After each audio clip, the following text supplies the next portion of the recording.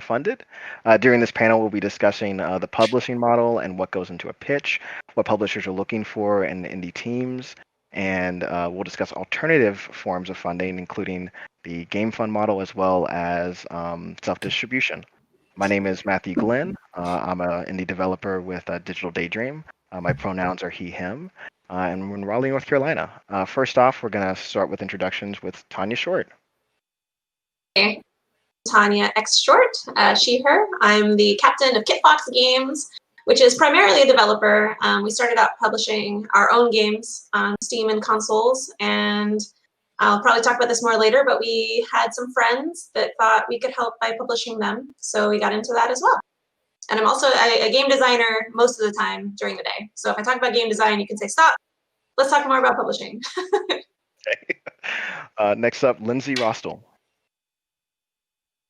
Hey, I'm Lindsay Rostel, she, her. I am a partner at Kowloon Nights, which is an indie game fund, and I also run a studio on the side, which is Timberline Studio, so I have a bit of that crossover as well. But I'm going to talk about the differences in funding where it's not quite the same publisher model.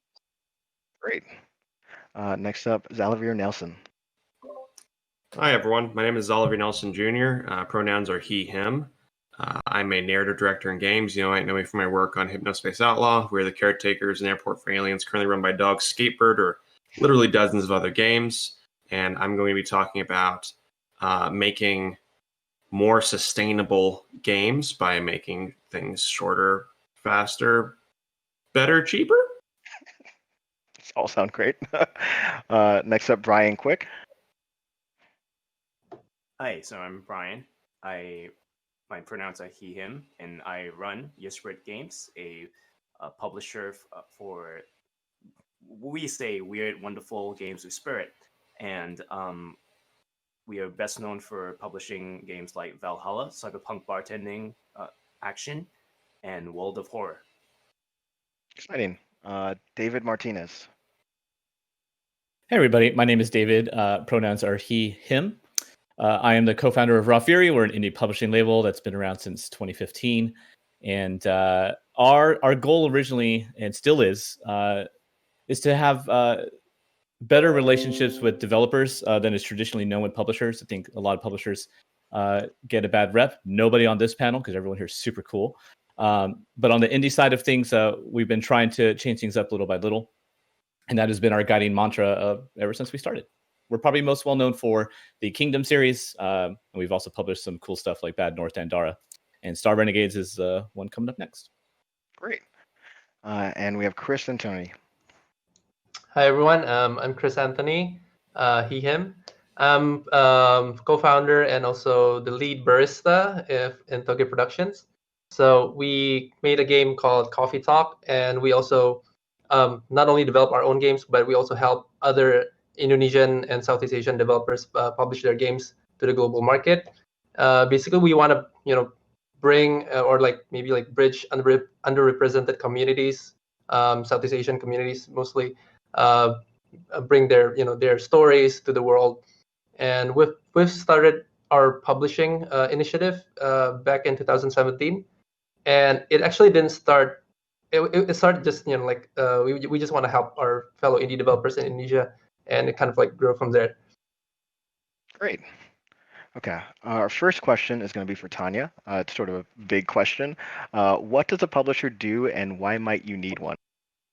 Well, I'm going to try to not talk for a whole hour about that, but because the answer is that it totally varies, and it depends on what you need and what the publisher can offer. And so that's actually sort of the first thing that a publisher does want to know, actually, is what do you need? Because typically the reason that you want a publisher is that you're missing something. Either you're missing the capability of finding your audience, you're missing localization contacts because you want to translate your game, you're missing some kind of aspect of getting the game to the point where you can release it confidently and know that it has a decent chance of getting played by somebody. And so every publisher kind of has a slightly different specialty. But typically the number one skill set that even a very, very talented developer is missing is marketing. And so it'll come up again and again over the next hour, I'm sure, but most publishers, their offer is you make the game and we'll find an audience for you, and hopefully that's already an audience they have access to in some way. But that's the main thing, the discussion of how do you make sure the publisher does what they're going to do, they do what they're going to say they're going to do, but then how do you work with them to give your game the best chance possible? Great. I don't know if anyone disagree. Feel free to disagree with me at any time, by the way. But I guess the biggest example of that is Dwarf Fortress, actually, which is a very different game than the games that Kitfox normally makes. We make little like action RPGs. But I was friends with Tarn, who's making Dwarf Fortress, and he was like, I don't really want to handle the whole Steam deal. Like, he has his own website and he had his own community. So his problem wasn't reaching people. His problem was like dealing with Steam. Because that's a whole different ball game than having your own website. And I said, yeah, sure, we can help you with that, and we'll take a percentage and that kind of thing. And we'll handle talking to press and journalists, and we'll schedule newsletters, and we'll do all these things that you don't want to do, so you can focus on making your dwarves, I don't know, go mad and kill each other and whatever it is that you want to do in your next Dwarf Fortress update. But that's like one out of 1,000 different ways that relationship can work. So you have to do more than just make a game. You have to tell people about it, I guess. So yeah. Yeah, and a lot of developers are very creative folks that only want to focus on doing that stuff, and so they're okay with finding a publisher or a partner of some sort that will help them take care of all the other stuff that they just don't want to handle, which is fine. I mean, that's when folks like us can come in. I mean, you could probably make a reasonable argument that no independent developer actually needs a publisher. It's just a matter of what they think they might get as a benefit in exchange for, a cut of revenue or something like that. But I mean, especially when you're like one or two people, it's like, how much time are you going to take away from developing to do that marketing? It's a huge job. It's gigantic. Like, the undertaking is pretty massive, and some teams understand that, and that's why they might look for a publisher. And other teams don't understand that and underestimate the amount of work. And then, hopefully they're still successful. And if they're not, then maybe the next time, if they want to make a game, they could consider a publisher. But I mean, we've seen plenty of cases on both sides, right, where it seems like a game just came out of the blue, but actually it was just a developer that garnered themselves a really good Twitter following, and they were able to promote themselves pretty successfully, and that's what you want to see. That's great, but those are also like the that kind of like the outliers, if you will. A lot of the time, you don't hear about the other 100 developers who tried the same thing and it didn't work out, which is always a huge bummer. And that happens regardless of whether or not you are published, as you can attest. Like, the nature of game development is such that a lot of what we do is throwing shots into the void. Now, we can take measured, intentional steps to increase our chances for success, but the reality is a lot of what we do, as measured and intentional as it is inherently risky and creative, and as a result, dangerous. So every developer, one of the things I'm looking forward to in this panel is every developer has to consider their own risks and vulnerabilities and how a publisher may or may not serve those things. Yeah, and I think that opens up a question of sustainability. Like, how does, when you're taking those risks as a developer, like, I guess the risk is a little different when you're a publisher and you have a little bit more money than the developer itself. This isn't on the list of questions, but I think it opened one. Daliver, as far as making games like sustainably, how do you feel that, like, in relation to self-funding, that you do that? Like, how do you make games consistently and sustainably? The major thing that I look into is being very frank. There's 6 things that developers need support in often. They would like funding. Money is very important. Marketing. Legal support. You don't want to get sued, or at least when you get sued, you want someone to help you with that. You want marketing, funding, legal, porting, localization, and quality assurance, QA. for those 6 needs, especially for the newer developers out there, what you might not realize is when you get a publisher, one way or another, you often are paying for all of those things, but it's coming out of something called recoup. All the funding you receive, all the marketing, legal support, all that is added to a tally that at the end of development, when the game comes out, that is essentially a debt that needs to be paid off before you can begin to see your full revenue share cut from the game, however many ways you've divided it with between your collaborators and also your publisher. When you have hundreds of thousands in that recoup column for games that are already inherently risky, or rather games that are already in an inherently risky medium, and you're receiving 40% after the hundreds of thousands are paid, if it hits that hundreds of thousands at all, that isn't a model for sustainable development. Every other medium that has sustainable long-term careers for its creators has an emphasis on long-term passive revenue, on holding on to songwriter rights, holding on to streaming and distribution deals, thinking about how one production benefits your next 10 years as opposed to the next 2. So a big thing that I emphasize for sustainable development is quite simply, we're in one of the very few mediums where you can make something for $5,000, $10,000, $20,000 and have it reach a global audience. But that is a space of design and budget that is not seen as legitimate. If you want to be a real game, you got to have a publisher and $1,000 budget and have a moonshot every time. What I emphasize in my development approach is sometimes I make large things, sometimes I make small things, but every single thing I make is deeply focused and so far basically made without publisher support, because I know every time I put something out into this world, however well it does, because I've controlled the costs and that I've taken on, because I've looked at the full scope of what I'm doing, and because I have built up this not to be undervalued sell to bring on a publisher or bring on someone who's a specialist in that, or pay a contractor or so on. Every time I put one of those things into the world, it has a chance to be the big one. And the more things I put into the world, the more chances you get, and the more passive revenue I have coming in to fund whatever I do next. Sometimes I put out a game and it just gives me pizza money every month. But if I've got 10 or 20 games giving me pizza money every month, if I don't have contracting revenue for a month, 2 months, that I'll actually turn out to be pretty okay. Okay. Can I chime in a little bit? Because I think that Xavier is saying something really important, and it's part of the cultural shift over the last 5-10 years.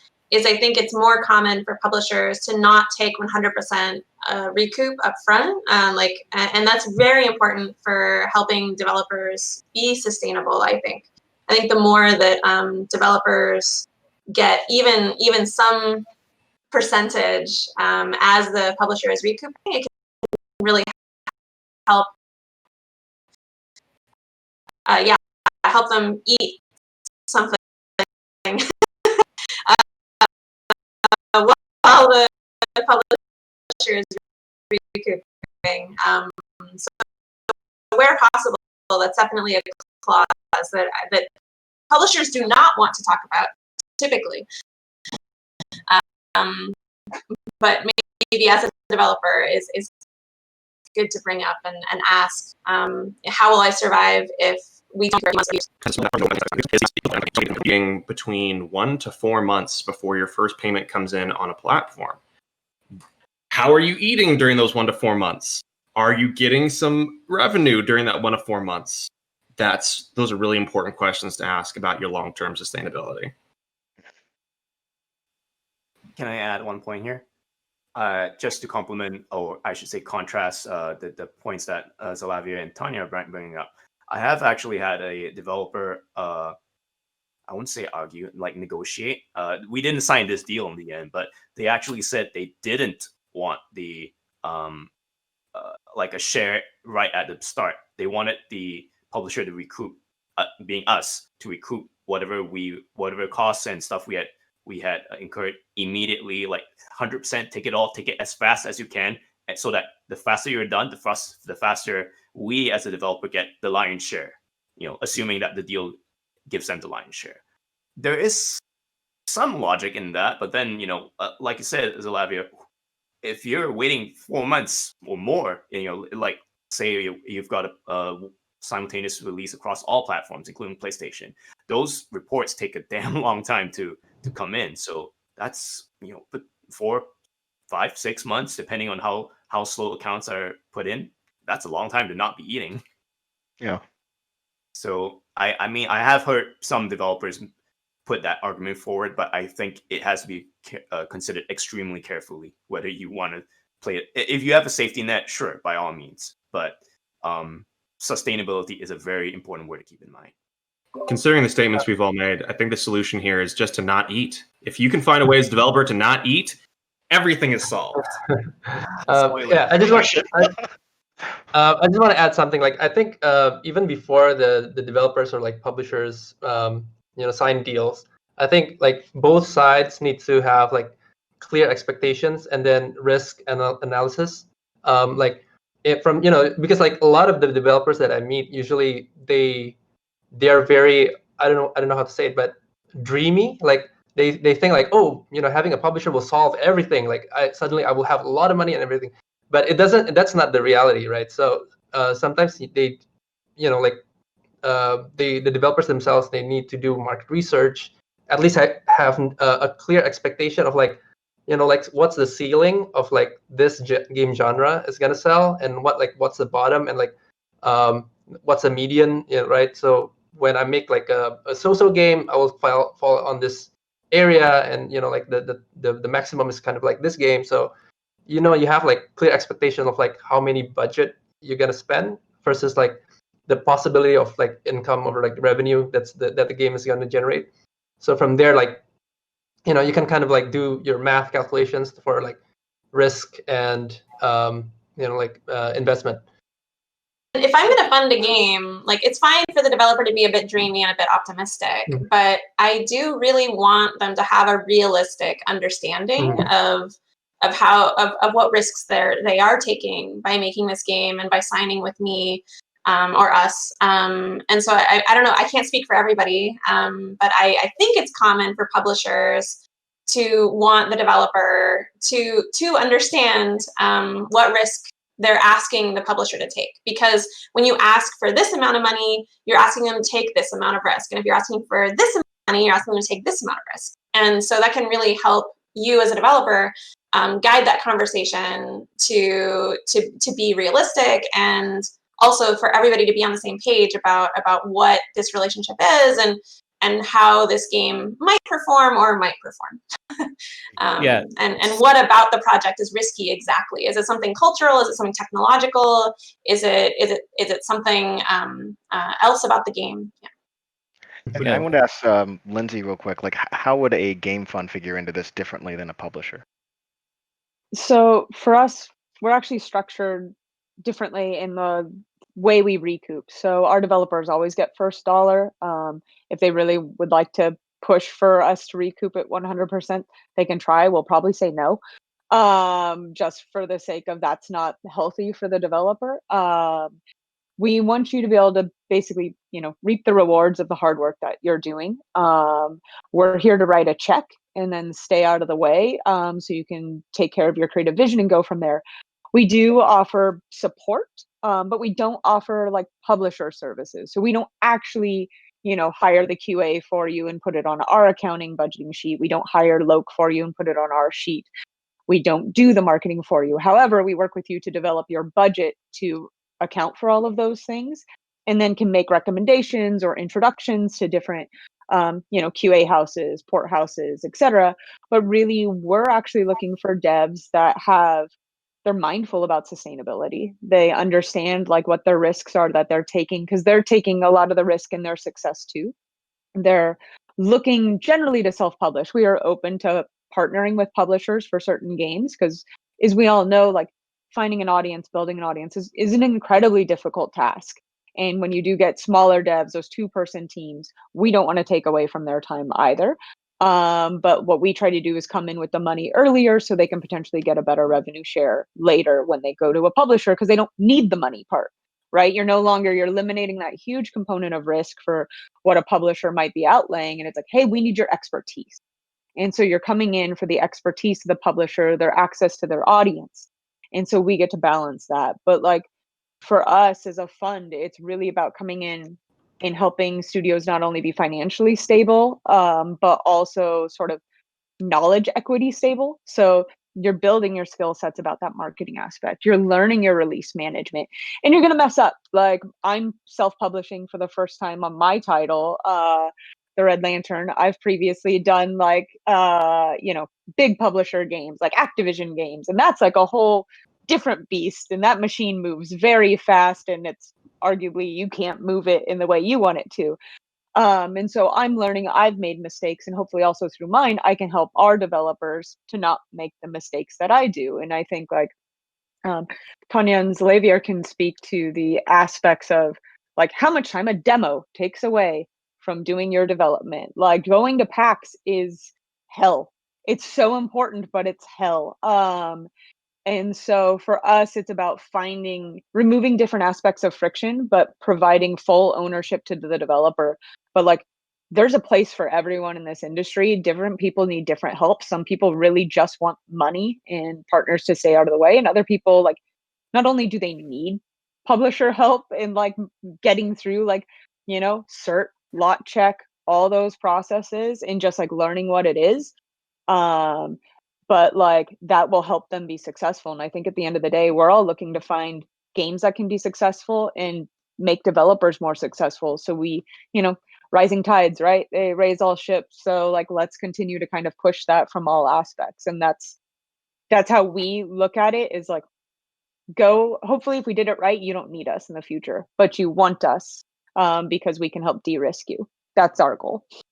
Great. And like great. right now, we just did Spirit Fair. We helped the Thunder Lotus guys fund that game, and they obviously did a lovely job with their self-publishing. And so it's very cool to see that, and hopefully they can share their knowledge, and they are sharing their knowledge with our other developers. So we continue to build that along the way.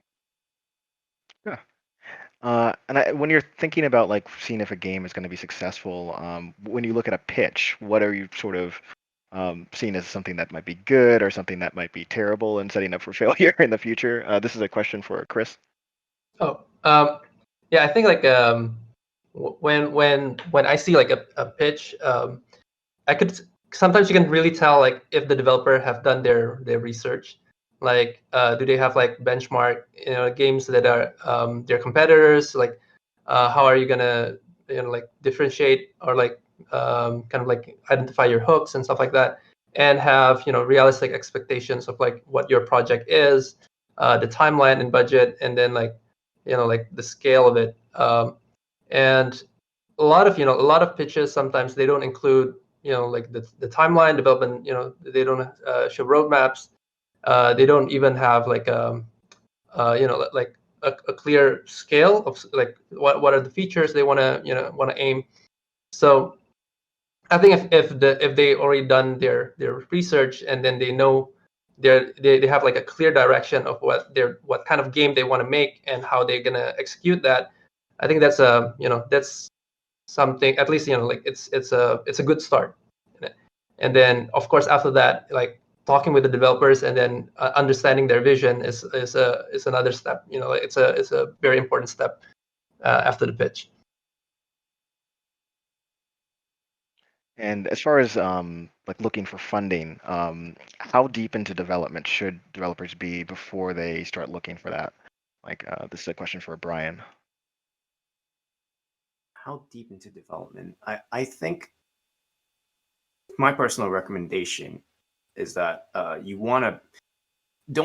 developers shouldn't assume that publishers can sort of magically construct the perfect vision of what a developer intends from like a paper pitch. So I personally recommend a prototype that at least achieves, I don't know, like 60-70% of their intended final art style, or even if it's just like literally a 1 or 2 minute playthrough or video, at least something that shows that helps people, not have to use their imagination to try and reach into your brain. So, a prototype gets that most effectively, I think, in terms of both mechanic and visual style. But if you've only got a video, that does help too. This is probably going to be pretty early on, so I think you'd still be in pre-production, I would say.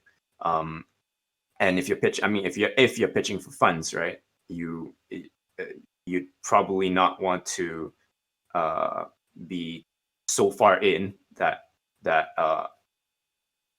you'd not want to be so early that you can barely answer questions about where you're headed and what your vision is. Okay. And like Zalavir, when you're working without a publisher, like how deep in development are you before you start showing your game?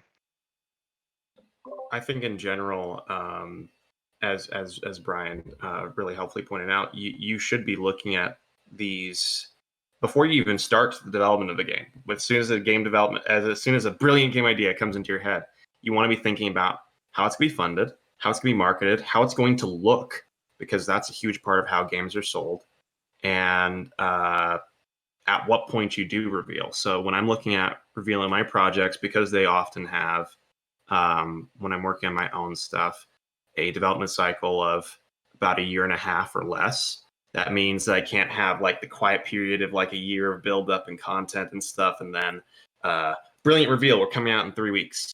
That all of those timelines are truncated. So often I structure the development cycle itself around how soon do we establish the core of what we're making and that it's actually works.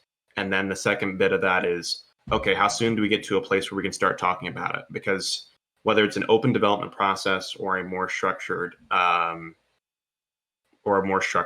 release and marketing campaign, you need to talk about the game so that people can and will buy it. And if you fold that into the production schedule itself, then you're essentially getting a whole lot of additional work for free. The number one thing that I see, especially beginning indies, needing a desperate assistance in, and that publishers can help in massively because they've seen how other processes have gone right and wrong, is building up a knowledge of production. And once you're, I guess, outside of the production, David, like what does that marketing push actually look like? Like when publishers are working with developers, like what is the publisher bringing to the table? Like we talked around marketing a little bit, but let's get into it more. Yeah, sure. Yeah, Tanya kind of broached this subject a little bit earlier. Like, real quick, I do want to say, kind of building off what Brian and Zalavir were saying, is that bringing a project too late to a publisher can actually hinder a lot of these marketing effects. Zalavir's just talked about extensively how it's really important that you build kind of like marketing activities into development timeline, because then you can utilize these things for your own promotion, which is necessary if you're trying to make a business out of creating games. When we get pitched games too far into their development, a lot of time we won't take them on or even consider them because we will have missed the chance to make a big marketing splash. The first reveal is really important. Sometimes we get people trying to pitch us games that are in early access already, and they're already out. Like we can't do anything really marketing wise there. You've used up a lot of the momentum already before approaching a publisher. So when I think about like what it is that a publisher can bring to the table in regards to the marketing is it does help that, because we've this isn't our first rodeo, that we have a little bit of knowledge in regards to what audiences might be receptive to the type of game that you have. Maybe the game that you have lines up with the publisher's catalog, which is great. Sometimes it doesn't line up with the publisher's catalog, and if you're okay with that and the publisher's okay with that, and they must be if they're willing to take kind of a larger risk, hopefully they got something up their sleeve there in regards to the marketing. I think that what a publisher can bring to the marketing is just like a lot of aside from experience, like kind of like a lot of strengths in regards to funding and whatnot. I'm not saying that publishers want to blow up your project cost. Nobody wants to do that because we all want to try to, make this sustainable and be profitable in the end. But we do have that ability to at least fund some maybe grander marketing ideas as something a little crazy, something that's not inherently organic, kind of like your paid marketing component, stuff like that, reaching the proper target audiences, all that stuff. So I guess it's just a matter of having a little more muscle to play around with, having a bit more experience, having data to draw on from other title launches that can be applied to your own title launch. But also, I would highly encourage developers who do take a publisher to work closely with those publishers' marketing departments and make sure that the activities that are being done on behalf of your project actually align with what you want and actually something that you think could truly benefit the game. Like if a marketing or brand manager comes up to you and says like, "Oh, I got this idea to do something, crazy, and it costs like $1 million to do or something ridiculous," and you're like, I'm not really comfortable with that. Could we do this instead? Like, hopefully your publisher is the kind of publisher that will actually take your recommendation seriously and not barrel over you. If they're barreling over you, find a different publisher. If it's, you want a publisher that will be a partner with you, that will work alongside you, and they should be willing to take a look at any marketing ideas that you as a developer bring to the table. I think there's also historically a problem with publishers saying that they're going to do X, Y, Z, and then either they don't do it or it's unclear how much of it they did. Like there's not a lot of evidence for what exactly happened. But they just, we spent this amount of money on you. And how do you prove that? So I don't know how true this is anymore, but 5 or 10 years ago, it was definitely the case that I had a lot of people saying, "Oh, well, they say I owe them, $500,000, but like, did they buy ads in GQ? Like, what happened? Like, I don't know." It's maybe they just racked up hours browsing the internet and called it research. And so just being able to have like a timely, itemized list of where the marketing costs are being spent is step one for you to know what's going on and make sure that's in the contract. But as far as what publishers want, they do want you to have ideas, and they want you, typically, if they're good, to be involved in the activities because they want your assets, they want your art and your vision to be part of how it connects with the audience. And so even if you're a marketing newbie and you have no idea how to market your game, knowing what's great about your game and knowing what people are going to love about it is step one. And so they'll love to hear about it. And one last thing that will help folks who might be in this position is you can actually have as a clause in your contract to avoid getting sprung on you the $1 million marketing campaign that you have to approve expenses, single itemized expenses that are over a certain amount. So if they're about to spend $10,000, you can say, you can have it as a clause in your contract that costs over $5,000, $10,000 have to be approved by the developer. And that can save you from, I paid for the team's vacation to Japan where they pitched to Nintendo once. That's a lot of money. This is a very interesting subject because in Toge Productions, we thought all marketing costs should be absorbed by the publisher because we feel like it's a lot more fair that way because the publisher by doing they're responsible for marketing, right? So that's their part of what they put into the project. So we feel like that's gonna be our investment. So all projects that being published by Toge, we don't put the marketing costs in the recoup. So everything is absorbed by Toge, and so that's just something that we want to show. We put this investment in this project because we believe in you guys, and we don't want to burden you on that marketing costs. So yeah, I thought a lot of publishers do that. So apparently. I think that a lot of indie publishers do that. In fact, I know that we're not charging anybody for hours or whatever. We have a trailer producer, for example. We're not being like, "Oh, it took him 10 hours to make that trailer, so now we're gonna, that's a $200,000. Yeah, that's what it is." We're not doing anything like that. If it's an external cost, if it's something that we can't do ourselves in-house, then we'll talk to the developer If it's a very high cost, we'll get that approved by them ahead of time. Like Zalavir said, we have this in our agreements where we have a minimum marketing spend. And then once that has been reached, then we need to be talking to our developers about every single thing that we're doing. So we're not trying to bloat costs.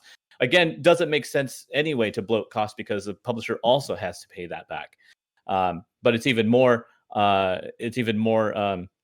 crucial for a developer because they don't have the pocket money that a publisher has to sustain itself while they're waiting for that first payment to come in, right?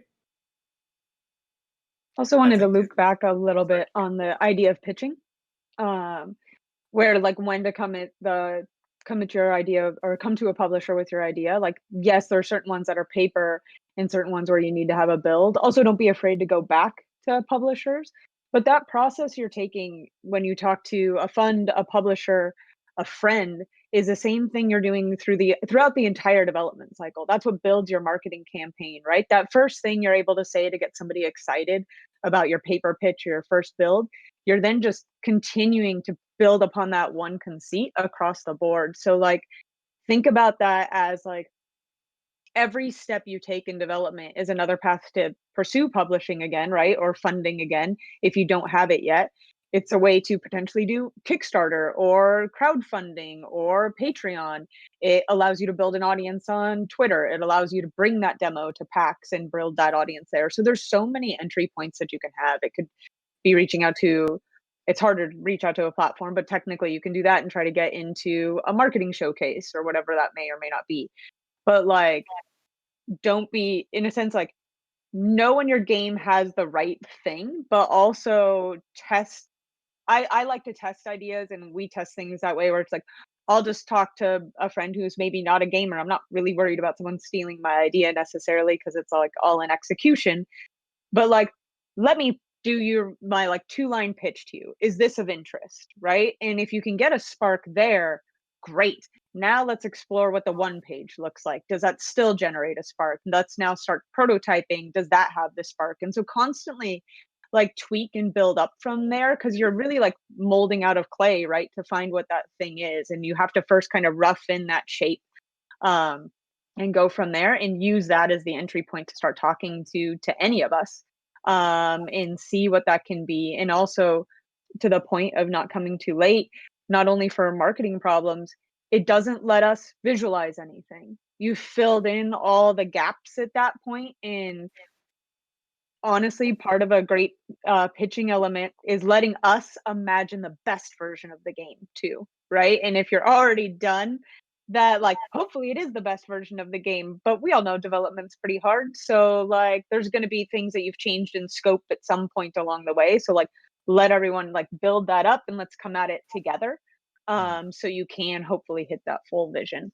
But I think like all the marketing discussions and everything that are happening here, it's like the key part of making your game. But like, don't forget, marketing starts at the very second you start creating your game, and you're just going to continue doing that forever. And if you own your own IP and you have this passive income, that never stops. You're bringing it to new platforms, you're refreshing some kind of content, and that's the exciting part of being able to make this kind of content and go from there.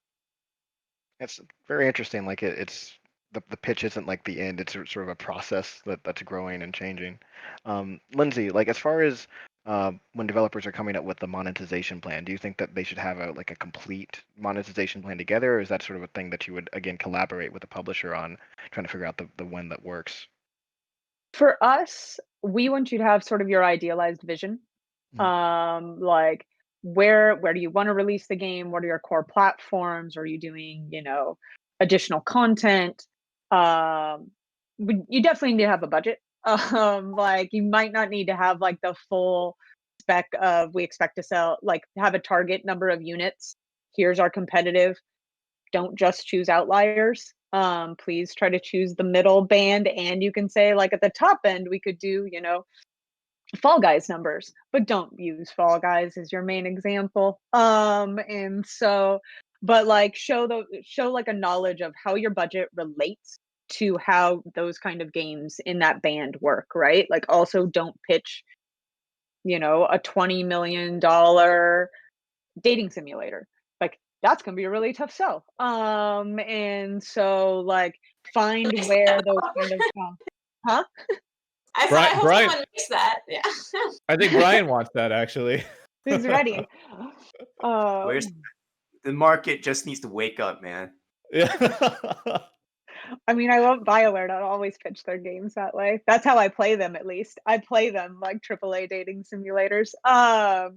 But like that's a huge part when you are also pitching to publishers. Know your game, know your market. You don't have to say like we don't expect you to understand the full minutia of everything. If you do, great. Like, but mostly understand like where you're headed. We're here to help with some of that.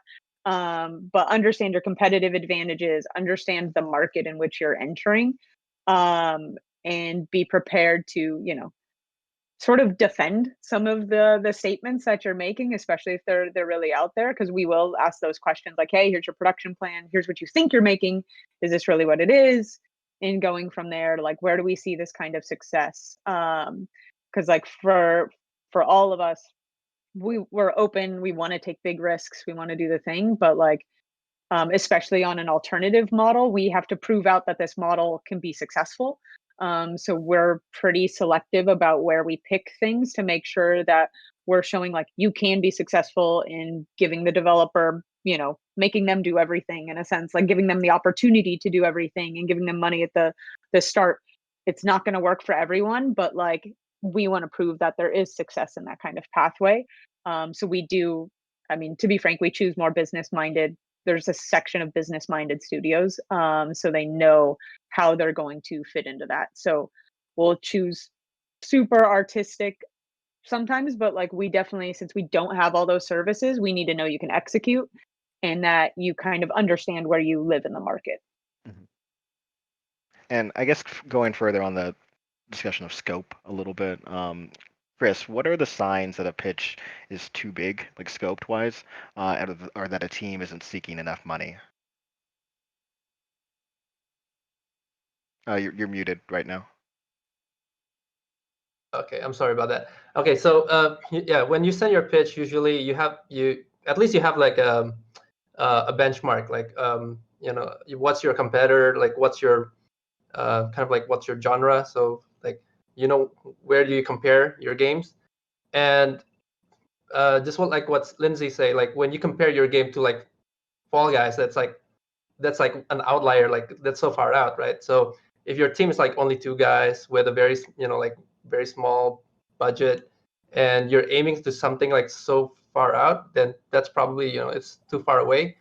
And also like pitching to a publisher for like funding doesn't mean like it will solve all your problems, right? It doesn't mean like because now you have like this $1 million budget, you could hire everybody.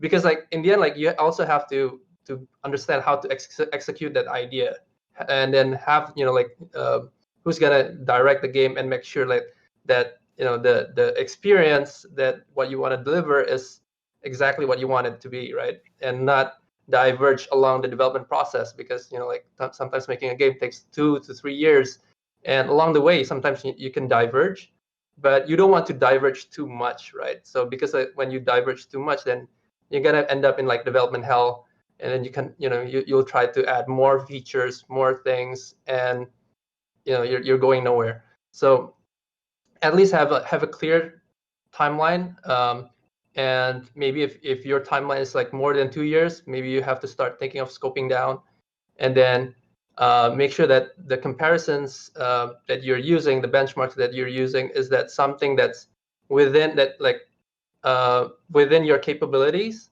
So you have to know your limits and what your skill set is, and not use the outliers as your like your benchmark. So because like it's the chance of like hitting that success is gonna be very, very small.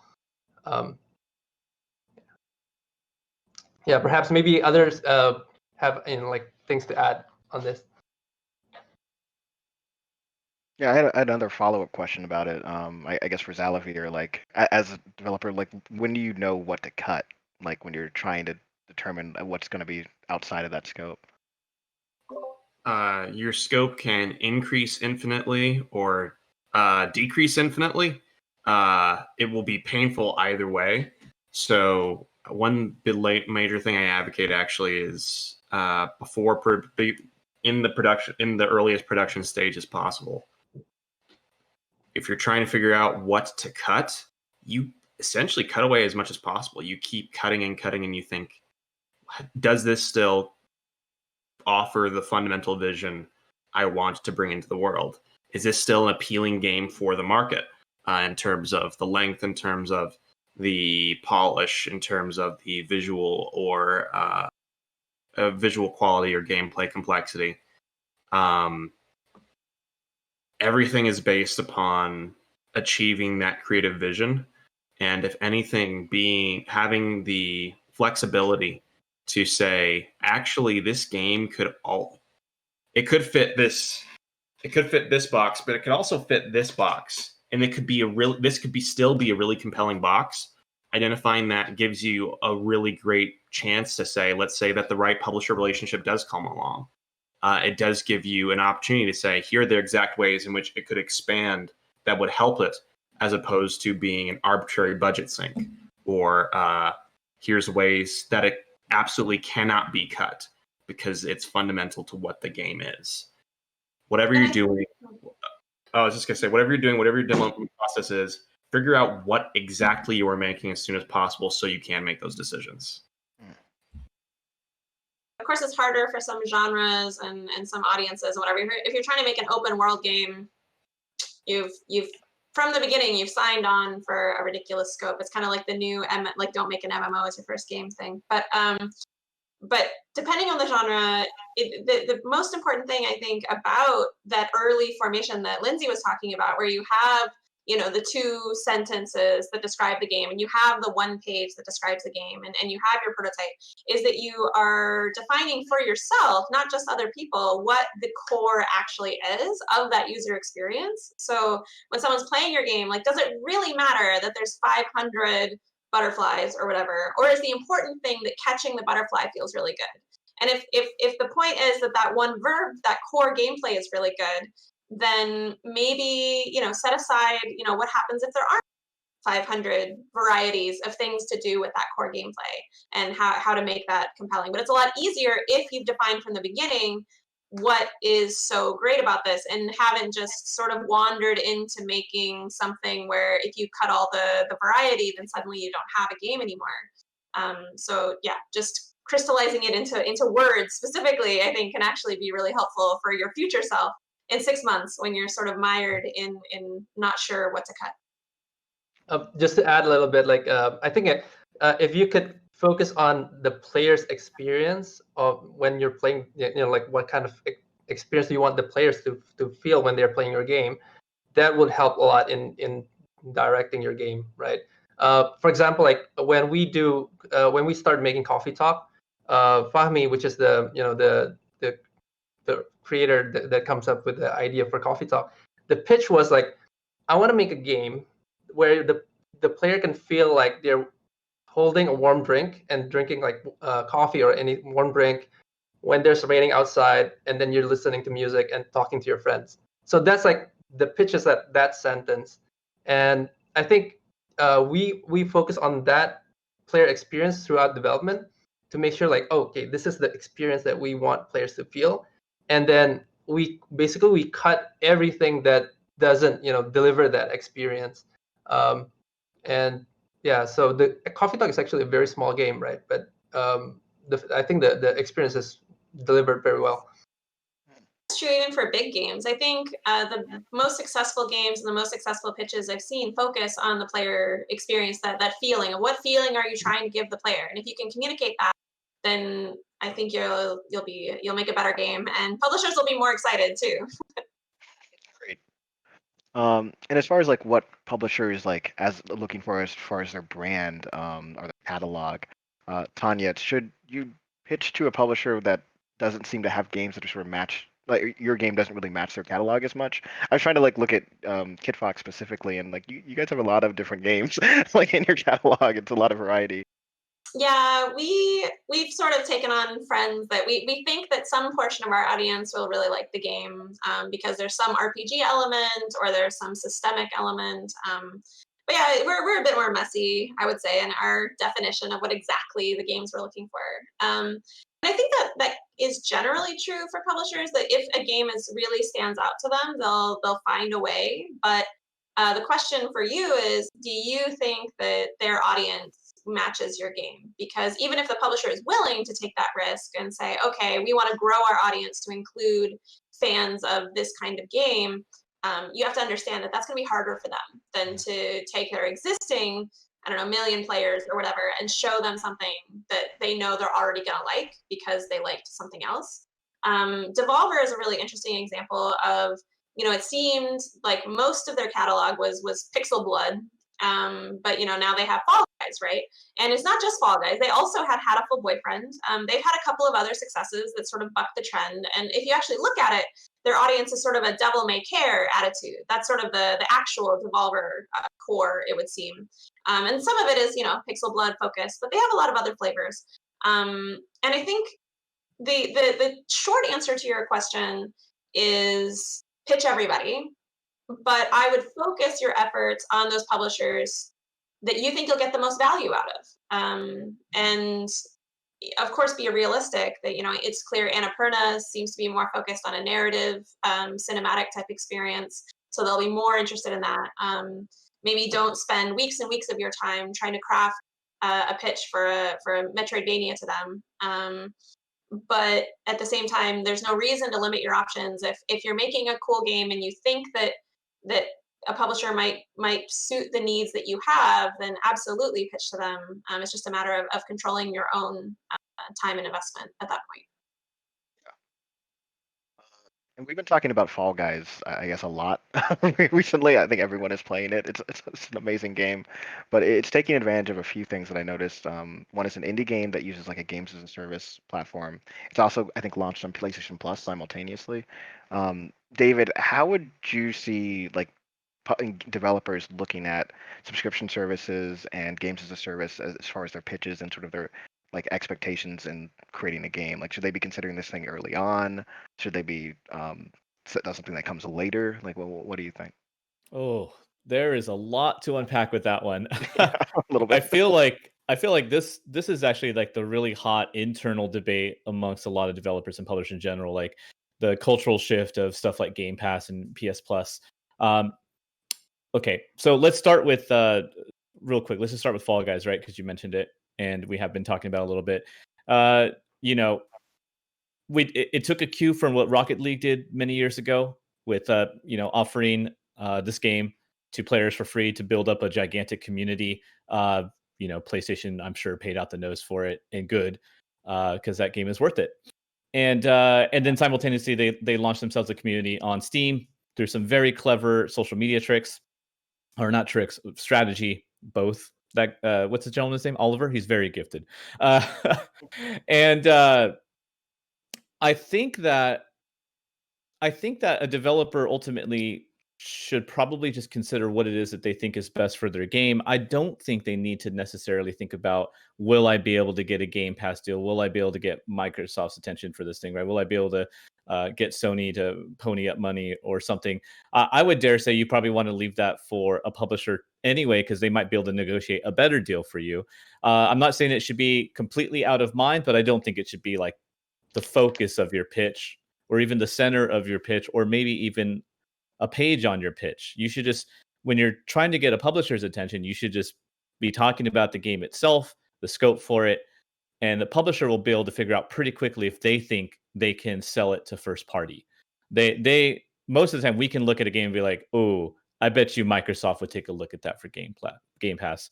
Ooh, I bet you Apple might take a look at that for Apple Arcade.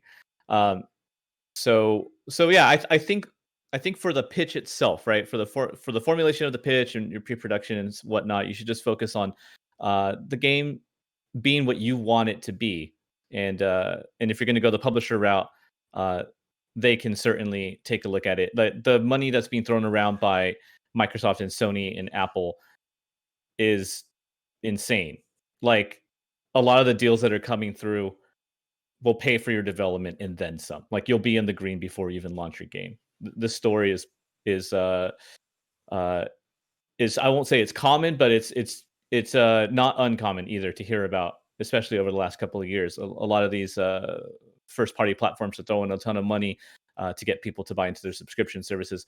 How that impacts us culturally, that's a whole other like panel that you could have about whether or not this is even a good or a bad thing. When we start making games to sustain our studios, and when we start making games just for large first-party platforms, and that's it. But that aside, no, I don't think you need to worry about it as a developer so early. And we're already at 55 minutes. Went by really quick for me. So I guess a question for everybody: what are some beginner mistakes you notice indies make when looking for funding or talking to a publisher? And just like really quick, so we can run through and then close. So we'll start with Tanya. I think the biggest mistake is not focusing on knowing who you're making your game for. If you've defined your player experience of what that feeling is you want to give the player, you should know who will love that experience, who will really connect with that offering that you're giving. And if you can define that, then everything will be so much easier. Don't put it off, even though it's a scary question, and even though it doesn't produce code or art immediately. It's the most important part of game development. Okay. And Lindsay. From a publisher side and fund side, for me, it's as well thought out production plan as you can have, and a knowledge of the things that are your unknown scaries. Not being willing to acknowledge something that's scary in your development cycle is sort of a yellow flag from the other side, where they're like, nah, it's all going to be easy. And you're like, that's not true. And so you want your developer to know, like, hey, I understand this will be hard. We're going to figure out what it means, what this game is as we're making it too, right? Like, you're learning how to make the game as you're making the game. There's so much that comes out of that. So being really honest with yourself that, like, hey, here's what we're after. This is what we're building. Here's how we're pursuing this. Here are features, team plan, but also being open, like, we understand this part's scary. We think we're ready for it, but like, here's like one of our risks, basically. You don't have to do like a big SWOT analysis or something like that, but you should just be aware of it from your own development, because they're going to come up, and that's the thing that can bite you. And so it's just knowing that and being honest about it. We'll ask the question anyway, because we're going to see it. We're going to see that you don't have any network ops people on your production plan, but you have a online game. So we're going to ask that question. So like, make sure that all of that vision's cohesive and you're thinking about it. And Zalavir.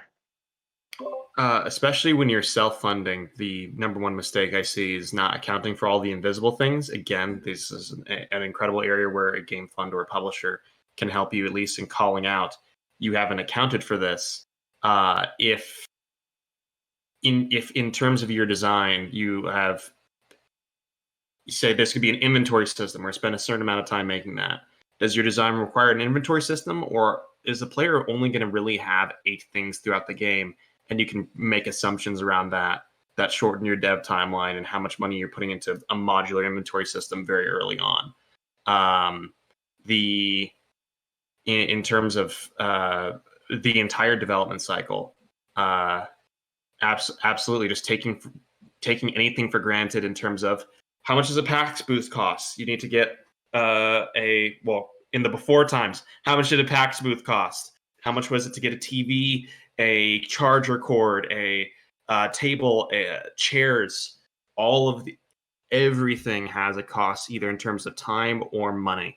So asking around, getting plugged into the game community, even asking publishers, because often they want to tell you, hey, this is actually getting localization for this type of game is actually going to cost you 20 grand. Do you have that money? And if not, what are you prioritizing or deprioritizing to make this happen if localization is a major part of your plans? It all matters. It all comes together. Don't take anything for granted. Mm-hmm. And lightning round, we got to go really quickly. Brian.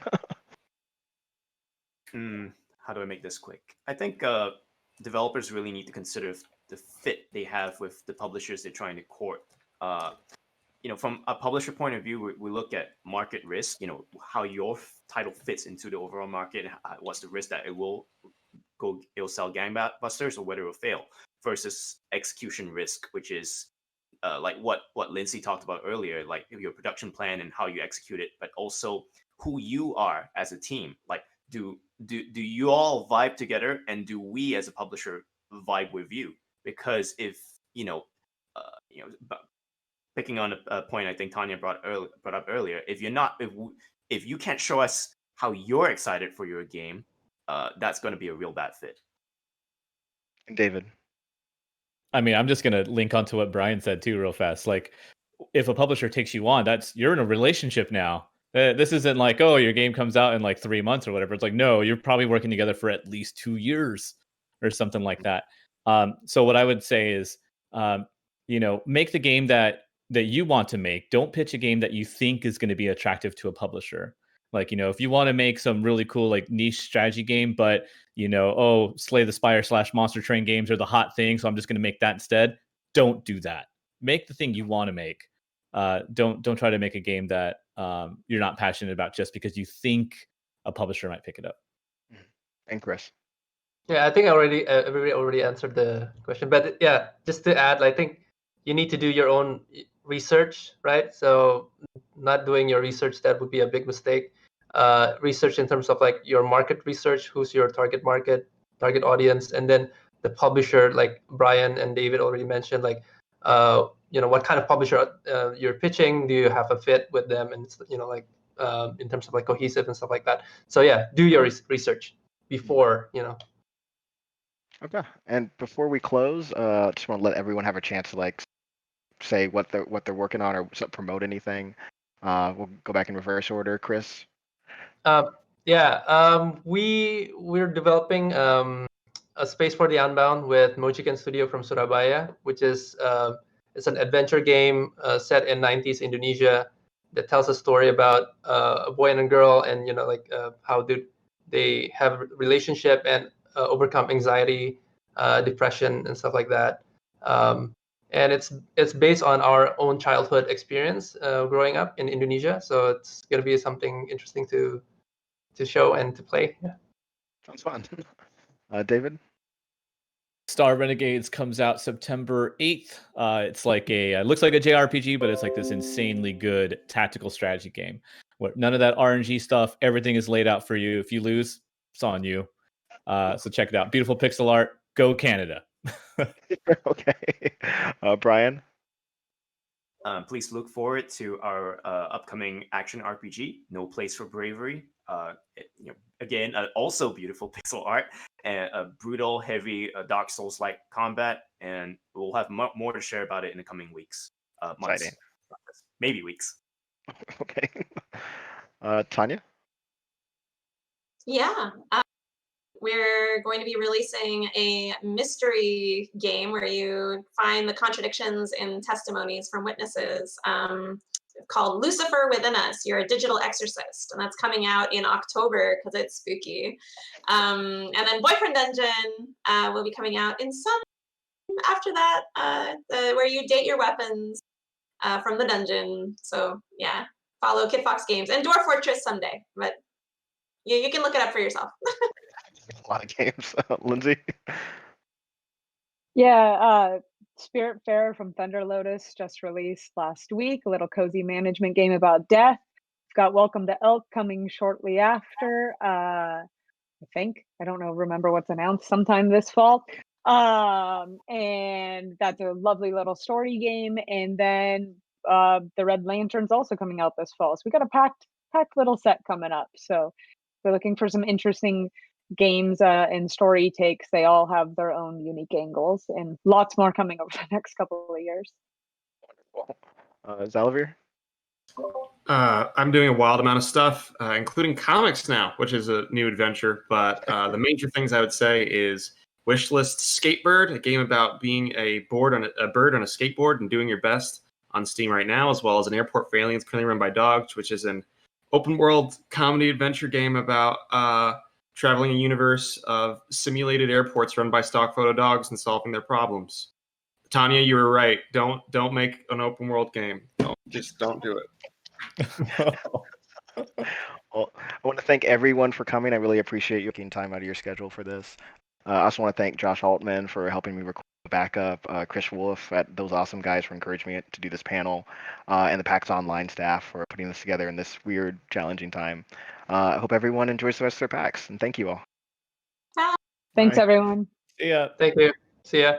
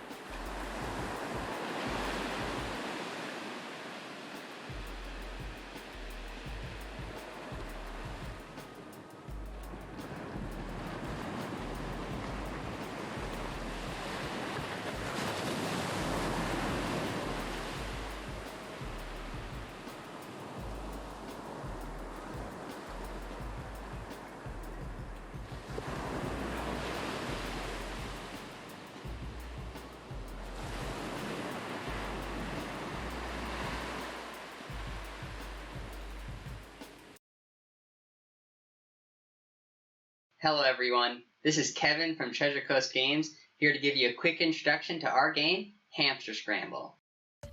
Hamster Scramble is a brand new fusion between two familiar genres, a platformer and a match 3 puzzle game. It's separated into two distinct sections, the puzzle boards up above and the platforming stage below. In most puzzle games, you just have the game board and throw pieces at it from a static location. In Hamster Scramble, however, you have full control over a character in the stage below.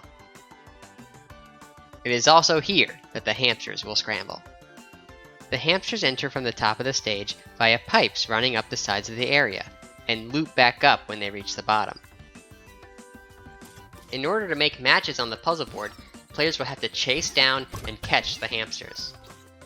Each hamster has a color, and when caught, becomes a ball of the same color carried by the player. The player can then aim and throw the ball at the board to try and make matches. Making matches sends orbs at the opponent's board, filling up a meter that adds a line when full, pushing the opponent's board downward. If a player's board hits the center line, they lose. The platforming and puzzles themselves are rather straightforward, so I'll skip to the fun part, swapping. In Hamster Scramble, making matches isn't the only way to attack your opponent. Players also have the ability to swap into their opponent's side of the stage for a limited time.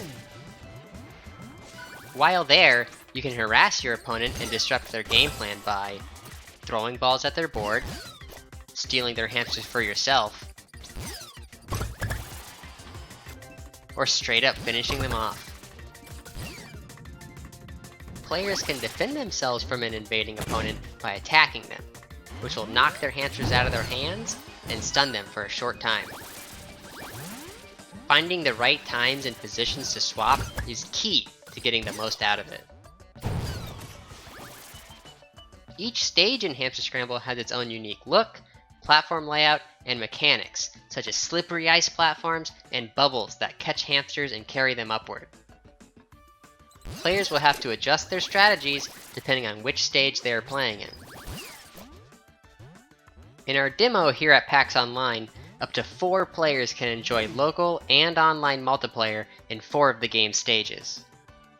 There's also the Hamster Village to explore, and a taste of the game's single-player content as well. So please come try out the game, and have a great time at PAX Online!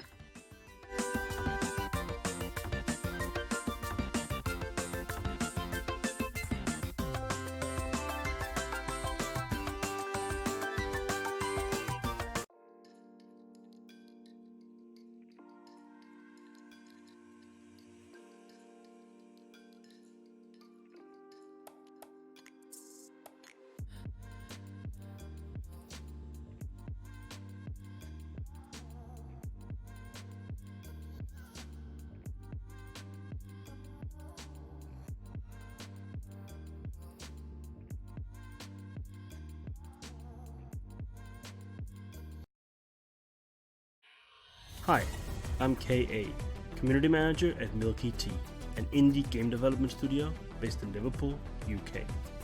I'm here to introduce you to our most recent game, Hyperbrawl Tournament. The universe's greatest heroes have been summoned to compete in a showdown for the ages to find the next protector of the universe. Smash, brawl, and score your way to victory in relentless, high adrenaline PvP arena battles from 1 to 4 players. What does all that mean? Let's take a look.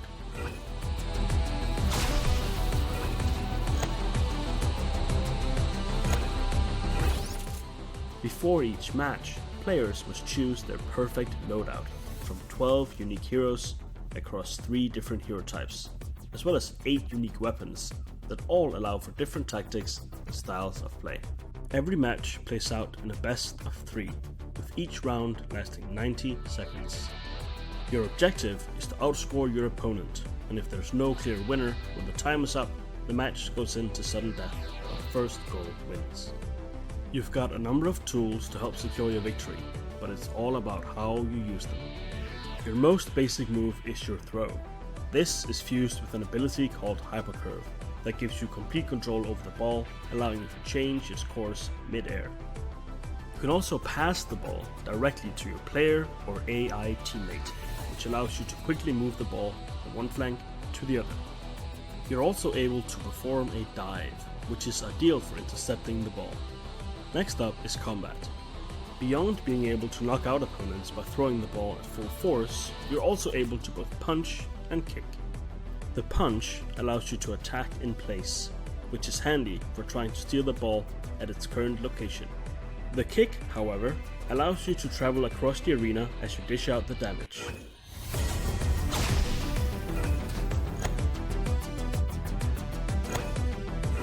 Hyperbrawl is an arena-based sports brawler that you can play either alone or with friends. For new players, we've got 3 different training modes.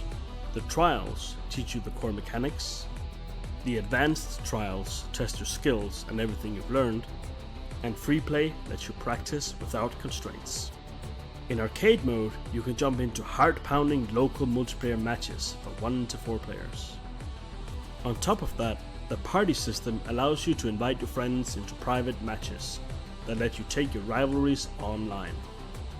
If you want to play alone, the single-player campaign lets you build your own team to compete in league and cup tournaments to become the greatest team in the universe. If you're looking for a real challenge and want to show off your skills, you can take on the world in the online Blitz mode, where you face off against friends and strangers alike, build your win streak, and brawl to top the worldwide leaderboards.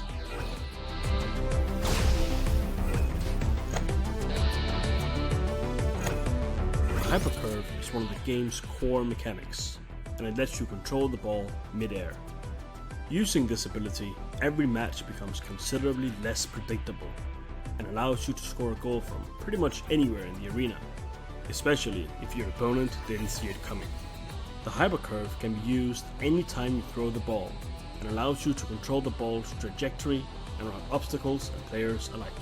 Think of it like a superpower that keeps your opponent on their toes. The more power you add to your throw, the less control you'll have over the Hypercurve itself, so you must carefully consider how and when to use it.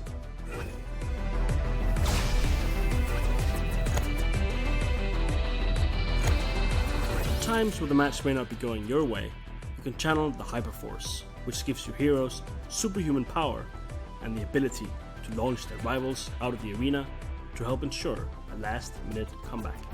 To acquire this ability, your heroes need to take damage, either. Hey, hi, and welcome to the PAX Overwatch Diversity Panel. I am Jen Cohn, and joining me is my fabulous group of castmates. We have 7 of my castmates from Overwatch who are all here to say hello. You want to say hi, guys? Yeah. Hi. Hello. Perfect. We're going to go around and introduce ourselves. So as I said, I'm Jen Cohn, and I do the voice of Farah in Overwatch. I'm looking at Caro. Do you want to go next? Sure. Hi, I'm Carolina Rabasa, the voice of Sombra Online. Crispin.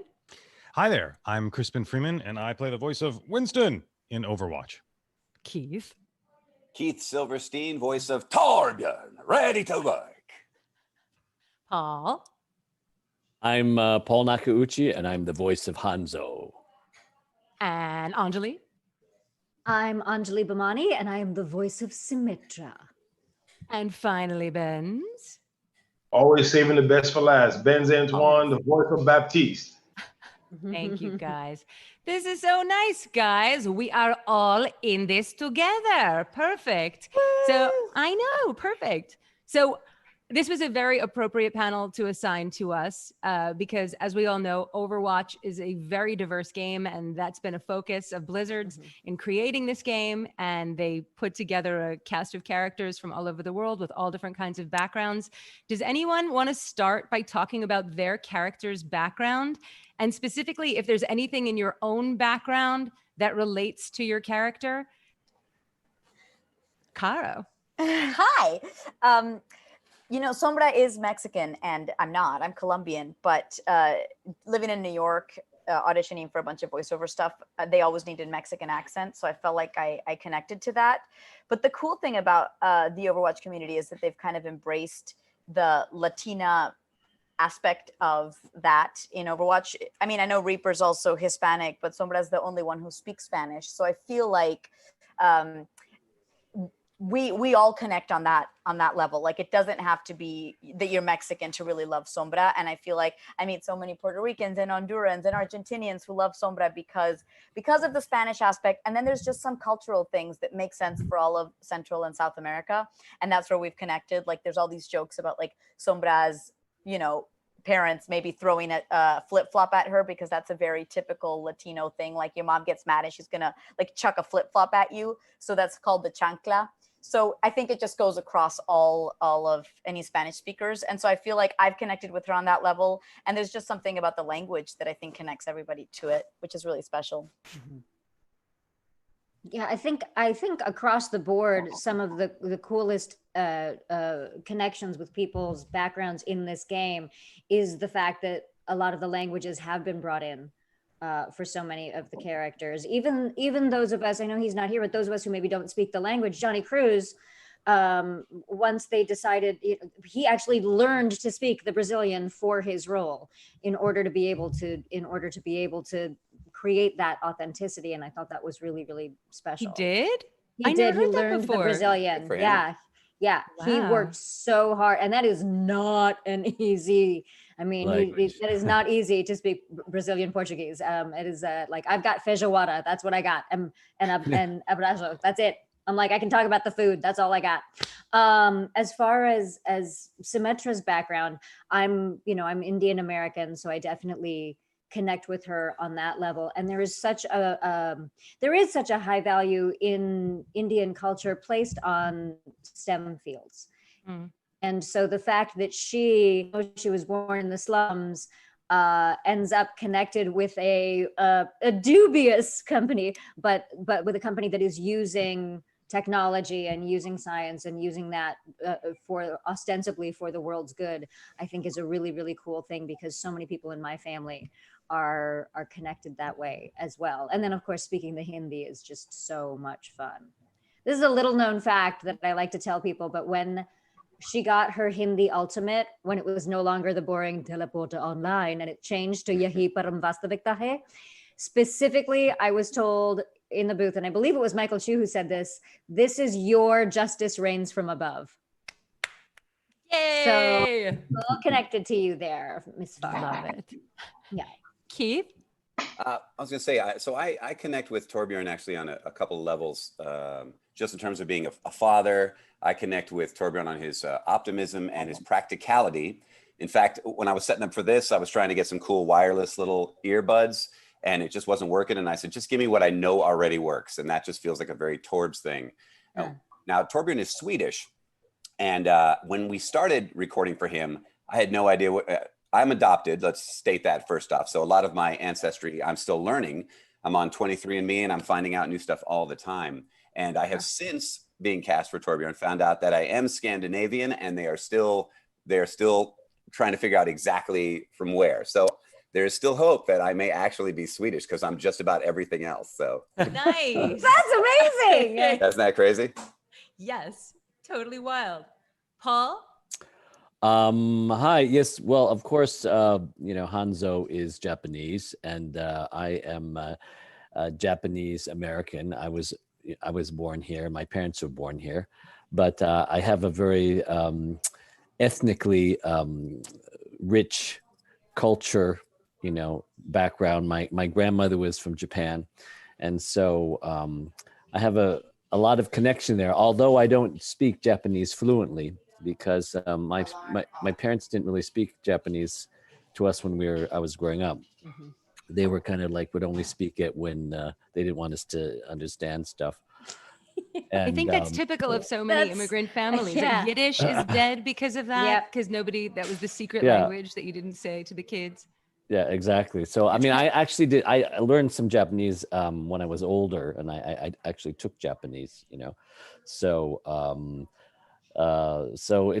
that's the background of Hanzo, which I really enjoy playing immensely.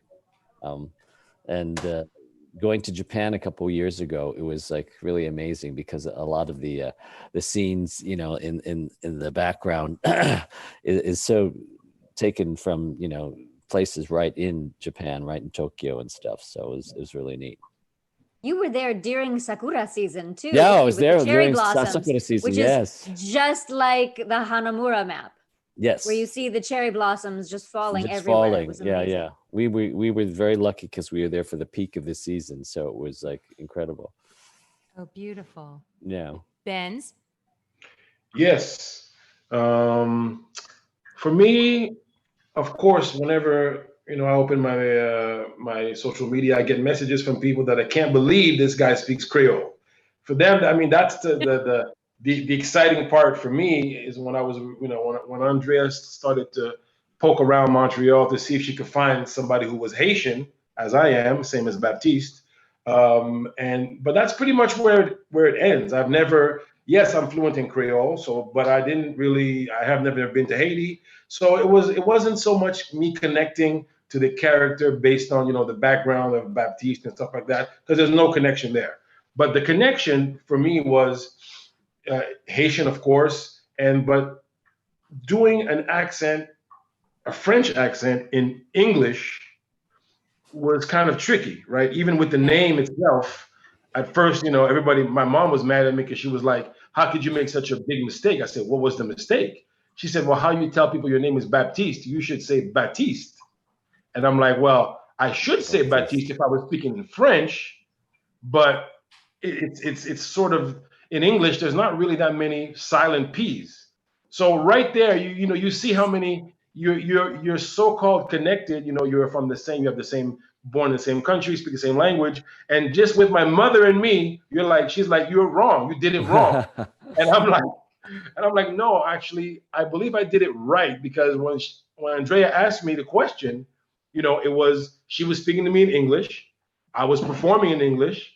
So my instinct was, okay, I'm going to say the name as an Anglophone would say it, and not necessarily say it like a French person would say it. And since then, a lot of people online sort of supported that view. Of course, they love the game, so that doesn't hurt. But yeah, it's definitely it's been an amazing journey for me. As most of you know, my story. This is my first voiceover gig, so I'm just a rookie, following you guys' lead. So it's just amazing to be part of such a great family and a great community, not just with you guys, but with the fans as well. So yeah, so I don't necessarily connect with him in that sense, but there's a lot of him in me, especially the dancing. I think me and him dance the same. Love it. I just have a question about Creole. So exactly what is Creole in terms of the combination of, it's French. It's basically broken French. Okay. So it's like it's like someone who speaks French. If you speak Creole to them, they sort of maybe can understand, because the verbs are from French, right? Are based in French. But then they break it up. They broke it up to make sure that I don't want to get too deep in the history, but just to make sure that the France, the French soldiers that were colonized by would not understand what they were saying. So they would speak the French and then break it up, So it's very similar to a lot of Caribbean countries in that regard, that they break up. The English Caribbean, they broke up the English, and the French Caribbean, they broke up. But so what? Doesn't it vary depending on the country you're in? Like, isn't Creole slightly different depending on where it's spoken? It is slightly different. Okay. But again, the verbs again are based, come from the same place. So you can find, if you're from Dominica, or if you're from another country that speaks Creole, like maybe Mauritius, there's people who speak Creole from Mauritius, but they understand, and actually they can understand us from Haiti more than we can understand them. So I don't know if it's maybe just a strict numbers game, because there's so many Haitians around the world, and they're very confident people. So they're everywhere. They're in Miami, they're in New York, they're in Montreal, they're in, they're in Toronto, they're in Vancouver, they're everywhere. So in that regard, we feel lucky that way, because the other Creole speakers tend to adapt to the base of our Creole, which is kind of cool. But so if it's a hybrid between French, what's the other languages that it's a hybrid with? Well, yeah, that's a good question. There's a lot. There's some English words. There's some Spanish words. There's a lot of it's a lot of mix. For example, I'll give you an example. In Creole, if something smells bad, or if your feet smell bad, they call it mayas. And if you really slow that down, that will sound like my ass. My ass. There we go. That's hilarious. So, oh my God, I love it.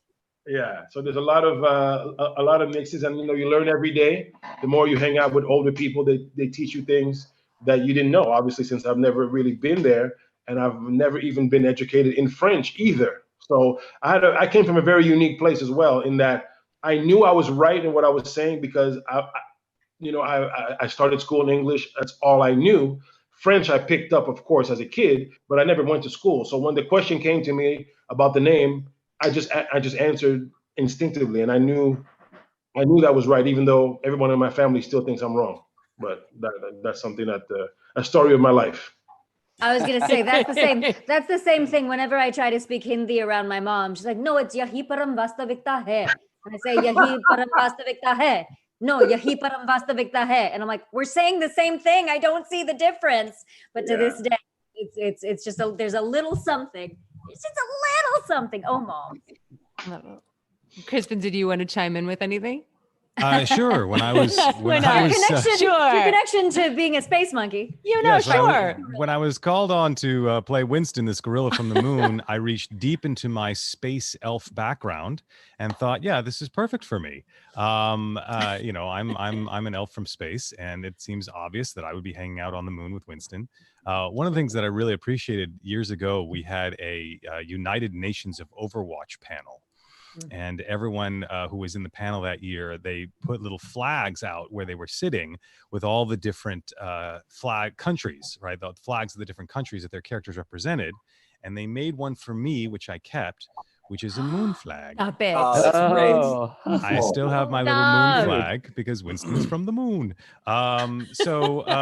Yes, I mean, I think, well, the thing that I think that I really identify with Winston is his idealism, and this notion of sort of looking down at Earth from the moon is this notion of what they call in philosophy the fusion of horizons. When you look at things from enough different perspectives, it starts to fuse into this one sort of vision, and you sort of see it as holistically rather than as pieces against themselves. And if there's anything that my background is, even though, I look like a pretty normal white guy, on my mother's side of the family, I'm English, Scottish, German, possibly some Native American thrown in. And on my dad's side of the family, it's Russian, Romanian, and Polish Jew. And then I was raised in Chicago by a black woman for much of my life who came from the south side of Chicago. I would run between, downtown Chicago to the wilderness of Montana. I would also go behind the Iron Curtain. My family used to go to Czechoslovakia during the Soviet occupation. We would help out artists over there. So I was sort of bipping back and forth between, Western democracy and Soviet occupation and oppression. And I was also bouncing between the north side and south side of Chicago, which is very segregated, white side on the north and black side on the south. And so I was constantly having to jump between different frames of reference, and I could never privilege one over the other. So that's the thing I'm probably most grateful for in my upbringing, is that at a very young age, I had to learn, no, there isn't one way to look at this. I have to be able to jump to different perspectives. And so when somebody like Winston comes along, who basically looks down on the earth and goes, I see how this works. Sure, this sounds great. And it's like, well, yeah, that makes perfect sense that I'd end up playing a character sort of like that. Well, I too am 1/4 space elf, so it's a very small world that we share. But Good. you're half Ashkenazi Jew, Eastern European Jew. I didn't answer in the beginning. I'm 100% New York Ashkenazi Jew, and my Middle Eastern accents are mediocre at best. So it was very much a lucky break when I got cast as Farah, and they explained that she came from this very international background, and so I got to be more pan-Mediterranean than specifically Middle Eastern, because I could have done a mean Israeli accent, but my Arabic accents are not all that much. But what I love about Farah is her relationship to her mother, it being complicated, her being so human, and that she's the great uniter, and she's the one who really pulls everyone together to work together. And she too is someone who wants to see everyone working together in a team and not necessarily be divided by their differences. So it's beautiful. What's really lovely about, I just wanted to piggyback on that. What's really lovely about what you just said, Crispin, and also what all of you have said too, is that, I know this is a diversity panel. We tend in the world to think of diversity in terms of either race or at least, our ethnicity, or because we're all the human race. So that's not really accurate. So either our ethnicity or maybe our sexual orientation or whatever, like very specific structured things. But I think what's so beautiful about this game is that the diversity comes more from, there are so many unique characteristics to each character that create who they are. They are the sum of their experiences and the sum of so many different things. So it's not just about, oh, that's the Indian one, that's the Mexican one, that's the Swedish one. It's not just that. It's that all of them come from such diverse experiences, and that we learn so much about them through the game and through the lore. And that all of us have something that we have in common with them. Crispin, you said the idealism, and that Jen, that she's the great uniter. And for me, Symmetra, I love so much how much she has taken her history and her difficulties in her past and used them to use them as fodder to inspire her to make the world a better place, which it can go either way, and we see that in stories all the time. And so for me, that's something that's such a cool, unique thing about her. And we see that difference in each one of the characters in this game, who's gone to the dark side, who's gone to the light side, who's not sure, who's still trying to figure it out. I think diversity speaks in that way too, not just in terms of the structures that we all know of, specifically, socially, internationally, all of that. There's been so much talk lately in the union and in our industry about diversity in casting. And I wondered if you guys have had specific instances where you've either felt supported in that way or felt that it was something being paid attention to in a positive way or in a negative way. Did you ever feel like you were being asked to do something inappropriate? Do you have specific opinions about that? I mean, I know that I was recently listening to a conversation between a bunch of people who were talking about wanting there to be much more specificity in casting. And yet our union, I think, has supported people of all different backgrounds getting to play different characters of different backgrounds, because that's the beauty of voice acting. Does anyone have feelings about that? Benz, jump on in. Yes, it's interesting because, as you all know, this is my first voice gig. But since that time, I've been approached by many different agents and whatever. So I signed on with this agent in New York. I signed on with Buckwald, right? And they were, well, we'll talk about that after, because that has since changed. But during that time, I was with Buckwald, and they basically, the voice department, they were like, we want you to be more Black. For a lot of the stuff I was reading for, And in my mind, I'm like, wait a minute, what do I sound like already? So now, I come from, most of my work, 99% of it has been on camera. So you're already restricted. Obviously, you're on camera. You can't hide. You are what you are, which is great. Then when this came, I'm like, oh, this is nice. I can go into, doing different things and, having fun and not being trapped in this 6'4" black guy body, which is not bad, by the way. But but I figured I could explore, artistically, creatively, just go out and do different things. And the first thing the guy tells me is, no, I need you to sound like more like black. And I'm like, I didn't really have any rebuttal. I didn't really know if is this the right way or the wrong way? Is this how it goes down in voice? So I didn't really know how to react to that. And I actually never mentioned this to anyone until today. I felt like in my heart, I'm like, it didn't feel right, or anyway, it didn't feel like something that I wanted to restrict myself in that way. I didn't feel like that was what I wanted to do. And ultimately that kind of like what led to us not really working together anymore. Because if there's one thing after 30 years of being in this business, you have to be happy because the journey is too long to be results oriented. You know what I mean? So that was a really weird thing. I'd love to hear how it goes down for you guys in that respect, since you guys have a lot more experience. Crispin? So some of you may know that I run a podcast on voice acting called Voice Acting Mastery. And in one of the interviews, I did a very long interview with Phil Lamar, talking not only about his experience as an actor, but I took extra time to talk to about his experiences as an African-American actor trying to deal with the casting challenges that he faces. And it's something that I've actually had to work with my students as well. In addition to the podcast, I teach students. And it's very interesting, Ben, because I had a African-American gentleman come to my class, and he was a really good actor, and he was of African descent. I mean, he was from Africa. And so his accent was very unique, and it was a blend. It was a blend of sort of sounding like he was African and also American. He was sort of mixed, as most people's accents are when they come to America and they start learning English. Some of the words they say are more in their native accent, and some are more American sounding. Absolutely. And so he would get up to do characters, and I would have to say, he was a wonderful actor. His name was Bamba John Bamba. And I said, Bamba John, you're going to have to deal.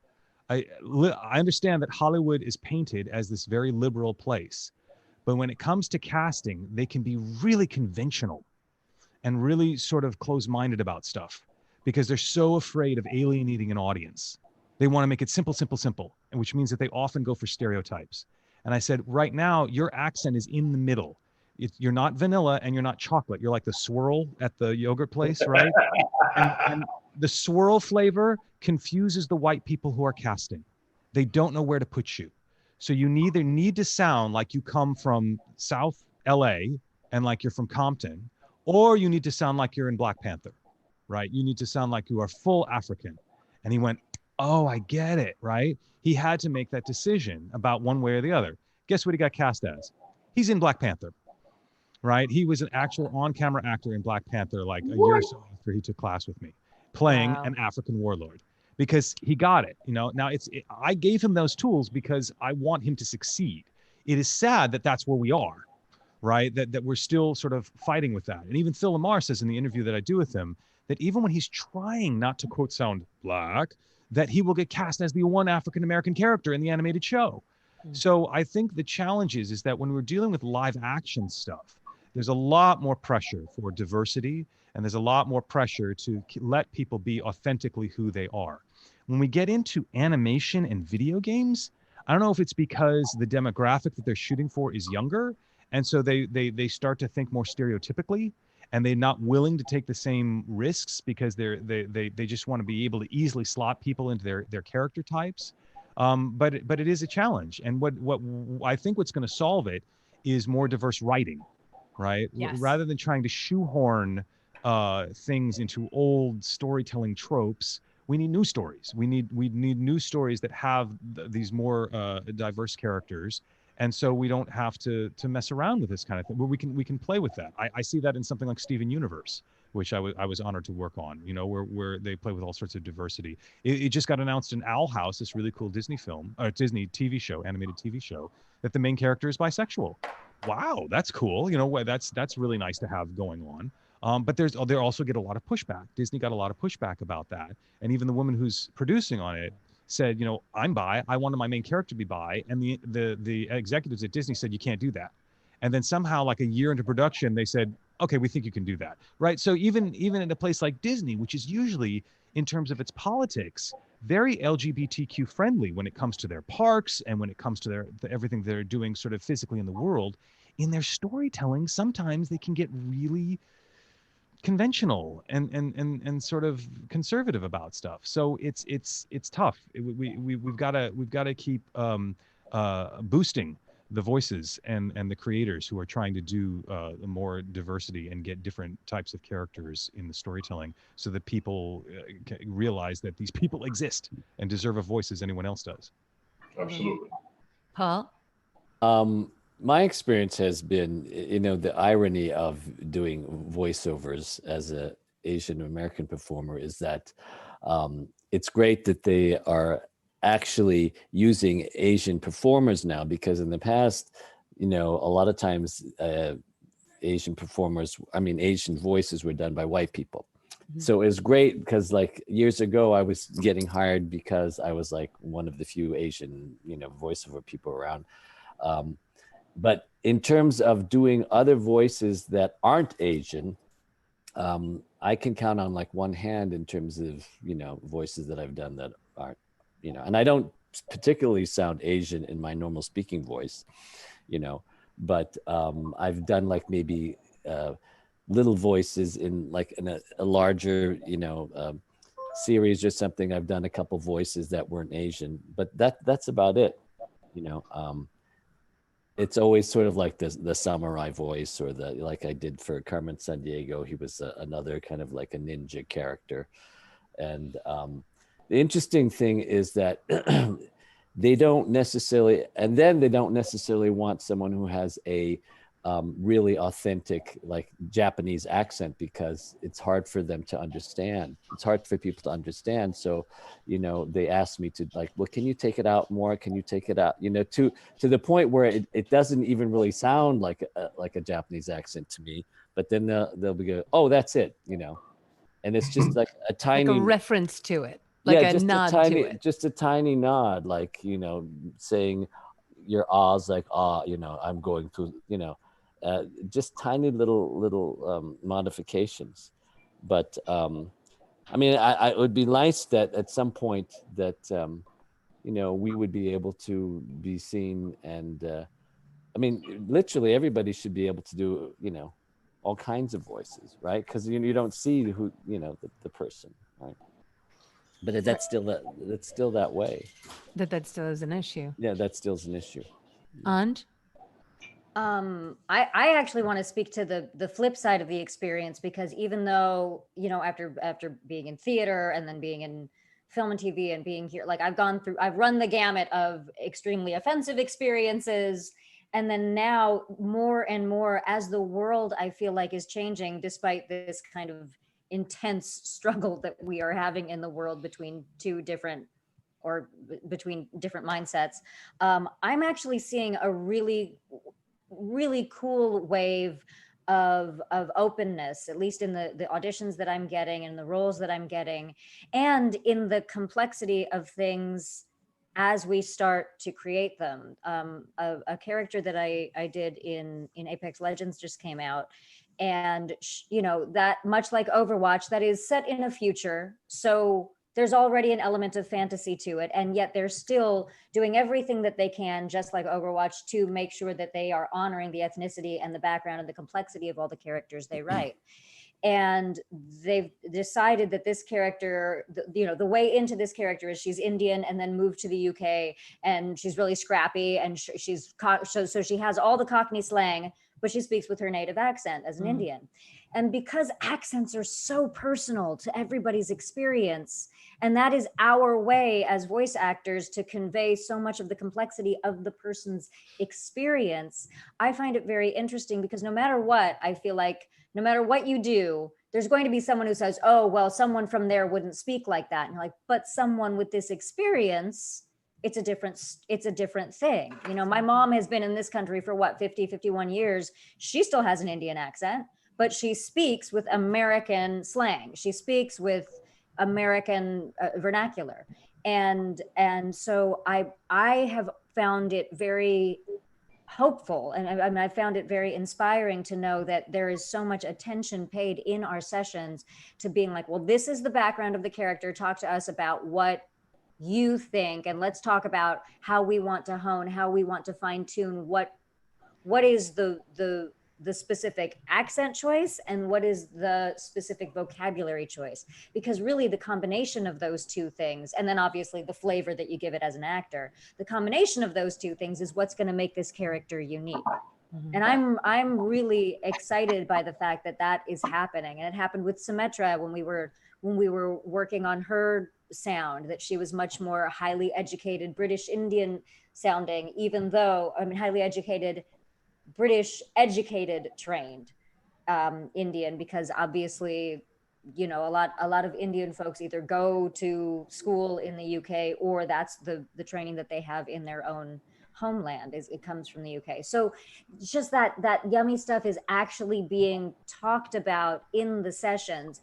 And I think people in consumers and gamers and people in the world are starting to come along to, there is no one right accent.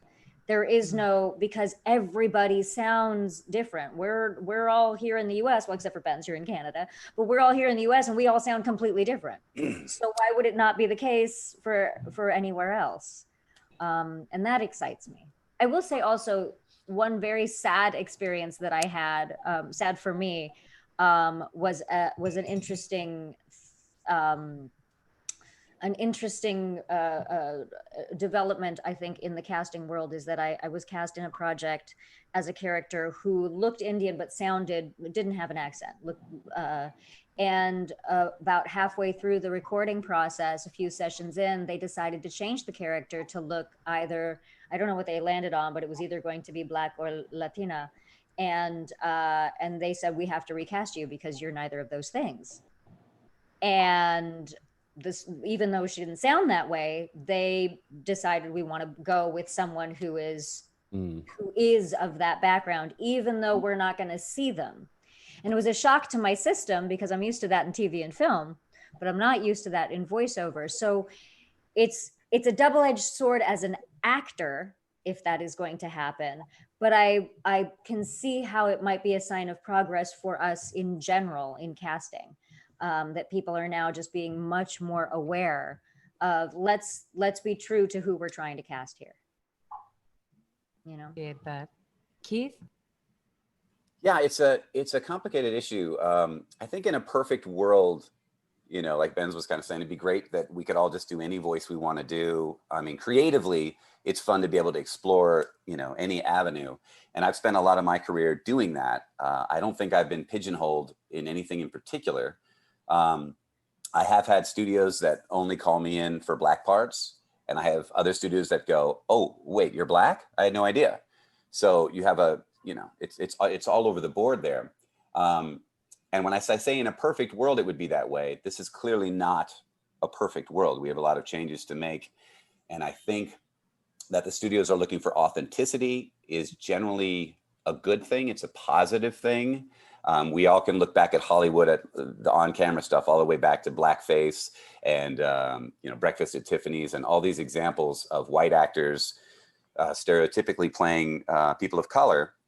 And even if they had good intentions, which a lot of those, I mean, who knows what they were thinking at the time. I mean, that stain has lasted to this day and will continue to continue on. And so it's not a perfect world. And I've had fans and I've heard discussions of people say, the actor should always be authentic, but also how feasible is that? I mean, let's say you're doing a video game and you're supposed to play 20 characters in this game or 10 characters or whatever the case is. A character may only have a few lines. Do they really have to get an actor in that's that exact ethnicity? How important is that? It gets complicated, but I do like seeing that now authenticity is important. One other thing, because I think Crispin, you talked about the writing changing, and I think that's a big deal too. And also as an audience, I think we need to change, and we need to be forced to change. I went with my family to Disneyland, and we saw the Frozen live show. And Anna, as a child, was white. And when she was grown, she was played by a black actress. It took the audience all of about 5 to 10 seconds to get over that and to move on and to enjoy it. And it didn't matter in the slightest. And I'd never seen that done before. It wasn't done for any particular reason, but it didn't matter. And I think when the writing changes and the audiences change and we start to realize that, I mean, there are times where authenticity is very, very, very important. And there are other times if it's not spoken, the lead character doesn't have to be considered Caucasian. It could be whatever. But I think in general, when you write something, you go, here's the script. If it's not mentioned, we all go, oh, white, white, white. And that's how it's cast. So if the writers are opening up and the developers are opening up to other ideas, that's going to open it up for everybody and everyone will have equal opportunities. Let's hope. And we'll still get some opportunities to flex our creativity and play some different roles as well. But it seems like it's very sort of case-by-case basis, because you were talking about Disney with Frozen. And then just like a couple of years ago, Little Mermaid went out, and this Asian girl was playing Ariel.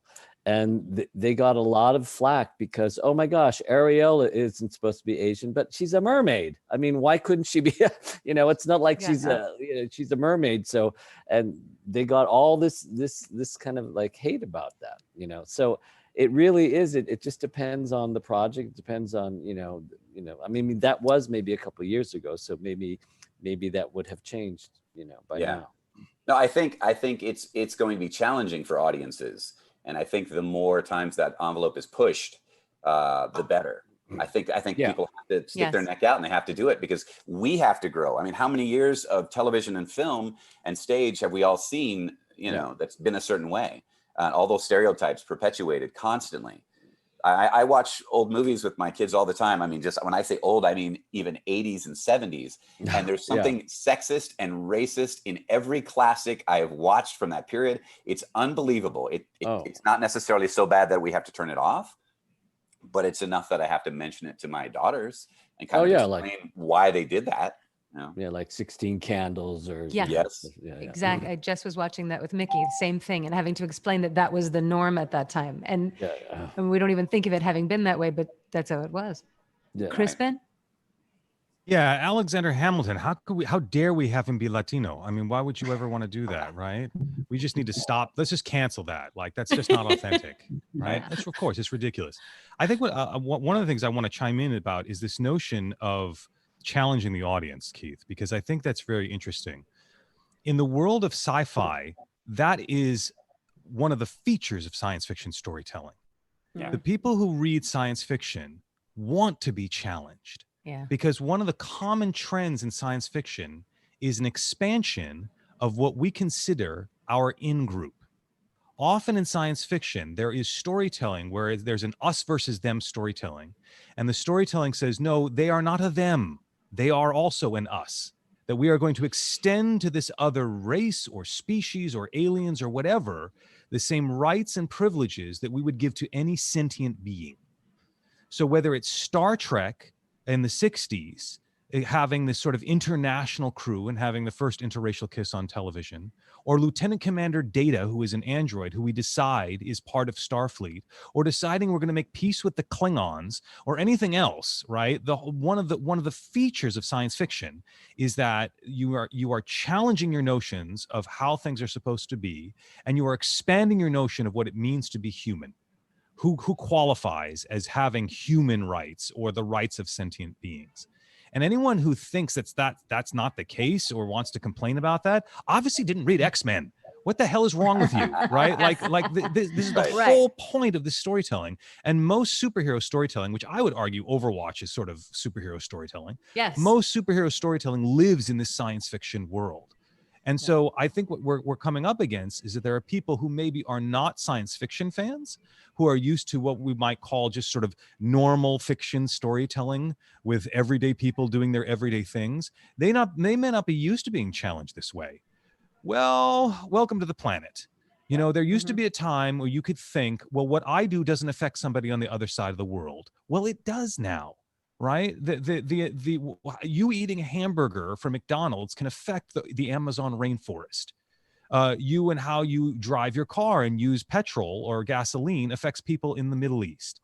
You and how you use your chemical fluorocarbons and sprays and air conditioning affects the ozone layer over the Australians and the New Zealanders.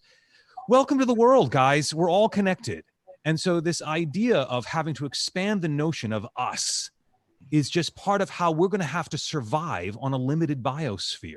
So yeah, I agree completely. We've got to expand it. And if science fiction can lead the way, and any of that sort of fantasy style storytelling can lead the way to an expansion of what it means to be us and stop and getting rid of this them notion, we're all going to survive better on this planet together. Anj? Crispin just said it so well, and I don't know that I could even remotely. Here's what I want to add to this. The thing that I love about science fiction, the thing that I love the most about science fiction is that science fiction enables us, because it is distant enough from us that we can see it as other, but it is close enough to our experiences. Usually there is some similarity to where we are now in the world that enables us to see things that may be quite right with how we're seeing the world.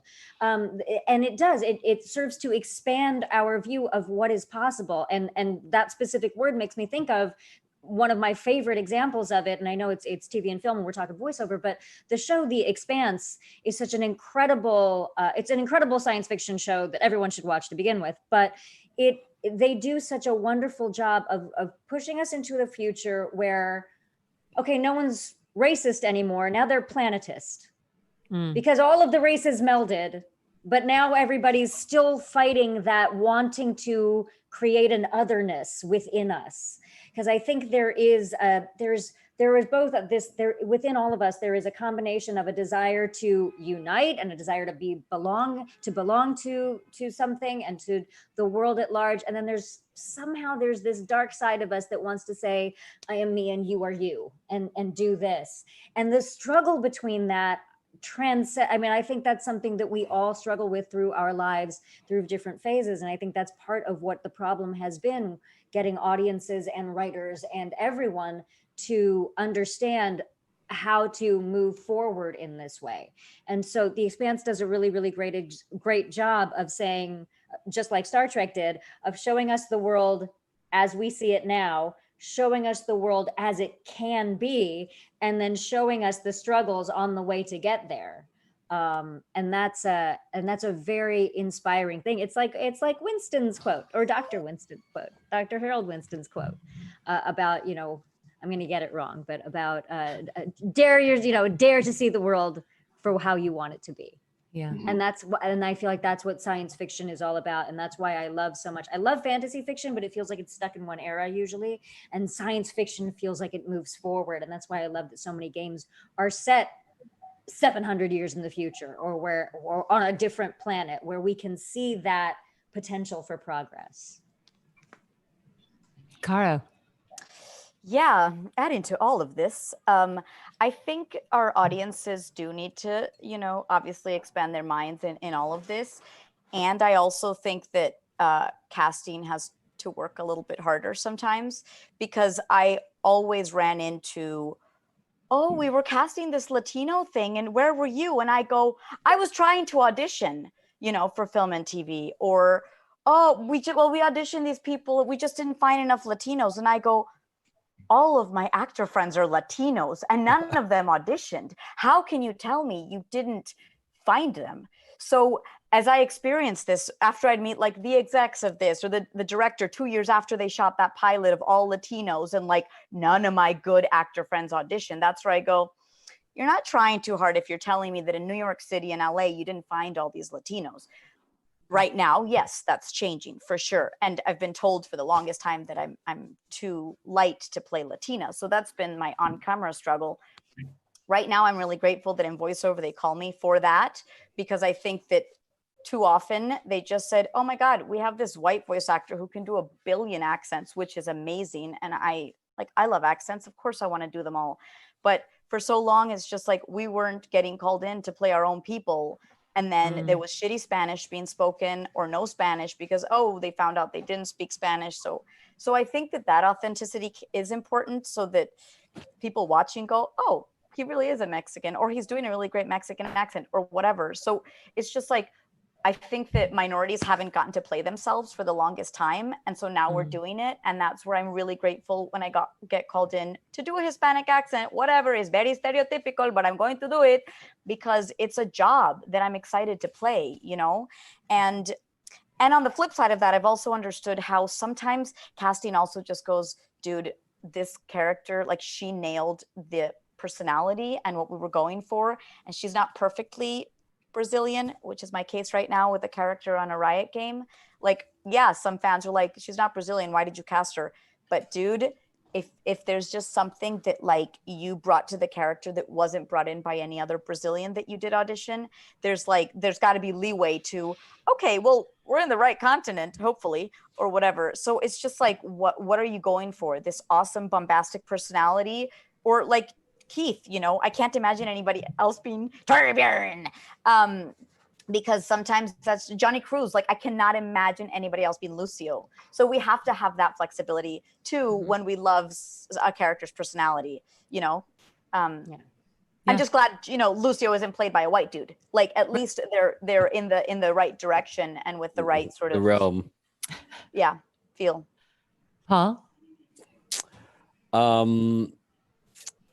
Yeah, I guess I was just going to talk sort of about what Anjali was saying about the us and them thing. I mean, I think part of the thing is that is just sort of the structure of drama and theatrics is for there to be an us and them. You know, every story has sort of like, you know. So I mean, I think that is sort of just built in sort of the theatrics of scripts and things. But I guess where it has to sort of change is what we have stereotypically thought as the them. You know what I'm saying? The viewpoint has to change, and I think in changing that, that's what will make it become more equal in terms of the weight of it. Because when you always have a certain group of people being the them, you know, it sets up this power dynamic that is disenfranchising. So we need to have stories where, you know, the them is another group of people, or, you know what I'm saying? So we don't always have that power dynamic struggle, you know. I think what happens, I think that's why the next step from the step after diversity is inclusivity, right? That's the step. And it's why I love what Jeff Kaplan said when this game came out. He said, the only people we want to exclude from playing Overwatch are people who exclude other people. Yeah. Like that idea that there is a story, there is some aspect of every character, there's some aspect some aspect of someone that everyone can connect with, one way or the other, whether it's their ethnicity, whether it's their storyline, whether it's their shape, their size, their attitude. Everyone feels included when they see their story being told through a character they can identify with. And it's how many different ways can people identify with the characters, I think, that makes that happen. So it's not Noah's Ark, it's not one of every ethnicity, it's how many different complex characters can we show that look and sound and feel and do completely different things. That I think that's the exciting development and I think Overwatch really did a great job doing that and kind of started this wave. And there are many other, I feel like the world is starting to come into that more and more and more. Crispin? This us and them thing is a challenge, right? Because we have hundreds of thousands of years of evolution that say, this is my village, and I'm going to defend my village. And those people on the other side of the mountains, I don't know what they're like, and I don't like them, and we're going to fight with them, right? So it's a massive experiment, and it takes effort, and it takes work. And I'll tell you, it's the Japanese storytelling that taught me how to look at the them as an us, because it sort of depends on your cosmology and your culture. If you work in a cosmology where there is good and there is evil, and the evil is unredeemable, then that you say as evil as them can only be eliminated, right? Obliterated. There's no redemption of evil, right? And we see plenty of storytelling like this. Who are the good guys? Who are the bad guys? And there's no redemption of the bad guys. But if there's anything that I learned from watching Japanese animation, is that you might be able to find some sort of common ground. Astro Boy is a classic example of this. And I use this example, Superman fights Lex Luthor because Lex Luthor is evil. Now, Superman doesn't kill Lex Luthor because that would be immoral, but he jails him and he imprisons him and Lex Luthor escapes and the story continues, right? But there's no reforming of Lex Luthor. Lex Luthor's always going to be a bad guy. In Astro Boy, who is sort of the equivalent icon of comics and animation in Japan, Astro Boy, in the last iteration of him that Tezuka worked on in the 1980s, he had a brother called Atlas, who was made from the same plans as Astro Boy. So he was a little robot boy, just like Astro was. But Atlas was raised by very nefarious criminal characters who wanted to use him for bad things. And Atlas basically has a chip on his shoulder against humans. Because in the world of Astro Boy, there are the robots and the humans discriminate against the robots. They see the robots as lesser. Well, Atlas as a robot says, what are you talking about? We robots should be ruling the earth. Okay, it's not far from like a Professor X Magneto thing, right? Where Magneto feels sort of similarly. And so there's one episode in Astro Boy where the only one who can save the earth is Atlas. And Astro Boy turns to his brother basically and says, please, will you save the humans? I've been trying to be this ambassador between these two worlds to find a way for us and them to live along. And Atlas says, you know what? I'll do it. I'll do it because you're my brother. I don't like these humans, but maybe they're redeemable. Maybe there's something there. So I'm going to help them right now. And then I'm going to go off and I'm going to think about it. And I'm going to come back and tell you what I think. There's a possibility right there for some sort of understanding between the two. The notion that we're all going to look at everyone on the planet and treat them as family, that's a big emotional lift, right? Yeah. Is that really practical and feasible? I don't know. But if we constantly strive for saying, now, come on, do they have a point? Where they're coming from, do they have a point? Even if I disagree. And if they do have a point, are they just going about it in a bad way? And could we find a better way to solve whatever the problem is? Because otherwise, I don't know how we survive on this biosphere together. Yeah.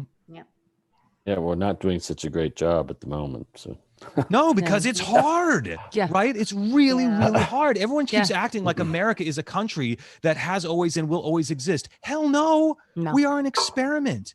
And we can be taken over by a very small group of very angry people.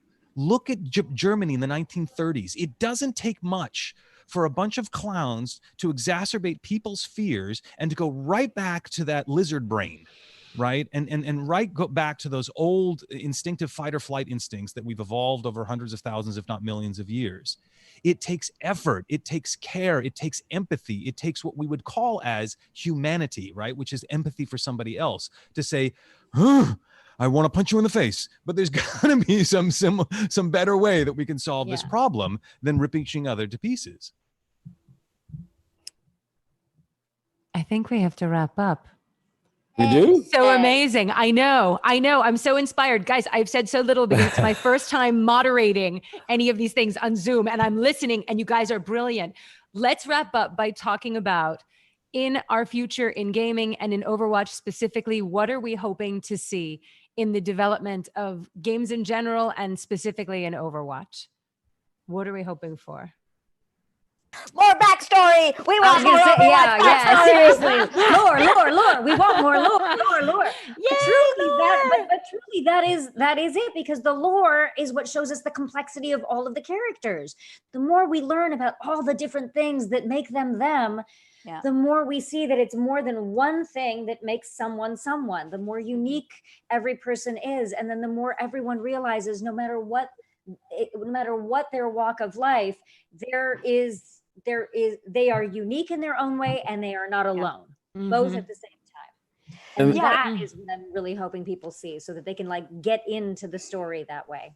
And that's what the fans really connect with is the backstories, They really want more of that. Absolutely.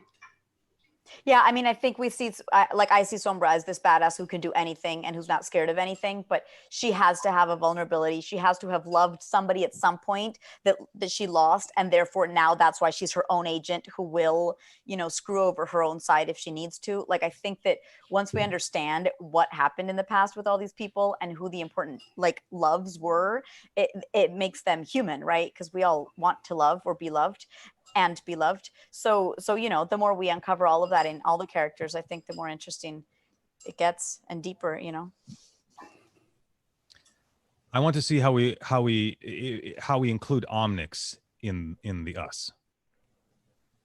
There's been gestures towards that, and we have Null Sector now as this sort of break off aspect of the Omnics that are causing problems. But part of me wants to know, what is the inherent nature of silicon? We sort of know how carbon-based life forms work. And we know that social animals have a sense of morality. We have mirror neurons, and we have a sense of fairness and equity. And we can measure this not only in humans, but we can measure it in chimpanzees and dogs. You know, there are people who measure morality in animals. And it's an aspect of evolution in social animals that we develop a sense of equanimity and fairness. What is the essential nature of silicon? Right? How does silicon work in an evolutionary standpoint? This is something that the Matrix was sort of teasing with, but never really solved effectively, in my opinion. The third film sort of didn't really answer it. But if Overwatch could actually address what the inherent nature of silicon is and how an artificial intelligence works in an evolutionary standpoint and finds a way to work in a society, in a social construct, we have a way forward in life. Yeah. I love you, Crispin. Oh my God. Great. Wait, everyone, I'm so inspired. When Crispin speaks, it makes you feel like, oh my God, what do I have in my brain? The Oracle, the Oracle. I can't stand it. Everybody, let's go through everyone and say where people can find you and follow you. Okay, your socials. Caro, start it off. Hi, I'm on Instagram as Ravasa. My YouTube channel is called Hispanglo-Saxon because I do a bunch of cool videos with most people here, which is great. Twitter, Carolina Ravasa. Ta-da. Yeah, Keith. I am on Instagram. I'm just Keith Silverstein, easy to find, and at Silver Talkie on Twitter. You can find me there usually. Yeah. Anj. I am Sweet Anj with 3 E's in all of the places, on the YouTube, the Twitter, the Instagram, and the Facebook. I'm Anjali Bhimani because Sweet Anj is my personal page, and all you'll find there is doggy videos. Benz. Yes, Facebook and everywhere is Benz Antoine, and on Instagram it's Benz Antoine Official. Nice. Paul. Yeah, I'm just Paul Nakauchi. Instagram, Facebook, and Twitter. I'm Paul Nakauchi1. Number one. Luckily, my name's pretty unique, so I was able to get Crispin Freeman as a handle on almost every social media platform. I will warn you, I am not a social media person, but if people really want to enjoy my content, my podcast is usually what I steer people to. I put a lot of energy into my podcast, so I guess I'm old school. I'm broadcasting, not so much social media, but I try to share all of my ideas and content that way. And I'm at Hey It's Jen Cohn on Instagram, on Twitter, on Facebook, and on Twitch twice a week, where I have a live stream, all at Hey It's Jen Cohn. Guys, thank you so much. This has been so much fun. This is great. I'm thinking about all of this now. I'm percolating. Yes. Thank you, guys. Thank you for moderating, Jen. Thank you. Thank you, Jen. Great to see all you guys. See everyone. Bye, guys. I miss you guys. Mwah. Bye. Mwah. Bye. Bye. Bye.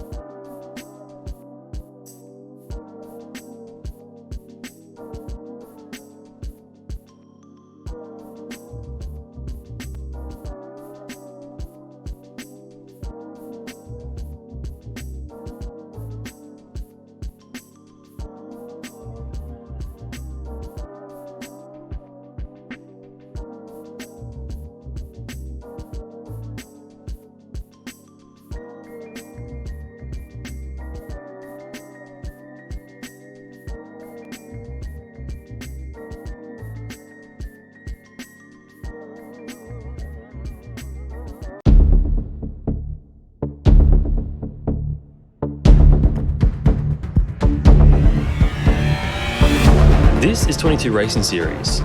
It's a future physics racer where you can drive at 1,000 plus kilometers per hour. We're using all simulated physics to create downforce that sticks you onto the track. It's a new genre of real-time strategy racing where you compete for sectors to get resources they can either spend on boost, use to upgrade your car mid-race, or use as on-track abilities that can help your team and hamper your opponents. It's a racing game where the outcome of a race is determined more by strategy and adaptation rather than just muscle memory and repetition. Where falling behind on lap 1 doesn't mean a sure loss, where there's more than one way to play and more than one way to win. We've taken it to game shows over the last 5 years, getting feedback from thousands of players. We captured some first impressions from PAX Oz to give you an idea. Nuts! Yeah? Yeah, it's out of control. That looks amazing! A lot more in depth than I thought it would be to start, so yeah, really fun. This was absolutely amazing. I really enjoyed the speed of my heart. When you're going around that circle at 1,000 k's just spinning, it's nuts. It's nuts, but it's really fun, really fun. It's really competitive, it's quick, it's fast paced, everything I love, yeah. You can find out more over at 22racingseries.com. Check out our socials, and you can get directly into the game right now over at pavilionhub.com, where we have some special access PAX Online events running where you can win prize money.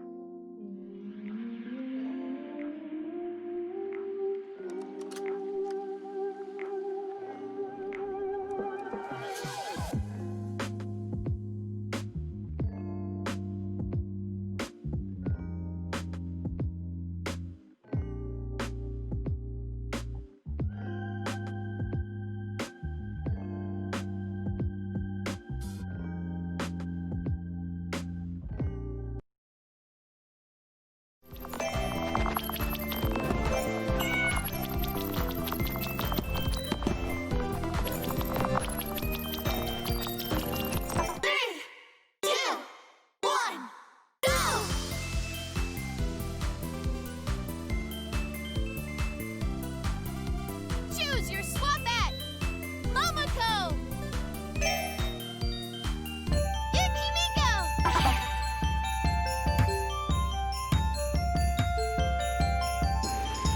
Terabyte,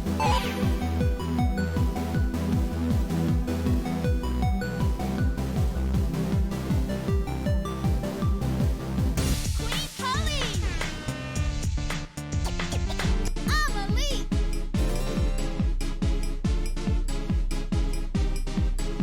Era Millennia,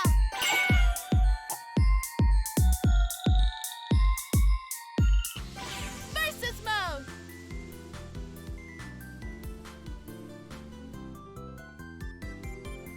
Story Mode,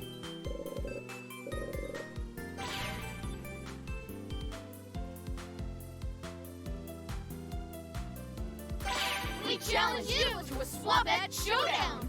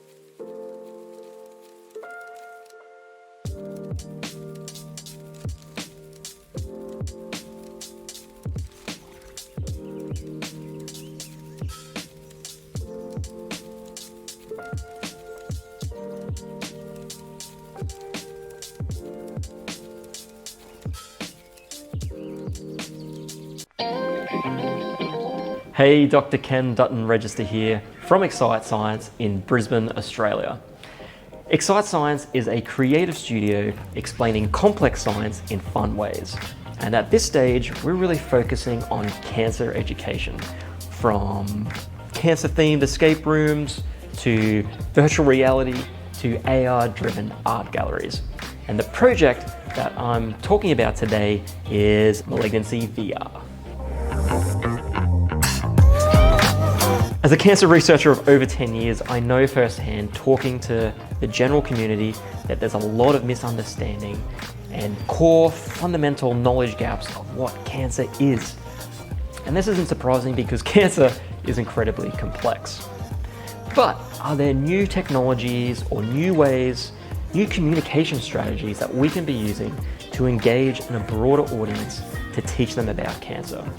And more importantly, reach those audiences that aren't even thinking about cancer or aren't really even engaged with science in general.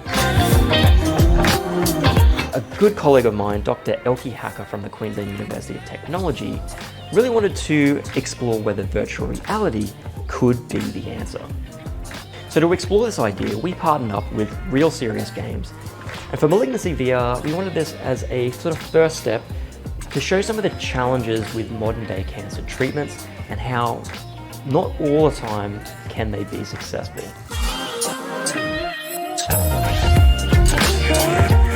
So after we decided we wanted to talk about different cancer therapies, we began talking about the different game mechanics. And this is where we came up with the different treatment guns, focusing on chemotherapy, targeted therapy, and immunotherapy.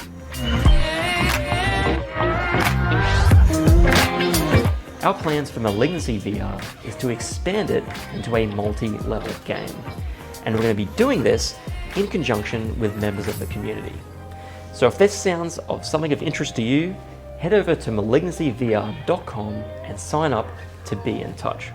Furthermore, we want to take that game and then test it in a randomized clinical trial to robustly assess if virtual reality is an effective way to teach people about cancer, and more importantly, can it change or influence people's behavior and reduce their risk of cancer over a lifetime?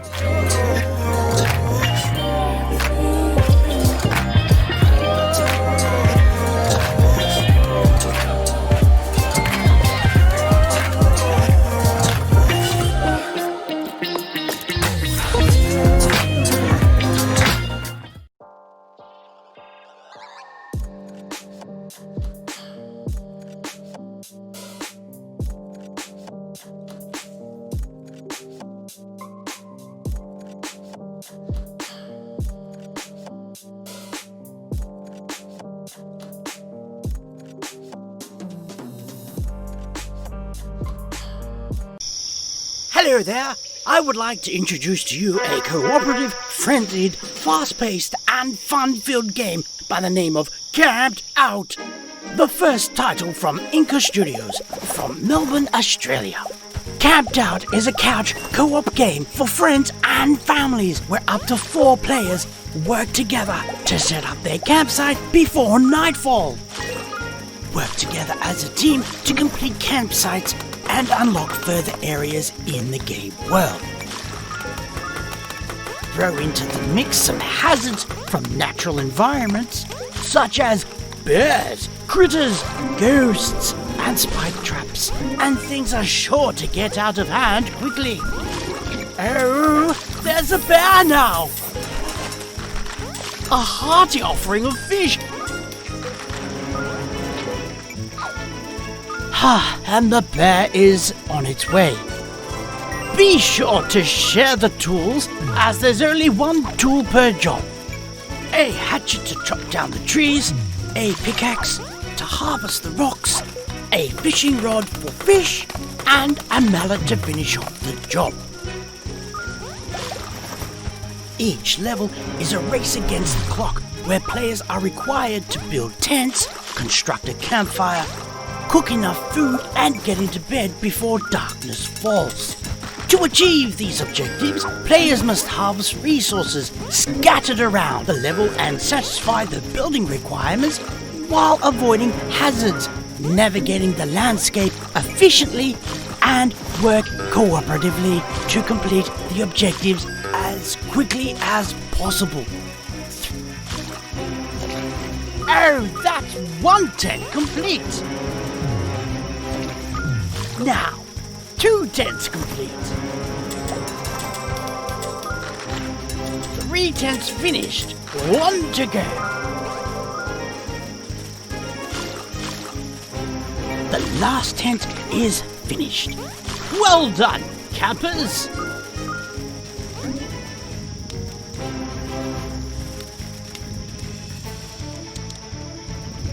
A straggler! Quick, get to bed before nightfall! Ha-ha! Success! I hope you enjoyed this gameplay demonstration. You can wishlist Camped Out now on Steam. See you at the campsite!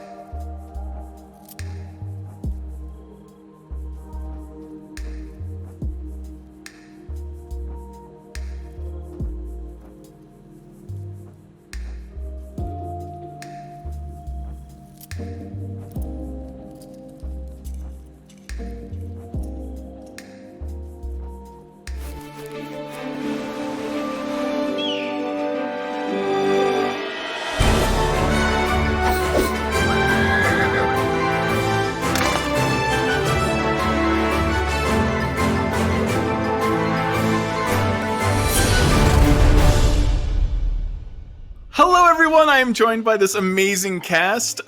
This is our core D&D panel of Legends at PAX Online. For those that don't know, Core is a new online gaming destination that has hundreds of free PC games. But what's crazy about Core is that everything on it is actually built by gamers. What? Yeah, I know. What? I know. No, there's no way. Who had done such a terrible idea? No, it's fantastic. It's really exciting. It's game playing and game creation all in one platform, and it's completely free. I don't know how you're all making money, but it sounds like a great idea. I appreciate your altruism. Over the last month, Core has been running a massive contest that has challenged participants to build Dungeons & Dragons inspired games. Later on in this panel, we'll reveal and play through some of those games, so please stay tuned. It's very exciting. This brings us back to our panel of legends, which you see before you. Legend? For PAX, we thought it would be fun. Yeah, we thought it'd be fun to use Core to bring to life some of all of your favorite D&D adventures from all of your favorite D&D adventurers. So let's go down the list. We're going to introduce some people. First off, we've got writer, gamer, musician, conventioneer, tabletop enthusiast. He's also from my hometown. He's the co-founder of Penny Arcade, and he's a dungeon master for Acquisitions Incorporated, the C Team. It's Jerry Holkins. Yay, Jerry Holkins. When you put them all together, it sounds very impressive. It does. I was surprised. I had forgotten that I had done some of those things. So I appreciate the reminder. You're welcome. We've got veteran voice actor, writer, voice director on countless cartoons, video games, and anime series. You probably know him from his roles as Not the Brave and also Scanlan Shorthalts from the series that you may have also heard of, Critical Role. We've got Sam Riegel. Wow. Yes, it's great to virtually be here. Thank you for tapping your teacups. That's the traditional. That's the traditional celebration. Proper respect. No, everyone on Zoom's doing it, or vMix, or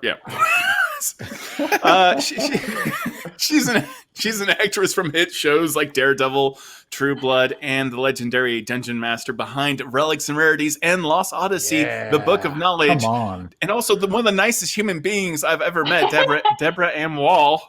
Hey, thanks. Yay. I'll take that last one. Yeah. Ow! On top of this, we've got professional wrestler and lifelong video game aficionado. We've seen him on WWE SmackDown, exploring the worlds of gaming and all things nerdom on Up, Up, Down, Down, and slaying monsters on the show Rollout. It's WWE superstar. Also, Jerry Holcombs. No, I mean Xavier Woods. It's Xavier Woods and Van Guess. Hello, aka Austin Creed. Check out Up, Up, Down, Down, the greatest YouTube channel of all time, and Twitch and Instagram and Twitter at Xavier Woods PhD. Check me out, baby. Oh Wow, God. he knows how to do it. Wow. I know. Yeah, that's nice. Good. I need a I lesson. for- That's good.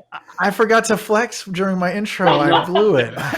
I have retained my gains as well. I want to make sure that everybody understands gains completely retained over Corona World. I'm doing great. Yeah, A lot of meat. You look tight. A lot of beef. So tight. So much. My God. We've got world-renowned vocal artist, beatboxer, musician, comedian. He's been seen on The Late Show with James Gordon and other series shows, international live performances. I got the privilege to see him in concert. It was a transformative experience. You all should do it. It's amazing. It's Reggie Watts. Yeah. Yay. Thanks a lot for having us. Thank you. We appreciate all of it. We're going to begin with Reggie Watts and the never-ending beginning. What is this, Reggie? Never-ending beginning.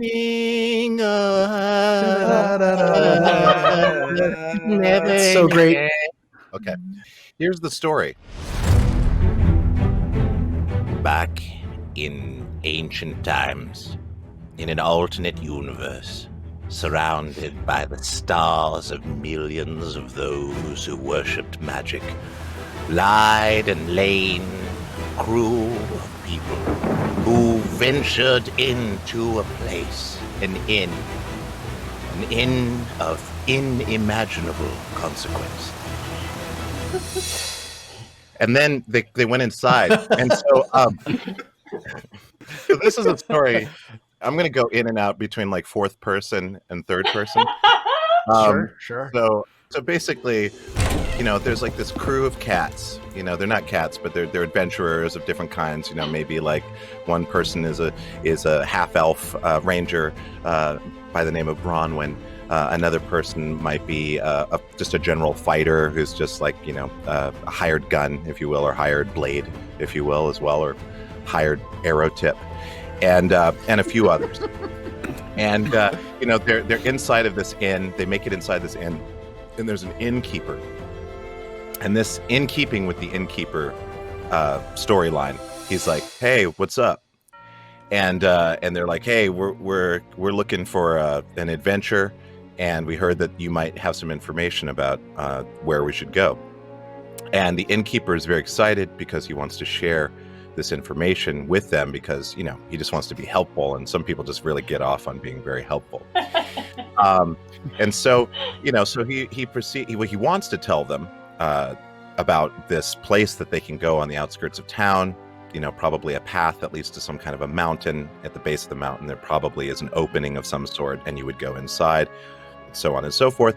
But he gets stopped, and he gets stopped by the adventurers, and the adventurers start asking questions like, how long has this inn been around? And the shopkeeper is like, well, it's been around for quite some time. I guess we've my wife and I have owned it for, I don't know, maybe like 70 years or something like that, depending on which species of demarcation time that you're talking about. And they're like, oh, that's very interesting. And then the innkeeper is like, now, I'll tell you. Once you exit, then he gets stopped again. And one of them is like, so do you and your wife get along? Do you get along pretty well? And the innkeeper's like, yes, we get along pretty well. She's great. She actually is the one who built this place. She's the designer, and I'm just simply here to kind of take some of the people as they arrive and adjust them to their environment, and then send them on their way. And this goes on for quite some time. I was gonna say roll for nosiness. Yeah, I know. Yeah. I know. And it's like, How's things with your wife? and questions like how tall is your wife? Where did you get these windows from? Is this reclaimed wood? What's up with the wallpaper, and how did you choose it? Where'd you get it from? It's out of style, but it's nice to see it, here.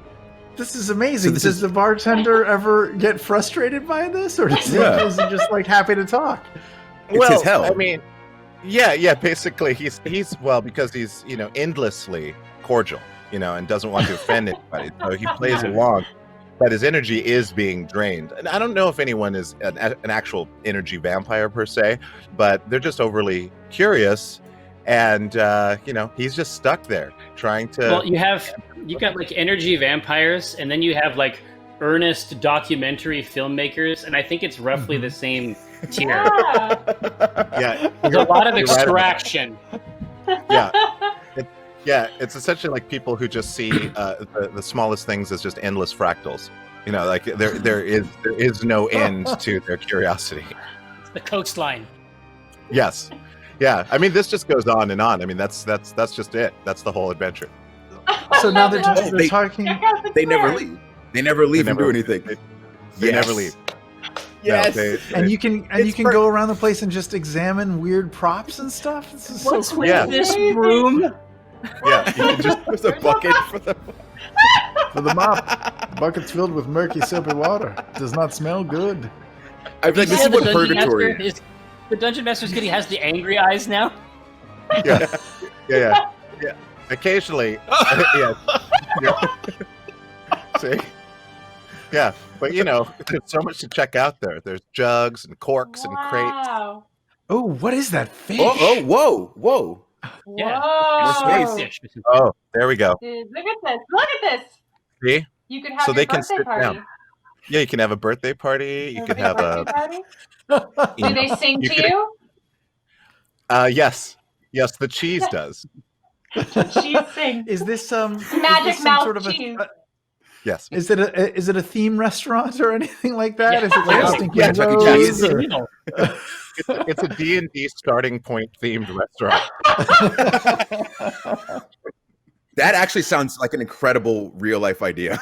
I know. I will go in with you on that. Oh, that sounds really? Great. Okay. Yeah. Count me in too.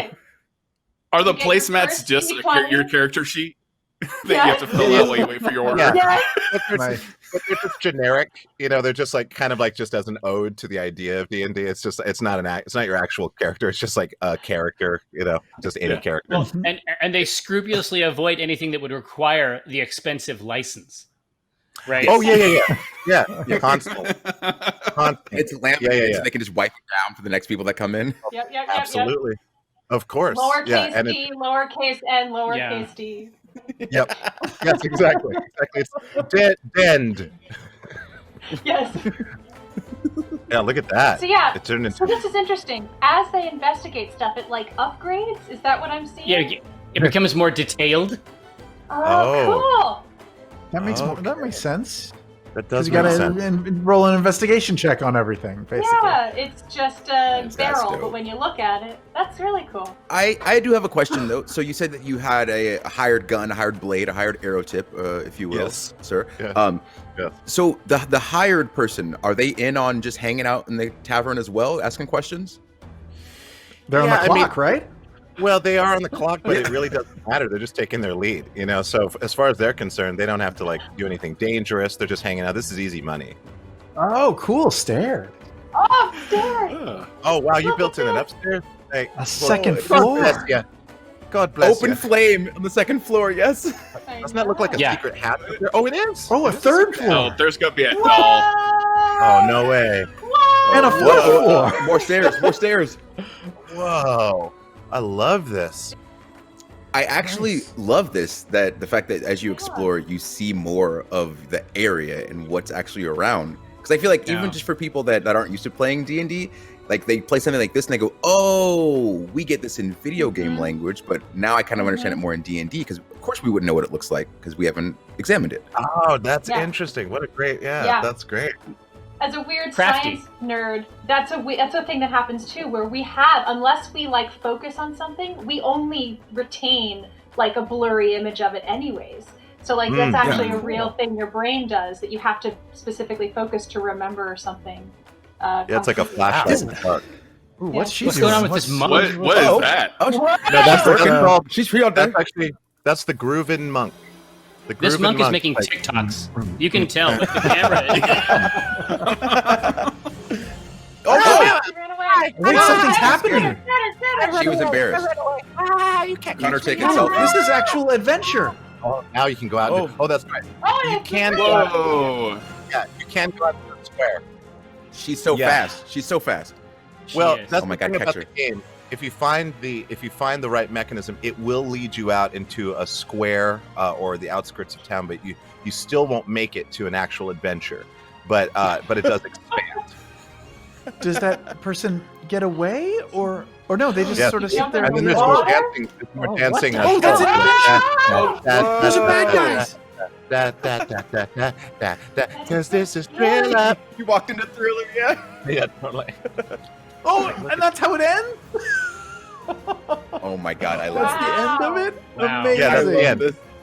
That's the end. Leave them. The end is the beginning. Twist. Yeah, it's a cliffhanger. It's a never beginning cliffhanger. Cliffhanger. Yeah. Wrap This up. is like it's like a spectral West Side Story sort of situation going on. Yeah. We are the Yeah. And then you run back to the inn where it's safe. Yeah, totally. Yeah, you should. Yeah, like, Those well, docs check are out the messed up. wallpaper. Yeah, and there's more like cabinets to explore. Reggie, was this an idea, or did you ever play? Did you ever do a one shot of this, or was this just in your head? This game. This was when I was playing D&D, when I was streaming Twitch D&D with what we called the D team. We called ourselves the D team, and Nice. because we could just never make it out. Like we were playing and we got into the inn, and everybody was constantly like asking about like all the shit I was talking about, like, the floors, what are they made of, and like how much square footage do you have? Like we never got to the adventure. I was So what did the so bad. what did the DM do while you guys were doing this? I mean, he kind of knew. Die. I mean, it was our second. I think it was our second game. Yeah, he just was like he kept trying to get us to leave, and we just couldn't. I think we did eventually make it out a little bit, but we never got to anything important. Amazing. Imagine writing this whole crazy story with all these settings and all these monsters and traps, and they never leave the inn. I feel so bad. All this hard work. That's amazing. I can't wait to troll one of my players with that adventure. That's taking killer. notes. Yeah. Our next adventure is Deborah M. Wall's Rise of the Fluttering Foghorn Whist. Okay. Ooh, all right. So this is based on Lost Odyssey Book of Knowledge, which you can go find and watch, because I had one of my favorite moments. So the idea of the Book of Knowledge is that this cast of characters actually gets magically sucked into a book of fairy tales. And the only way out is to kind of jump from one fairy tale to the next and get out before you die or get stuck within this book. And you eventually have to make it to the Tail Weaver's lair. She's the one who's trapped you in the book, and defeat her in order to ultimately come back to the real world. So this is one of the first adventures that they jump into the book. It is a rhyming couplet, sort of silly story in the vein of like an Alice in Wonderland kind of thing. And the idea is that all of these farm animals are the crew on this ship. There's a pride of lions as the captain and the other mates. So your job in this story is to basically take control of the ship, because if you are not in control of the ship, as soon as it hits the edge of the story, you take force damage, and the whole thing starts over again. Oh, nice. You have to distract and get past all of these farm animals and get to the steerage and then steer it through this particular portal in order to escape. So I was pleasantly surprised that my farm animals did a wonderful job of just destroying this party. At one point, Rosie, the bee stinger, Kate's fantastic character, Kate Welch's, she had a fox biting her leg, a pig biting the other one, a cow ramming her from the front, and 2 crows sitting in her hair, just pecking away at her head. One of my favorite moments in the whole story was Satine Phoenix as Blanya. After they'd taken this, they took 10 force damage when the story reset and all this stuff. And she was like, I don't understand. Are we trying to help the story or hurt the story? And TJ goes, the story is hurting us. So the best part for us was Matthew Lillard thought that if he could restart the story if he jumped in the water. So at one point he jumped in the water, forgetting that the walrus, who is the first mate of the ship, comes out of the water. So he was locked in a deadly battle, just him and this giant walrus. Oh no, run! No. Uh-oh. Oh my God! Run! And he's got a hat. That's terrifying. That is a fast walrus. It is. It's a horror book, Hipster walrus. The animals are all ill-tempered. And they're really jacked. Yeah, they're kind of zombified. They're a little bit. Okay. They are really jacked. Look at that. Strong. And so USDA choice. Yeah. They pretty straightforwardly just try to sail this ship. If you don't touch them or interfere with them, they just do that and they don't bother you. But as soon as you get in the way, their eyes turn red and they start to attack. So they will try to stop you. I'm getting like Animal Farm Noah's Ark vibes. Yeah, yeah. Very, very much like they're taking over. So yeah, you can't fully kill them. You can't kill the animals. So the ASPCA will still approve this game. Exactly. Yeah. Yes. If you Cool. reduce their hit points to 0, they turn into dust, but then reappear again, and and they come back into it because they're just figments. They're just telling the story over and over again. However, you are real. So you're stuck in this story as a real person. Wow, that's What happens if he catches him? That just like flew. Can we say If the walrus catches, wow. That's dope. Like that is so great. Wow. It's pretty cool. So there's a beautiful Dali painting that has a ship with butterfly wings that I took inspiration from. Whoa. Oh, there it goes. They're leaving Mulgrave Oh my behind. God. It's The vines. This is very. This is awesome. This is very Studio Ghibli sort of. It's so cool. Like a better Vanilla Sky. Maxfield Parish Clouds. Nice. Yeah. Mine isn't like Oh, this. there you I just go. want to make sure everybody knows. Mine is so violent. Mine is so nothing violent compared to this. I think it would be great if everybody's was exactly like this. Like just some. Oh man, she Even stole my the butterfly same one. wing. My butterfly idea. They're flying into the abyss. But I think the fun of Yeah, it is this that it ended up actually being quite violent. I thought it would be Oh, such really? a silly little thing, and like we'd save the master battle for my big boss. But they had such a hard time dealing with all of these farm animals. Oh, I yeah. was pleasantly surprised how much damage like my cow and my horse did. You know. Yeah. It was pretty cool. Bringing it back. Unexpected. I'm genuinely surprised because I just assumed like, okay, the ship's gonna be there and that's like the end of the story. But no, the ship actually animated and like flew off. Yeah. Oh no! And it's so like- amazing. Goodbye. No, come back. Wait, I forgot. I'll never Into know. the West. This is just like Frodo. a Travis Scott thing in Fortnite, honestly. Like there's a lot of parallels, I think. Look at that. Look at this guy. Yes. He was like, I don't what know. happened? Oh I man. got We're too late. We're late. You missed it. Oh, well, come on. Well, if you wouldn't quit changing clothes 3 or 4 times, you No. would have made it. No, they're Oh, 2000 and late. So you'll have to do it again. Coming up, we've got Sam Riegel's Mission Imporkable.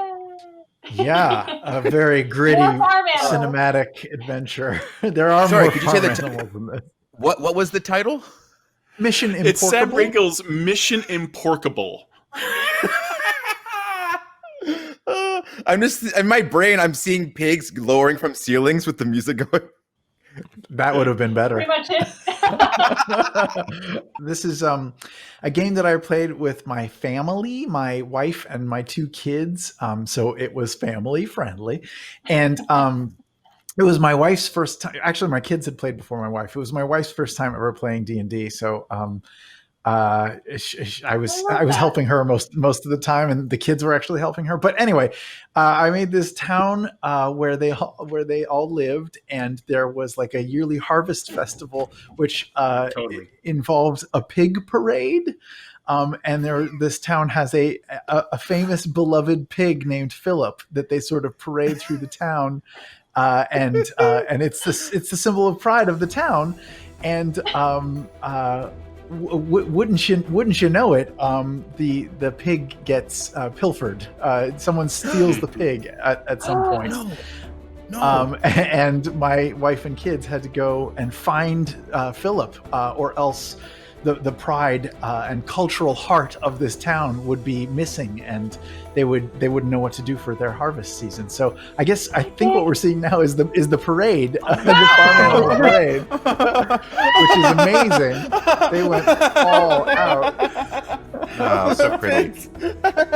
This is exquisite. I love it. Wow, there's floats with. Phillips is empty. Phillips is empty. Cutscenes. Oh, cutscenes. Wow. What is happening now? Dramatic camera. No, this is the parade. Big parade.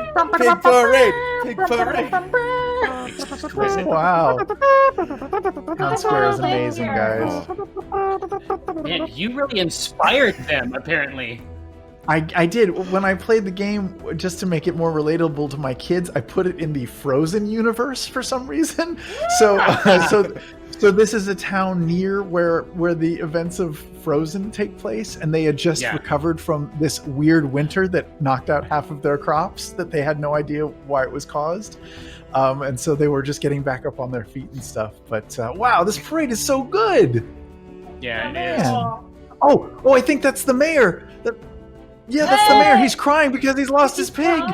Well, yeah, but look at that big empty Philip. You know, this is where a Philip would optimally be, right here. Yeah. Yes. No.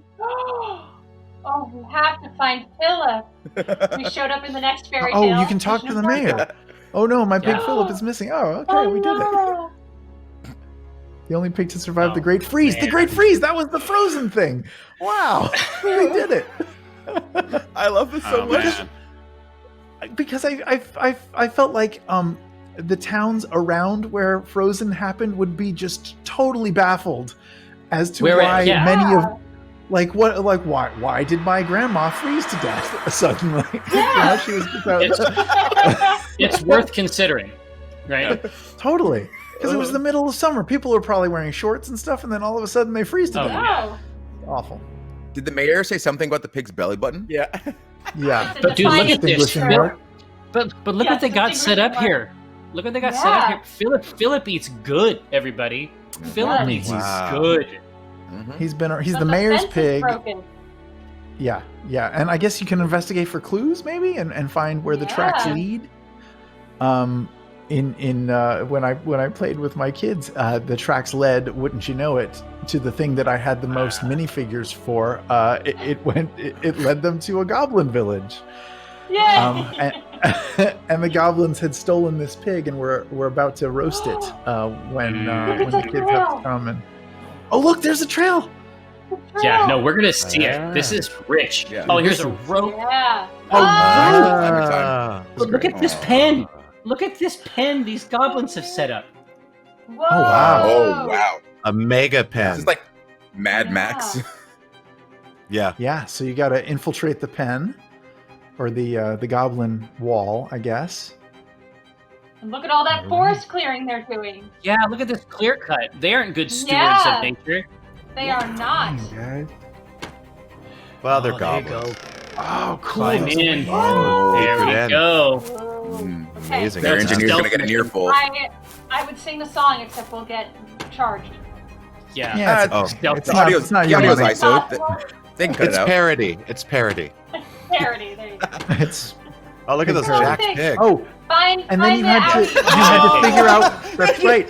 That's right. You guys got all the details because there was a million pigs, and they had to figure out which one was the right pig by rolling all sorts of animal handling checks. Because all pigs really they look alike. I mean, Find the Audi. Just pick them up like babies.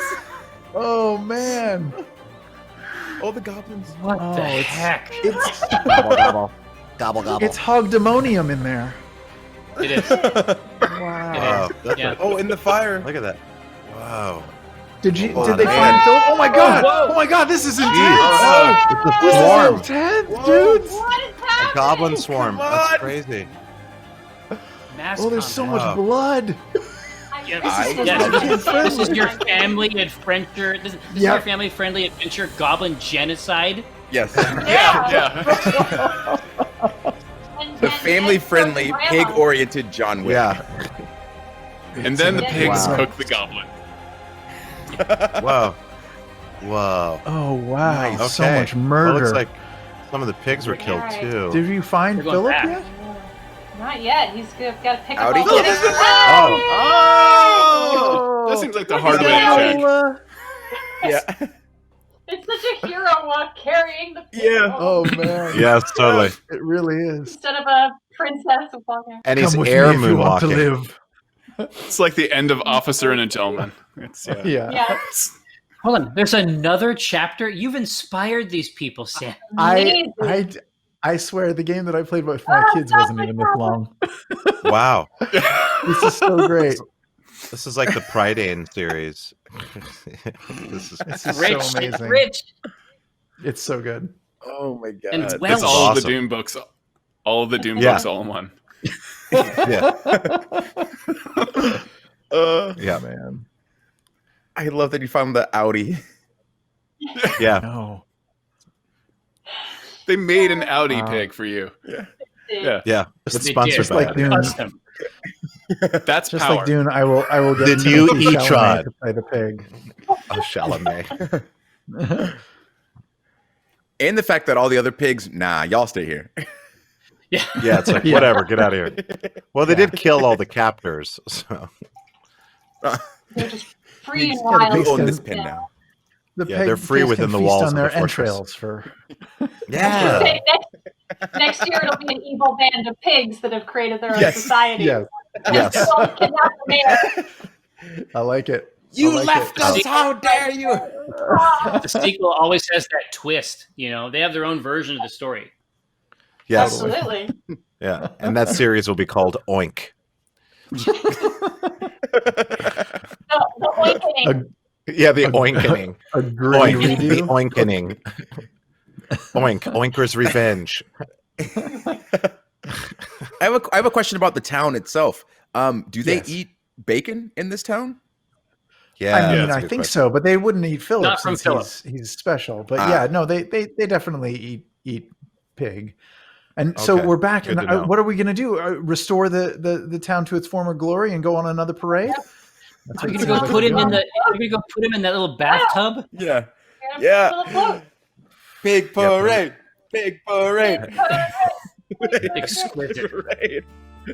I love how Just heroic the lead guy is too. It really So great.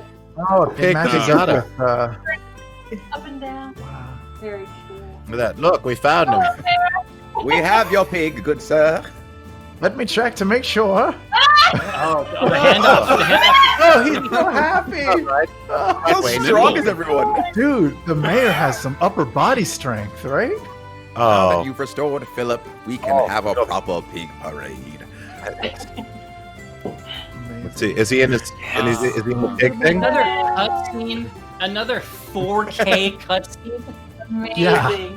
You guys, I feel really special. You guys HDR are right? out on this. 4K, 190 hertz. It's exquisite. Oh, there Yes, it is. Philip. Oh, Just Running the new rightful place. 3090. Oh, look Philip at is him. ready. Amazing. Wow. That's great. Oh, pumpkins. Yeah, That's some pig. exquisite. Oh. Oh man, these guys Oh, are there's bad. a pig mask. Oh God, who are those freaky dudes? Oh, yeah. It's like the A little Purge. too into Wow, it. look at that. Whoa. Oh, Okay. oh. They just came out of quite a rave. Oh, I love God. that. Oh, I love the pig keg. That's too really good. cool. It's and really the, and cool. the piñata, I guess, that you can hit. Piñata. The piñata. Amazing. Piñata, do, piñata, do. Our next adventure is Jerry Holkins, his own The Hot Potato Baby Encounter. Well, now let's be very clear. It's not actually called the Hot Potato Baby Encounter. It's actually called the Night of 1,000 Hours, and it's very serious.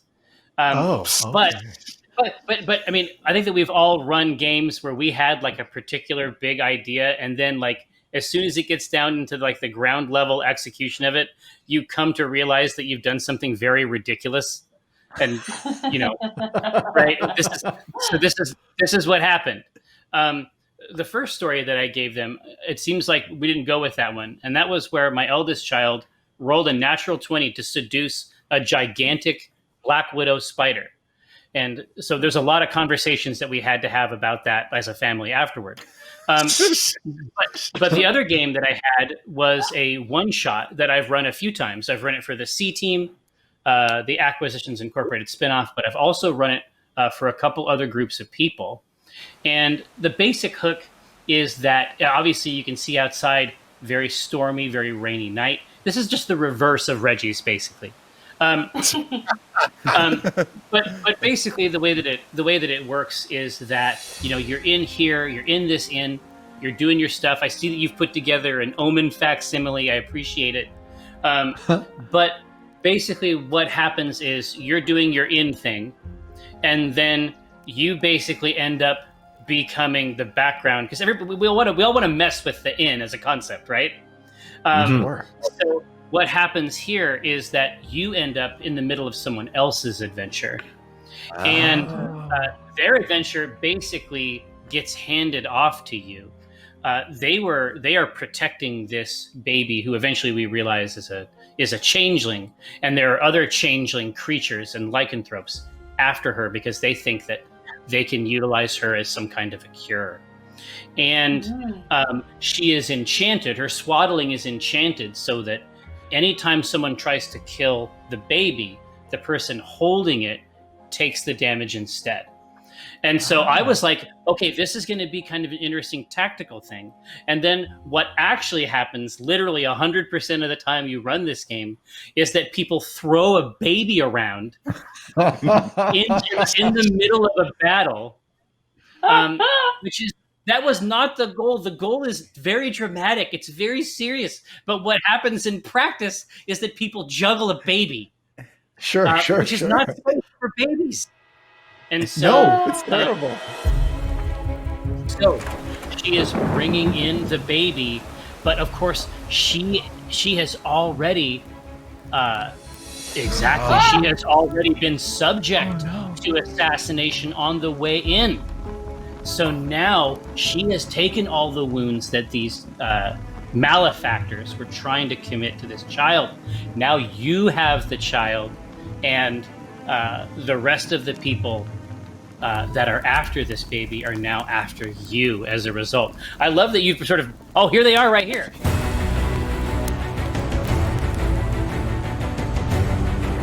Oh, dang. Jeez. It's on.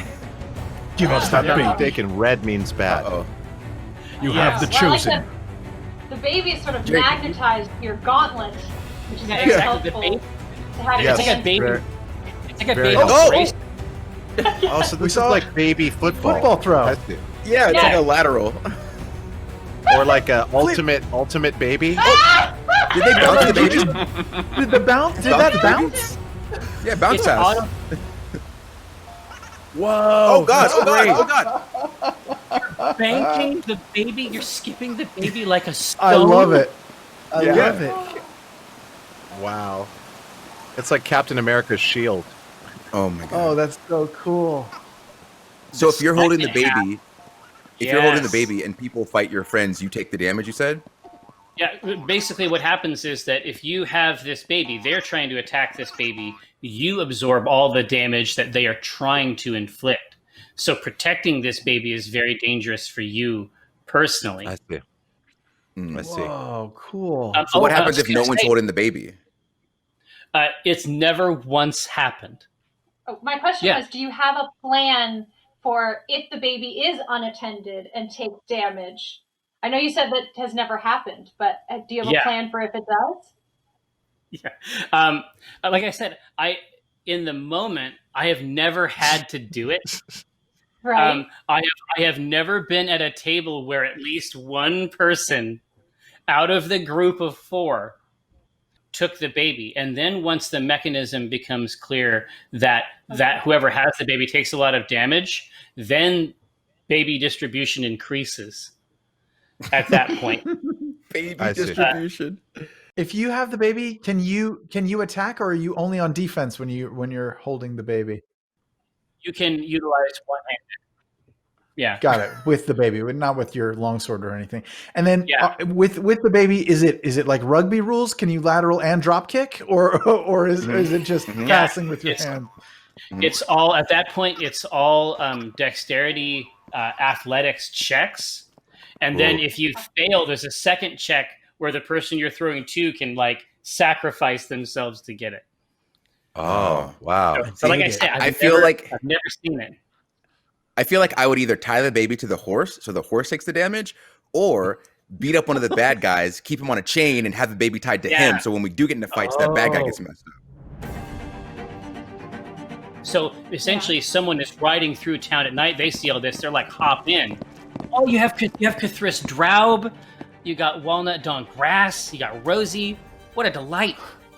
And then what you find out is that these woods are not safe either. There is basically head-height silver threads tied between trees. And what do those do? Well, they decapitate people. Oh, okay. They're decapped. This is where being a gnome really pays off. It don't hurt. It don't hurt. Oh my god. Here it comes. No, the decapitation. Ooh, there goes my head right out of my skin. Oh yeah. Oh god. Does the baby when you run this game, Jerry? Does the baby cry and blow stealth checks and stuff like that? Is it a loud baby? Every time. Part of the reason that this works is because it's sort of designed to be a movie. It's a one shot. And so all the dynamics and everything happens so fast. It's all gut reactions from the beginning to the end, basically. It isn't meant to be really part of a larger campaign, although for the C team, I did put them in.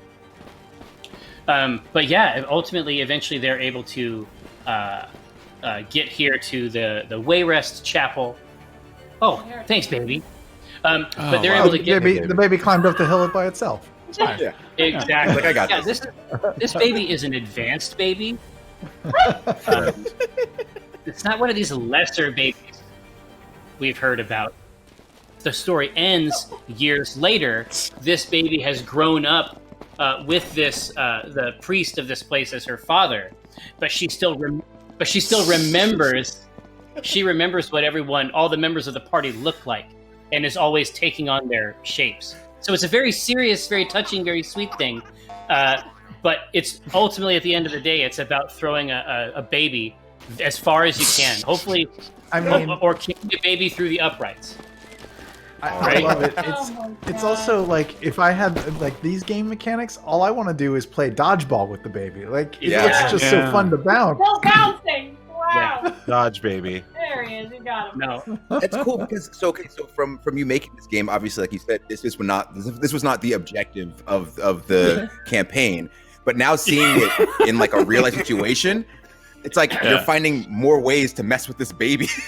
No. I mean, but like, that's what I realized as soon as I was telling the story to them. I'm like, no, actually, I think this should be a genre.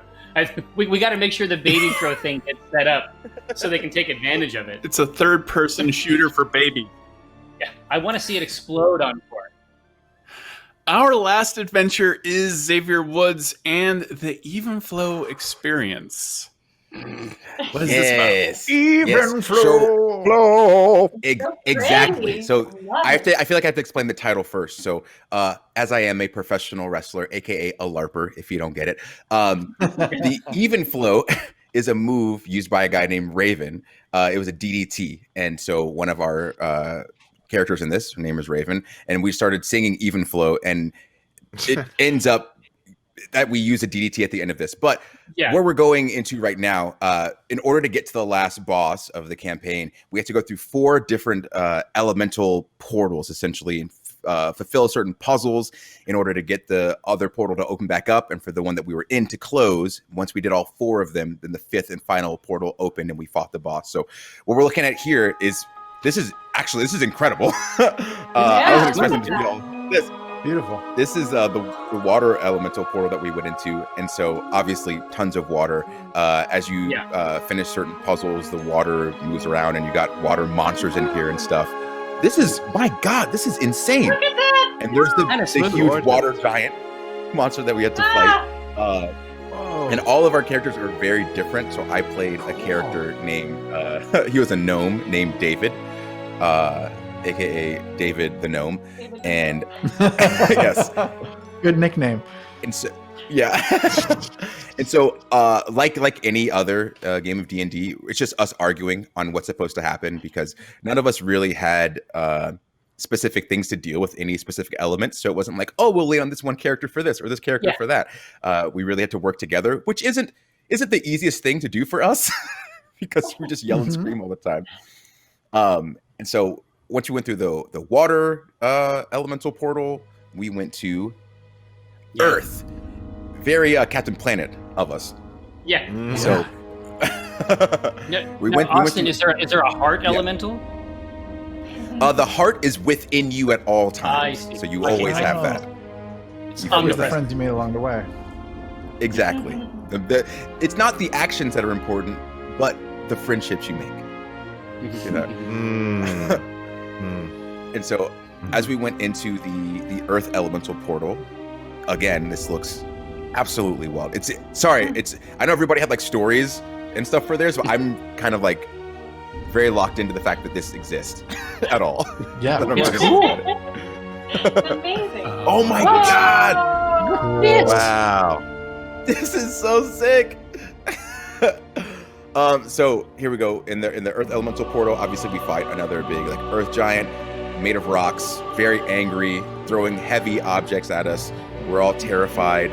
Again, fighting stuff, doing puzzles like a normal like dungeon crawler type of situation. But there's the Earth elemental portal, and then we got to fire. Wow! This is where we turned up the heat a little bit. Clearly, so good. Yeah. Oh, flexing. Yes. One of the things with this was that as we fulfilled certain parts of puzzles, like more lava would come up and block our path, so we have to go do other things. And what? This is the whole like fire temple? Yes. Yeah. This looks incredible. I can feel the heat looking at it. Oh, that's so good. Wow. So yeah, as you can see, all the lava and everything, all the fire, we're burning up. We're sweltering hot in here. The but again, puzzles glassed over. Yes, it's all that it's like that obsidian liquid magma that's cooled over. You know. Yeah, that's the word I'm looking for. Obsidian. So obviously, same situation, but gotta come together and figure out how to get through the through the air portal. We are finally up in the clouds. It is insane. You don't want to fall off because you will most likely die, and that's no fun. And you won't make it to the last portal. This is good. God, this looks amazing. Look at that. Yes, incredible. And they make a spider. Oh no! Yeah. I don't like that guy. I don't like that guy at all. We had to climb this like side of a castle and all these rocks and get up to the top, and we had to fight this enormous spider on the way, and then get up to this huge tornado. And I'm sorry, I'm like literally just amazed that this that this is the thing you guys were able to build. What, dude? This looks insane. Oh my God. Fly. I cannot believe this. This is so beautiful. Fighting the spider was nothing but a huge mess, and then dealing with this because like obviously we're dealing with the air and the wind and having to, not everything works as we would want it to because the huge gusts of wind are messing up our attacks and things like that. And as we're trying to climb and stuff. And so taking that into account in a game just really kind of messed us all up because we're like, oh, wait, nothing's hitting. They're like, yeah, because there's too much wind everywhere. You have to take that into account. Yeah. Cool. I'll swing left to hit right. So once we got through that and beat the spider, we came upon the big boss. Ooh. Who did? Now, the thing about this is one of our players, Raven. So she was a rogue, and she constantly, whenever we fought stuff, and it was her turn, she's like, "Oh, I'm gonna go in this back corner in the dark and just kind of like hang out and not fight because I don't want to get beat up and just leave us to fight stuff." Wow. And so, quote unquote, unfortunately, she ended up getting killed in this last fight. And so we had to run over and make sure she didn't actually die. But what ended up happening is we finally, after going through all of these portals together, we finally like dipped into our teamwork aspect of us being a crew. And so, wow. That looks so good. Whoa. I want a piece of that. Look at the torture cages. Yes, wow. They got the chains on the wall and stuff. So those chains on the wall messed us up because they would attach to us and then we wouldn't be able to move. And so then stuff would just beat us up while we were strapped in. And so it's like, oh, you got some enemies, cool, whatever. And then we go to attack, and then he's like, oh, well, the chain has a turn. And we're like, what do you mean the chain has a turn? It's like, oh, the chain wraps around you and holds you so you can't move and attack next turn. It's like, wait. We're all almost dead. And so we all almost lost it. But this was like one of the coolest things that I've ever been a part of in D&D, just because like all of the random aspects, the chains, the bad guys, and coming all together at the end and actually, we quit squabbling for 5 minutes to get it done. With the last boss, we have a character who was able to put the boss to sleep. And so rather than just going and attacking him, we said, it's teamwork time. Let's mess this guy up. So I figured maybe if I went and grabbed his head without really touching him and waited for an opportunity attack, as soon as he moved, I could do a wrestling maneuver called a DDT, where you drop your body down and drop their head into the ground, but not before one of our other players says, well, I've got a bow and arrow or crossbow or something.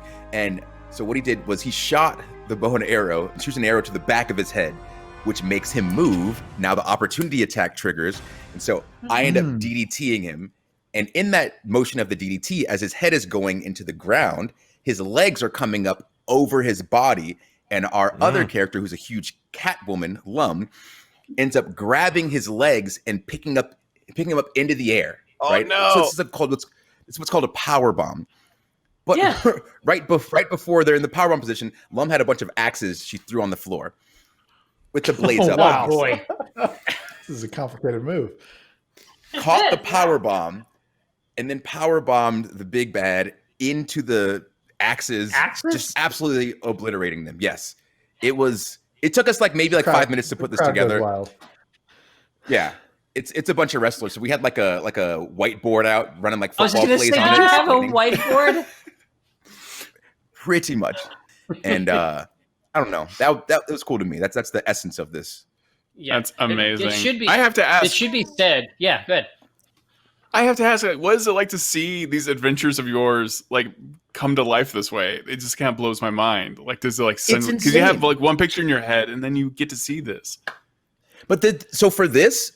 No joke, this is exactly how it was in my brain. This is exactly what I saw, more or less. And so the fact that we are sitting at a table using our imaginations to make this world, and our DM is explaining how all of the pillars look and the chains and this, I see it in my head, and it's oh, that would be really cool to see in real life. Y'all actually made it, and people can make this for free. It doesn't make any sense to me. Yeah. Oh wow! I think it's neat to see them, but the main thing I think is cool is that people can access it and then use it and drop it in. Mm-hmm. These are neat situations and sets for people to tell their own stories, which I think is cool. Yeah. And then especially so if anybody that follows anyone who's got a D&D game, so let's say the AC Inc. and they love it and they see it at PAX, then they go, oh, you know what? I'm just gonna build that.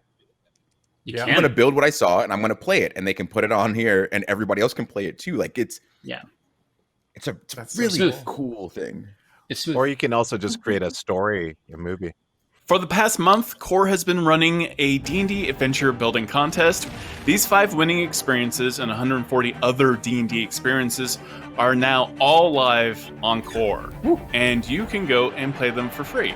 The D&D Core contest has 4 different categories based on D&D adventuring locations. So we have dungeons, caves, and caverns, we have the wilderness, we have strongholds and towers, and we have the elemental planes. Now our panel of legends is going to introduce who are the winners. It is my great pleasure to announce the winner of the Dungeons, Caves, and Caverns category is Treasure of Baland Ur by Cardinal Zebra. Woohoo!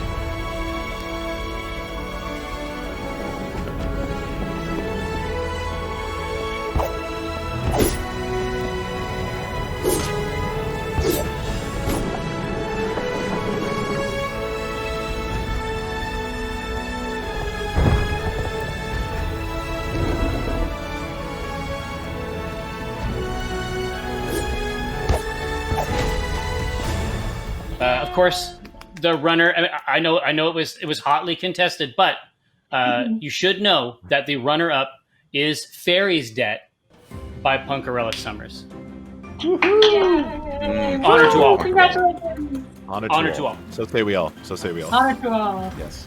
And the winner of the wilderness category, New Lumeria, Stillwater, by Bryce Loves Gaming.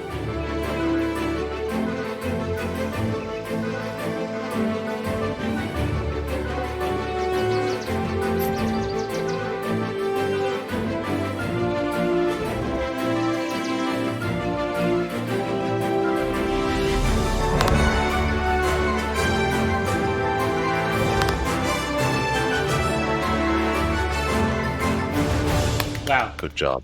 Wow. And let us not forget, the runner-up is The Forsaken Temple by Elysian. Congrats to you, Elysian. Yes.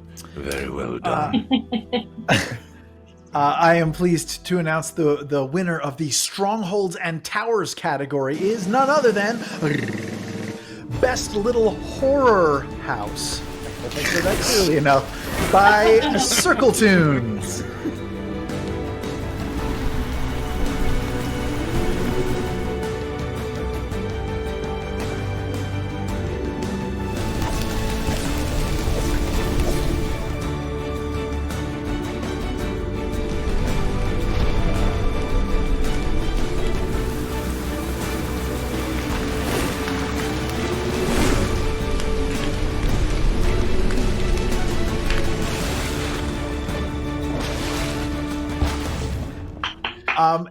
And the runner-up in the Strongholds and Towers category is Grand Tournament Melee by The Guys Game Studio. You'll be receiving your prizes too.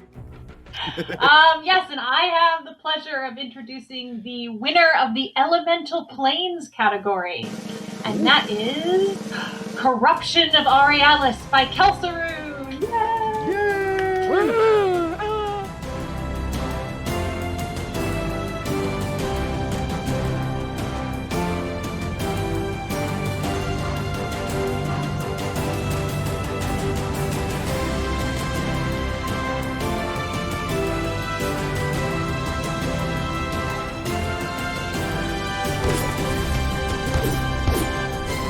And the runner-up is Pirate King's Domain by Altercation. Yay!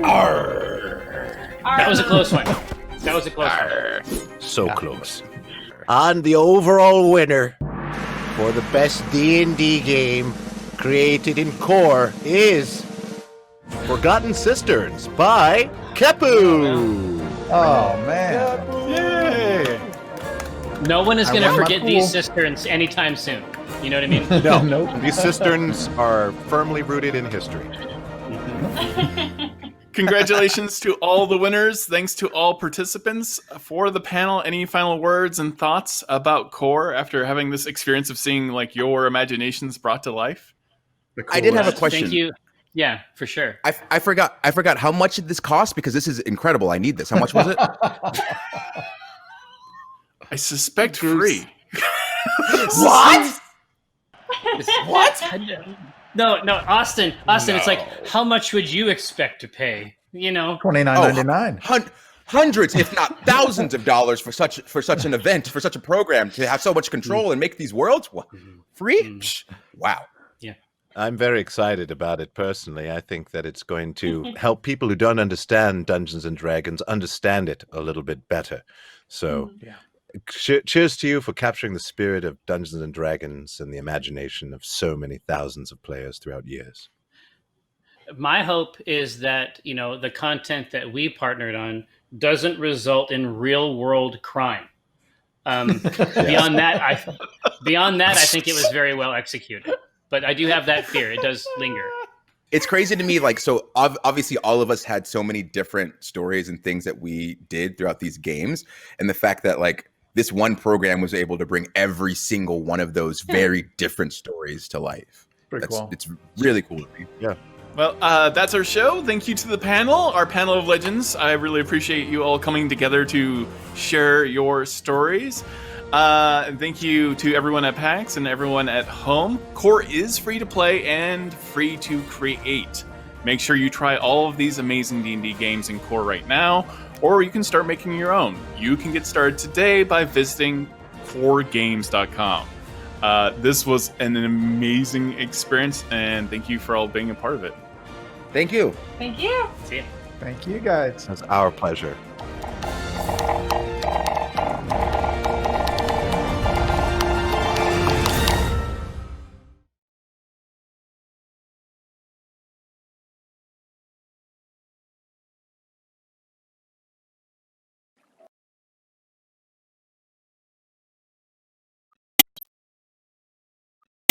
Tyler, 40 base, 32 multiplier. I mean, Cyball has like double the base and almost the same equal multiplier. So if he could land it right now and probably take it home. Yeah, exactly. And again, we're not playing the like competitive mode for the online, so there's only a 20 or 30 seconds overtime for each one of these maps. So even if he has to land that, look at that, 6.8 million. Call it, aka Telmo, pretty much double the score line. Is going to take first place in that one. And so the last one we have is Graffiti, which is actually my personal favorite. So if you've never ever played a Graffiti mode in Tony Hawk before, you're going to see something a little colorful on the map. So each player is assigned a color that they will be able to quote unquote tag each part of the map. So any rail you grind, any vert you ramp off of, any manual sometimes in certain areas, those points will be attributed to a certain piece on the map. So the goal of the game, the objective, is to try to hit as many different and unique objects in one combo, because when you land that combo, each one of those pieces is tied to the overall score of the total combo. So it's a little bit confusing, but I'm sure you'll get the hang of it once you start seeing these guys trick out. I just want to make sure everyone realizes, in order to win, if you want to take someone's graffiti spot, you have to beat their score. And it just keeps going. And I'm curious to see, as far as their lines and their routes, if they're all hitting the same area, because then it's going to turn into the battle of the score. And you might not see huge numbers come up first, but as we see that Skate Ace taking 8 pieces, there's a lot of pieces in downtown, because it's one of the biggest maps. So you could easily see like a 25-20 score line on Graffiti. Excuse me. As much as you want to stick to one particular line, that's why I think that this mode has the most skill expression in the Tony Hawk franchise, because you have to go off your line and make it more creative than when you do for like Combo Mombo or Trick Attack, for instance. Agreed.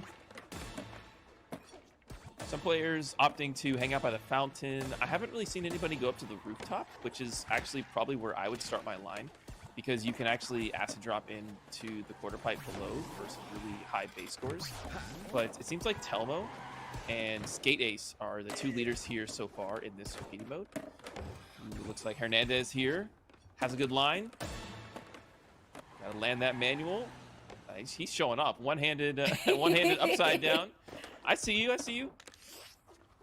It is surprising to think so far we haven't seen too much roof play. And especially for a mode like this, it'd be a good time to capitalize on it since no one is going up there. Yeah, there's probably like 15 pieces up there you could actually claim. It's kind of like unmarked territory, right? So you have to explore the entire map. And as you see later in the graffiti, the pedestrian. Hurts. Get out of here, man. Yeah, so Skate Ace in the lead, 17 total pieces, but it looks like Tyler and Telmo still have a combo going, so they could potentially steal here at the end. Never are out of it until the final seconds drop. And as we see the final players drop out of their combos, only Skate Ace and Tyler remain. So Skate Ace is in the lead, but I wonder if Tyler lands this, if he's going to steal any of Skate Ace's pieces. Back. Yeah. Okay, 13 seconds left.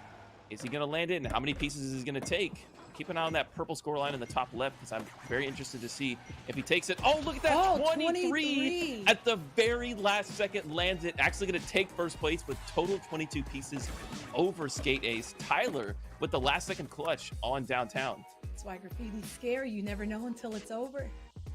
It's like, I'm in the lead. 2 seconds left in overtime, you lost it. And that's what happens in graffiti, especially with these players on deck here. So our first map went by pretty quickly there, but some names that stood out for me. Tyler taking score challenge and combo challenge back to back. We also had Telmo with a huge victory in the first one for Trick Attack, 12.4 million on the scoreline there. We got the people in the back tallying up the scores there. But any thoughts there for you, Cup, before we send it to a break? I thought Hernandez was great. Skate Ace was holding on until, like we said, at the end. It was really good. I'm curious to see where the scores are, but I feel like Tyler I think Tyler's going to be on the top for this one. I feel like he was dominating the earlier rounds. I'm going to refrain from doing math on broadcast, so we're going to throw it to a quick break while we tally the no scores. Quick maths? Quick maths. No quick maths on broadcast. That is dangerous, my friend. But don't go anywhere. We'll be right back with OMEN presents Tony Hawk Pro Skater 1 and 2 tournament. Don't go anywhere.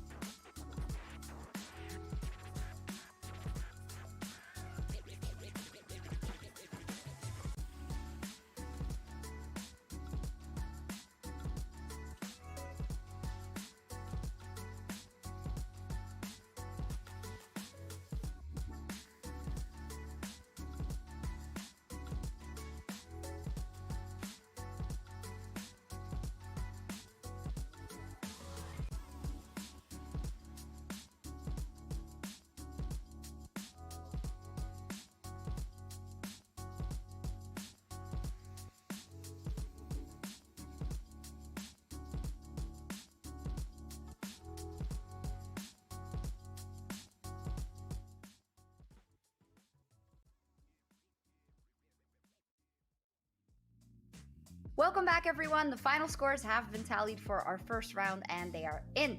Now, as you know, 8 players entered this round, but unfortunately, only 7 can move on to the second map. Now, the player with the lowest score over the 5 maps, of the 5 modes rather, of the first map, unfortunately, is gym leader Nathan. We'll be saying goodbye to him in the tournament, but he is not going home empty-handed.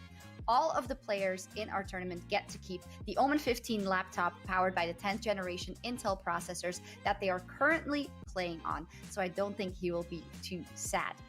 Now, I do want to hear from one of the players in the tournament themselves, and we've got Andy Metz, aka Skate Ace, here with us to tell us a little bit more about himself.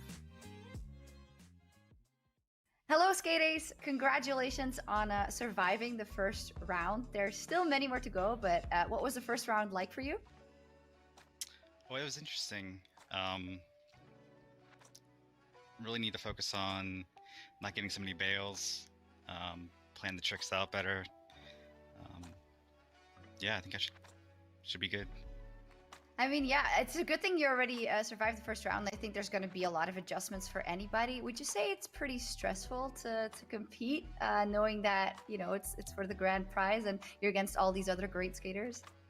Yeah, it's definitely stressful. I've never been in a tournament like this before, so it kind of adds on top of the stress of learning the new game, figuring out the controls and everything. So yeah, it's definitely... Yeah, for sure. I mean, the game hasn't been out for long, so everyone is also learning alongside you. What was the first Tony Hawk game that you played? Well, I played 1 and 2, but the first one that I've owned was Tony Hawk Pro Skater 3, and that was also the first game that I played online. So I've been sticking around ever since then. How did playing online make it different? Because for me, whenever I started gaming, that was a really cool thing that started happening, the fact that you were against these real people and you really didn't know who you were playing against. Yeah, it definitely upped the competition significantly. When you're playing offline, especially back then when we didn't have YouTube around or streaming services, we didn't know how good we actually compared to other people. But then as soon as online came, you really got a first-hand view of how good people can get. Yeah, absolutely. What would you say made you fall in love with the games in the first place? Are you a skater yourself? Yeah, I started skating pretty young. Not so much recently, but definitely what drew me into the game. And then just the game itself, I enjoyed it so much, so I've just stuck around this whole time. Have you enjoyed the remaster specifically? I know that for a lot of people who've played the old games, it's definitely tugging at the heartstrings. Yeah, it's really good. It's definitely one of the it's gonna be one of my top favorites for sure, below some of the couple of the older games, but yeah, it's a great game. Yeah, I follow you. I think they did a really, really good job, and I think it shows with how many people you know, are playing the new game, but also have been playing the old games. For you specifically, how would you say gaming and playing this game specifically has impacted your life? Well, it's done quite a lot. I run a Tony Hawk Pro Skater website and a Discord with some friends, and we have a pretty big online community. So it's like my second job, pretty much. Great to hear. That sounds amazing. I'm going to wish you the best of luck in the rest of the tournament. Maybe quickly after the first round. I know you said you were nervous and you were figuring it out, but how do you think you're going to do in the rest of the tournament? Consistency is key. So as long as I keep being consistent and you know, keep my bails in check, I think I can pull out pretty good. Okay, it looks like you've learned some valuable lessons. Thank you so much, Andy, aka Skate Ace, and good luck in the rest of the tournament. Thank you so much. Alrighty, so we're going to move on to map 2 very soon, but before that, we're going to give everyone in the chat a chance at some prizes. Now, if you missed it earlier, OMEN just announced 3 awesome new wireless products, and now you've got a chance to win some OMEN gear of your own. The first way is really simple, and I know that you are chatting anyway the whole time. I can see it. So now we're going to ask you a question, which is, how would you say gaming changed your life for the better? Type it in chat. You've got until the end of the next break to get your answer in, and then our team will pick the best response, and whoever wins will get an OMEN mouse and a game key for Tony Hawk's Pro Skater 1 and 2. Now, there are more ways to win. The second way to win is following the link in the chat and entering into the Gleam giveaway for a chance to win an OMEN laptop, accessories, or even a custom OMEN skate deck. Those are all very cool prizes, so I hope you're typing your answers or clicking the link. And for even more chances to win more cool stuff, you can check out the OMEN Command Center. With that, we are going to take a quick break. We'll be back in 2 minutes with Fickle and Cup and Noodle for map 2 of the tournament.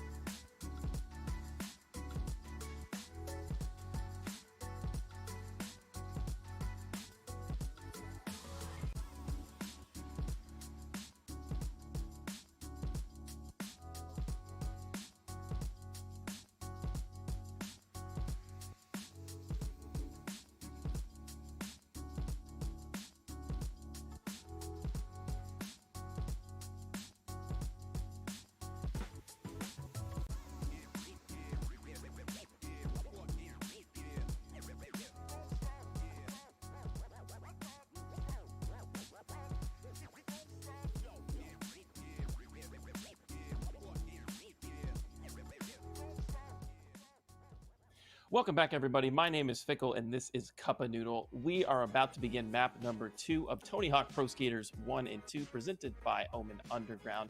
They have the luxury of sending us these very nice headsets we're using right here, and I've seen some really inspirational messages in chat since that last giveaway, so you guys are really, really inspired by gaming. And you know who else is inspired by gaming? Our 7 competitors that are remaining. Unfortunately, we had to say goodbye to Nathan, but he's not going home empty-handed. He's taken away the OMEN 15 laptop regardless, so I think he's well off there on that side. But getting into map number 2, Cuppa Noodle, who are you looking at in our competitor list to keep an eye on? Keeping an eye on Tyler. He started off strong. I want to say he's leading in points right now. I'm curious to see what else he has to offer, especially going into the school and what lines he takes. I'm keeping an eye on him. Who do you have so far? I was really impressed with Telmo. He put up a high score on Trick Attack. So starting off here, actually this is School 2. So there's 2 schools in Tony Hawk 1 and 2. There's School 2 and School 1. Pretty easy to tell which one is which. This is School 2. And so here we're back on Telmo. He's kind of hanging out in this courtyard area. Lots of grinds, lots of rails. And if you notice here, he's alternating between manuals and grinds to keep his balance even. So it's never really a good idea to manual more than 3 times in a row in a combo or grind the same rail twice, because each one of those effects has really significant penalties to your movement. And starting off here on Graffiti, it looks like we actually have Prodigy opening up the secret area in the gymnasium. He's the first one going in. I'm curious to see what he builds inside here. Everyone else seems to be staying outside. And really, you don't even need to put up a very high score in there because it's kind of difficult to get in that room in your combo anyway. So as long as you hit all of those objects, you're pretty safe, because I don't really anticipate most people going in there. And it seems like Telmo over here, look at this creativity up on top of the roof gap. Oh, he's found his way into the area of the gymnasium, but he actually bailed there. Thankfully, he landed it. But look at his points already. 25 total objects already. 37 seconds left on Graffiti. It's so scary to tell because, you know, last round, it looked like we had a definite winner, and then all it takes is the last few seconds to actually come back and take the lead.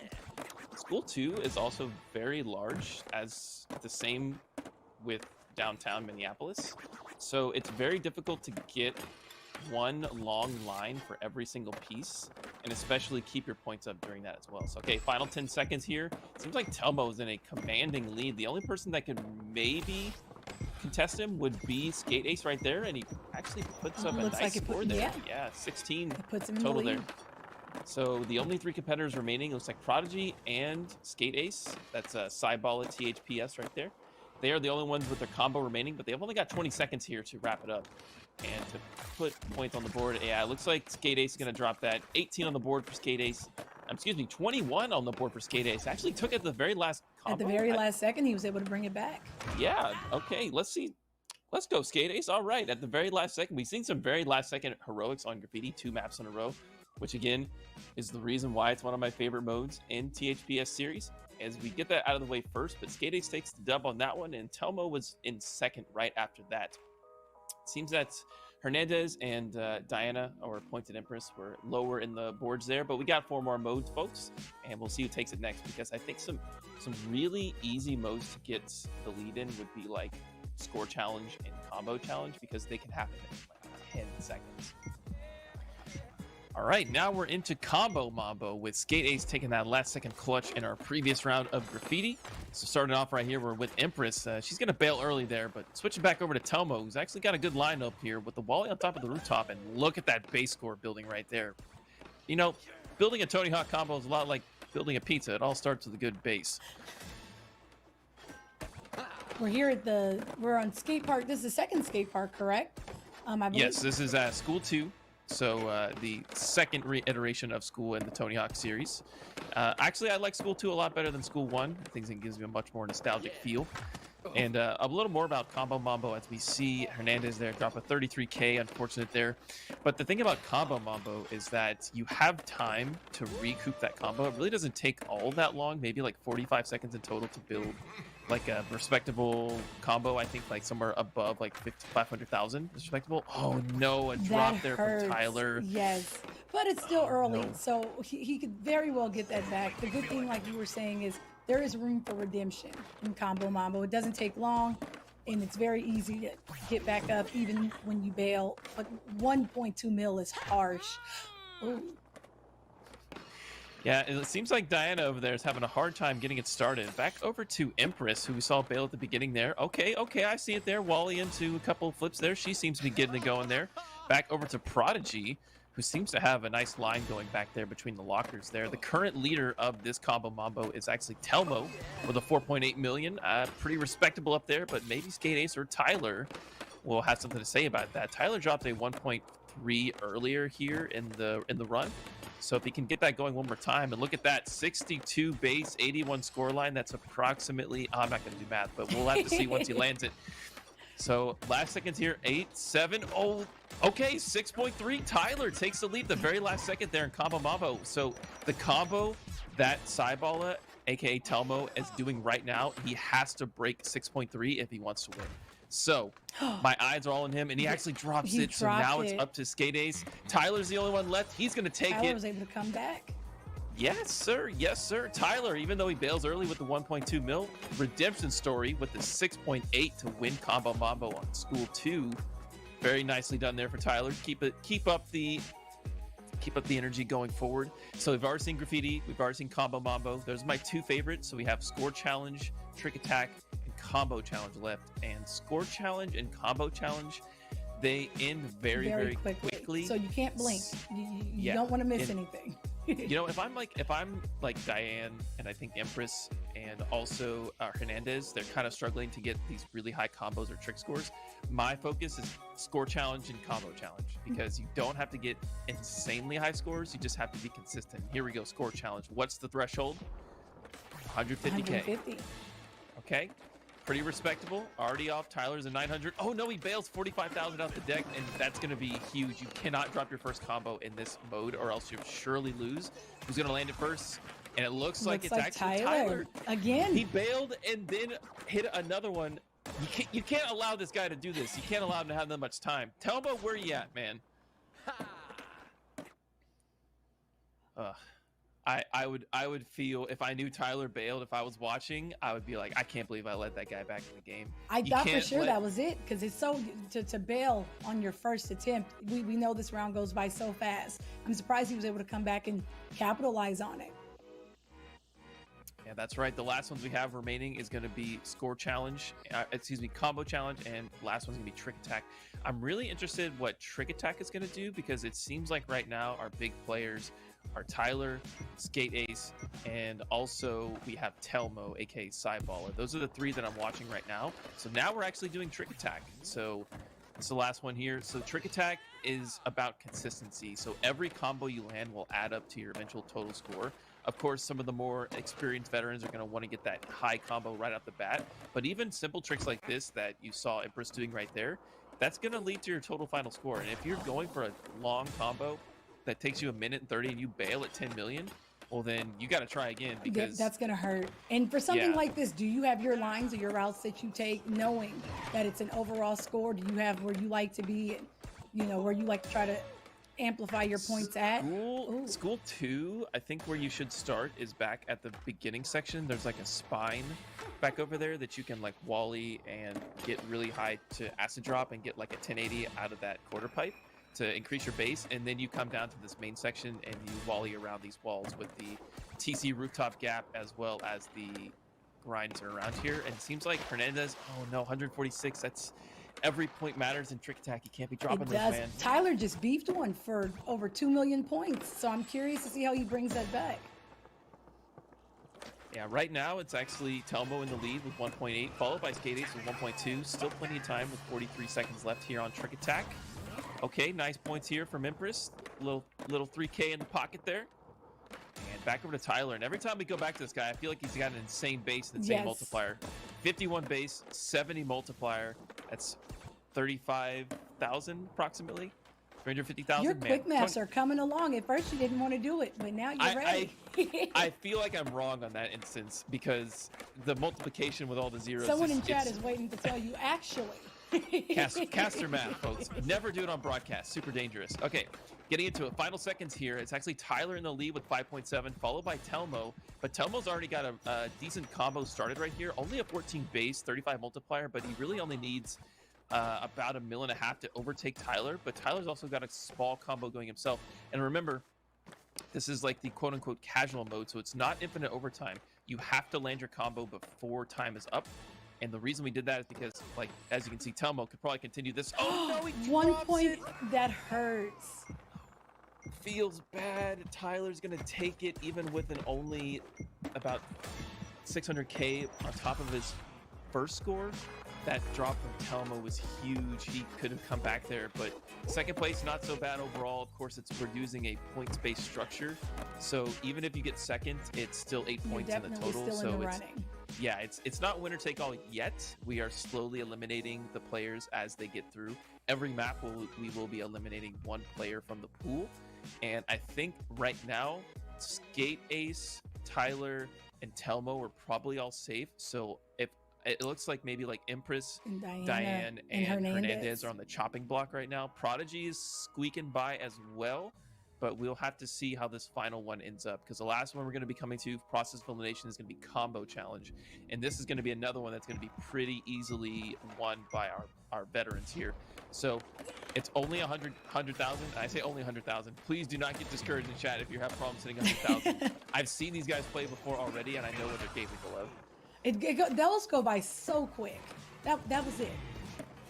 It seems like Tyler has a really consistent line to get points early. He's just taking that really long gap off of the rail on the right side of the opening, doing like a quick 900 to build base. That's like easy 10k points, and then you only need like 10 tricks on top of that for like a 10 or 11 multiplier.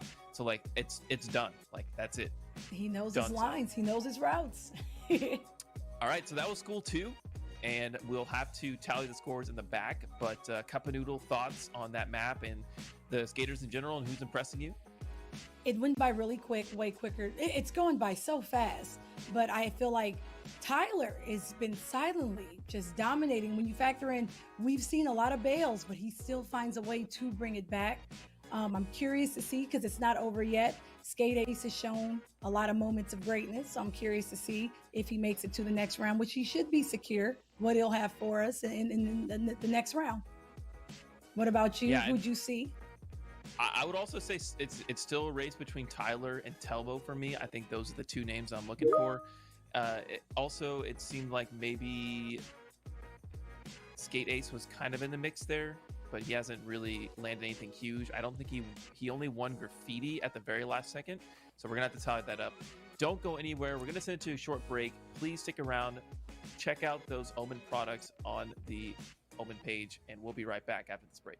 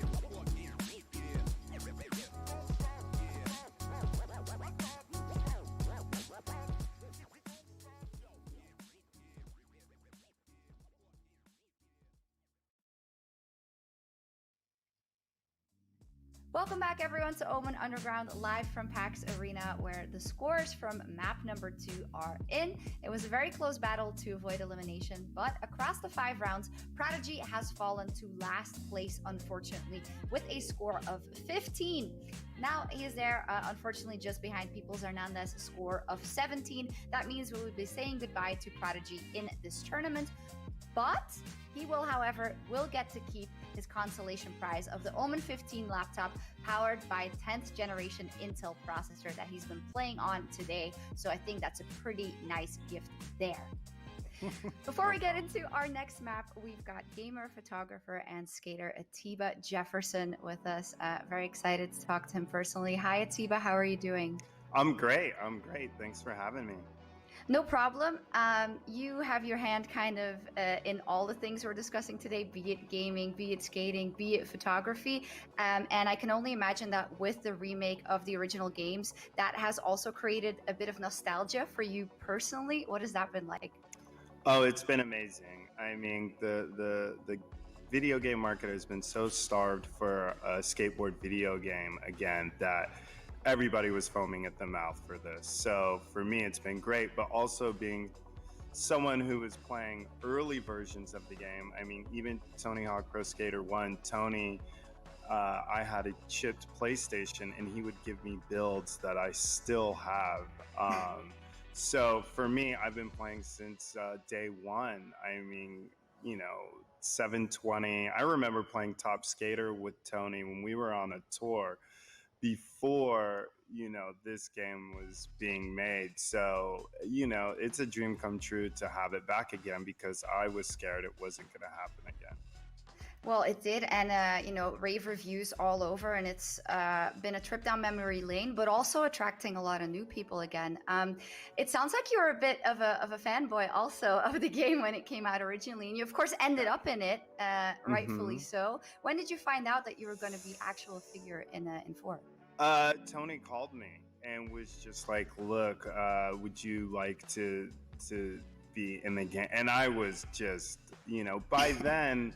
It was Tony Hawk Pro Skater 4 that I was in, but, all my friends who were pro skaters that I was photographing were already in this game. It was kind of a normal thing. So to me, it was so great to be put on a level of all these skaters that I looked up to and still look up to.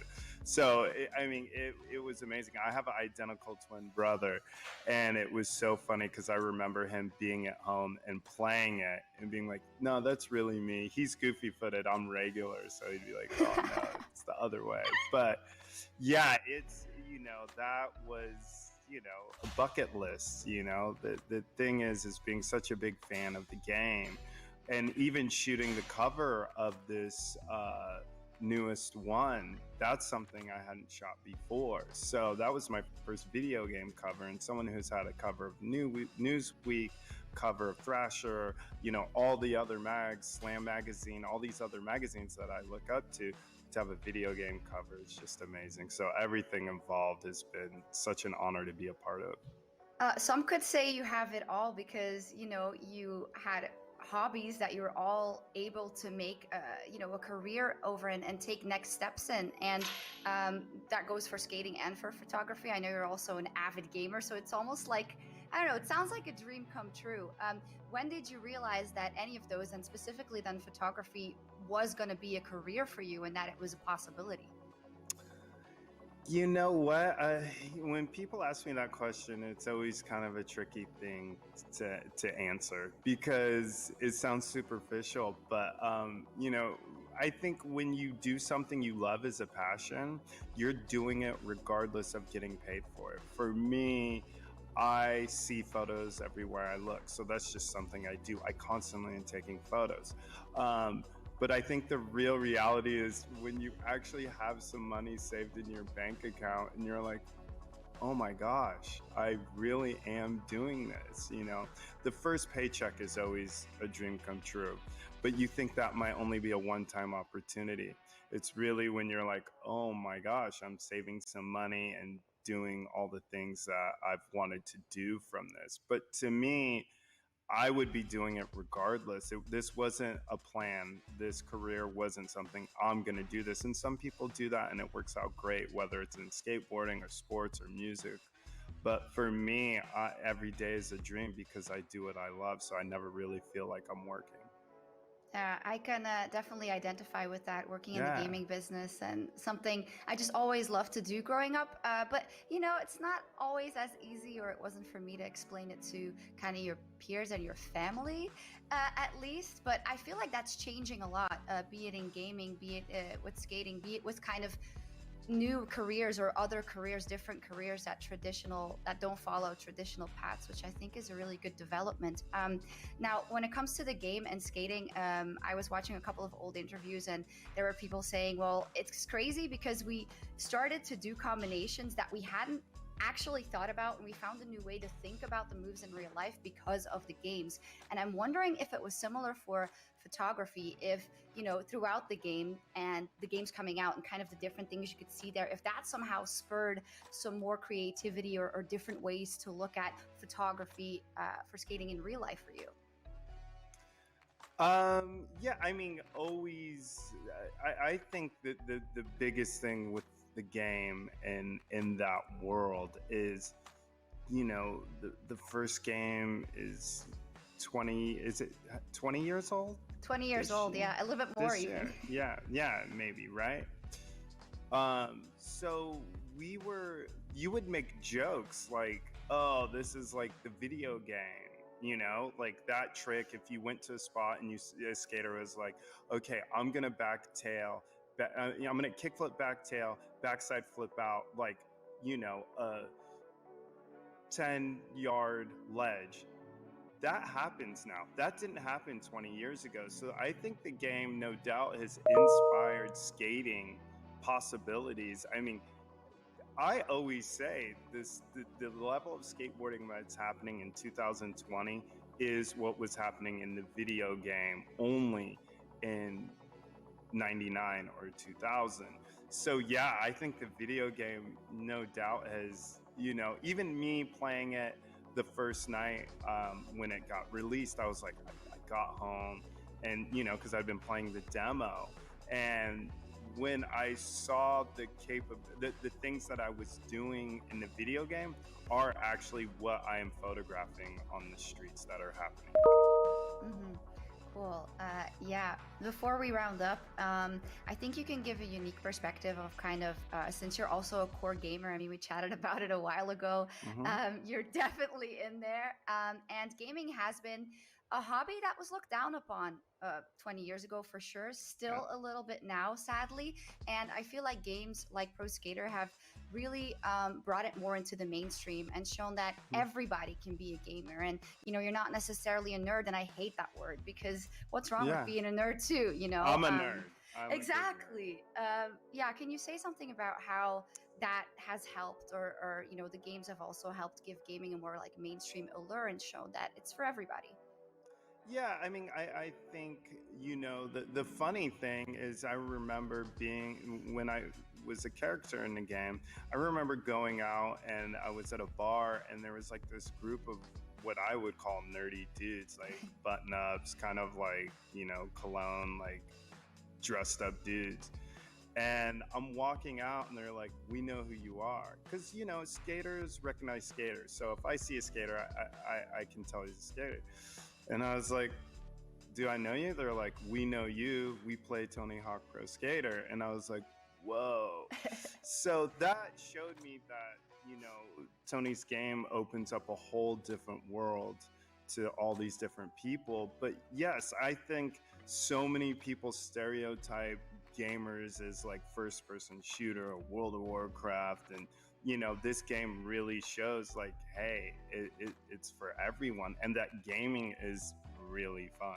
You know, I always kind of laugh when people make fun of it for nerds only, but like this game is something you can pick up and play right away. You know, there are those games that you have to put in time, and we all know those as gamers. There's a long list of those, but you know, the great thing about this game is you can play it, pick it up and play it right away. And I think that opens the door for so many people.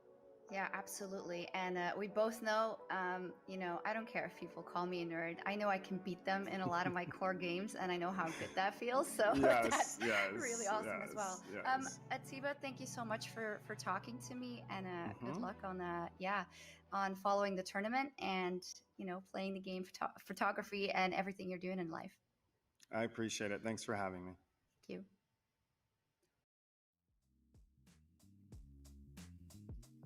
And now it's time for more giveaways. I know that's what you want to hear at home, and you've seen the OMEN gear that the players are playing on, and now is your chance to win some of your own. Now, the first way to win is pretty easy. Just tell us in chat, what was the first Tony Hawk game you ever played, and which was your personal favorite? You've got some time for this until the end of the next break to get your answer in, and then our team will pick the best response to win an OMEN mouse, as well as a game key for Tony Hawk's Pro Skater 1 and 2. Now, the second way to win is by following the link in the chat and entering into the Gleam giveaway for a chance to win an OMEN laptop, accessories, or even a custom OMEN skate deck. So get on that and don't go anywhere, because we will be back in 2 minutes with Fickle and Cup and Noodle for map 3 of the tournament.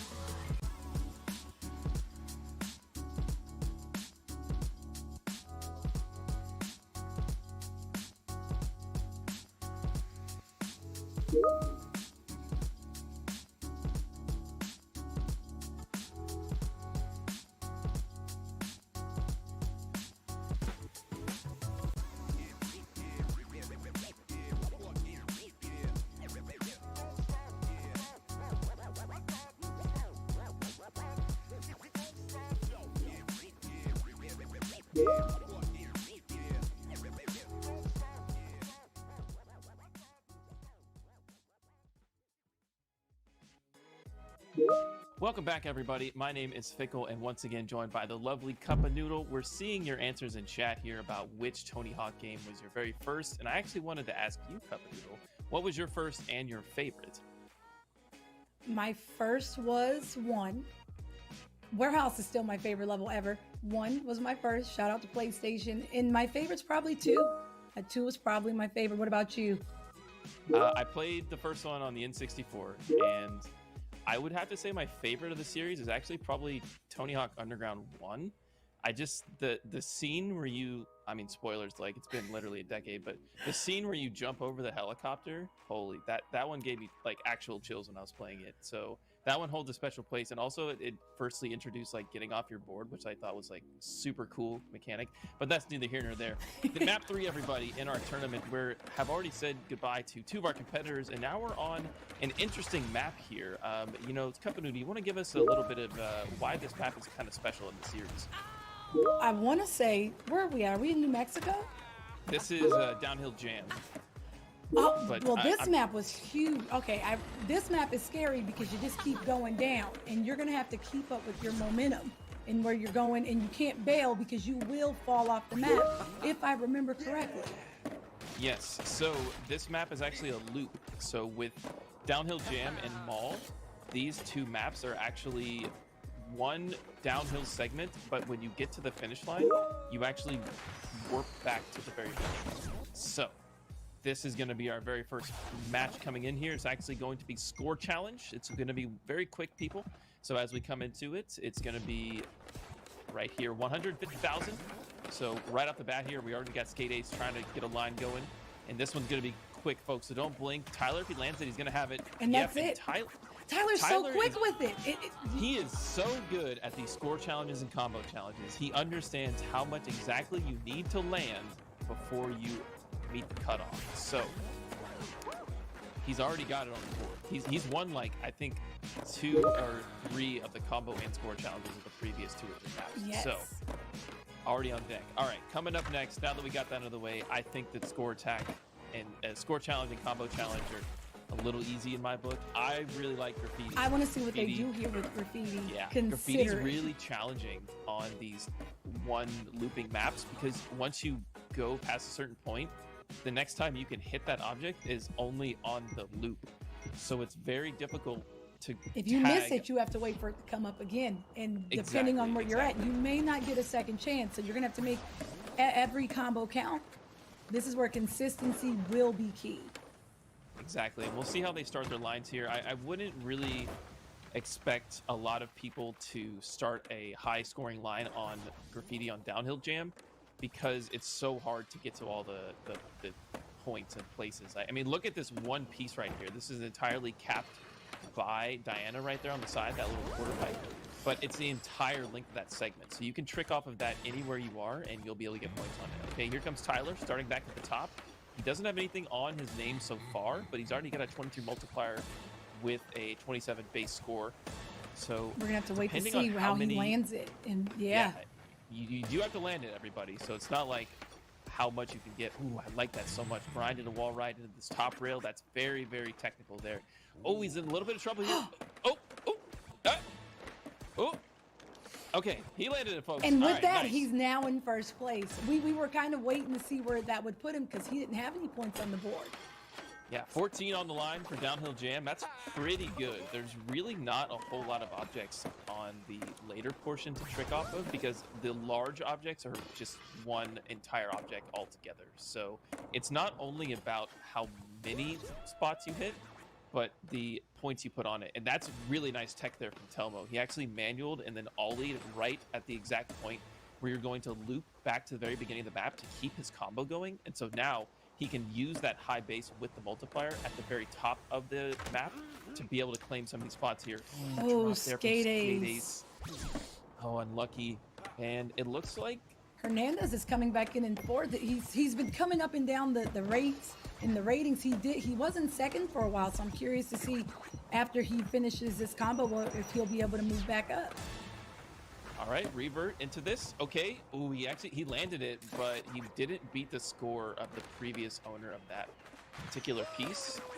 And we're looking in here in our 30-second overtime. Skate Ace got 17 seconds to maybe cap a couple of these points up here. He's already in fifth. He knows he secured fifth, and he secured fifth for sure. Now, can Telmo, I think, is the only person who's actually still in this map particular. He's only got 1 second to land. Okay, he does land. And where does that put And at the us? very last second, he actually takes first place over Tyler with 18. One more object than Tyler at the very. It couldn't even come closer than that, chat. That was a My buzzer God. beater. Oh, I'm telling you, graffiti is the best mode, guys, because that's 2 maps in a row where we had a winner be determined in the very last At the very 2 seconds last, of the at map. the very end. Now, when it comes to graffiti, for you, do you ever feel like I'm not going to be able to top this score? What happens when you put in one of your biggest scores and the color doesn't change? Do you just try to work around it? You find a new spot, a new line to go through, a new route? So it's kind of like there's 2 options, right? You can either go and beat that score line, or you can kind of hang out in those like hidden areas of the map that a lot of people don't go to normally on routes. So for instance, on this map, I think there are some really good objects to be taken on graffiti that are like towards the secret area entrance, or not the secret area, the secret tape entrance that wraps around the top side. So you have to kind of play intelligently in graffiti, because there are some places it's like even if you put a score of 50 on a piece, but nobody else goes to that piece, it's still your You piece. still win. Right? Map awareness is definitely key. Exactly. All right, we're on Combo Mambo now. and it looks like Telmo already off to a good start here. 30k base, 17 modifier there. I'm always looking at the base score and the multiplier, because you can always stack multiplier pretty easily, but it's harder to get a good base score. And look, no, 1.4 dropped. That would have been the leader of this one. Tyler's leading with 1.3 mil on the board already, but he's looking to already surpass that on this next run. When it comes to combo mambo, are you a patient skater, or do you want all your points scored? Are you going to go for it and push the envelope, or do you just collect your combos as you get them slowly but surely? I think the most optimal play is to start off at the very beginning and go for the entire segment. I'm not good enough yet to go the entire segment, so I always just cut it right when my grind balance or manual balance is about to cap out. So I'm definitely more of like a cash in type of player, right? I want to get a score on the board just in case I like biff. You like assurances. You want to reassure. Exactly, yes. Yeah. Okay. What kind of skater are you? Are you big air? Are you the manual king? Are you here for just the multipliers and the reverts? Are you grinding? Where do you build most of your points? Vert king, I really like getting a high base to start with, because that's what starts a good combo. I've already talked about this. Good combos like good pizza starts with the base. All right. Tyler already in the lead here, 4.9, and he might overpass that with this current combo he has going here. Depends on how he gets off this rail. And he's only being contested by Telmo, and he dropped his combo at the very last second in overtime. And okay, Tyler, he's basically just walking across the finish line right now. Nobody can pass him in combo mambo. He lands it anyway. He beat his previous score that's on the board, but he was going to win that regardless.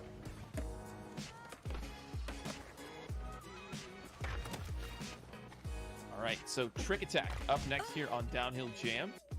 And I think that is our very last mode on the board. Another mode that goes by pretty fast. This is another one where you can't blink. So Trick Attack is the one that actually scales everything. Oh, this is the total score. Yeah, okay. So Trick, it's the naming doesn't really make sense to me personally, but Score Challenge is actually Trick Attack, but with a cap. And then Trick Attack is Score Challenge without the cap, right? So they're going to go with the full 2 minutes here. And this is the one where you want to land pretty much everything you can get. Every single bit of points goes into your total score. This mode is more what Tony Hawk fans will consider like traditional, as when you get the 2 minutes on the map, all of your score goes towards the end of it. So any combo you land, any points you get will add up to your final score. Hernandez is trying to come back up. He's been in the top 3, but it seems like at the very end, it's just he can't seem to clinch it. So I'm curious to see if this is his time to shine. You know, he actually landed at 33,000 right there. That would have broken the 6 score in the actual Downhill Jam. So I like that start. I bet he could have done more, but he just wanted to cash out there, get his points on the board, because he is trailing a little bit in points, if I recall correctly, on this particular map. So he's maybe trying to sneak in with like a 3rd or a 4th in this one just by being consistent. So we'll have to see how that plays out at the very end of this. But keep an eye on him as we go through this, because he is close to the chopping block, but he could definitely redeem himself with a good score here.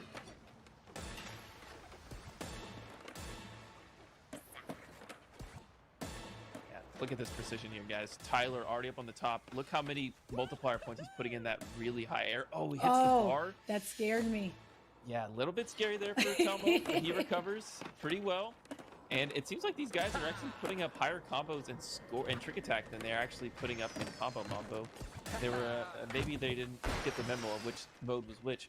Maybe they feel a little safer here knowing that it's just an overall. So even if they bail, they can still come back. True. All right, look at this huge air coming out that gate right there for Telmo. He knew he already dropped the combo at the very end of the map, so he was trying to like wally off of that particular piece down to get a couple spins in. So 10 seconds left here. Trick Attack, very last mode on this particular map, and Tyler with the dark slide. Shout out to the dark slide. That's my favorite grind in the game. It used to be notoriously OP, but they have since then nerfed it and in later iterations of the game. It used to be so broken in the that was your guaranteed win. That's all you had to do to win. All right, Cyballa. He has his combo up here. I bet if he lands, let's see. Yep, he's gonna take it. Yep, 7.8 right at the last second. Dude, Telmo and Tyler are like They're clutching clutch, these rounds. right? at the They've been the very- most clutch, hands down. At the very last second of every one of these maps, they are overpassing each other. I feel like we're going to see like a Tyler Telmo finals, but we'll have to see because they could have a bad map here or there. Between the two of them, it has been a buzzer beater this entire competition. And we're going to tally the scores in the back end. So we're going to throw it to a quick break while we get everybody on the back end tallying up those scores, see who gets dropped out of that competition. But again, thoughts on Downhill Jam. It's a bit of an interesting take for maps if you prefer more like square centralized maps like Hangar or Warehouse. So thoughts on that particular map? I feel like getting things going can be a little tough. Routes are going to matter, your lines where you're coming off from. I feel like Tyler did a really good job of finding more of the secret spots, and he utilized those to his advantage. But as a whole, I feel like everyone did really well. Hernandez had a couple moments where I thought he may come in top 3, but for whatever reason, it's just Telmo and Tyler, and they're just clutching it in the very end. Yeah, and we're going to tally it up in the back end, folks. Don't go anywhere. We'll be right back with more Tony Hawk's Pro Skater action.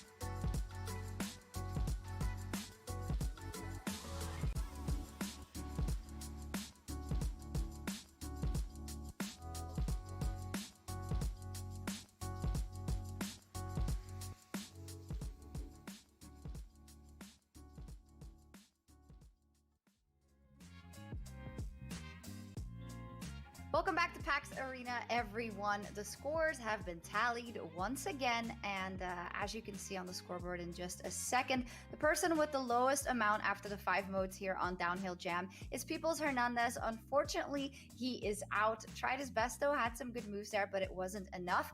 And luckily for us, we do have Carlos right here to talk about, well, unfortunately, why he was knocked out.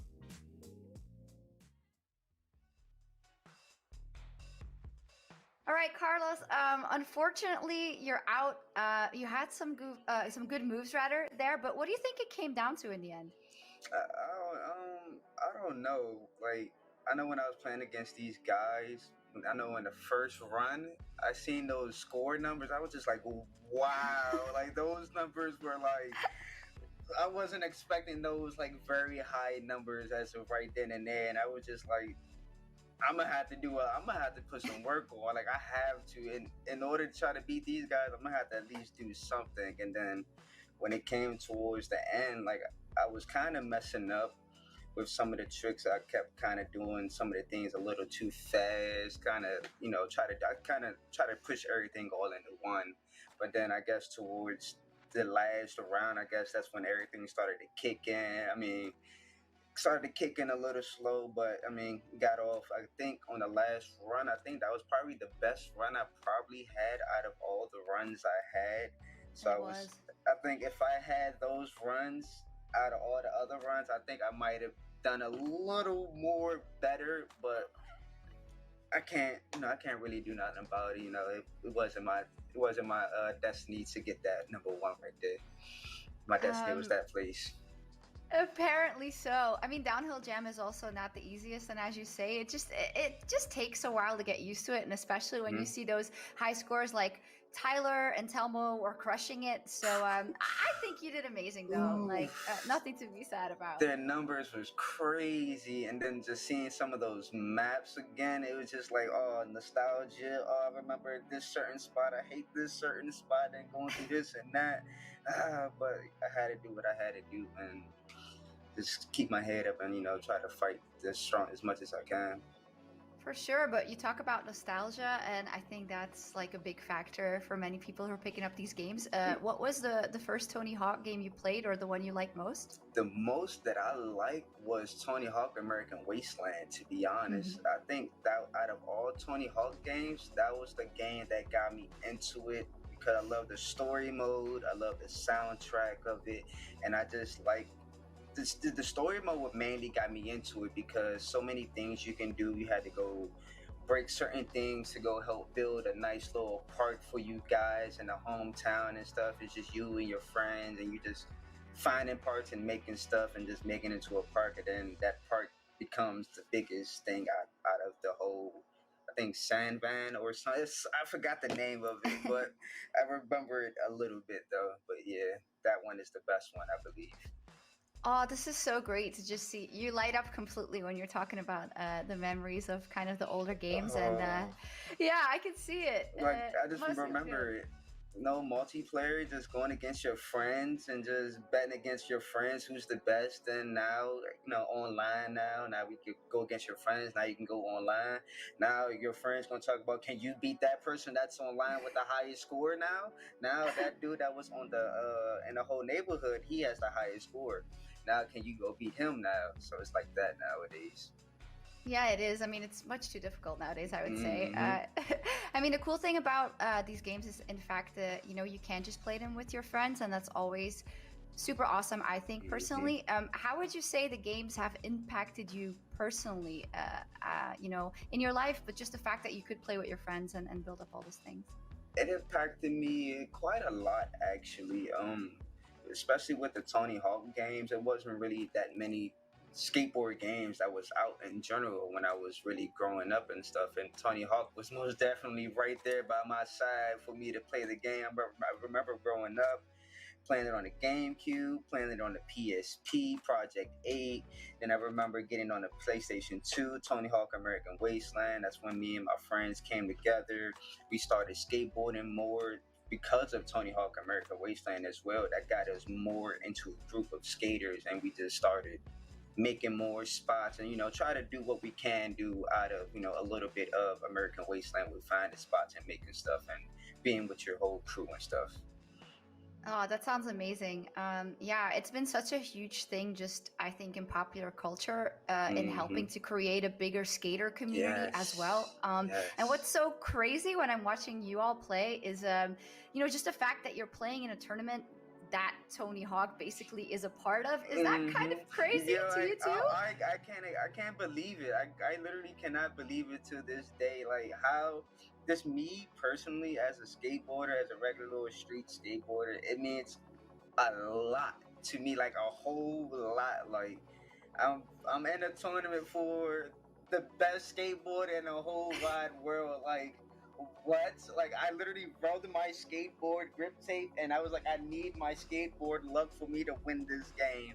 But even if I don't win, I was just gonna be humble, and I'm gonna just keep my head up and just be, just be happy that I got joined the biggest, the GOATest skater of all times tournament. So I don't know what to say. I'm just happy of that right there. What more can I be happy for? Just me being as a skater right there. Like, I don't know. That's just perfect enough right there, to be honest. Just having that.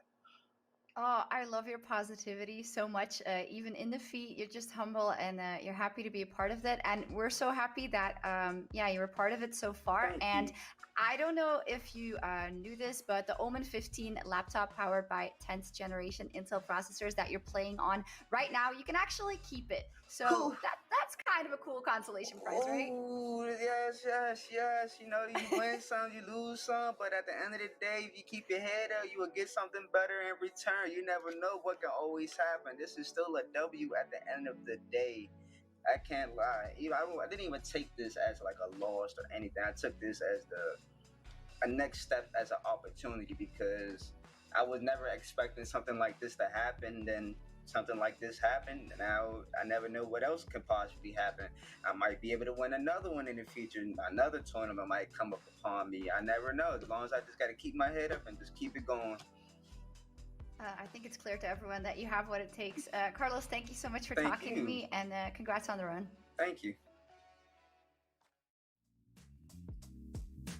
Speaking of some cool new OMEN gear, it is time to give away some more to the chat.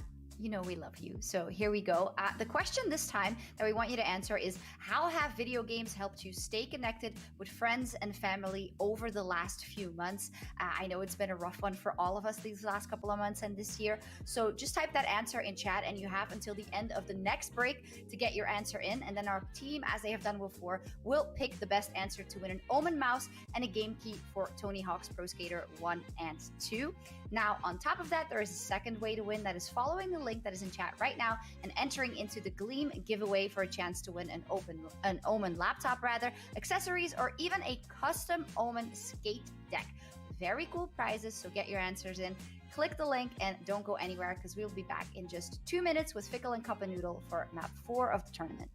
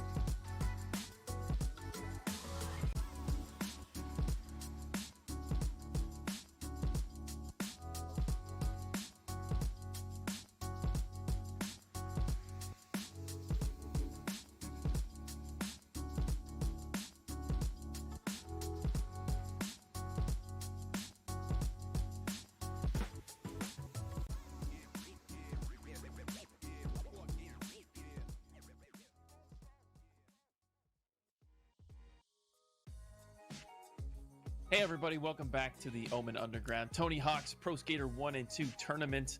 Can I just get one more round of applause for Peoples Hernandez? That interview was bravo. That was so much He passion. seems so cool. Just so chill. I just want to watch that guy forever, because his energy and his positivity is just so amazing. He knows that. Like, I feel like that was a winner's interview with how much he was smiling and being like, this is a dub in my book. I don't care. Like, oh my gosh, that was so great. He seems like a really dope dude. That was so great. But we're moving on to our next map, which is, I think, going to be shown here very, very shortly. But as an overarching theme, the players we have left is going to be Diana, Empress, and then we also have Tyler, Skate Ace, and Telmo. And those are the kind of the top 3 that I'm looking at. It's getting a little spicy here for Diana and Empress as they're just barely skating by in these last rounds. So I think this might be a do or die for them. They're going to have to clutch it. It's going to have to be really clutch. They're going to have to bring their best going into these final maps. And so I think we have the map being shown right here. Okay, look, we're going back to Hangar, and this is such an iconic map. I have so many memories on this map as the original first map you start off in Tony Hawk 2. And we're going off with a good mode. It's going to be graffiti. So we're right here on Diana's POV as she's trying to get some of these tricks off the half pipe. An early bell, but we definitely have time, and I really like the Hangar because there's so much space and opportunity to set so many things up. I like Hangar because it is very compact as opposed to like Downhill Jam or like Downtown, which is so open and there's so much space. Hangar is like nothing but ramps, nothing but rails in a very tight area. Everything links to everything else, so you can put up some really insane scores in these maps. Now, the downside to that is that, especially in graffiti, there's only like half as many or even like a quarter as many things you can trick off of as any other map. You're going to find yourself having to beat a lot of different scores in order to stay on top here. Yeah, exactly. So Diana had 8 right there, but then immediately got ripped away. Skating took the lead, and then Tyler took the lead from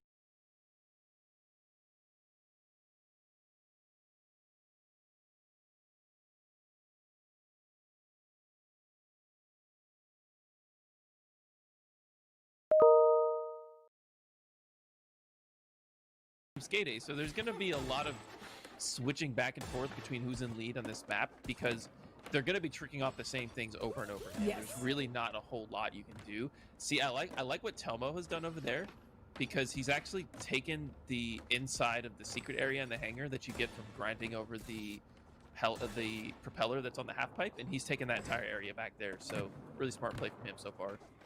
I feel like we're going to do a lot of waiting as we're just going to have to bite our nails and see who's going to land and who's going to take over what spot of the hangar itself.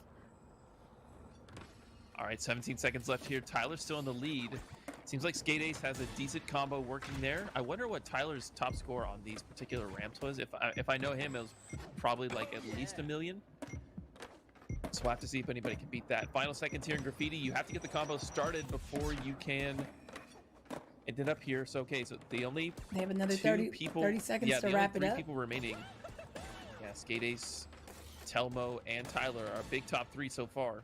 And these are always buzzer beaters because every time we've done this so far, we think we know who the winner is, and at the very end, a clutch comes through and they end up taking over.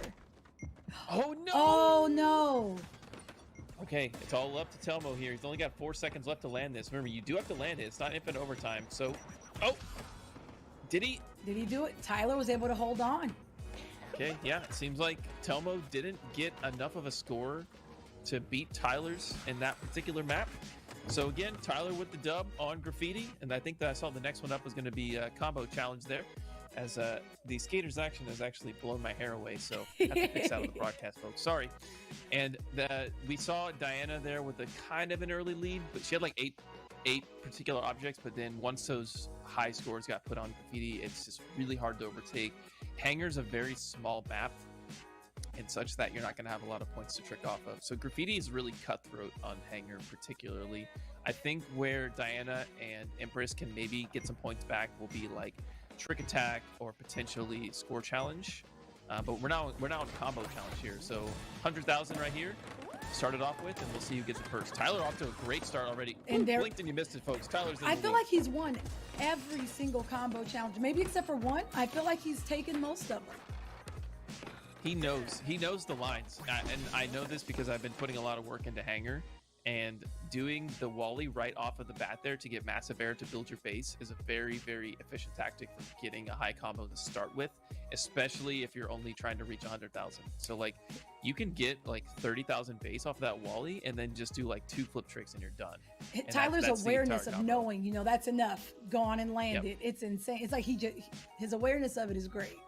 You have to think about it too in terms of like a competition, because normally in like other Tony Hawk titles, your thought is to go for as long as you can not end it intentionally. Exactly. So I'm glad that he's thinking about that kind of thing. And see, there again, Telmo with the Wally off the wall there. Nice base score to come up with. You looking to take it? Oh, and actually Telmo gets it. Nice. I think he took note from Tyler in that last one. You got to know when to land. It was that same exact strat too. Wally off that near wall, get the base going, land a couple of flatland tricks, and then you're golden. That's it. Boom. I mean, there's not much else to say there. They're literally our quickest rounds. There will always be our most quickest round. But that means that trick attack and combo mambo, I think are the last ones to be shown here, and those are two of my favorites. I think we already saw graffiti first. That's by far my most favorite. But trick attack, combo mambo, and we traded off a first place from Tyler and Telmo on that last one. So the last two particular rounds here are going to be really good for these guys. Now I'm asking you, as we go into trick attack, do you think Diana has enough time to bring it back? Do you think it's over? She had a good start on graffiti, so she definitely can put up a bunch of multipliers on the board, because in order to get your multiplier going, you have to grind or manual at different spots. So she can get a high multiplier. I'd like to see her get a higher base score coming into this. But yeah, definitely she still can, because if look, you only have to beat the slowest person in the park. So if you know that Tyler, Telmo, and Skate Ace are going to be potentially top 3, all you got to do is beat out Empress, right? Yeah. So I don't think you're trying to beat Tyler right now at the top of the pool. You're just trying to nudge out Empress right now. And I think that's who Diana has. It's enough to stay alive. Exactly. I love how they keep their composures. We just saw Telmo. He just lost a over 2 million point combo, and it's just like they're so good about it. I would be freaking out, but you still have a lot of time, so curious to see what they do. That line that you just saw Tyler running, that's like the optimal scoring line for Hanger. It's making a circle inside that beginning map with this rail grind here, and then you level out on that half pipe. Look at that, 8.9 million, and that was pretty much one combo. And that's what I'm talking about for efficiency. He's using that wall ride to get a high base score over the top of the half pipe, and then continued on with grinds and manuals to keep it going. And looking on the scoreline there, Diana. We had Diana in third place. Right? Look at that. It's like she can hear us. Putting up the numbers. But I think Telmo's going to be able to put something up here.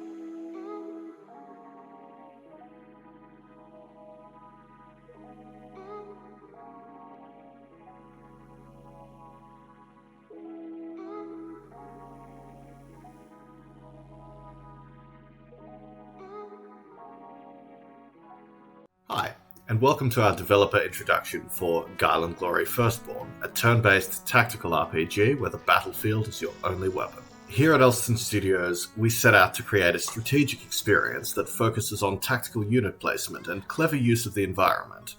In Guile & Glory, your foes cannot be harmed by normal weapons, Instead, your heroes use their abilities to push, pull, and maneuver foes into deadly hazards around the battlefield. Not everything you face will fall so easily.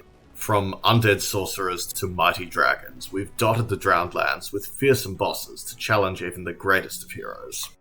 Though your foes will be powerful, you will have plenty of tools to balance the odds. As you play, your heroes will amass the blessings of ancient deities, each providing new sets of skills and abilities. Mix and match these boons of divinity to create your own unique playstyle as you challenge the legions of the Firstborn.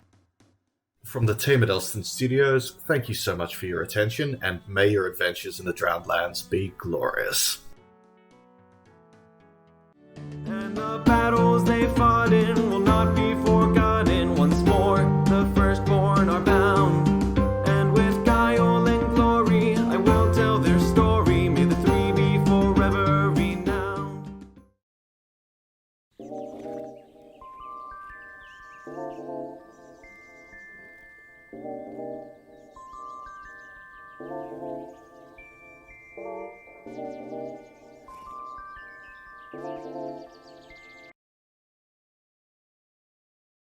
In Boyfriend Dungeon, you spend a summer in Verona Beach, California, fighting monsters for money. Except the swords you find in the dungeon can also transform into beautiful men, women, and non-binary people you can befriend or date.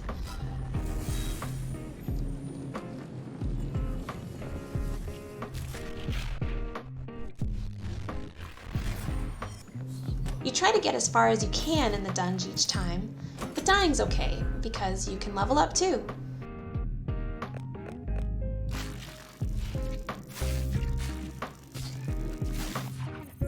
Hey PAX, I'm Tanya X Short, the captain of Kitfox Games, and I'm here hosting a panel on procedural generation. What is it good for in 2020? I'm gonna let all of my panelists introduce themselves and then we'll start discussing. Who wants to start? Maybe Tyler? Me? Oh, great.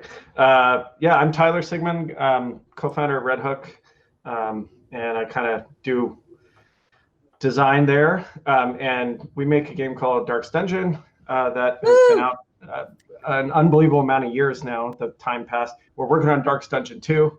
And so there's, of course, a little bit of prop gen in those games, although not nearly as much as some of the other games that are being mentioned here. And yeah, I think I'm interested in the subject just because I think it boils down to prop gen allows you to make a game that like you want to play yourself and you don't know all the secrets. And I like that from a design perspective of being able to surprise myself even. Who's I'll next? go. I'm Jason Grimblatt. I'm the co-founder of Freehold Games, and we make a roguelike, science fantasy roguelike called Caves of Cud. And before that, we also released a smaller roguelike called Sproggywood. And yeah, making games that are surprising to us really resonates to me. I mean, I think that's really where we started getting into the roguelike genre and kind of where our fascination with procedural generation was born. And yeah, our games are very heavily procedural, but not entirely. No game is entirely procedural, but we like to do a lot of handwritten stuff too. So the blending of those two things is where a lot of interesting stuff happens. We'll come back to that, I'm sure. Yeah.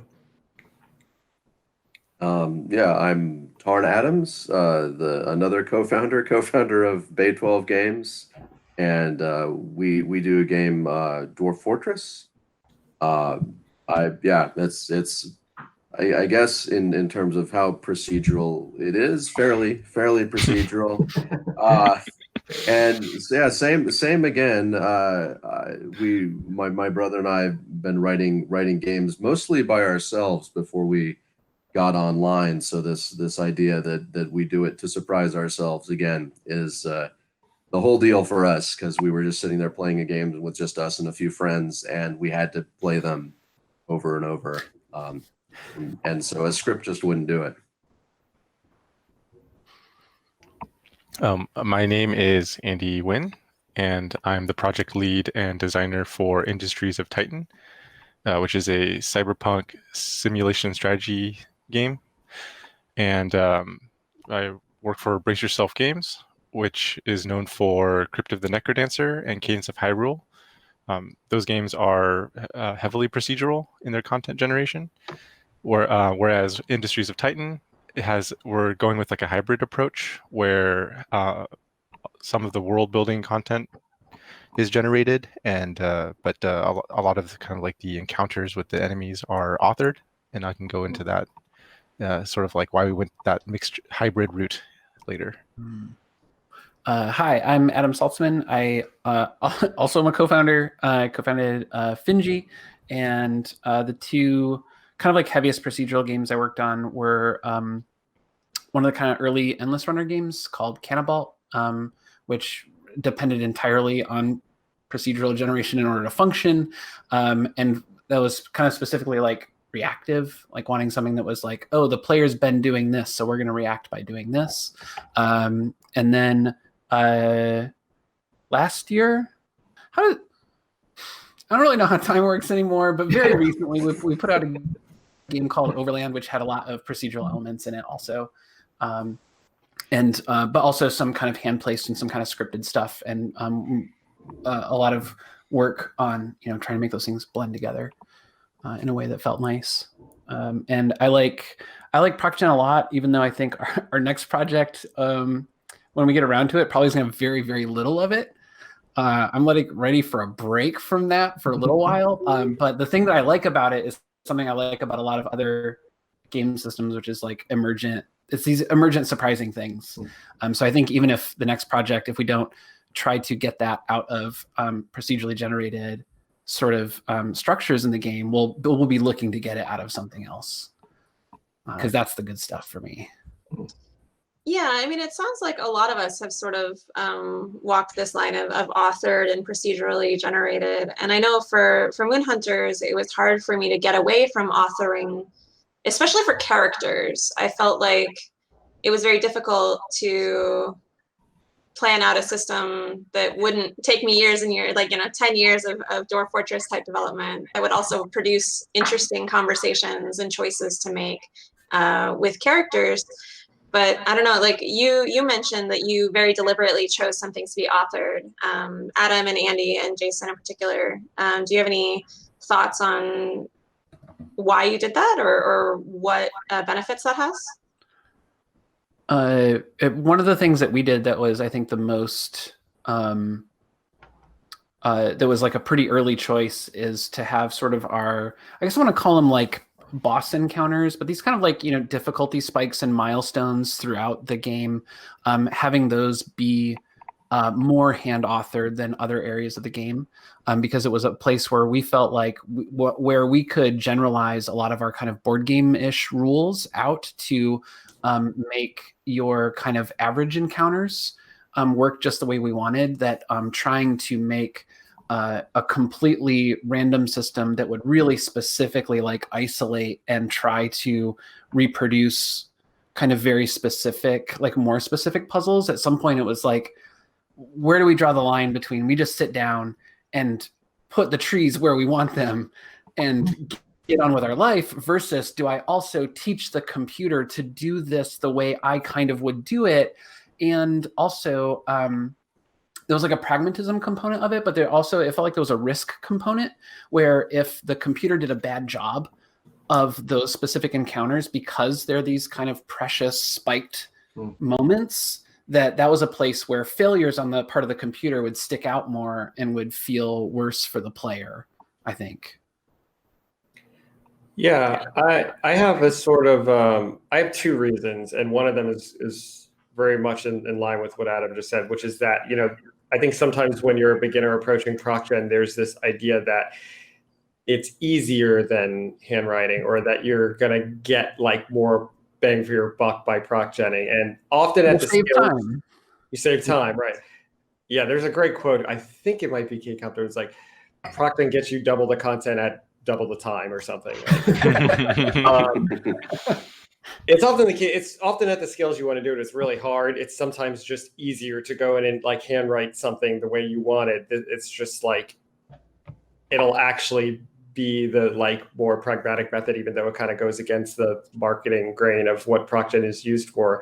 But the second reason is that we found that having handwritten sort of scaffolding really helps to contextualize the procedural content in powerful ways. It kind of gives you a scaffold in order to understand a lot of the randomness you're seeing. And that's important to us because, you know, we were developing this game, Caves of Cud, which has a very kind of strange science fantasy setting. We drop you in this very like bizarre, exotic world and want you to make sense of it. And a lot of the procedural content you're seeing and like the way it's structured so that you're exploring this possibility space, I think a lot of it would not really be as meaningful or make as much sense without the really like strongly voiced handwritten bits that kind of position you and situate. Can you give a very specific example of like what an authored bit to you would be that's like a useful contextualizing element? Okay, they come in all sorts of forms, but one that comes to mind is that we have a lot of just handwritten quests in the game. Like, we actually also have procedural quests, but a lot of the game is really built around these handwritten quests that sort of like, it lets you, you know, I like to say words are fast. Words are so fast. If you have an NPC talking to you, or if you have like, if you do world building, you know, we have a lot of text in our game. We can like just convey a lot of the voice and the tone and the atmosphere of the world through like, you know, interesting cultural encounters and dialogue. And then when you go off and you see like a ProcGen creature, or if you see like a weird like space dungeon, like sci-fi futuristic space that has a lot of these like modules pulled into it that, you know, we don't have control over because we're doing it ProcGen, you kind of have a better sense, oh, I'm here because like this NPC that I have a relationship with now told me to go to this place. I kind of have a sense of what their values are and what is valued in the world. What's an example of a written quest versus a generated quest? Like a written quest that you think would have been very difficult to generate? Oh, well, because we've seen a lot of examples of generated quests out there, but for people who aren't familiar with ProcGen design, they might wonder, well, why not generate, you know, more interesting quests? And if someone else wants to jump in, feel free. Well, yeah, go ahead. I had sort of like maybe like a simultaneous question of like, kind of for everybody too, is like, how much of this is things that are supposed to be recognizable and familiar are pretty hard to get away with in ProcGen, and stuff that's weirder is kind of like a little bit easier to get away with in ProcGen. So if you're supposed to be talking to a regular person, that generating that in the real world. Yeah. That actually aligns with kind of the how I've separated what is authored and generated in Titan. So we generate a lot of the natural environments because like the variations that you see from as a result of ProcGen, it's kind of built into the world and the lore that they're kind of weird. They're supposed to present like a feeling of an atmosphere of mystery and kind of to invoke curiosity. So anomalies with the ProcGen kind of are at service with the lore. And the thing that we end up authoring are all of the combat vessels in the game. You can go into an interior view, just like FTL, where you can see the inside. And since vehicles in, you know, present day are authored with like an intent, some sort of design intent by humans, we wanted to convey that same sort of messaging. So the current kind of enemies that you fight right now are rebels, and they manufacture their ships sort of like with the scraps that they have available to them, and so they need the layouts need to kind of communicate an idea of like a lack of professionalism that they wouldn't have because they're like lacking resources. And it's probably possible to come up with a generation algorithm to actually make that our desires like occur that way, but like Adam and Jason said, it was just a matter of time, and like it's just not practical to like invest all that time to kind of emulate what we can just kind of do manually pretty quickly. And as soon as we want to create another faction that has sort of like a different mentality on how to author ships, you'd have to just create a new model for that. this is my like I'm really biased because this is like one of my proc gen bones to pick is like if you have to procedurally place a weird alien plant, you can like just pick some random coordinates and move on with your next task during the day. And as soon as you have to like place a street light somewhere, now, I mean, that's a week-long project or something. You need a whole system of priority masks. You need an electric grid. You need to know how close are the other streetlights. Like suddenly there's this whole cascade of like lived uncanny valley stuff that you suddenly have to try to accommodate. And it's one of those things where suddenly it's like, well, I know where it's supposed to go. I'm just having like a very hard time building up a system of simulated cultural values that can reproduce the same effect, kind of. Tarn, have you run into anything like that? I don't know, maybe. All of it, yeah. I mean, that's no, that's exactly the problem. I mean, our towns are lackluster right now, and I'm sure in Caves of Cud they had the same difficulties when they're generating their villages to get central structures placed or certain frills placed. I was thinking this whole time about the Sultan quests in Caves of Cud because they're an example of a generated quest that is far more interesting than what you typically see and outshines in certain ways some of the handwritten content, not all. For those of of us that haven't encountered, some of that's great.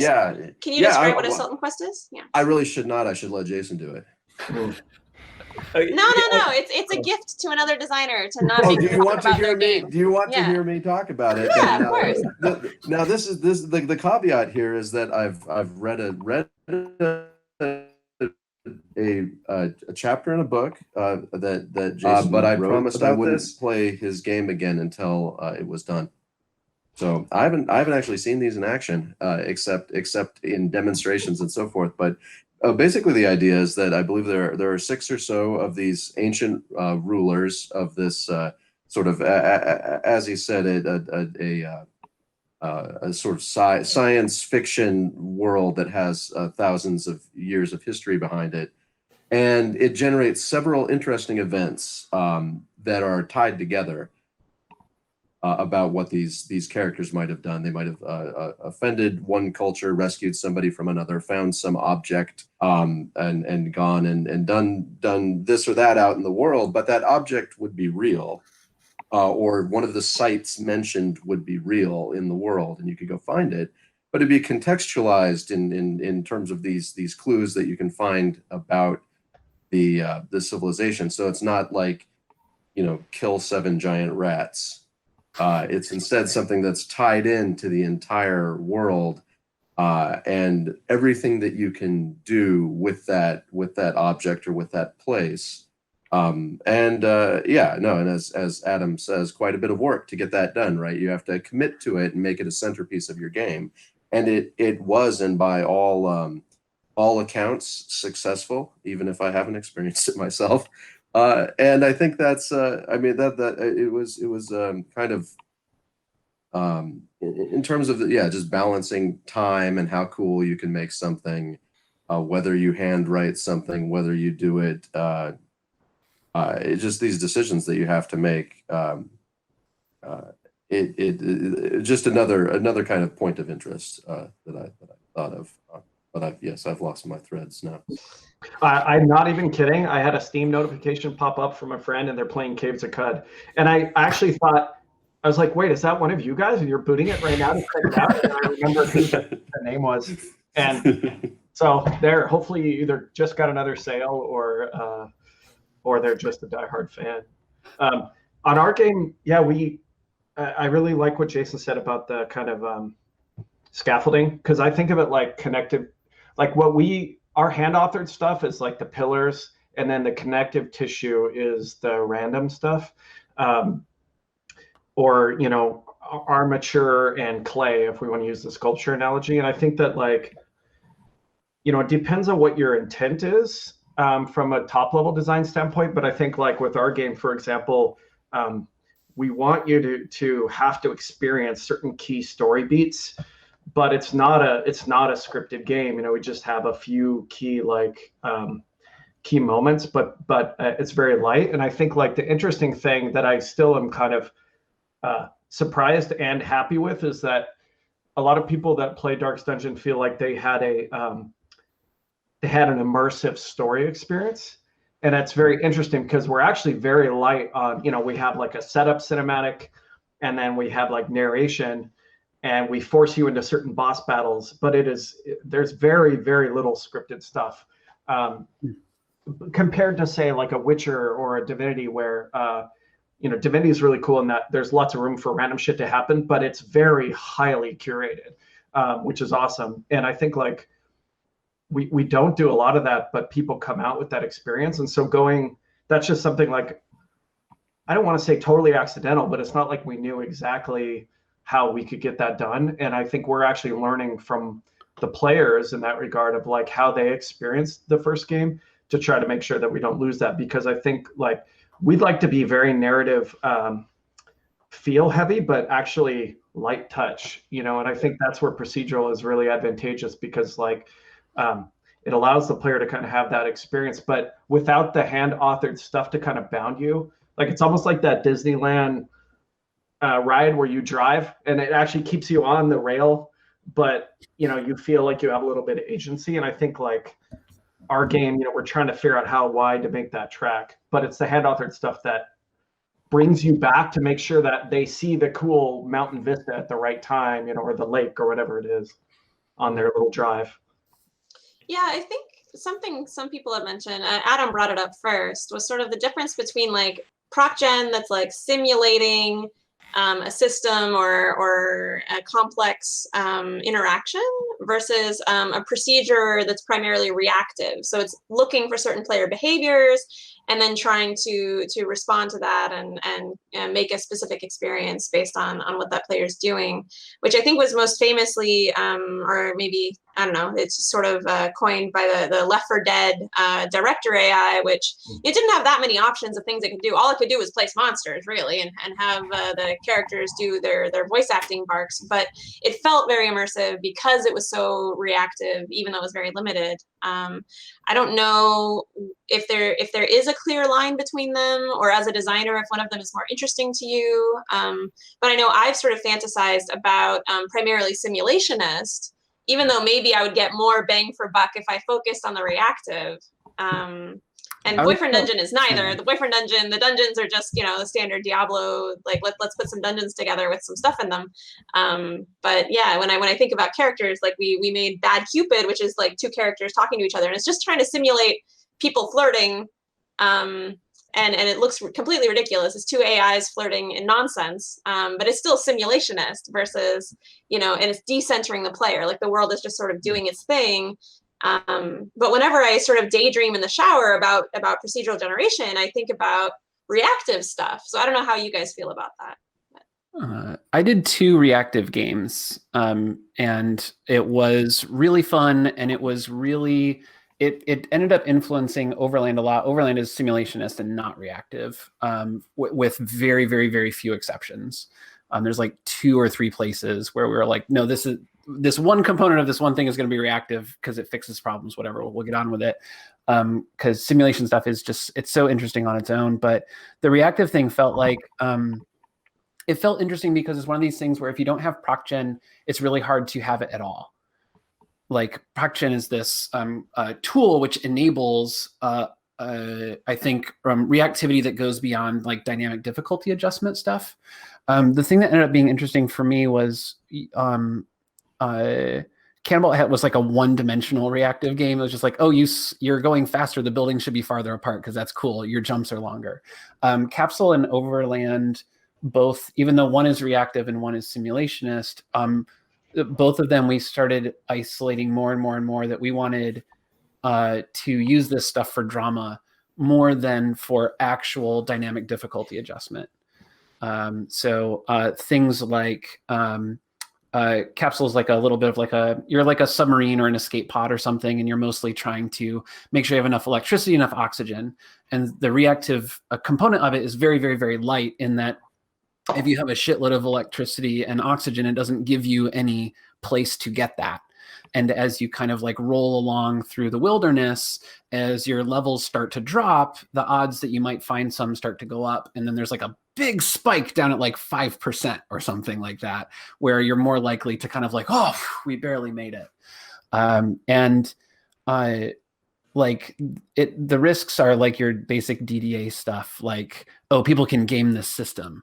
They're trying to min-max it, so they deliberately put their energy at only 5%, and now they can get the max power up and speed run the thing. So like it requires a little bit of like design work still. Like I don't think any of it's freebies. Like we let the player run out of electricity more than we let them run out of oxygen, because electricity you can still jumpstart and keep going, where oxygen is a true fail state, for example. And oxygen runs out a lot slower than electricity. So you still have to do like some real board game design around it. But the idea that you could have,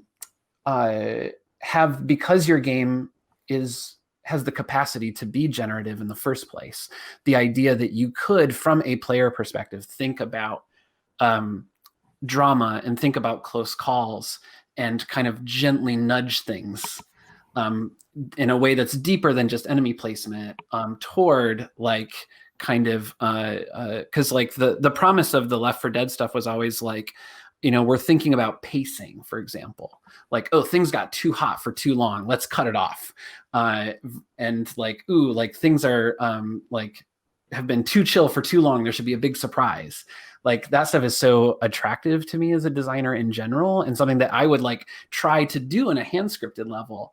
But the dream of like, oh, well, we have all these generative elements anyway. Maybe we could just like, what do we have that lives outside of real pass-fail difficulty stuff that really like has a cool positive impact on sort of players' emotions or the drama of the situation that they're in? And is that something where we could have reactivity participate in a way that won't break the game, will elevate the experience, kind of thing?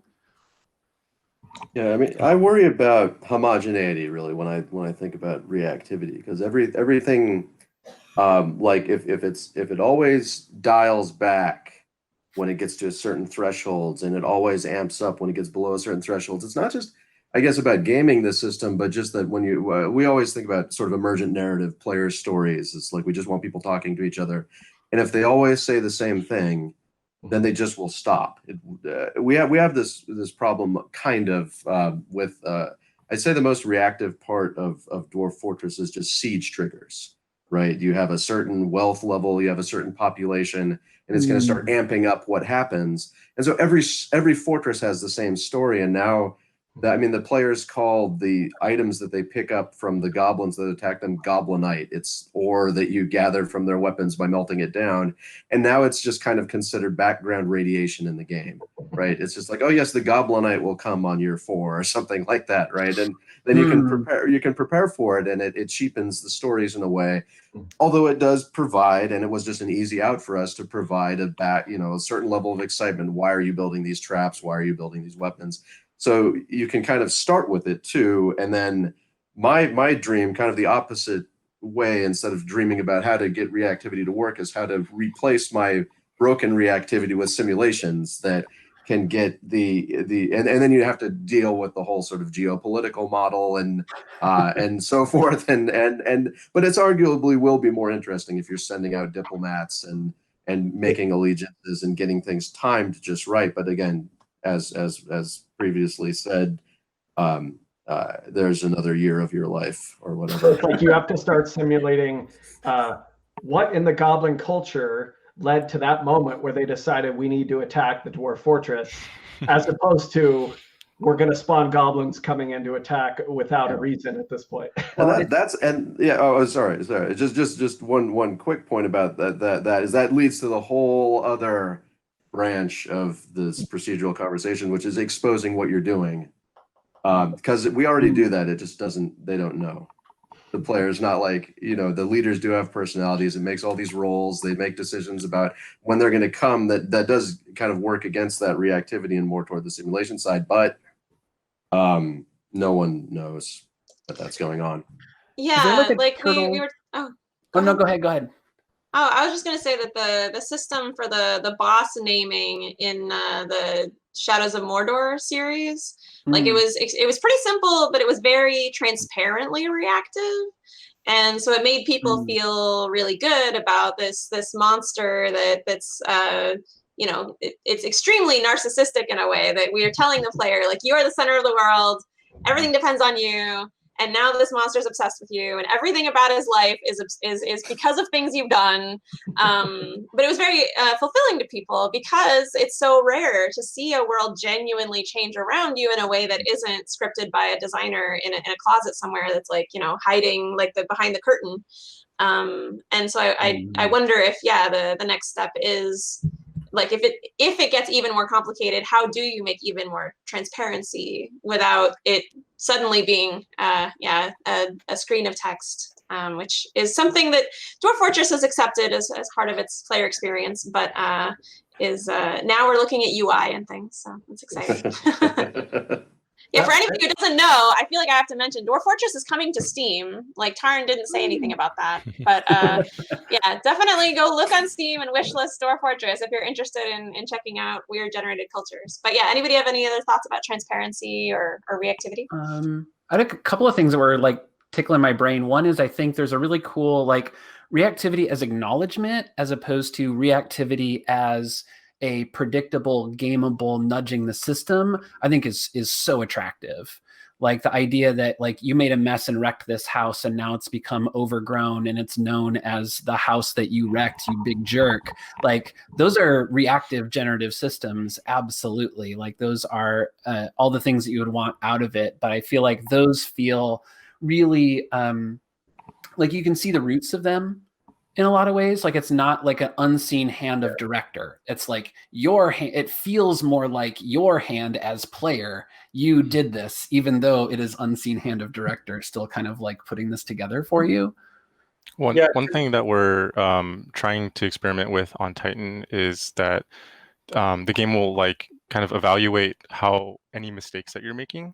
And then you have access to like these specialists in each of the game systems, like a power system specialist, a pollution management specialist, like a people management specialist, etc. And based on like criteria that we can kind of define, they will then, you have the option to like contact them. I think Kings and Castles does something like this too. And so it's like they go, oh, look, you know, I see that you're struggling with power, and I've identified that you're missing like these key components in your system. Have you tried building those? And that, I think that's I don't know if that falls exactly in line with like what you were talking about, Adam, but what you had just said made me think of that. I think that's a type of reactivity. Yeah, I think like, you know, because when you think about it, I think reactivity or like responsiveness is very much a property of simulation, right? Like a simulation is dynamic in that way. I think we're rightly kind of intuitively drawing a distinction between that type of reactivity and then a reactivity that sort of operates by a different logic that almost like if you're looking at it through a simulationist perspective feels a little cheaty, right? Like it's doing something on top of the simulation to facilitate the experience. And there's some research that I always like to invoke in conversations about Proc, and I know some of you are familiar with it. This researcher, James Ryan, had like made this point that kind of the good feeling that we get about like experiencing an emergent narrative that's coming out of a simulation is the way it operates is a lot like nonfiction operates. Like we're actually experiencing some of the same joys we experience when we read about strange things that happened in the real world. And that's because they're bound by this set of rules, whether the rules are simulative or real physical systems. And that sort of like what can come out of that is more exciting or delightful in some way, right? And so I think there are ways in which you could put reactivity in your game, which may serve the purposes of your game, but may violate that sort of principle. And there are ways I think you could build in intervention or reactivity or like a conversation with the simulation that are more, I think like we could say authentic, or you could say more like that abide by the logic of the simulation, right? In interesting ways. I think there's all sort of fascinating design space there to think about ways in which you can sort of intervene in the simulation on the terms of the simulation.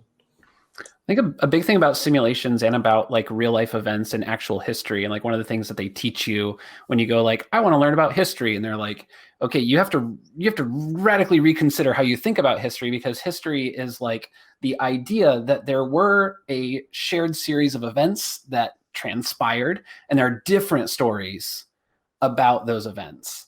And that seems like a core simulation joy to me, is like, okay, a bunch of events happened, and there's not a single specific, really distinct narrative that you must draw from those events. And so like, I'm curious that like, I wonder if there's like a litmus test of like, oh, I wonder if this is cool reactivity. Can this only really tell exactly one story? Or is this more of like a thing that happened in the world and now like you could interpret it in different ways, kind of thing? Well, as opposed to like a lot of the reactive stuff that I've done is like, let's heighten drama right now. The end. Which is really like, that's really trying to do mainly one specific thing. Well, and it's the kind of like the transparency angle is also a good point to consider, because like amping up drama and pacing, if that's transparent, it actually makes the experience less interesting.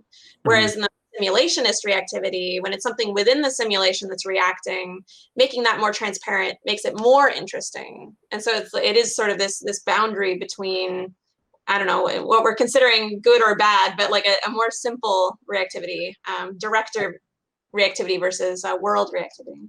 That's what I think is really interesting, because there's a spectrum there where I don't think, like, it's kind of our innate impulse, I think, as game players and game designers to, oh, that's good, let's push that further all the way to the end. And I think that the interesting part here is that you can go too far on either end. So for example, like, you know, most movies have the same structure, even to the point of, you know that around this page in the screenplay, this should happen, and around this page in the screenplay, this should happen. But the interesting thing is that if you get too innovative, it doesn't land as well. Like, you could say, oh, I'm not going to do a 3-act structure. I'm not going to have an act 2 climax and a denouement. I'm going to go crazy. And it just ends up feeling like a crazy, like, experimental art house play that most people aren't going to really connect with. And so I think that's true here too, where like what Tarn was saying about the homogeneity and you were saying about predictability is, you know, there's a little bit of a problem where, like, once you played enough Left 4 Dead, you're like, the tank's going to come soon. Or Vermintide, which is extremely well done, by the way, and I think it's an amazing game.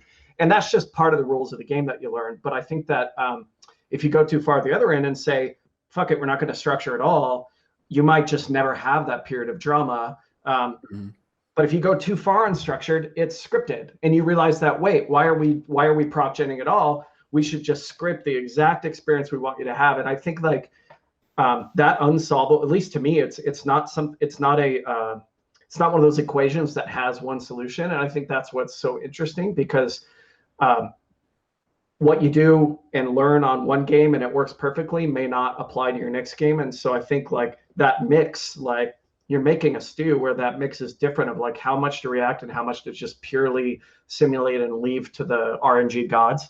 I like that it's not clear. Like, yeah, does anybody have any I don't know, things they've seen lately that have been interesting or surprising? I mean, we're in 2020. ProcGen has been sort of a topic among designers for a long time now. Tarn and I have actually co-edited 2 different books about procedural generation. There's Procedural Generation in Game Design and Procedural Storytelling in Game Design by CRC Press, if anyone wants to look them up. But it feels like if I were to co-edit a book like that every year, there would be new games to include that are really important and really interesting. Just recently, I saw there's a new murder mystery generated game that's coming out called The Magister by a very small team in Malaysia. And I'm curious to see how that goes, because murder mysteries are famously difficult, even though people keep trying to generate them. But yeah, any other thoughts on what's going on right now with ProcGen, or what you'd like to see next? I think there's like this movement that I'm noticing happening, like, to some degree. I think it's not yet infiltrated games like to such a degree yet, but there's kind of this movement from a lot of thinking of ProcGen in terms of generating and designing into curating, because we now have a lot of techniques that are able to produce like content at scales that is kind of unimaginable to us even a few years ago. So like, I'm thinking of stuff like GPT-2 or GPT-3, the neural net deep learning, text generation engine, and then AI Dungeon in particular is an instance of a game that is built on top of that. And I think there's a lot of really interesting discussions to be had here, because I think this is a technology that is there's a lot of interesting design space to explore. There's also a lot of interesting ethical space to explore, I think, because the way these algorithms are working is that they're kind of like laundering human creativity in ways that really obscure and rearrange, and sometimes don't rearrange, and kind of just plagiarize in ways we don't fully understand yet. But yet we have like a sort of a narrative around them where like, oh, look what the machine generated. Like being completely sort of obtuse to the human output that is behind it, right? And as that starts to become something that I think more games are going to be interested in trying to leverage, I think those are questions we want to be asking and preparing ourselves for. I remember the first time I pulled up like Talk to Transformer or whatever, and I was just like, this is hilarious. This is so cool. Like I find this, and I personally find it deeply compelling, because like everything almost makes sense. And that's thrilling to me. Like that's part of the fun of ProcGen, is like, oh, it almost made sense. That's so cool. But then like 6, 7, 8 clicks in, it's like you start going like, oh, that's crazy. That's another super racist one. All right, well, whatever. All right, like give me a couple more. Give me a couple more. I'm not copy pasting that to anybody. That's terrible. And yeah, a big part of that is like, oh, this is like sucking up this big block of like, U.S. news is one of the things it was trained on, and that's this like deeply political, like corporate state institution. And now the things that it thinks in aggregate are being expressed by this, you know, like what do you call it? Liability displacement exhibiting machine thing. And yeah, I definitely hesitate to think about like, we should have like computer aided level generation. I can just kind of, you know, tell it, give me like a Paul Rudd computer, give me 10 of these. This is great. No, these 9 are no good. Let's keep this one. No, I like this one. Like, I'm probably gonna have to go through there and like check for swastikas or something. Like there's gonna be like a human element, or like, oh, the level generator was trained on like Israeli suburban warfare. And so this like cool ruined town is like based on this like pretty explicit set of like profoundly brutal kind of real world warfare tactics. But it looks really cool. So like how do I connect with those tools that I do want very badly? I don't necessarily want to push every vertex around on my own anymore. I liked like stuff I've seen is that game Noita or whatever, the pixel like simulating fire and water and all that. And I thought it was a cool innovation on, like, you know, people have been doing procedural games of that viewpoint for a long time and done very well. And it was neat to couple some procedural gen with the systems interacting in such kind of a, you know, pixel by pixel way. Was cool. So that one was just, I enjoyed. And as far as future looking, I think there's room to explore procedural rules. So I think there's like a lot of procedural content, and we're continuing to innovate there. But like one example I can think of is, you know, like Rogue Legacy, which is coming back. But it's cool that not only is the content generated, but the rules of how your character plays and operates change. And, you know, there's a storyline there. And I don't really have something specific, but I'm curious whether, you know, if we stop looking at just content and also look at like, is there such a thing as like procedural rules that dramatically change how you would interpret and experience that content? So. Oh yeah, definitely. I mean, we've experimented in some projects with like procedural tech trees, like completely creating them procedural resources that you would find on like some location, and then would glue it into the tech tree and then alter recipes and so forth. And you can do anything you want. You really can. And it's just like the issue there is balance, right? Is it easy to kind of make a sort of min-max thing that it can live between and not screw up the game too much? Very, very hard. That's one of the it's difficult. It's like trying to come up with a chess rule set that doesn't suck. Like, yeah. I mean, we've kind of homed in on a good one or several good ones over a very long time, but just having a computer try to do it. I mean, it's interesting. There's all kinds of research into machine evaluation of the rule sets and stuff, and it's I mean, it's intriguing. I think people should, I mean, try and mess around with that a little bit. I think that even the failures will be kind of cool looking. I wonder if like some of this stuff has been kind of like avoided or counterintuitive because it's like relatively abstract compared to like super spatial generation. And that being such like a one-to-one, like part of the fun of computer magic is like I typed a for loop and now there's a level on the screen and I can see it. It's a 2D grid and there's different colors and it's arranged just so. And like, like prototypes that we've done internally of like, oh, there should be like a conversation thing. Okay, spy party, but there's no guns. It's just barbs and conversation. And it becomes so profoundly abstract so fast.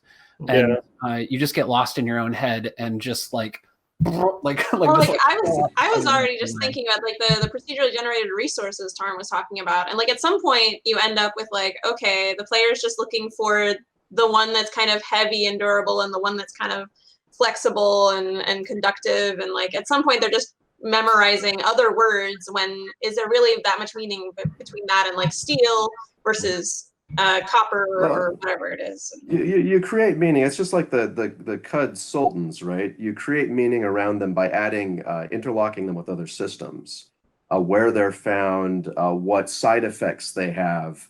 I mean, if steel is radioactive, you think about it differently. But it's still very useful, right? You're just not going to use it for your skyscrapers anymore, but you'll find other uses for it, or some uses that still can be maintained. But Andy, yeah, it looked like Andy had something to say a little bit ago. Oh, I was just thinking about things that I would like to see procedurally generated at some point, and it would be nice if we could find a way to procedurally generate player behavior. And my reason for this is I think there's like a large percentage of gamers that play online competitive games, and my time with those over the many years is there's a subsection of those players that I think they enjoy the feeling of like creating conflict with other players in a not so positive way.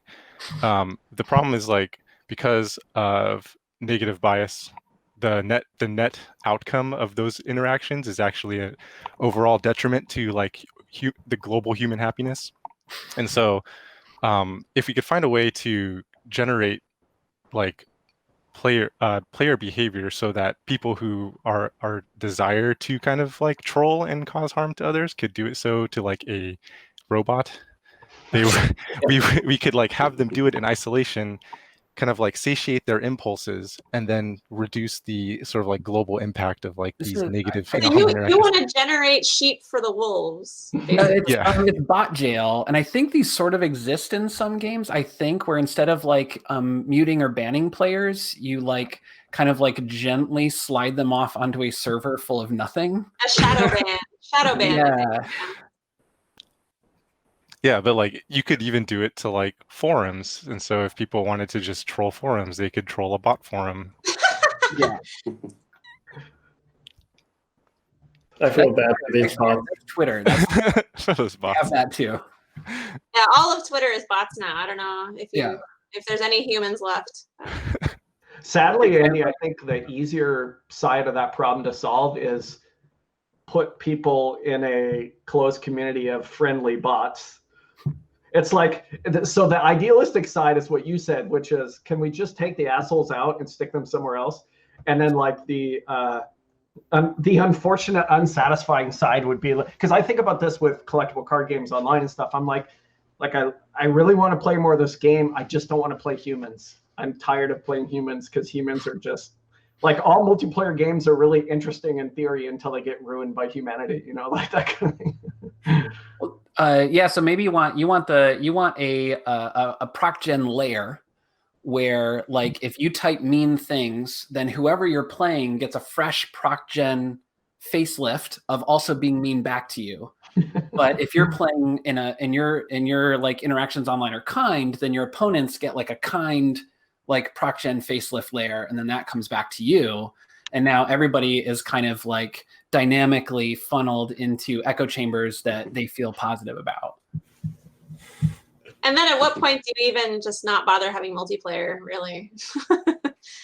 That's worked for me too. It's good. Yeah. Does anybody want to talk about some proc gen they've been working on lately, or I don't know, something they've been thinking about working on, or anything like that? Tyler, you mentioned there was maybe some proc gen stuff going on in Darkest Dungeon 2. You might be able to hint at. Yeah, I've been trying to thread the needle on this because we've shared so little. But I think if I return to just what I said about DD1, which is we're really love that proc gen did a lot of the lifting, but we just anchored it, with enough hand, which seems like everyone's saying, so it's not novel to our situation. But I think that like some of our pillars in Darkest Dungeon are, we want you to have those unexpected experiences, and we feel that if we control too heavily, then we run the risk of not allowing for those emergent, real interesting moments to happen. And I think, the flip side of that is crazy series of shit happens that drive people insane, with RNG. But we like that mix, even though sometimes you live by the sword, die by the sword. And so I don't think we want to get away from that in DD2 at all. We love. We don't want to have so many rules that there's not room for the players to totally find shit we didn't think of. It's all, I guess, pretty standard proc gen emergent stuff, but I guess it's just still really on our mind, because despite how much we get lauded for the feel and atmosphere, and we want to make sure that a lot of that lifting is still done by like stuff that's actually kind of has elements of randomness. So I hate to be so vague, but it's, I think the mix and the feel we want to retain. So, but it's not super easy to do even when you've done it before, because, a game's experience is the mix of all these different things interacting. And so, it's funny to be able to look back on something we created and try to use that as a baseline and be like, oh, we totally violated our own rule there. It's almost like a third party could have made that game, and we're trying to learn from it and, cite it in our own discussions of things that worked and things that didn't. But I just kind of want to say, like, we still rely on that, because we're not a large company that's set up with, 6 writers and eight level scripters, which, I've been super impressed with companies that do that and do it really, really well, but it's never been our strength. So more of the same is all I can say. Yeah.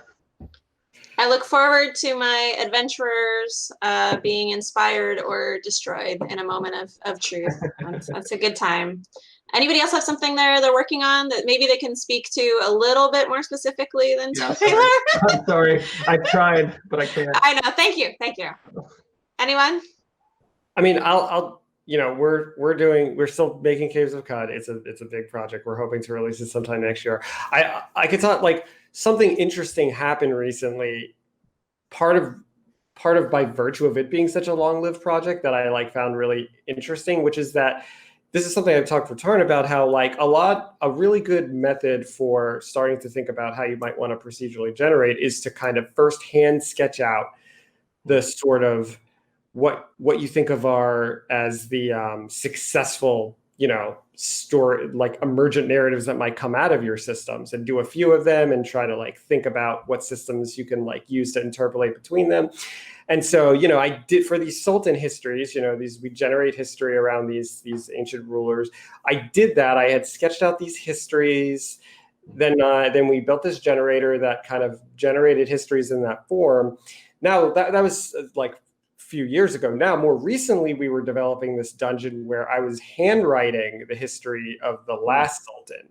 And what I found myself doing was the sort of inverse, where I was handwriting to kind of in the style of the generator, because the generator had become so cool.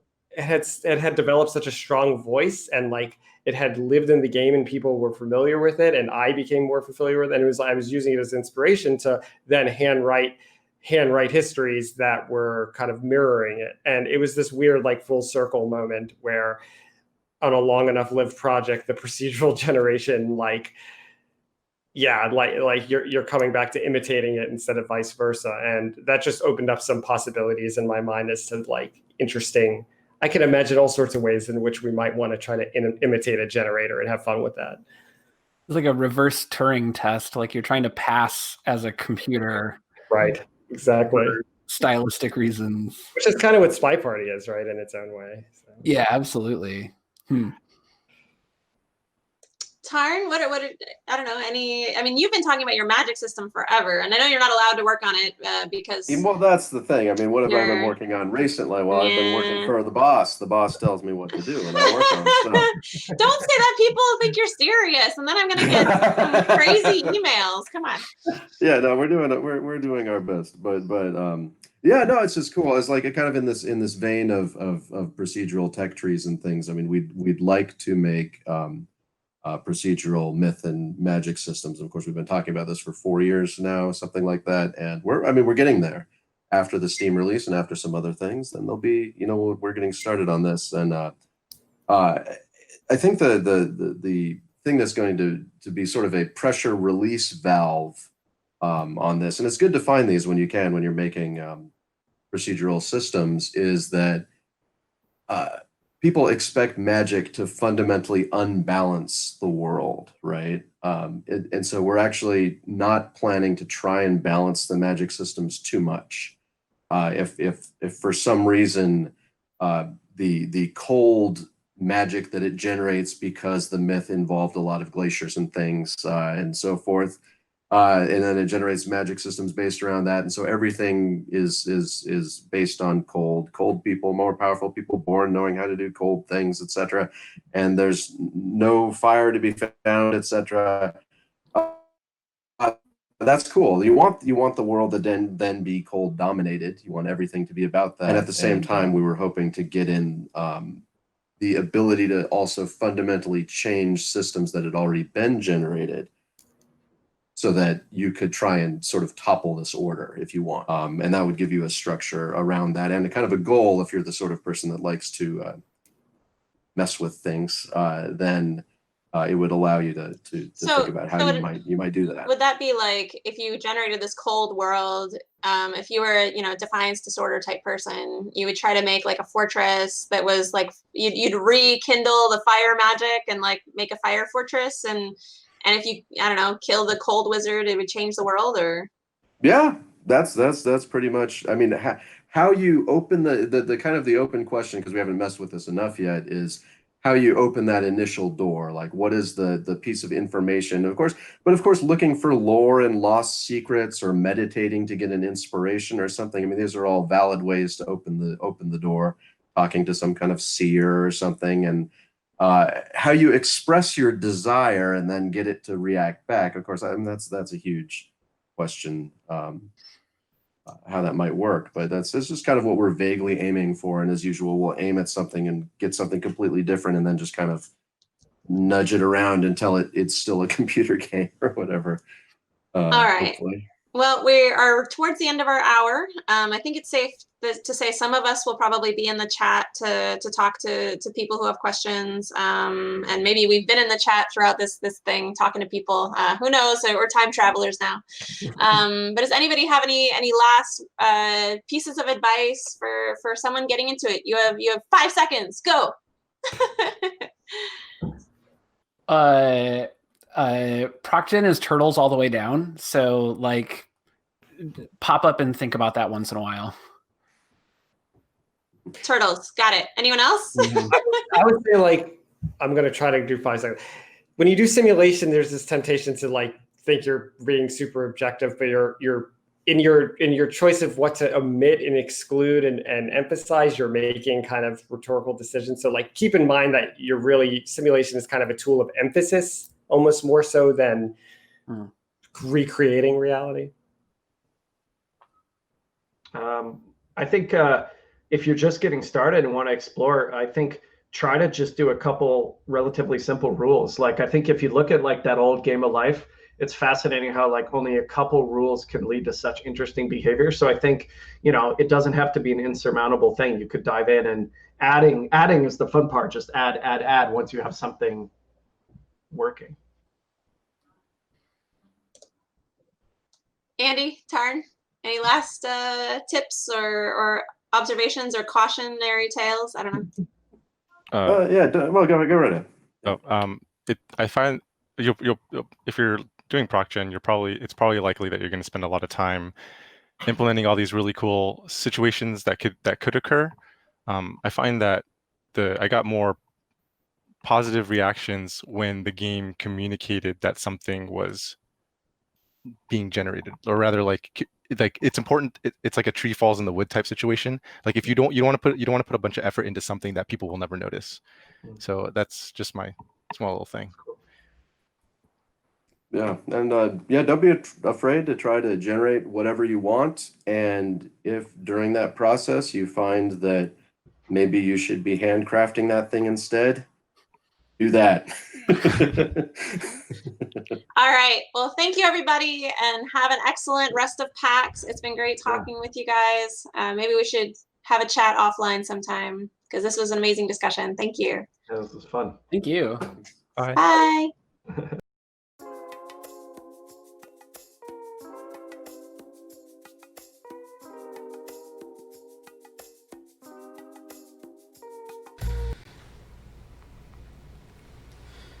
Can that ever become a critical hit, or is it? Actually, did I just? It does myself? now due to Vader's ability, or due to the advanced targeting computer. You get to roll your defense dice now. So you're range 2, so you get 2 defense dice. Not because of the range, actually, but because of your agility. Oh, okay. I'm desperately trying not to talk smack right now. All right. Well, it was a pretty good roll. You got 1 of 8, so that cancels 1 of the crits. Okay. Just 1. The other one goes through, so you lose a shield. Oh, crap. That flips over to that side. Okay. And so now we're seeing the effect of the actions of the game on the opponent. Exactly. All right, so now Wedge gets to shoot. Awesome. All right. So he's got. Yeah, so check that range. I think it's going to be 2. Looks like 2. Yeah. Yeah. So no bonuses or penalties. All right. 3 red dice. He rolls 1 fewer defense die. So. Yes, he's going to get to roll 1 fewer defense die. Wedge is very mean. Awesome. Okay, that's a really good roll. So that's a hit, and a crit. You could spend your target lock to re-roll, but I wouldn't. I would not do that. No. Why wouldn't you do that? So Darth Vader gets only 2 defense dice because this is Wedge. Oh no! Okay. I can't even translate that specifically, but I know that is not a good thing. So those 2 blank results mean that those are going through. So you lose shields first. Okay. And you cancel hits first. So we've got hit, crit, crit. So this is good. We're going to get to show off a game mechanic here. So you lose 1 shield to a hit. Yay. 1 shield to a crit. And then you get dealt 1 face-up card from the damage deck. And so... And that goes on to Darth Vader. So flip that up and read what it says. Loose stabilizer. After you execute a non-straight maneuver, suffer 1... It's a filled in, so I believe that's just a hit damage, and repair this card. Okay. Repair means you flip it over. So that means you only stick around, or after you do the effect on it, essentially. Okay. Or you can take an action to get rid of it. And I would signify that I have an action available to me by the focus. No, when you get an action on your turn, you'll be able to do that. And then there's a little critical hit token in the box that I forgot to bring over that we could put out to help remember. Can I pause for just a second? And then I want to put this here because we were talking about character building through both the pilots and the ships themselves. Yeah. So this would be, because Sherry chose what she chose and I'm getting messed up right now, my ship has suffered damage. Yes. And the damage that it's suffering is totally something that's in the Star Wars galaxy. So again, that character building here is where the fun doesn't necessarily begin, but continue on with the game. Yes, yes. Fun is beginning for someone, but it might be Sherry. Yeah, I was going to say, it's not me. I'm having a great time. All right. So next to shoot is Luke. All right. So you're in an interesting situation here. You can either really? double down on Vader, Oh. or you can go after that TIE fighter you locked. So I'm gonna go with for Vader. No one wants any comments from anyone who's outside of the scope of this. Alrighty, so you check range to Vader. I'm pretty sure it's going to be 2. So because I have him target locked, I can. You can still shoot Vader. You Still just shoot can't Vader? spend your target lock. So you're giving up the target lock. I mean, the target lock sticks around, but you're not going to be able to use it. But I think you should take the shot at Vader. All right, so that's 2. You know I would choose that. I do know you would choose that. Okay. So that's a decent roll, but you can use the Force. Because you're Luke, you can afford to be a little reckless about it. This Okay. is reckless, young hotshot Luke. So go ahead and spend one of those Force charges to turn one of those focuses into a hit. Oh. All right. Now, Darth Vader, you get your full defense dice this time, unfortunately. You said unfortunately. He did. I said fortunately. Oh, I said fortunately. I wasn't going to. Oh! Yay, Sherry. That's perfect. Oof. Okay, so I think that's the end of Darth Vader. Already? Well, you're gonna spin out into space and then return in the next yeah. turn. So you get dealt 2 more damage cards, which equals your haul of 3. Oh, man. So that is the end of Darth Vader. So Luke Skywalker turned to the dark side. Yeah. All right. So I didn't do it out of hatred. No, that's okay. I'm just proud that you did it. So at this point, we've reached the point in the game where the game's story is played out and Darth Vader is gone. What happens to the ship? Do you remove it? So you remove the ship, put it on its ship card, and if you're playing in a tournament game, that'll contribute to Sherry's score. A lot of times in a tournament game, sort of like, soccer doesn't end with one team completely wiped out. It just ends when the time ends. In a lot of tournament games, it just goes to time, and then you'll tally up. So you're behind now, but this actually isn't an unwinnable situation. And so, if you were able to take out Wedge, you would probably win on score, because wedges, I think, they're pretty close. We have to check. I think she'd win, but it'd be close. And so, there's similar things like that. And so, at this point, you're going to want to try to play carefully to keep your pieces in play, or play really aggressively to try to take something out.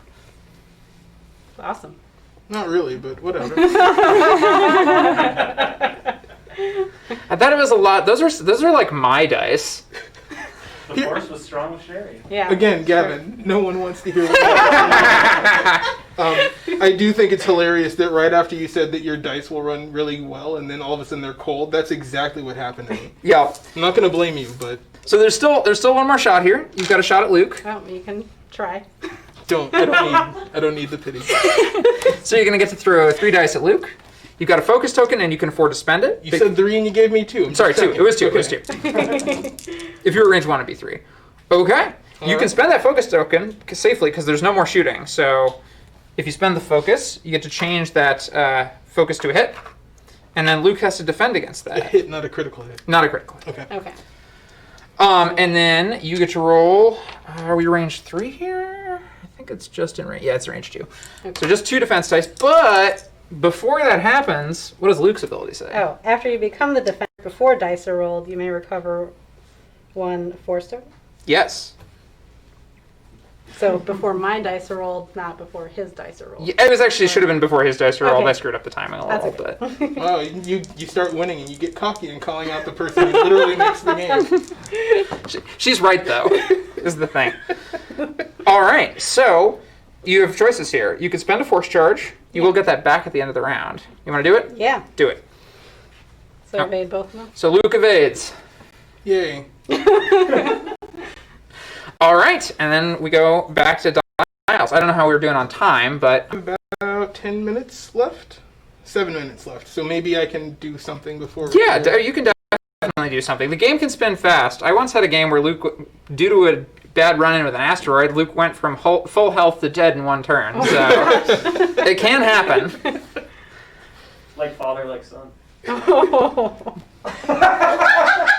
Nobody asked you, Gavin. Really, man? I only made fun of you once when the patch fell off. And the patch fell off twice. So I just get this one? Yes, that comes back. Vader would recover his force charges were he... Yes, we know. Vader is off of the field. Still with us. Did the target locks go away? Target locks do not go away. They stick okay. around. That sucks. Although Vader's. Yeah, Vader's doesn't go You probably away. can't still watch. Oh man, what am I gonna do? Win. Thank you. That's my goal. Ryan. Do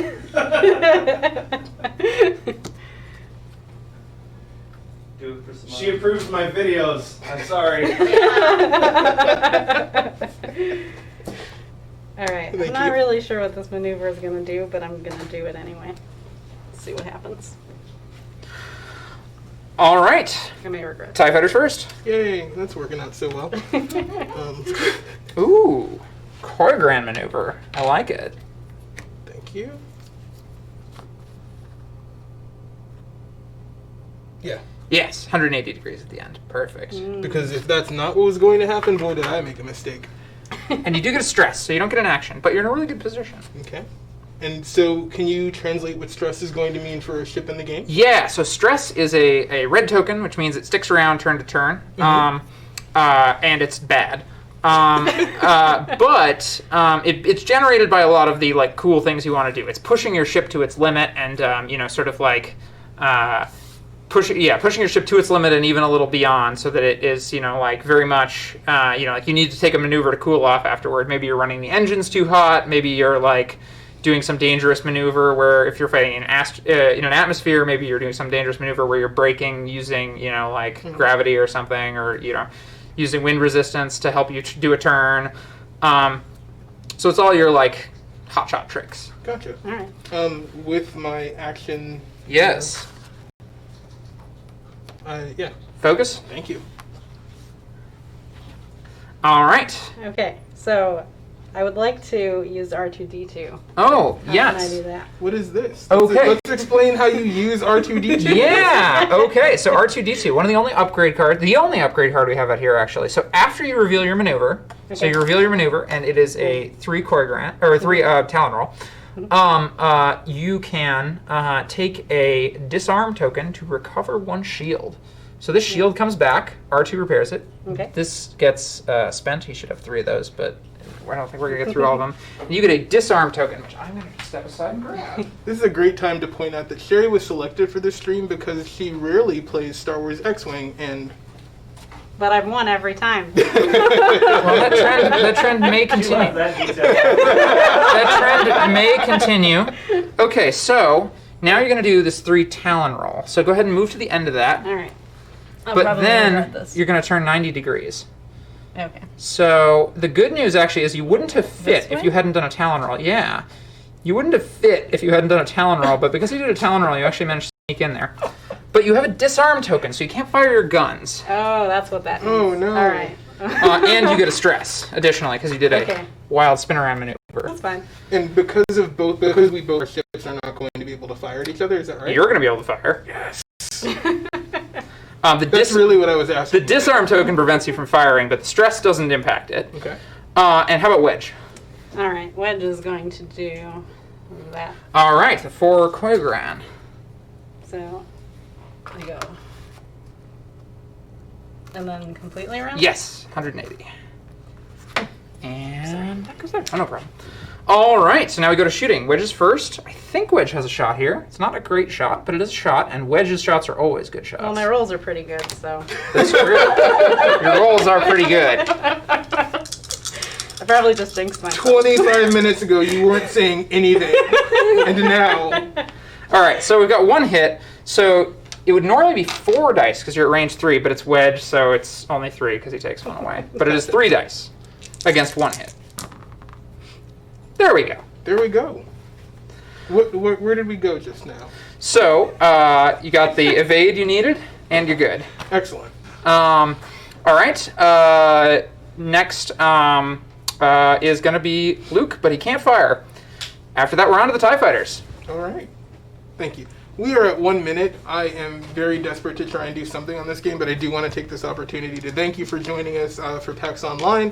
And if you are interested in playing X-Wing and want to see more from us, you can go to xwing.com. No other website, just xwing.com. It'll lead you straight to the game, and it has all the information you need to purchase the game and a lot of resources to help you play the game better and explore the game.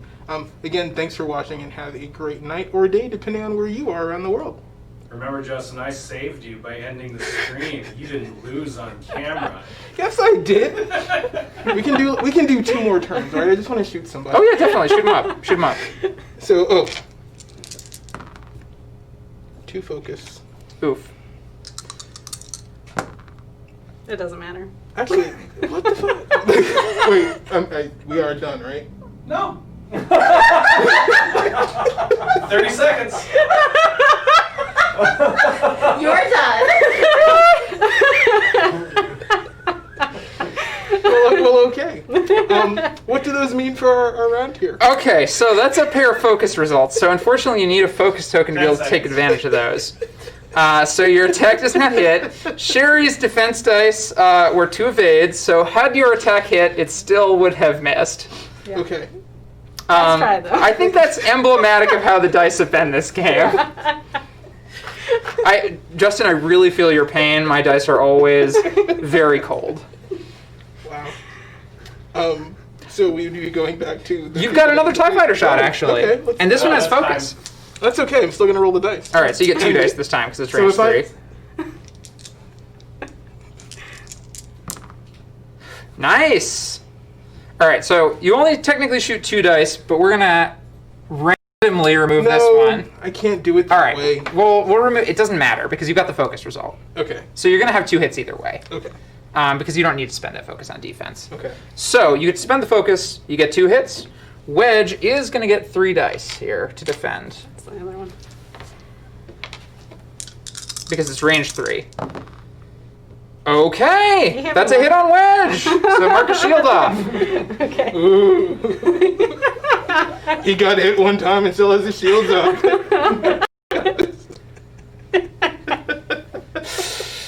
Starts with shields. It does. All right, and PAX has been very nice to let us go overtime, so this has been streaming the whole time. Are we still streaming? And then we go back to dials.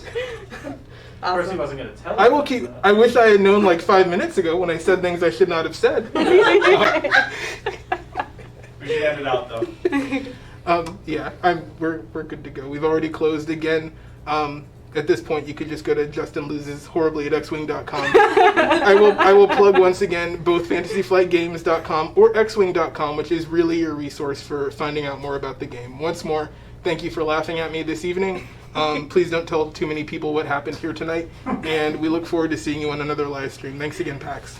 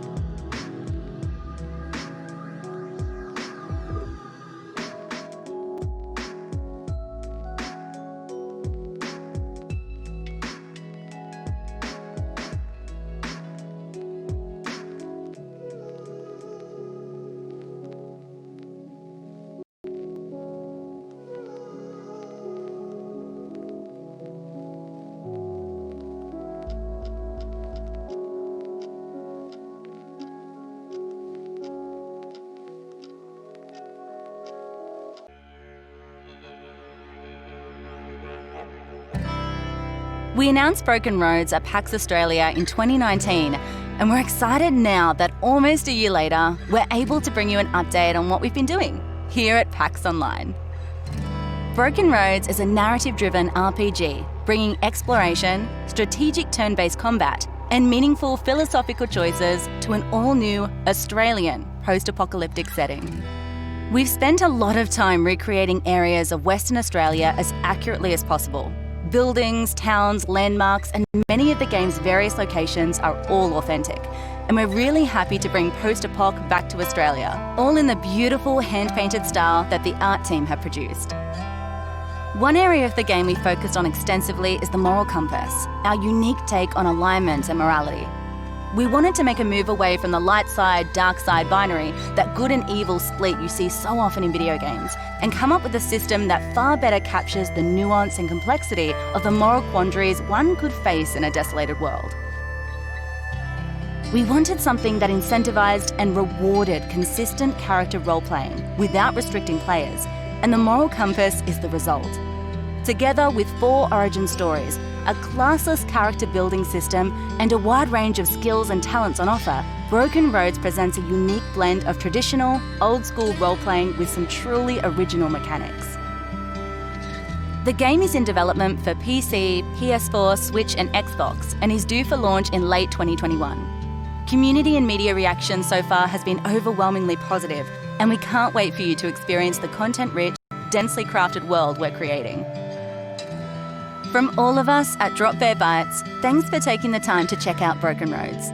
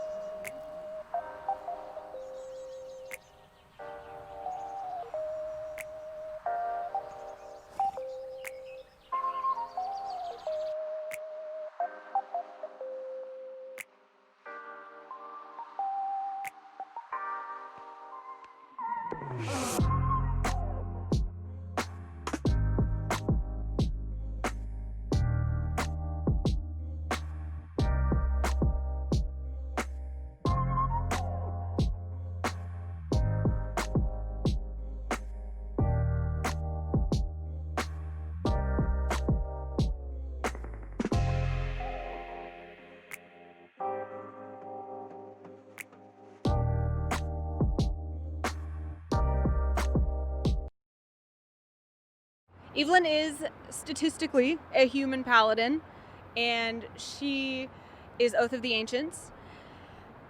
Characteristically, people have called her a Southern Belle, but of course she's not from the South as you would recognize it. She's from a small town outside Waterdeep that has an accent that sounds a little bit like an American Southern accent. But she is endlessly optimistic, which is a power of hers, but also a flaw. And she's extremely strong, even though she's very, very small. So it's been really fun to play with her soft side, as well as her strength, and her femininity, as well as her violence, and her endless optimism, as well as her deep realism that she maybe sometimes hides or fights or is now discovering. But in Idle Champions, she serves really well as a great tank and plays very well with her universe as well. Evelyn's loyal steed is named Morning Glory, and in the game, just once, Morning Glory was transformed into a Pegasus for various reasons, so Evelyn's ultimate is to fly in on a Pegasus and wreak beautiful havoc. The process of helping to put Evelyn in Idle Champions was so much fun. Being kind of the creative reference for something like that and watching it come to life, even to the point of, I specifically remember they showed me an animated version of Evelyn, and I was like, I don't think her boots' wings should move like that. I think they should move like in this rhythm, and making even changes like that. It was so cool that they were so interested in making the character so like what I thought, and then seeing her in the game, even when I walk by the Idle Champions booth now and they have it on the screen, I'll be like, oh, that's me. I helped with that. And that's something that I don't know if I ever thought I'd be able to do. So it's been really, really fun having her in the game, and having people play her and enjoy her in the game and teach me how they're using her in the game has been awesome. It's been funny because I am in all video games. I'm a lore junkie. I like to do things because they're cool for the story.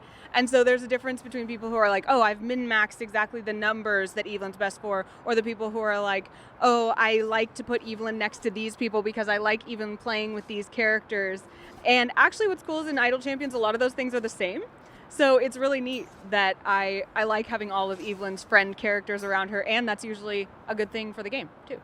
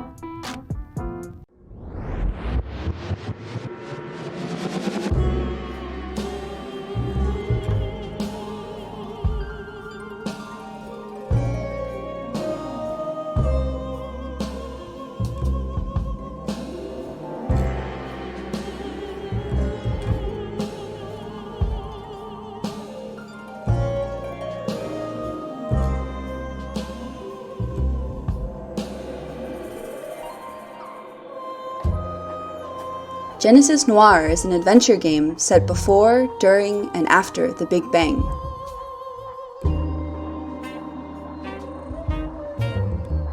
A cosmic gunshot aimed at the heart of a god rockets the universe into existence and must be undone. Explore the expanding universe to discover clues on how you might destroy the Big Bang and prevent this tragedy.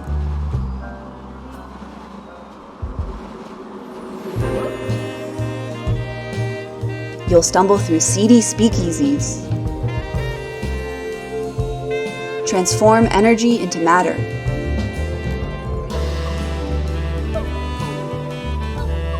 create far-out jazz duets,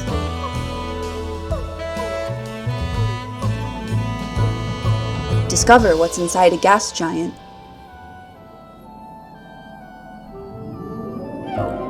Track animals through primeval woods. Hello everyone, welcome to our Future of Online Games panel here at PAX Online 2020. I'm Margaret Crone and I'm joined by a whole slew of amazing people. Online games have been with us for more than 2 decades. Now, as we enter a new era in gaming, there are new trends forming around playing in the future. These lovely faces around me are all experts in building heavy RPGs and online worlds, and what they all have in common is that they are all working on projects coming out in the 2020s. So let's talk about the future of online games. So first and foremost, let's go around and let everyone introduce themselves. We'll start with John over there. Sure. Hi, I'm John Smedley. I run the Amazon Games Studio in San Diego, although right now, what that means is I run a team of people that are scattered all over the place, and it's likely to stay that way. We're having a good time making a fun game that I can't wait to talk about. We don't even need to bring COVID into this. It's been crazy. That's one of the reasons why, obviously, we're doing PAX Online, which is, very interesting. Steven? Yeah, absolutely. Sorry, you just went to pick your drink up. That's why. That's okay. My name is Steven Sharif. I'm the creative director on Ashes of Creation, also the founder of Intrepid Studios. We are also based in San Diego, enjoying these working from home times. And Chris? Yeah, Chris Perkins. I'm the creative director on Pantheon Rise of the Fallen, and super excited to be here, sitting with a lot of people I respect very much. It's very exciting times, and looking forward to you guys. J-Todd. And hi, I J-Todd. don't know why I said it like that. Yeah, it's fine. I'm the creative director of Crowfall and the co-founder of Artcraft with Gordon Walton. Perfect. So my first question for you all is, obviously online games have been with us since the internet in the 1990s. Many of us remember that. Can you share some of your experiences with online games and why you entered the field as a career choice? Well, let's go around in the same order. People want to pop in. Well, for me, it was pretty simple. I started playing online games. I played a game called Cyberstrike, fell in love with it, and just simply never wanted to make other kinds of games. When first game I made was Tannerus, and that was it was a big jump for us. But we then followed on with EverQuest, and I'm just hooked. There's just nothing else I want to do. Anytime you can passionate people together to play together, I think it's a huge win. So to me, this is a love affair with online gaming. Yeah, my first online game was the original Neverwinter on AOL back in 1992. And I was 7 years old at the time and really had no idea the implications of playing with people across the world and getting to meet, different cultures and different ideas and different personalities. And as I kind of grew up and, working in a different industry, that was always my outlet from a social experience standpoint. And I found it just really compelling to be able to interact with people, share in the failures and successes and kind of online competition that was around it. And, about 5 years ago when I started Intrepid, I just fell into here this industry that I now love after 5 years of developing Ashes, and just kind of really creating dynamic experiences, I think, for people to kind of overcome and create new friends that they get to experience for lifelong friendships, really. That was my drive for creating Ashes and Intrepid. And Chris? I think I'm next. I can't talk about working on video games personally without going back all the way to the console games. All the years spent in front of the television with the Super Nintendo, the Sega, playing the Legends of Zelda and the Metroids, and just being so unbelievably immersed in those games to where it would make its way out into the imagination when I would get with friends and we'd play, or what I'd find myself doodling during the day at school. And I think when EverQuest launched, that was my first online game experience, and the way that all of that had built up in me met this online persistent world where there seemed to be no boundaries and no limits. And here I am doing what I'm doing in the backyard, but actually with other people now. That blew my mind. And I think that continuing to chase that sense of how far can you take that? How far can you take that sense of adventure and discovery and immersion and almost becoming one with your character fascinates me. So it's a lot of what drives, the Pantheon. It's a lot of what drives, I know, all of us as we love making these things. So it's exciting. Cool. I guess I'm last. So my first experience with online gaming was actually in college. Randomly, my college roommate and I started we started playing a MUD, and then we started working on a MUD. It was a Daiku MUD, which is, you can draw a direct line from Daiku MUD to EverQuest, actually, in terms of the kind of DNA, right? It was clearly inspired. It was just pre-graphics. And we spent years together working on trying to make the coolest Daiku MUD, and this was literally free to play. Like, there was no way to pay for these kind of games. You did it because, and there was no money in it for us. We just did it because we love it. We put thousands of hours into working on those original Daiku MUD style games.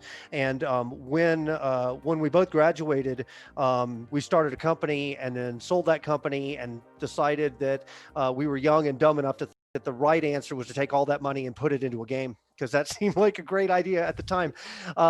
And that game was Shadowbane, and Shadowbane came out right after EverQuest. Actually, it was one of those earliest games. Interestingly enough, that roommate is still working with me. He's the CTO at ArtCraft, Joseph Hall. Awesome. So we've been making these kind of games together literally as long as these games have been around, which is pretty cool. It's been crazy for me, like, hearing all your guys' stories, because I think every single one of them, I know exactly what you're talking about, because we've all, like, it's such a small world, right? Like, even though there's so many worlds and they're so expansive, like, we all kind of, like, know each other from all these different companies and stuff. It's been very interesting. Yeah, Stephen, I do have to say that I recognize your path, because it was my path. Is you came from out of the industry, you'd never made a game before, you had some money from a previous venture and thought, and it's like an independent filmmaker coming and going, I think I'll make a film, but I'm not going to start with a small film. I'm going to make Titanic right out of the gate. I'm going to make the largest blockbuster I can possibly imagine. So God bless you. I think it's fantastic, and I've been exactly where you are now, because that's where Shadowbane came from. None of us had ever made a game before, other than we were players. We loved it. We had a passion, and we took a shot. It was very serendipitous for me, actually, to be in San Diego deciding to start the studio, because this is such a hotbed for MMO specific experience developers, sure. right? Absolutely. And yeah. it was a great thing to be able to attract them from their previous franchises that they had worked on. You can thank John for that, for sure. Exactly, absolutely. I came from John Lands as well. I worked for John for like 8 years. Oh wow. Yeah, Austin's the same way. I mean, Austin is that's another thing I should give some credit to, is that if Joseph and I had not both landed in Austin, I doubt we would have been able to start Wolfpack. But then we became part of that scene, and so now Wizard 101 was our biggest game. We've done the same thing. There's been hundreds of people that have gone through that studio and gone off to start other things as well. So it's pretty cool. Yeah. It's definitely cool, and like I said, we're with experts here. There's people who have made some amazing games or been experiencing them. So what I'd like to talk about next is, of course, what the driving force is, and the difference between playing like games solo versus playing them online with others, and then of course like how that leaps forward into MMO space whenever you have thousands of players together, right? And obviously you guys can kind of like just talk about that. We don't have to go in an order or anything. We just talk casually. I think the real interesting thing that kind of sets apart the dynamic of an MMO. Who wants to go first? Oh, do I lose you? It looks like I lost you all. I think you lost us. Oh no, J Todd, are you here? Did we lose him? The joys of Zoom meeting. It's okay. We can continue. I don't know all of you, but this is like an every the cameras might get a little hour. weird for a moment, but we'll be back. So go ahead, Stephen. You were saying. As I was saying, I think the really interesting dynamic that kind of sets apart the MMORPG experience from more solo-oriented games is that there's an unpredictability with how the community at large is going to act in the game, how alliances are going to be forged or enemies are going to be created. Your mic got a little quieter, just so you know. Sorry about that. I think that's really compelling. Anytime you have a human level emotion that's a part of that interaction in the game, it creates, I think, a little bit more emotional investment really in the outcome of things. And that's I think, a really interesting dynamic to MMOs at large. Yeah, I'd agree with that. And I think that the friendship and the bonds of communities are just much stronger in MMORPGs in particular, but you're seeing it in all kinds of other games now too that are people are calling MMOs, and I think they rightly probably are. But what I will say is, MMORPGs have a unique ability to last a very, very long time. I mean, we're seeing, EQ, my God, it launched back in 99, and it's pretty amazing that these games can have these kind of lifespans. But what I think really sets us apart is that those communities can stay together for such an amazingly long time. It really brings me a lot of joy to see that people are still playing EverQuest, all the time, and that's a good feeling. I think that it points to something really powerful, just even about the design of that game too. When there are things that EverQuest did that now 20 years later we can look back and say that really stood the test of time because it tapped into something more primal and more human than I think we really even understood. And I think there's a lot of room for different types of games we see a lot of different types of games in the current MMO market. Games that are more match based or game mode based, and less of those like real high adventure, real deep investment, deep reward, social contract building type games. And Pantheon obviously is a very much kind of drawing a lot of inspiration from those earliest era games. And I think the more of that we see imbued into these fantasy games, so I think all the games we're working on here represent that. I think we're going to see a lot more of that staying power, because it just taps into something so deep. Being able to connect with people, form memories, overcome challenges. It is just the fundamental kind of fiber of what we're doing. So, yeah. And Todd, to bring you in, we're discussing like the difference between playing games solo versus playing them with others, and then of course MMOs where you have like thousands of players playing together, and what the differences and what drives those different types of gameplay. Yeah, sorry, I completely lost internet there for a second. So No, if it's okay. I cut out again, then I the apologize. deal with me. So I started meeting a 4-person scene, so if it happens again, maybe we'll be good. For me, that's always been the magic really of these games, right? Is once you have the idea that other people are buying in around you, actual people are buying into the same universe that you are, it effectively breathes life into that universe and makes it feel magical. Like it brings a level of immersion that you just simply can't get. And that's not to say single player games aren't amazing. I mean, they are absolutely astounding nowadays, but that particular piece to me has always been a little bit of magic that I can't find otherwise, and that's what's always brought me back to online games. And of course, I think to touch a little bit even more on that point is, the great thing about MMORPGs specifically as a genre is you don't have to be pigeonholed into the high social, massively multiplayer aspect of it. Good MMORPGs provide that kind of outlet for players if they want to go solo a little bit. They can do that for a period of time, and then they can get reintroduced into the community, back into the social environment. And it also represents kind of a replacement of the typical AI that solo games have. You now have an actually unpredictable, nature of the community that gets to influence your gameplay a little bit, and that's cool. Yeah, it's also the thing that makes these games so hard and challenging to build, right? That chaos is it's what is firing the engine of making it amazing. Yeah. But it's also raw chaos. Like you are trying to defensively design around a hive mind that is trying to figure out how to break it and make it theirs. And so it makes it a very intriguing challenge that also makes it very addictive as a game maker, right? Like to some degree, we're all playing these games, but these guys up here, we're playing a slightly different game, which is the can I build it game, and that has its own level of like interest and addiction to it as well. And I think that kind of works perfectly into my next question here, which is, online games have changed a lot over just, the last decade within itself. But of course, you're all making different strides in this new era, and of course, with your studios creating new products. Can you talk a little bit about your titles and like also what you're bringing to the playing field coming into the future, right? Obviously, some of you can't talk about too much, but what you can talk about. And I guess maybe let's go around the opposite way. We'll start with JTAD and go around to Chris and Stephen and then John.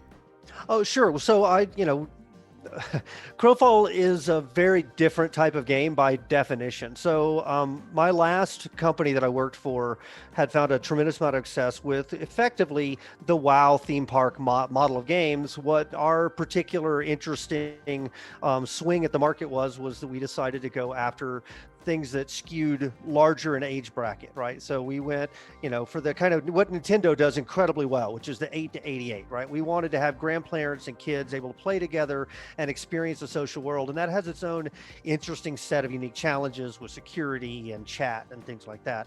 So, so leaving out of that, I wanted to go try something kind of crazy and different.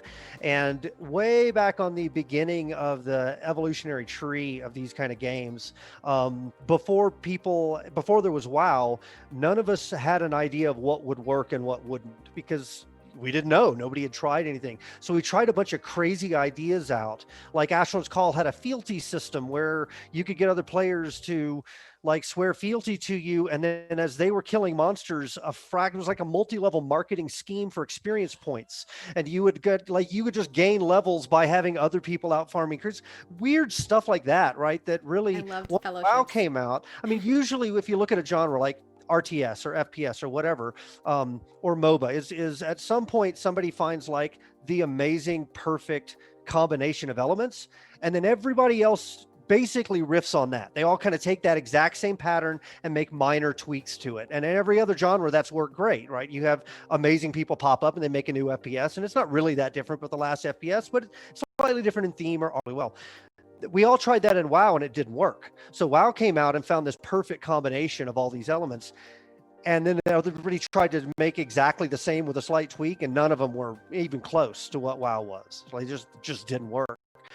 So interesting. And when Gordon and I started this company, what we thought would be interesting would be to go back to pre-WoW and look at earlier branches off the evolutionary tree that had promise, but basically died on the altar of not WoW. Because it's not WoW, it's clearly not the way you make billions of dollars. So let's just stop investing in it, right? So that's what we went back to, is those early days of MMOs. And so what's interesting? So for us, the idea was, why don't we build a giant simulator that's completely dynamic and hand the reins of the world over to the players and let the players kind of shape the world to do whatever they want. That's that chaos I was talking about earlier. It's terrifying because as a designer, WoW was all about, it's a theme park. You are on rails. You may give the player the appearance that the world is changing, but it's not changing. You want to exactly map them beat by beat by beat, so you can try and figure out how to monetize them and retain them and convert them as good as possible. And when you hand that control over to the players, it's a whole different ball game. You don't know what their experience is going to be 7 minutes into your game, because you're not in control of the world. So that's been it's been a crazy, interesting experiment, but it has all the pain associated with that too. So anyway, but that's where Crowfall came from, is the idea that we wanted to go and try something unique and different and breathe some experimentation back into the space. Chris, what are you bringing to the future of MMOs or online games in general, right? Yeah. Well, I want to go back to what J. Todd said at the end of the question before this, and he brought it up again too, which is just the kind of chaos that happens the more you lean into player agency, the more you live freedom. And in some ways, I think you could look at a lot of the games that have come out post DQ, post WoW even, and almost kind of tag them based on the degree to which they did that, because it just doesn't happen often. There's a lot of very rigid design, or what we would refer to as like being very heavily curated. Your level 1 to level 50 is kind of predetermined, or at least there are, a couple of predetermined paths. And so one of the things that really has resonated with me is that sense of true immersion that comes from like legitimate discovery, because you're not being led around. You're not being told from the moment you log into the game, you should probably do this, you should probably do that. There's kind of a hand-holding idea that has come about, where there is a difference between orienting a player, so here's how you do things, versus hand-holding, which is ensuring their success in doing those things. And I think one of the keys in creating kind of that first generation sense of tension is that it's fine to orient your players, but what happens when you lean into that player agency and then you put them in a world where there's more than they can imagine to discover, and the things that they do and the decisions that they make have weight, but under their feet. But then you're putting them in there with a lot of other players where this natural desire to reach out and ask for help and seek others to adventure with. We go back to back when EverQuest came out, for example, I would reference a lot because it's just a huge inspiration to me personally. But back then, video games were still on the edge of being almost taboo. Like, you didn't know if you wanted to even mention that you played video games, depending on the conversation. And it all was drawing from that heavy D&D pen and paper experience. And what's so amazing about Dungeons and Dragons, that even as we're seeing it kind of grow in popularity again, is you want to talk about a tapping into the human imagination. The human imagination is powerful. And when you can sit in a room for hours and hours and hours with nothing, no screen, and just conversation, and be totally immersed and engrossed in this experience, I think it's a testimony to how much there is to tap into imagination wise.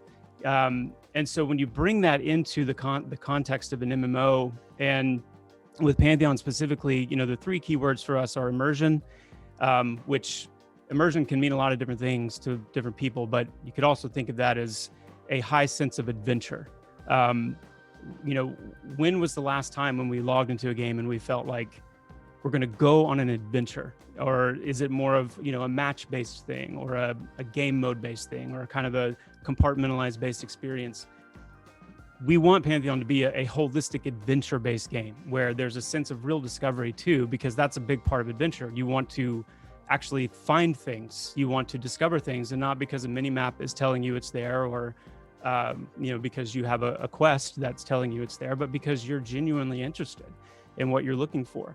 The other key is challenge. We really do believe that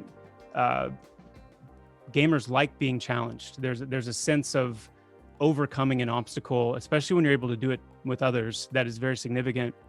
And that bleeds into the third one, which is the community aspect, that social contracting that happens when you're in a high adventure-based game that's very challenging. There is a natural desire to want to not only just to group with other players, but the kind of information brokering that happens when real discovery is a thing, when it's not just in everyone's quest log, but it's like you've genuinely found something based on your own experience that you can share with others. So I'll leave it at that. Yeah, absolutely. It's funny, Chris, you're talking a little bit about, Dungeons and Dragons and the pen and paper campaigns. Ashes of Creation actually comes from an old campaign that I created in Pathfinder for some groups that I used to play with a long time ago. And, I think for me, really what Ashes of Creation is aspiring to do is kind of not necessarily to reinvent the wheel of what MMORPGs are, but kind of blend the world building aspects of another series and another game style I love, which turn-based strategy. I love the Civilization series from Sid Meier's, and the aspect of building empires that's kind of integrated into my original campaign that I built Ashes of Creation around, which was the Kingdom expansion for Pathfinder. Essentially letting the players kind of dictate the course of not just the world building component, but also the narrative and how it affects their environment and their community. We've kind of moved away from this idea from a game philosophy standpoint with MMORPGs over the last decade of risk versus reward.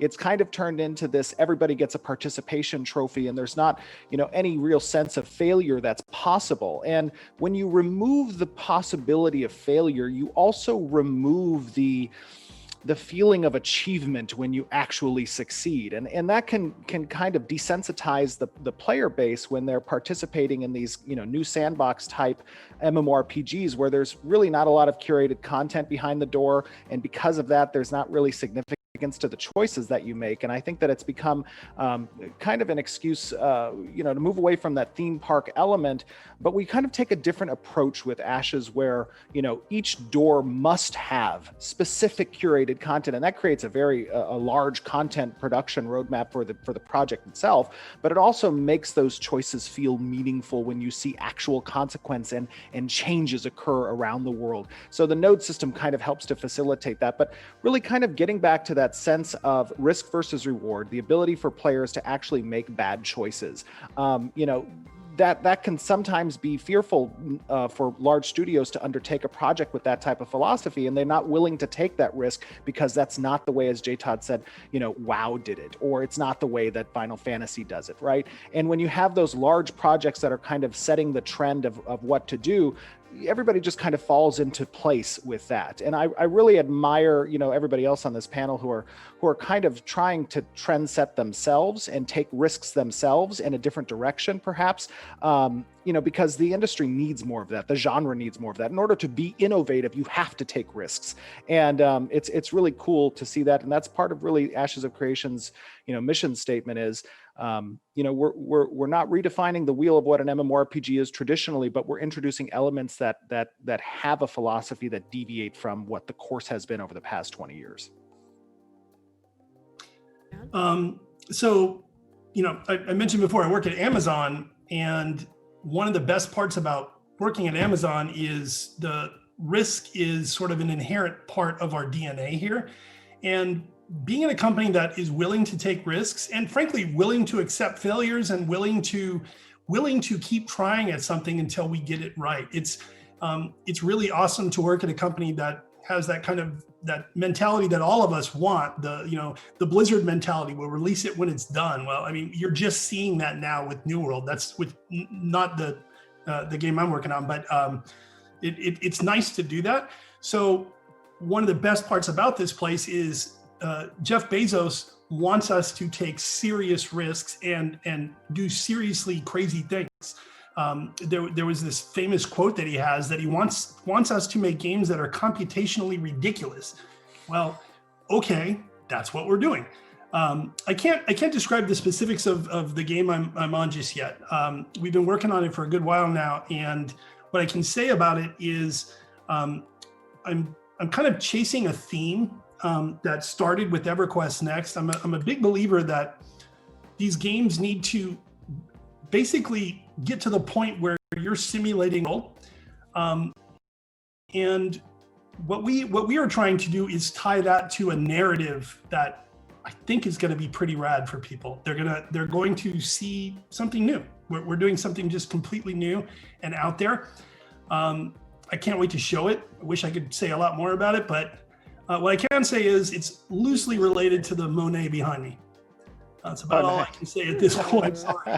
Really, actually not trying to tease. I would love to talk about it. And actually, with some of you on this panel, kind of got castle vibes. Is that like a tower? Yeah, what is that? Yeah. Now we have to inspect it. We have a DM. Can we inspect the do that? Yeah. It's not. This is a Monet painting. We're gonna zoom in on like the Monet painting. I'd like to roll a perception check. And say, yeah. I was gonna say the investigation check would be more appropriate. Oh, okay. What I would say is the thing that we're chasing more than anything is a dynamic world. With EverQuest Next, it was probably too ambitious, if I'm being honest.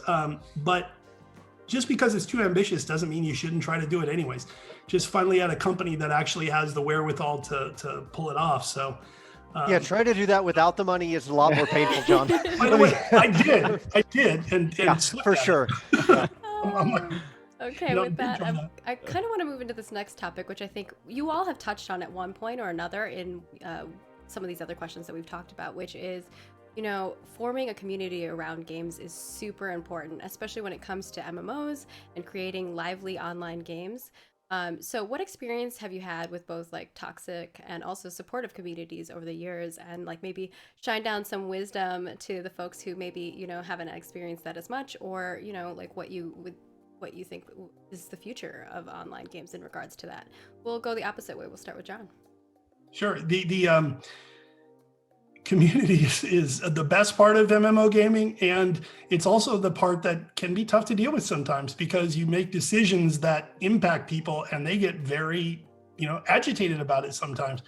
And I think kind of the biggest lesson that I took away from the many MMOs I've worked on is that once you launch a game, it's not yours anymore, and we need to remember that. And it's I've learned that lesson the hard way a few times. But I will also say that learning that the hard way also gives you some ability to look back and go, oh, let's not do that again. I've really thoroughly enjoyed every second I've had the opportunity to talk to our community. We used to have these fan festivals every year, and I got to tell you, the awesomeness of running a place for 15 years and literally going to SOE's Fan Fest and seeing people that were started playing when they were young became parents themselves, and then their kids are playing with them. There is nothing started more working for awesome. that company that I went to the fanfare event for.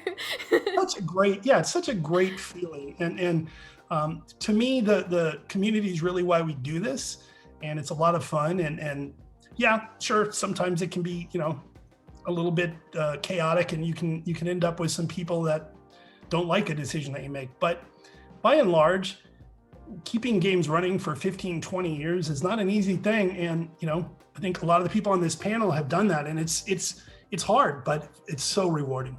Yeah, maybe we kind of alter that question a little bit, with that, which is kind of, how do you foresee it changing in the future, or where do you see community growth happening? Well, that's an interesting, there's an interesting part of that. Here is a common theme every single one of us and all the people watching have heard. Hey, have you played such and such a game? Oh God, I wish I had the time to play that. Guess what?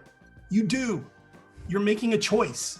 Like you're watching TV or Netflix versus that. It's the truth is a lot of us played these MMO experiences that were very time intensive, but it's not because the games necessarily were, although EverQuest clearly was, but it's also because it was a new thing. It's new, it's exciting, and everybody wanted to play it forever. Then, battle royales came out. Then the MOBAs came out. Then the battle royales. What we're seeing is a blossoming of online communities into these smaller communities based on the types of games people want to play. I love that.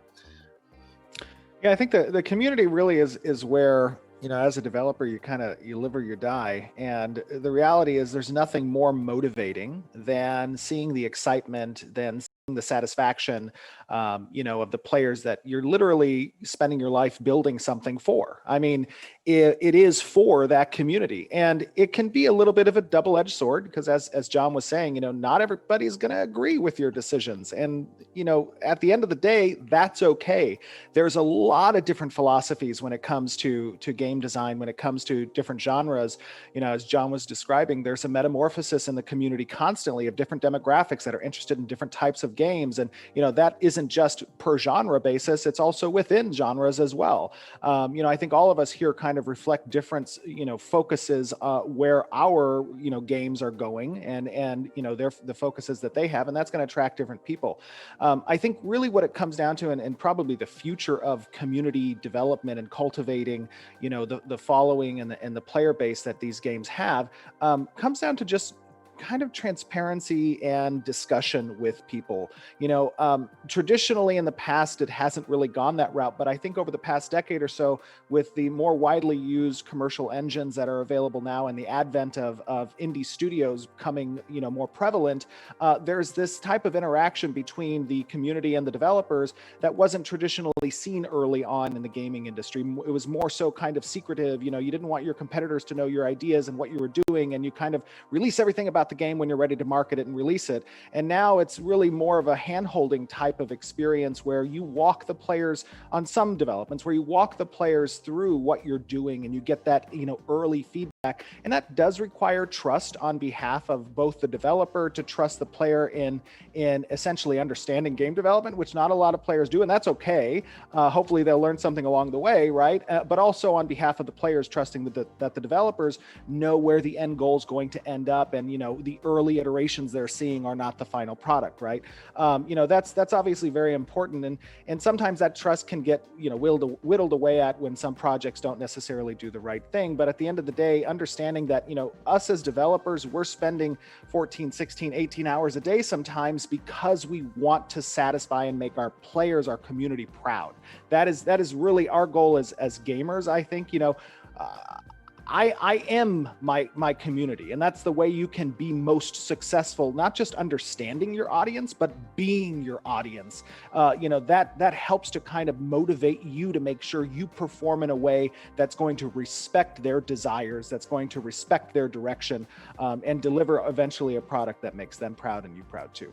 Yeah, I always hear players say things like, oh, the developers don't care. Believe me, we wouldn't spend all our waking days and hours making something if we didn't care. We do. We care so much. So I just want to put that out there. And to be clear, just to make sure there's an understanding in separating the developers from the executives. I mean, there's a different dynamic there, right? The people who go into game development, depending on the company, absolutely. But the people who go into game development that are building these games, they usually do it because they're passionate about games. It's most of the execs are too. I mean, I'm a small company guy, but from my experience, even working with the big companies, the execs can make more money in another industry with a lot less pain and aggravation, frankly. Absolutely. If you don't, what I've seen is people who come into the game space just because they think it might be kind of neat. They leave. They're like, why would I put up with this crap? I'm going to go back to medical software or whatever the hell else they could do. They don't stay for very long, or they're not. No, they just don't. It takes a certain kind of crazy, and you either love it or you don't. And the problem is, if you do love it, there's nothing else you can do. You're kind of screwed. But I have worked at some companies where there's people who are in those positions who are not gamers at all. That is true. That is true. And the larger the organization, eventually, more likely the more likely it's going to be. The smaller the organization, though, the more the pain there is too. So I guarantee you, those people are gamers. It is not a quick buck. Absolutely. And of course, Chris, I don't know if you wanted to add something on to the topic about community. It's a big conversation. I mean, I couldn't agree more with the fact that, number one, I think we're going to start seeing game development demystify a little bit with all the crowdfunded projects that are out there. I mean, several of ours on the panel here, are to some degree. So how game development works, the twists and turns it can take, the challenges, the length of time, all these things I think are slowly demystifying a little bit.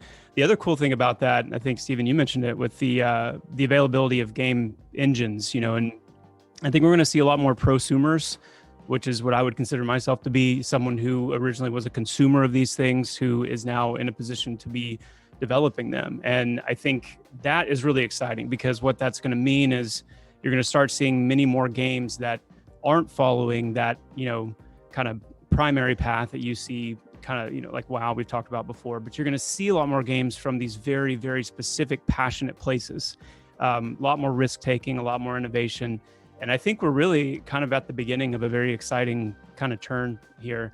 And the last thing I'll say is, my goodness, like, we do this for our communities. There is never a more exciting time, and I don't think anyone would argue, when players come in. When they come in and they play, when they test, when you see players running around in the game, it makes it all worth it. Every late night, every 24-hour day spent working, like, it is so worth it because of the players. So please know that we, at least speaking for everyone on this panel, we would all say to our communities, we love you, we need you, support us, and we wouldn't be doing this without you.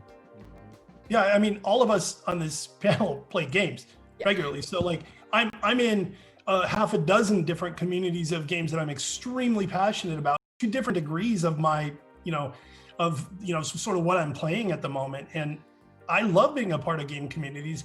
And sometimes, again, there's people I disagree with in the community, but the fact that people are this passionate about it, they don't get this passionate about tax software or medical imaging. It's.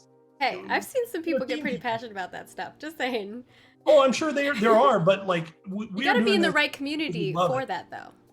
Yeah, a lot of people don't realize the amount. Like, this is an industry that requires a lot of hours out of people, and it. I'm not saying I love that, by the way. That's that we're certainly really against crunch in our shop, but it still, you put in so many hours after the day is done, and it's because we're passionate about it.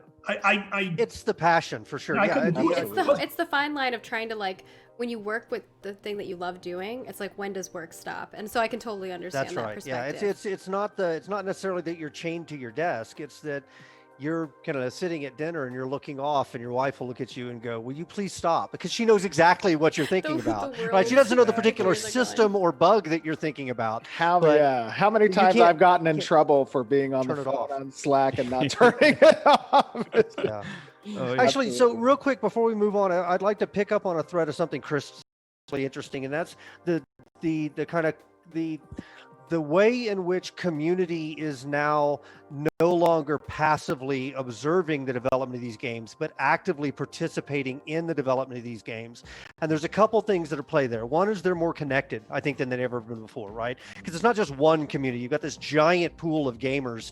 And as John said, they're interconnected, and I'm part of 6 communities, and I'm also cross-section over here. And I've watched this one streamer, so technically I'm a part of that community. Yeah. And if he's now playing Sea of Thieves, then evidently I'm now part of that community. Like, it's all interconnected and mixed, right? It's all cross-sliced. But the other thing in addition to that is the tools and the technology that's become available now to kind of democratize, right, game making. You've seen the best games, the most unexpected successes have started as mods, right, recently, because of Minecraft and because, League of Legends came from this. Battle Royale came from this, which led to Fortnite, which like all of and I think of it as a genetic algorithm, right? As you got a pool of gamers out there who all have ideas, and now suddenly they have enough tools that are becoming more and more available that they're trying to act on those ideas. And then if you have 100,000 of them do that, every now thing that the professionals have made, right, or come up with in the last 20 years, because we can't compete with a genetic algorithm. And so those things float up, and those great ideas, then you see a lot of the larger companies go, hey, that's a really good idea. So then they'll take it and they'll add what we are really good at, which is the layer of polish and the art and the content and things like that, and all the support systems and the operations underneath it. But I find that really fascinating. It's the mirror has been turned around now to where the community is actually feeding itself in a large way. I find like that you're reading my mind, J-Tad, because guess what my next question is? My next question is literally about, how has the development in games changed over the years? And do you find it easier or harder to build out products because of those technology changes? And I think, like you kind of touched on that a little bit. Does anyone else have anything else they want to add on that front? Oh, it's changed so much. Like it is awesome. After I left SOE, I started an independent company and got to use Unity and did work in it myself. One of the problems, if you're at a company for a long time, you can get kind of, tunnel vision about like things like tech and what other people are doing. Wow, that these engines, we're using Unreal 4, and holy cow, like our lives are so much easier now. There's so many things we can just buy if we want to. Do we really need to write the 50th chat system that we've written? Probably not, those sorts of things. So I totally agree about the democratization. I also think, we as an industry are bringing our players into the fold on the development, because it turns out it's pretty damn fun to watch an artist draw some stuff, to a part of the community. Maybe not the whole community, but I love that. It's so much fun now, especially with Twitch and the ability to stream development stuff. It's just awesome. Yeah, I think this is true really of any technology. As it continues forward in its lifespan, it becomes more widely available, and through that access, that democratization of it, you see greater innovation, because more people have an opportunity to lend their voice, to lend their ideas to developing something, and that goes hand in hand with including the community as a part of that process. I mean, when I first started Intrepid, and before even the first line of code was written for Ashes of Creation, I had the Epic team down to kind of evaluate using Unreal Engine 4, and boy, have they been a great asset to us in helping us understand and utilize their engine, which I think is a great thing, because those commercial engines, whether it be Unity or Unreal Engine 4 or perhaps Lumberyard, there is an opportunity there where you have a dedicated engine team that is focusing on making your life as a developer easier, whether it be through out-of-the-box tools that are available to you, or assistance in communicating with what can be done on the source code side to change things to fit your specific project. So I think just as we move forward as an industry, and those commercial engines become even better over time. And with the introduction of the community as a part of the process, you're going to really see pretty interesting things where a lot of the innovation and the capabilities and the successes come away from the AAA, large corporations, and start, as they have been over this past decade, spawning off really successful ideas and projects from the community and the indie developers. I also think that's especially true of the multi-platform aspect of our business now. Our game, for example, is going to be, PC, PS5s, Xbox X, and mobile. And cross-play, that's a huge change. Right now, it's a bit painful, just the hoops you got to jump through, but it's such a great thing. And the tech is enabling this. It makes it ridiculously easier, maybe not easy, but easier. So let's move into that topic, because I actually have that on my list of questions here, which is, is there a time where you think everyone will be playing MMOs across consoles? So on your phone, and maybe simultaneously on your phone, So this may surprise you. This recent data that I saw, and it's a pretty good source. 50 million console MMO players, and that blew me away. And it's mind blowing, and to see the level that the multi-platform aspect is growing, and mobiles are almost as big. Anyone else? I think there's definitely going to be a avenue, specifically, I guess, if you're referring to MMORPGs or MMOs being cross-platform and on consoles and mobile. I think there's absolutely that avenue is growing over time, especially. But I think there's always going to be a PC-specific MMORPG market that really doesn't translate well to cross-platform. There might be iterations that could translate, but the depth that usually accommodates the kind of systems in MMORPGs are very difficult, in my opinion, to translate over successfully to consoles and or mobile platforms. But there is, that growing market, obviously, of introducing MMO elements into different projects across those consoles and mobile. And I think that's going to continue to grow going forward. And Chris, I would agree with that. I think there's just a level of complexity that is just very difficult to replicate without making some pretty significant reductions or having some negative impacts on your game that you've been building for PC. So we don't have plans for that, obviously.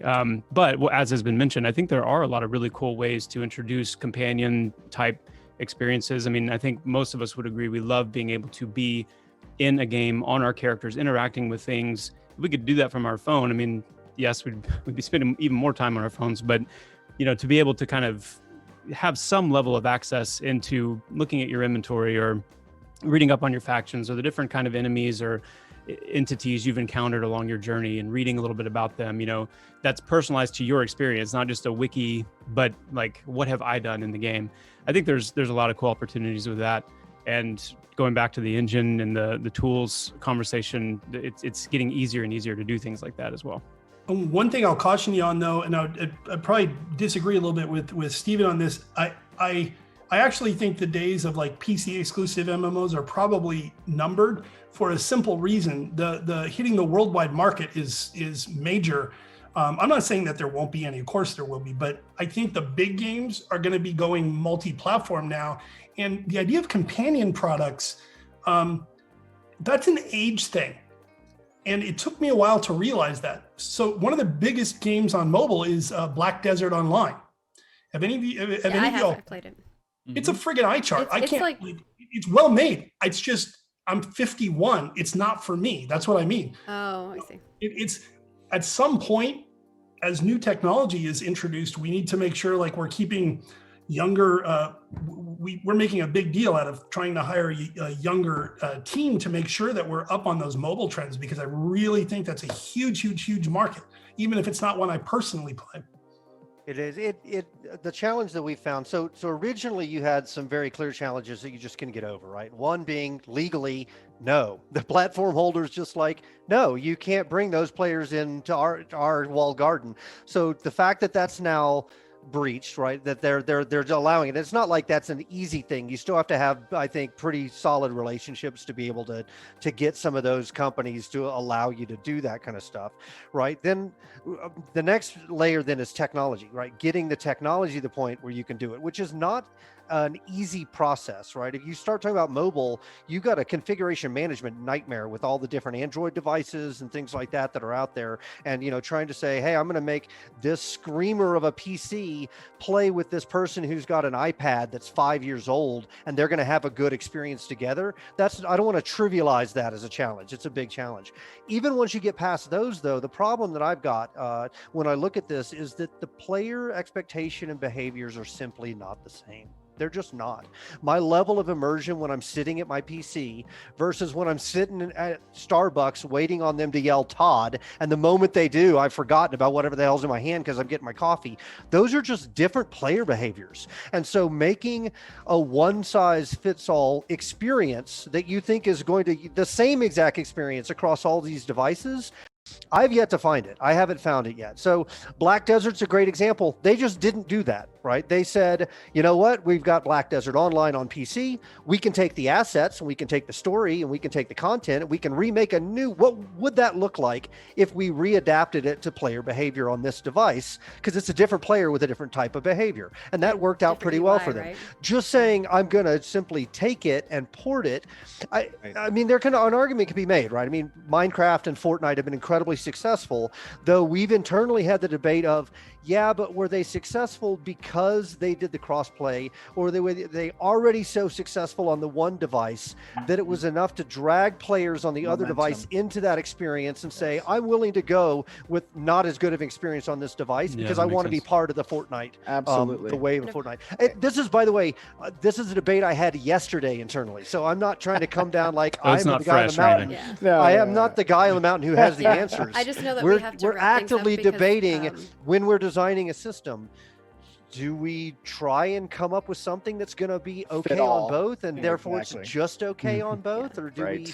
I have to apologize, folks. Yeah, we have to wrap up the choice. I have to bail. Yep. This was an awesome panel. Please keep talking. I can't wait to rest. Thank you, John. Thanks, later, John. See you later. All right. Yeah, I was trying to wrap it up because. So anyway, that you have stumbled right into the heart of what, as a developer, because it's not enough that we're trying to predict what people want today. Yeah, and I think it takes too long. I think we're always predicting what they want in years. You touched on a good point, J. Todd. When you're designing the systems, and you have to keep in mind that, are you designing something that's going to be mediocre but work on both platforms, right? Or are you going to go all in on a specific design that's facilitated for PC or for mobile or for console, right? That's a very important decision. And you don't want to sacrifice the quality really of your core gameplay ideas in order to facilitate a broader audience. And I think another important aspect is that specifically, these are unique demographics of players that exist on these separate platforms. Absolutely. And the PC gamer doesn't care, at least with regards to MMORPGs, and a vast majority of them don't care whether or not they can play it on their phone or on console. They want to have it playable on the PC because that's their platform of choice.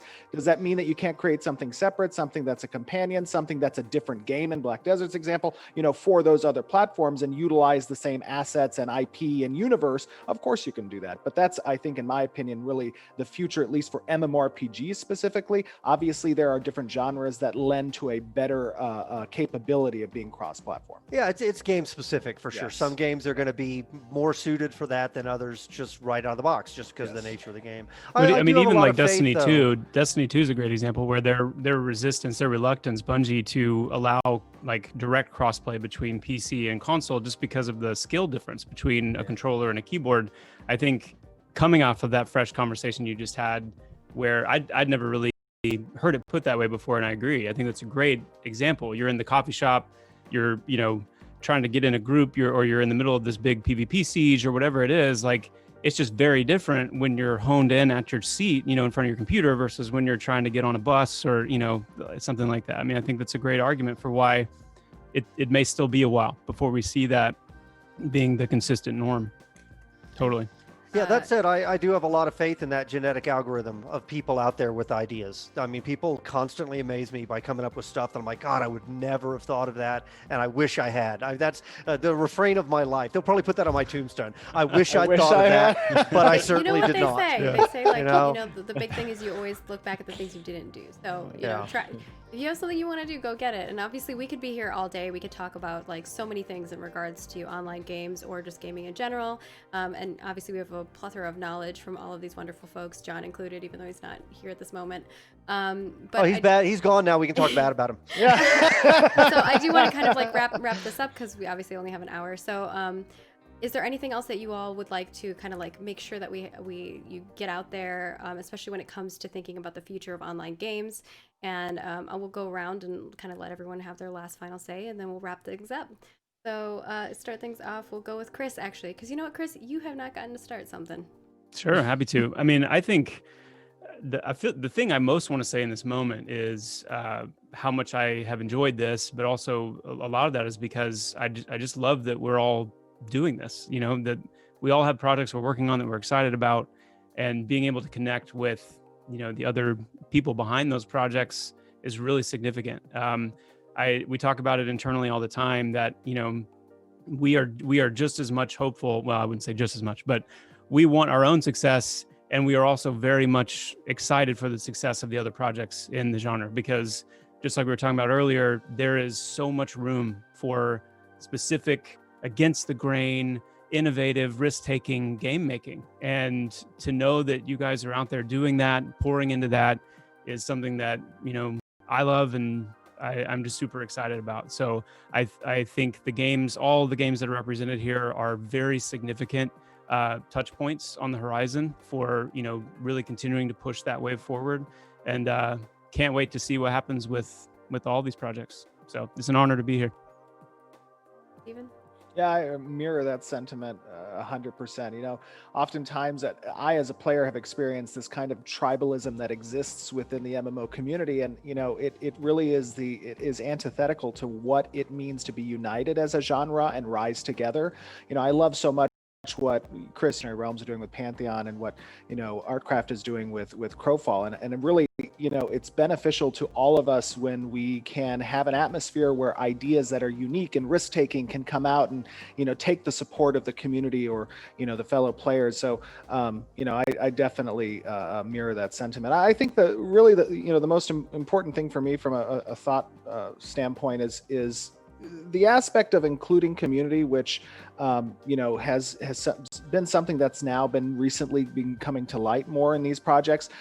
That's so important, because it's difficult to be a player and excited about something and know nothing about it and have no opportunity to discuss it and not be a part of a community until it's about to launch.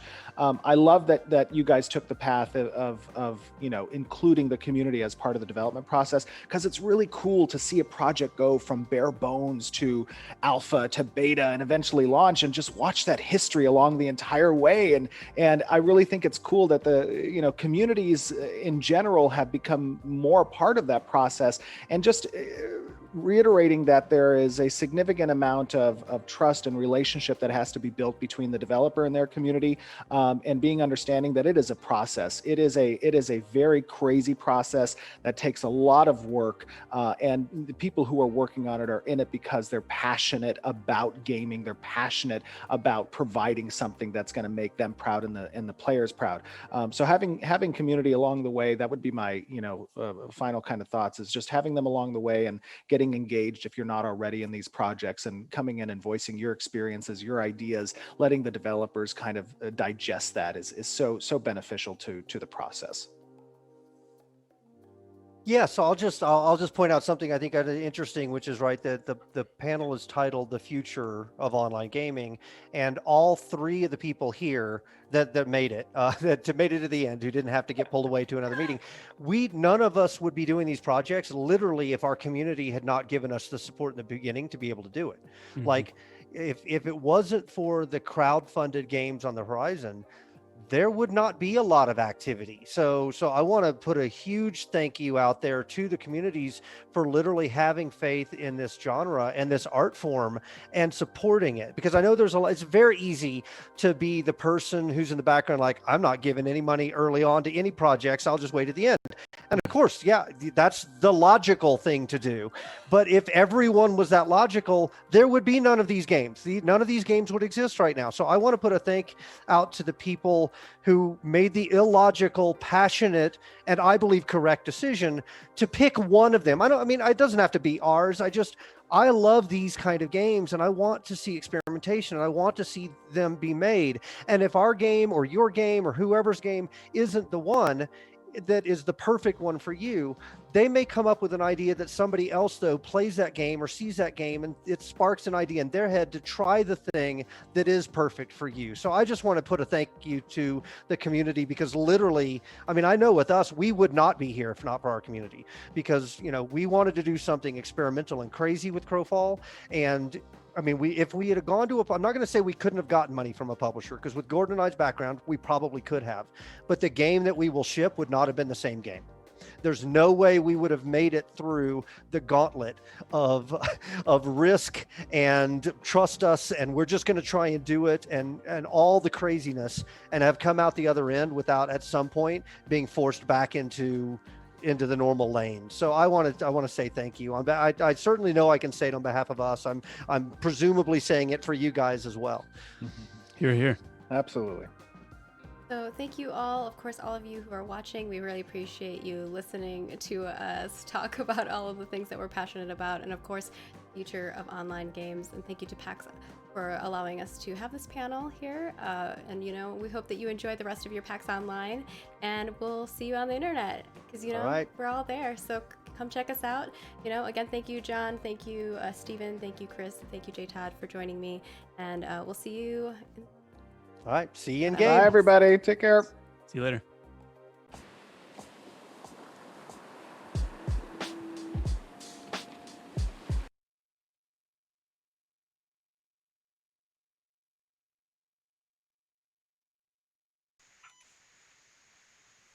Good evening and welcome to another round of the Omegathon. We have our 6 Omeganauts here ready to go. Last night, they saved cats. Today, they're just out enjoying the lovely rocks and the environment as they drive some trucks all around in pure rock crawling. To give you the standings in our Grand Prix right now, we have Wolfox taking the lead with 14 points, GTA in second place with 10 points, Targaryoke coming in third at 8 points, Mr. Thomas in with 7 points, Baba Fett with 6, and Crystal Bubbles bringing in the back with 3 points.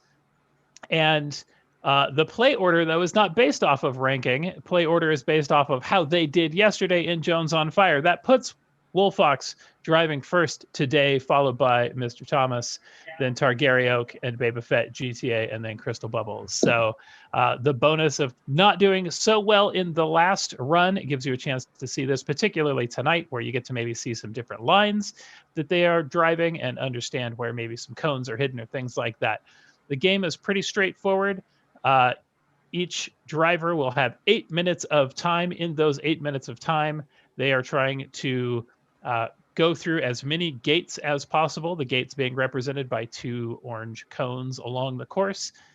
Trying not to hit cones, because hit cones become part of a tiebreaker. So if we have 2 people who go through 7 gates each, but one of them hit no cones and one of them hit 1 cone, then based off our score table, the hitting no cones is better than not. We have a 3rd level of tiebreaker that hopefully we don't have to use, because it goes with how fast they drive, to try and put a little bit of pressure on being careful as well. Each level that they will attempt in their 8 minutes has 10 cones, and if they can beat that level, they get to bank those 10 cones and go to the next one and start picking up the next set of 10. If they have to reset anytime during a level, say they flip their truck or they get stuck and just can't get out of a crevice or something to that fashion, they reset the level, but they lose all of those gates that they have been through. This is no Jones on Fire death strat like we saw last night. Does not come into play here today. Wolfox, I'm getting my timer up here. Are you ready to go? Yep, ready to rock. All right, so you're going to take us into career. We're going to take just that first set of 3. Go ahead and go. I'm going to start once you are on the track. So stage 1 there in the spring. All right. All right, 8-minute timer has started. They all got the opportunity to choose. Wolfox going straight for the cones. Oh, I don't care about the cones. Choose and customize the vehicle of their choice. So it's all just pretty looks and cosmetics, but you'll see some fun-looking trucks here. Wolfox picking the red camo. So zipping through quickly. Oh, is that the right way? Yes, it is. All right.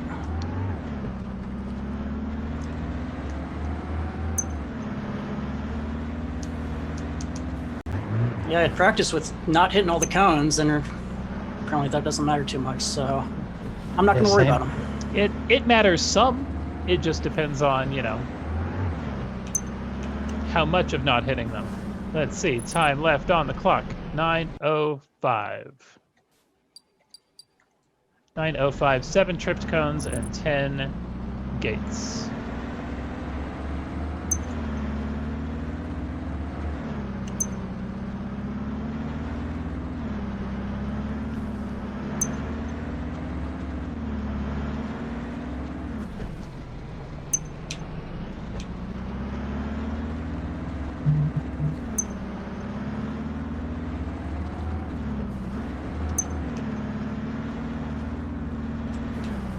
Oh.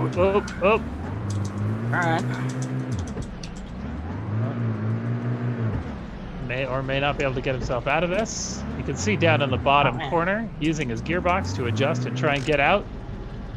That push right there, you couldn't tell, but that was the driver lifting the entire car over his head and one large push up. Screw it. All right, so resetting. Any cones that may have been there, lost.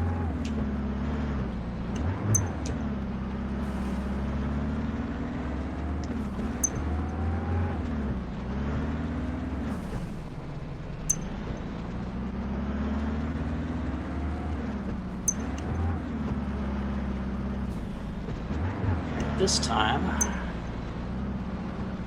be a little more careful. There we go, past that obstacle. Yeah, no matter how much I practice, I would still always hit that and fall over. That is one of the lines that takes a little bit of work.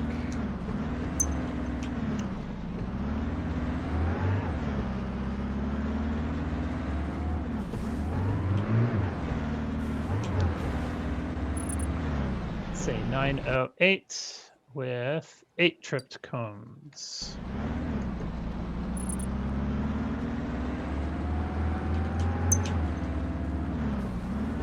On to level 3 in the world here.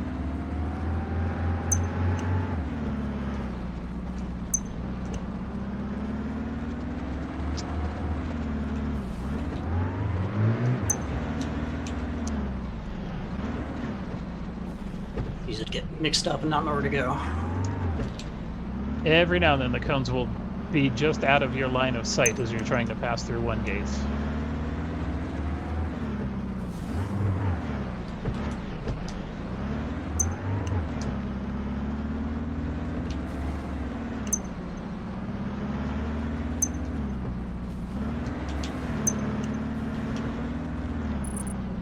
Oh, I can't see your time on here. 9:05?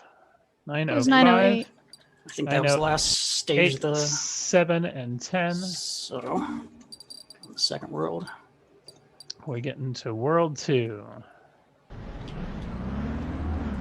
These I didn't practice that much. I thought we were going to maybe go through the first 3, person who hits the least amount of cones.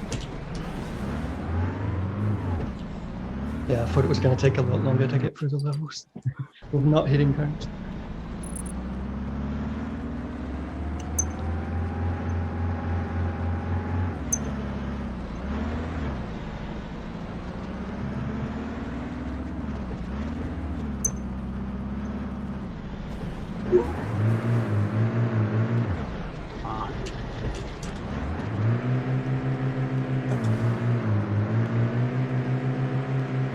Oh, look at that. Recovered the buggy. Nice.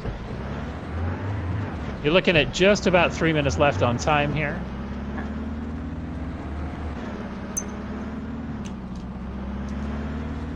Yeah, when you're going careful, it seems like you crash less, so you're just kind of going full force at it on not being very stable. This one sucks. Wow, Hit A it. full roll. Got it. Nice. One more roll.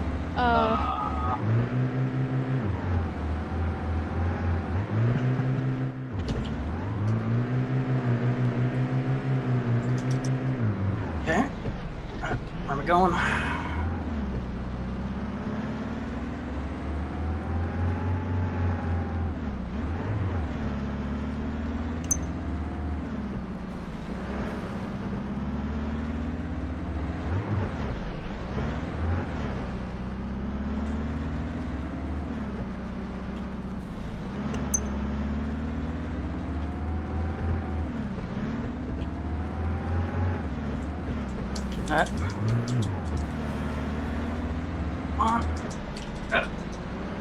Ooh, nice recovery.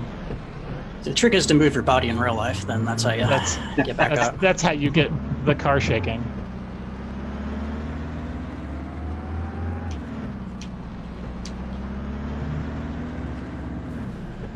Really? That's gonna throw me off. Oh no.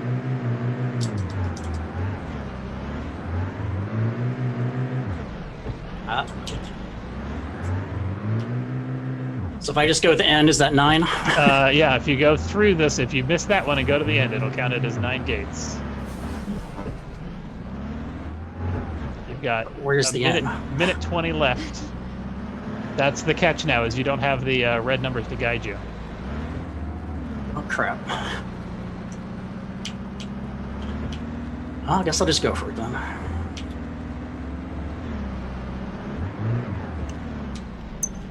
Alright. And somewhere over here. Oh no. Not turtle position. You're up against the edge. Yeah. I apparently started my Spotify. It's time for pump music to get out of this. Yeah. That might be it. I'm certainly not going to restart. You've got 27 seconds left, and it'd be helpful to get through, only because I have no idea how many gates you hit. That's 10. No, he made it through 9 gates. Really? But how many cones he hit? That's the word I was looking for. Yeah, I think it might be boned. That's 40 gates. All right, this is the official time. All right. So we're gonna stop there. Use the R to throw yourself through the gate, and we can then figure out how many. Right. How many you hit? I never used that. That's nice. Yeah, me neither. I didn't know about it either until here. Way over here.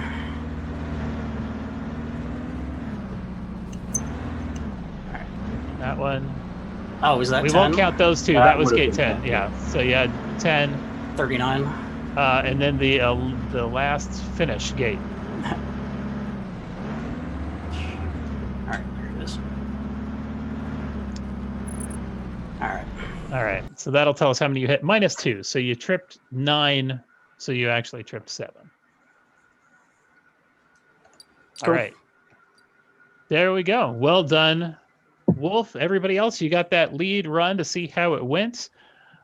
Plenty of gates, plenty of cones hit. So if you can tie him up in gates, you can come on top if you drive maybe a little bit more careful. Mr. Thomas, how do you feel about this? I'm feeling all right. We'll see Yeah? how it goes. Yeah, All right. I mean, we'll see how it goes. Let me quit that stream because I should start watching you, I suppose, if I'm gonna join you on this ride.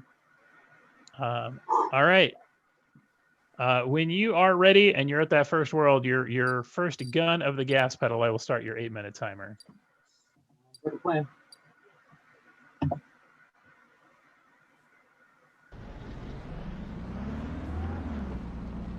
All right, 8 minutes has begun. Mr. Thomas with the blue camo version.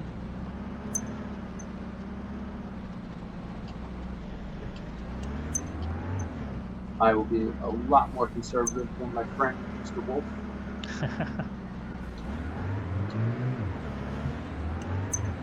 You might not have time to get that far, though.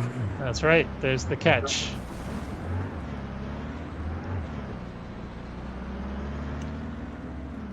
Oh no, it didn't go through. Yeah, you had to hit like right in the middle. Yeah.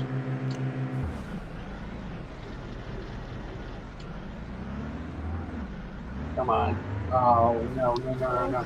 Oh no. Oh no. Forget If you're wondering what this game's like, it's basically that. It's that. Yes.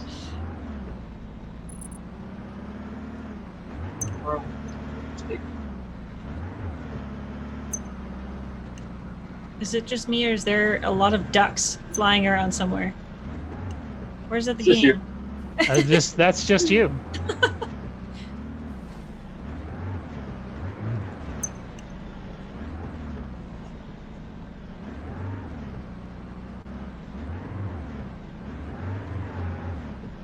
All right, finding the rhythm. Mr. Thomas is clearing these gates, moving into gate 7. 8, 9, and 10 left.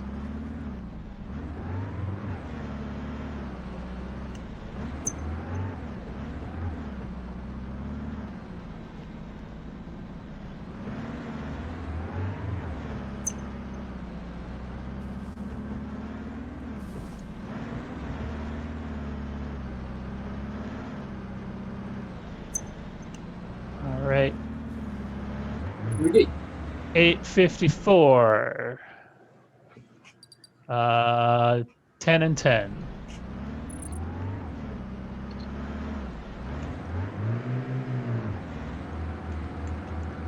Hello. Uh-oh. There we go. Up and over. Boy.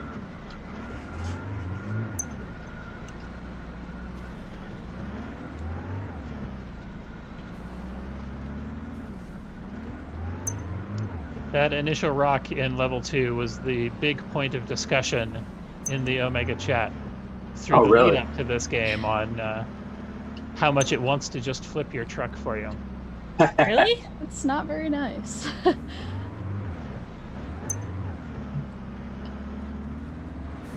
You just gotta. Oh no. Can you do it though? Remember, we learned from Wolf, shake your body. There it is. Backwards. You got this. See, I trained for this. That's right. All right. Through that gate, it counted.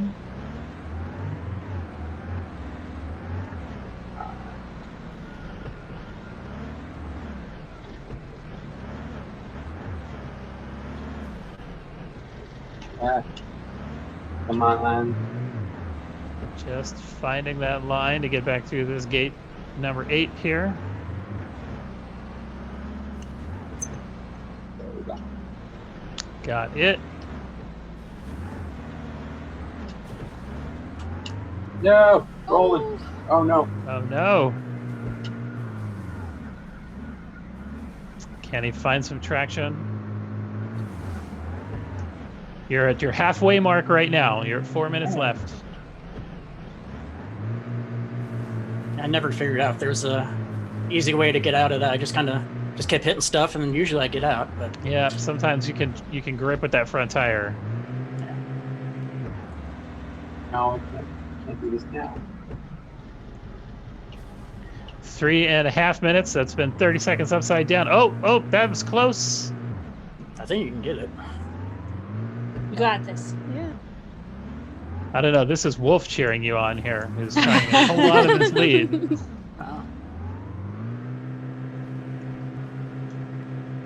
Come on, man. Come on. Close. There's no wrong choice here, but we won't mention all the pollution your car is spewing out into the virtual atmosphere. Yeah. Definitely not as smoky as where I am, so it's all good. I gotta do it. All right. Reset. Back in. Oh. I don't know. That's it.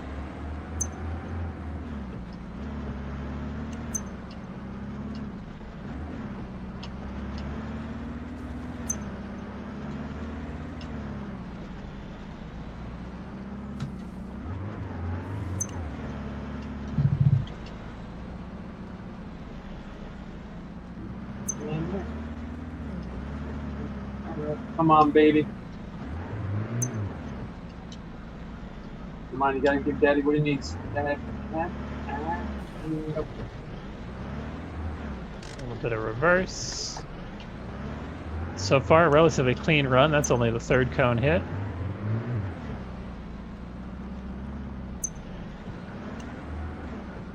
I spoke too soon.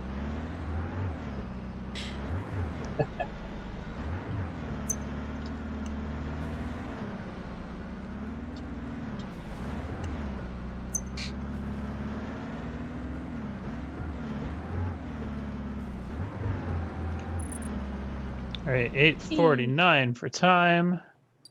6 cones hit. On to stage 3. You got a minute and a half left. Cool.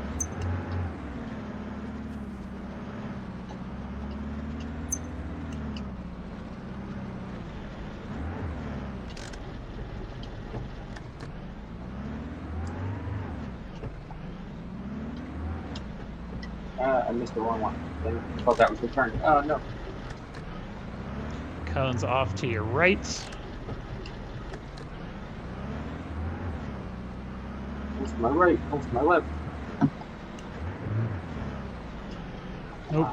Not quite triggered the gate.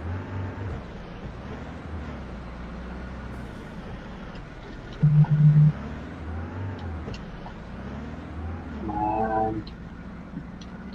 Yeah. Could back through it though. Oh, this is just me. Get you. Oh, it doesn't count it. Nope, it won't count it unless you go through. Oh no. Oh no, now I'm stuck. Oh heck. 20 seconds left. You're 4 gates in.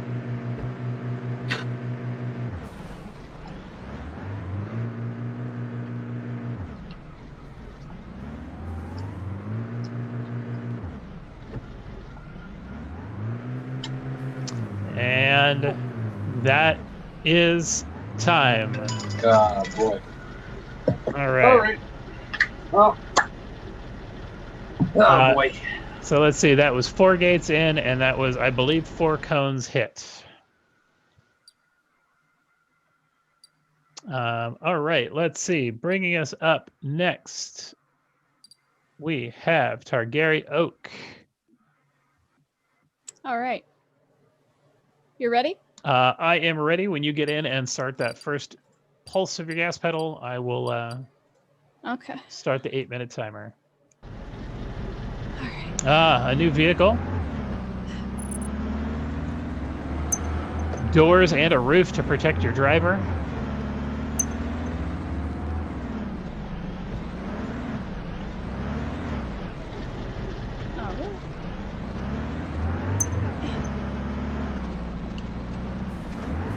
Oh, that was quick. I don't know if I'm getting out of that. Try.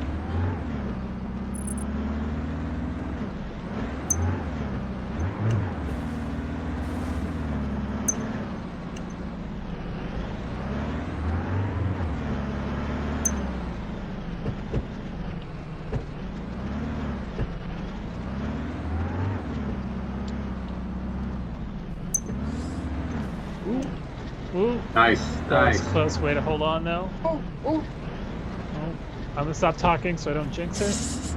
Thanks. Okay,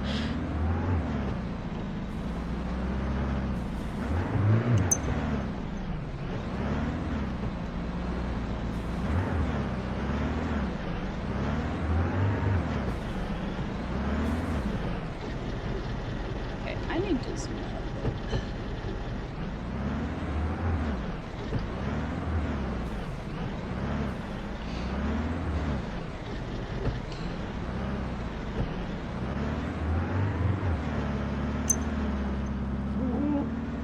right. Well done there.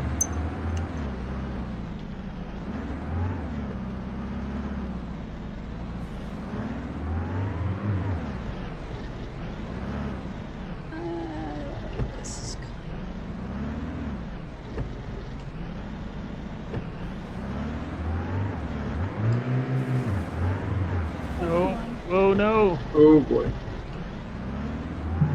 That's okay. Who needs a paint job?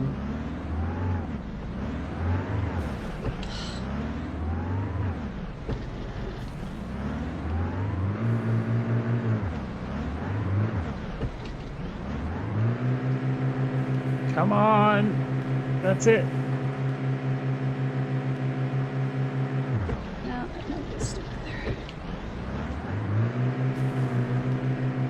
Oh.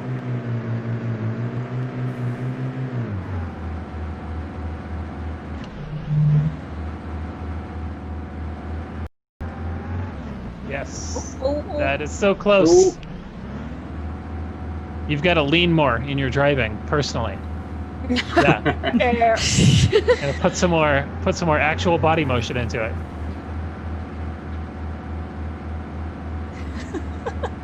It's not working. Time-wise, you're at the 5-minute mark. Oh God. All right. Oh.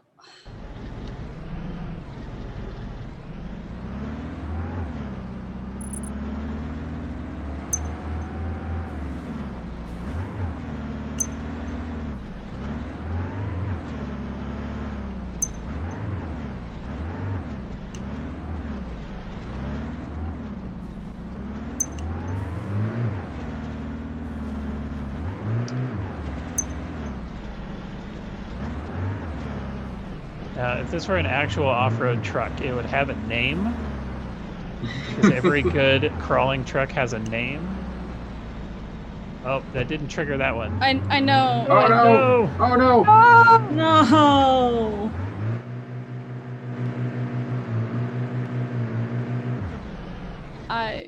Yeah. I'm not That's getting out of completely that one. turtled.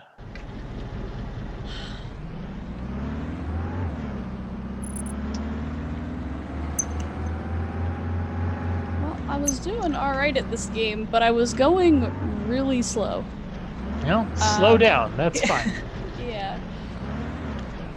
I think that's how every single one of us practiced. And then I threw speed and total gates onto you, and you went, "What? That's not how the game's supposed to be played." Suddenly, it's That's all not how this works. chaos. That's not how any of this works. It's not what this was for at all. It plays completely differently when you're trying to go slow and edge through the checkpoints. And yeah, Like an actual rock crawler. That's the Omegathon, always throwing surprises. Hey, at least we didn't have to go backwards. Yes. Man, I saw that this morning when I got on Discord, and I went, "Oh, could I change everything up right now?" get past maybe the first gate. I think I made it through 3. I tried.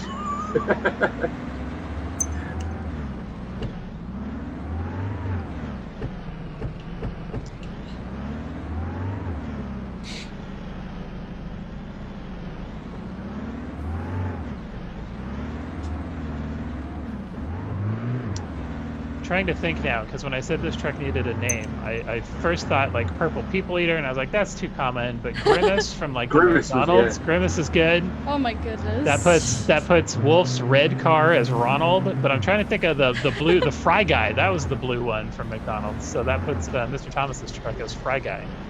Is that one of the like the furry looking guys? Look like Yeah, a pom-pom? it looks like Nice. a pom pom with legs. There we go. Yeah. There it is. That sounds about right. All right. Now find your next gate.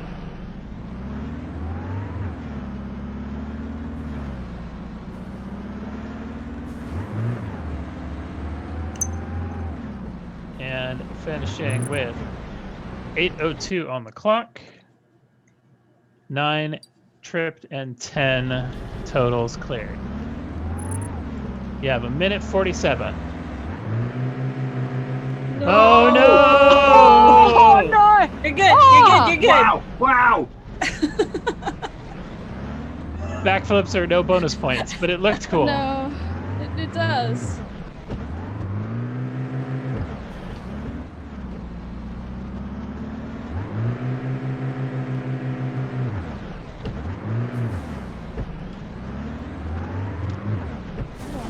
This is because you jinxed us, Travis. You're the only one who mentioned that. I didn't post the pictures in chat.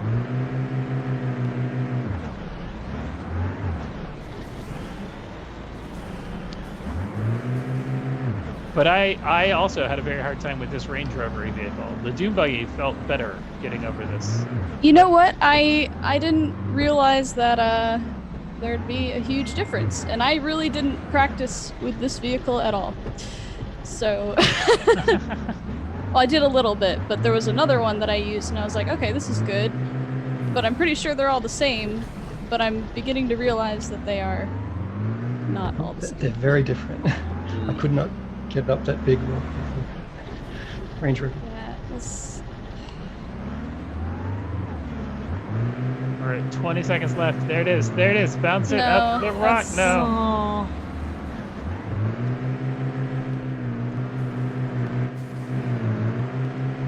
Maybe take Mr. Thomas's idea and try and back up the rock. You got 10 seconds. Reset. Back up the rock. Yeah. We'll see.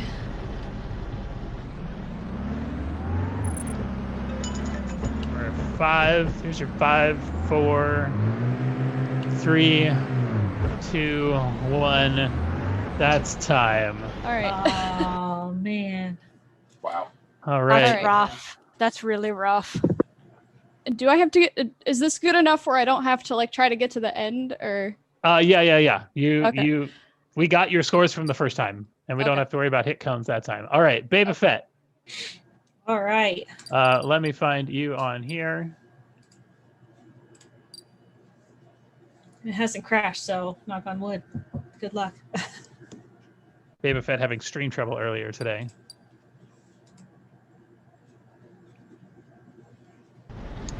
Also going with the purple theme, but going for the buggy. Was this a buggy a long time, or a buggy after you saw the?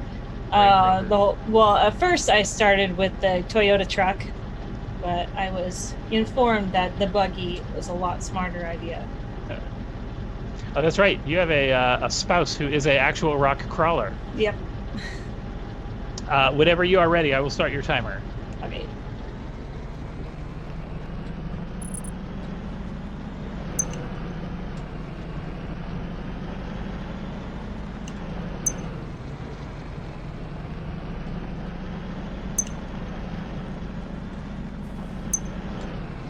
You must be cringing inside at every cone that you hit now.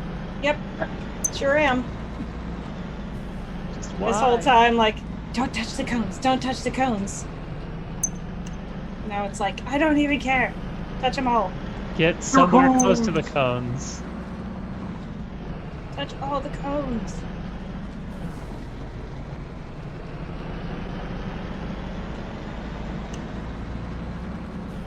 Oh no, that one didn't take. Yeah. That one didn't? Nope.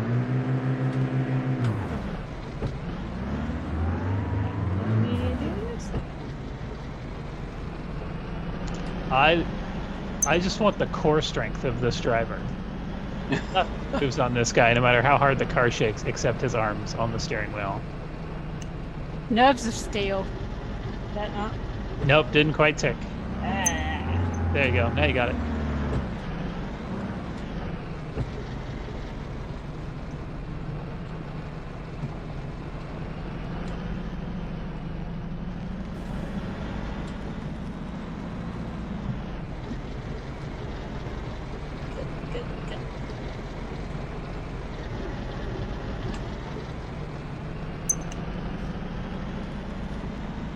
Right, 821,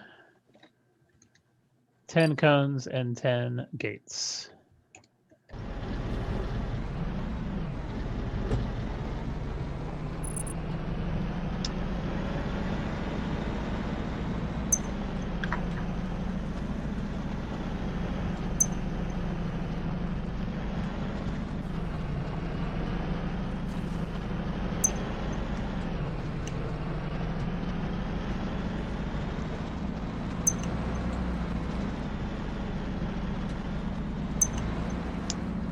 Taking Wolfox's speedrun approach.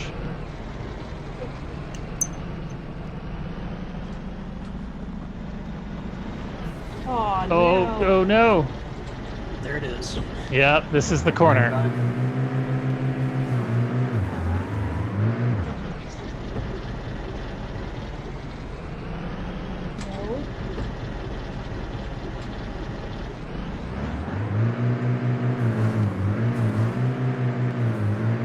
Almost there. Almost there.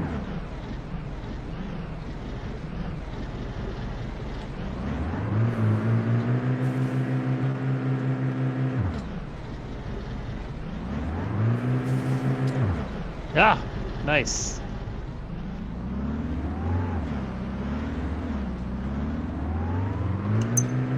Now the Mr. Thomas approach.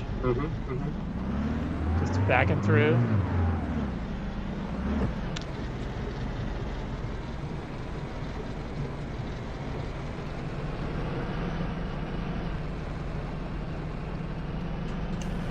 Oh.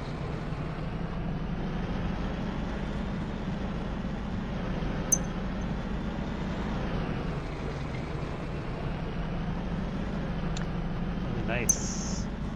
Nice. Wow. All right, there's the finish line in sight. 7:57. 7 and 10.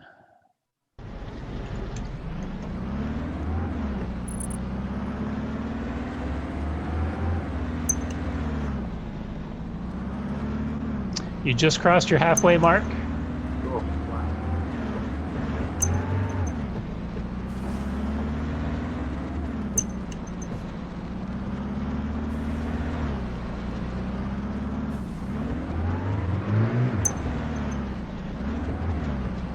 You forgot to hit those cones.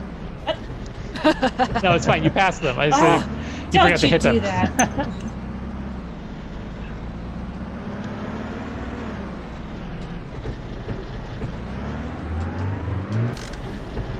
Ooh, Nice. nice Into the save. break.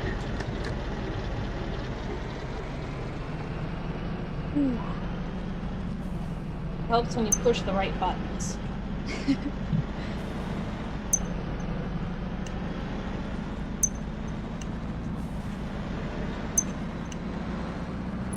All right, 8:56, 9 and 10. Oops. Let's get a main menu. 8:56, 9 and 10. All right. This next one puts you on the same level that Wolfox went to.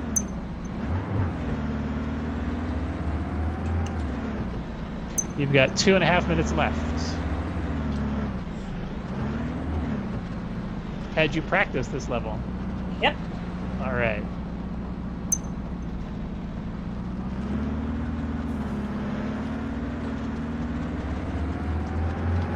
GTA and Crystal Bubbles hopefully taking notes on paths, vehicles. Crystal shaking her head no at the Well, at our side screen. 2 minutes left. Nice.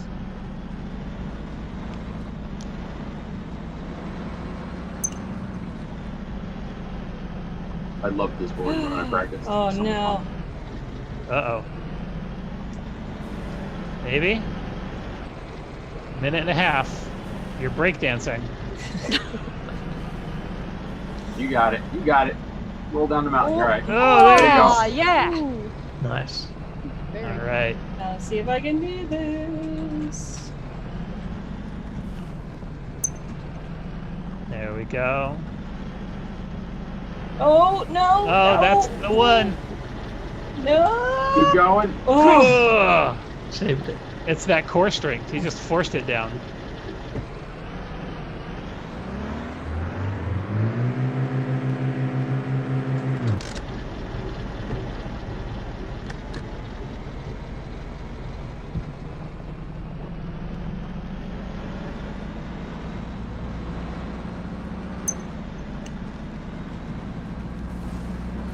We just admire the use of third gear so much in her Yeah, run. I know. I was just thinking the same thing.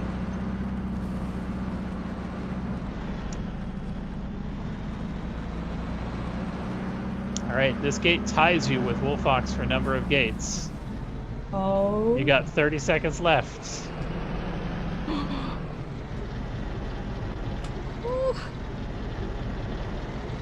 Ooh. Nice. There's that. If you can find gate 10 in 10 seconds. Where is gate? It's way down the road.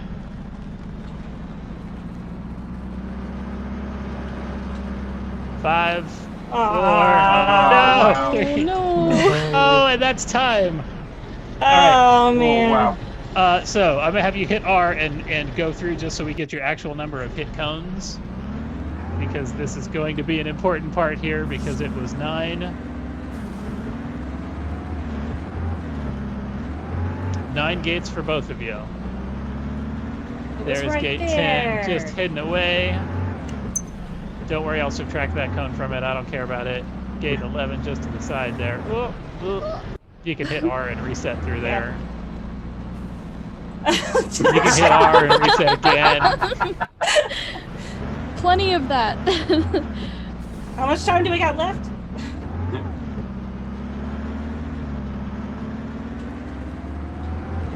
All right, so cones -1 is what we're looking at here.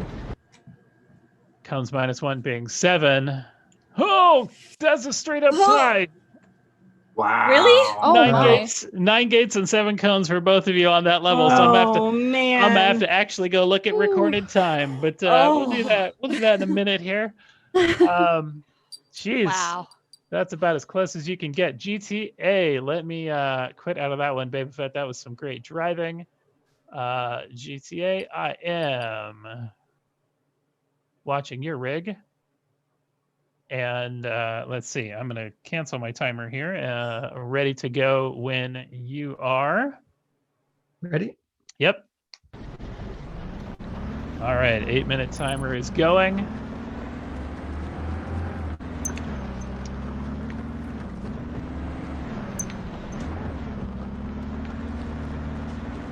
Yeah, I did not practice going fast.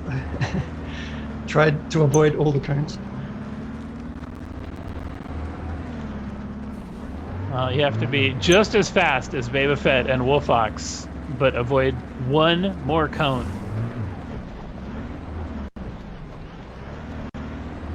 Let's see, if we're sticking with our McDonald's theme, this puts your car at the Hamburglar. Nice. The black and white. The Maccas. Oh no, what happened? Checkpoint. You missed one. Yes, 6 somewhere behind you. That's a good start. That 6? This is the Don't do straight backwards. backwards. Yeah, this is the all reverse. Oh man, I might as well restart at this point. Yeah, I don't know I don't know where you got reset or where you got lost, but Is this the first match? is this the first? Yeah, is this the first I think one? this is No, the this third is the level. third. Oh, there we go. Oh, Oh, no. we're gonna restart you. Here, cancel that. All right, go back to your main menu. I was thinking that on this map. Stage 1.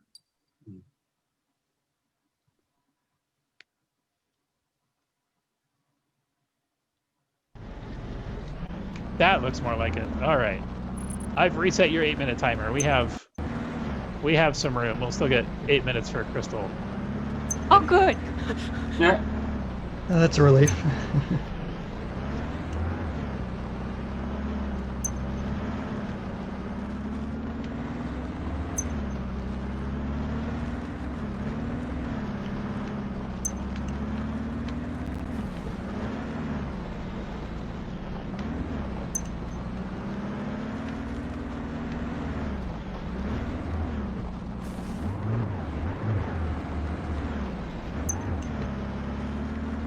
Yeah, the level did look different. Yeah, if you're expecting the level 1 track and then you make a wrong turn, you could get very lost out here.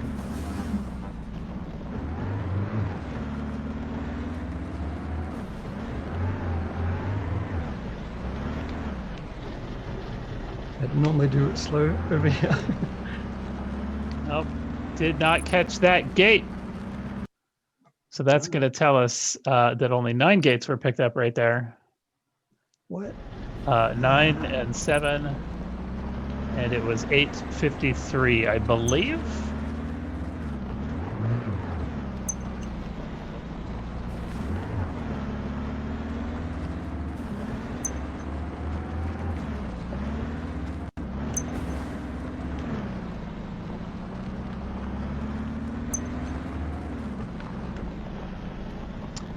Crystal Bubbles, have they made you reconsider a car choice? Do you feel like the buggy is the car to go with now? Yes. Once I saw everyone come through, I was using the one Targaryen was using, and I'm like, nah, it's the buggy. It's all the buggy. All buggy. Yeah, the buggy seems to be a lot less wobbly, rigid. I guess. It's true, and I can't believe it took me this long to realize it. Yeah, I was relieved when you said we could use this car, because the other one is much more difficult. The others are, especially that's the why I was first asking one. about it. Just because of that slope on the second. 8:59 with 7 and 10. 7 hit. 10. All right, now we're on the 3rd level. All right, try not But to make this the same time it mistake really and get counts. lost. Yeah, but you're not looking for the first level's gates on this one, at least. Yeah. Yeah, I think I took a left turn. Yeah, you took you went left there instead of right.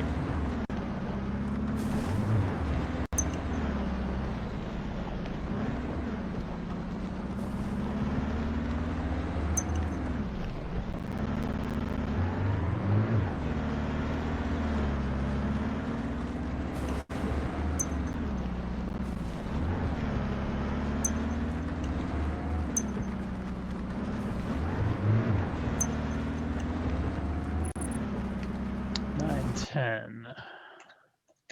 9, 10, 8, and 10. That was the 3rd one? Yeah. Yep.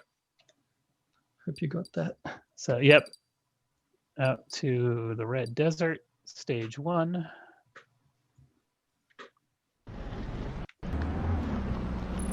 Now we're looking at 4 minutes left. You've been making great time on these first 3.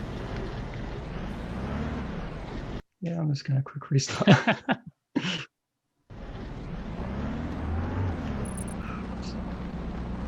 Put it in forward drive.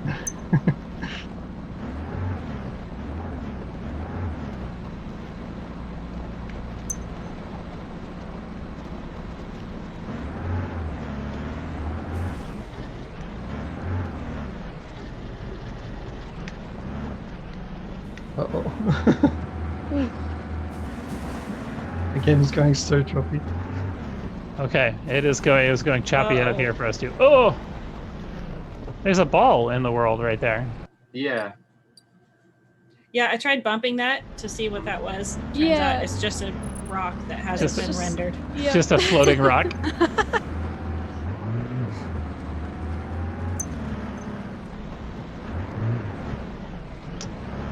Making that corner for gate number 3. Made the same mistake again. There we go.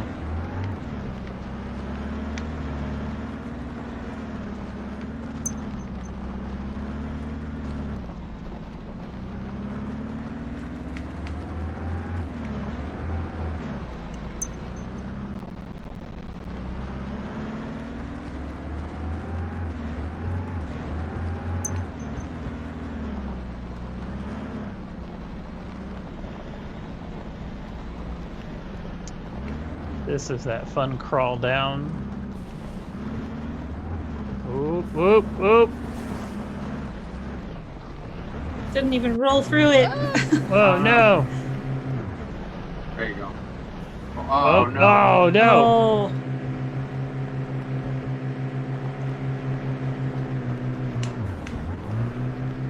Just for consideration, you're at 2 minutes and 20 seconds left. You can catch a rock somewhere that'll flip you over.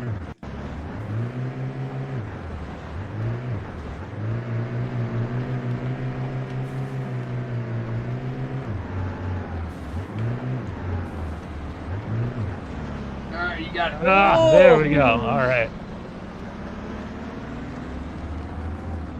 Luckily, it doesn't care about which direction you go through it, so you can just, tuck through like that. Is it so choppy? Yeah. Sorry.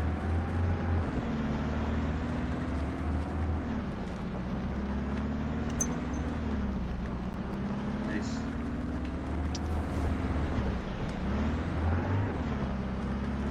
Okay, 8. We got a minute and a half left, minute and 25 seconds.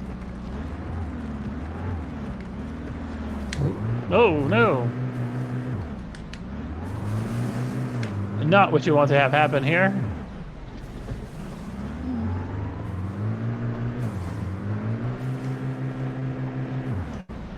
There it is.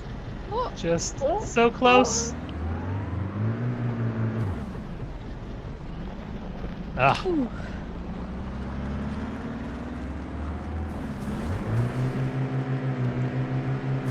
That feels like an ambitious vertical climb. I think it was too steep. Yeah. 40 seconds.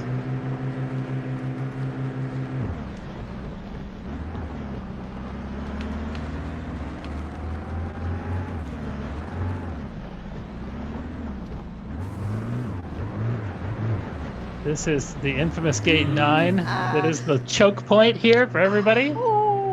20 seconds left. Oh man. Gate 9. Oh! Just a little more in that reverse. 10 seconds.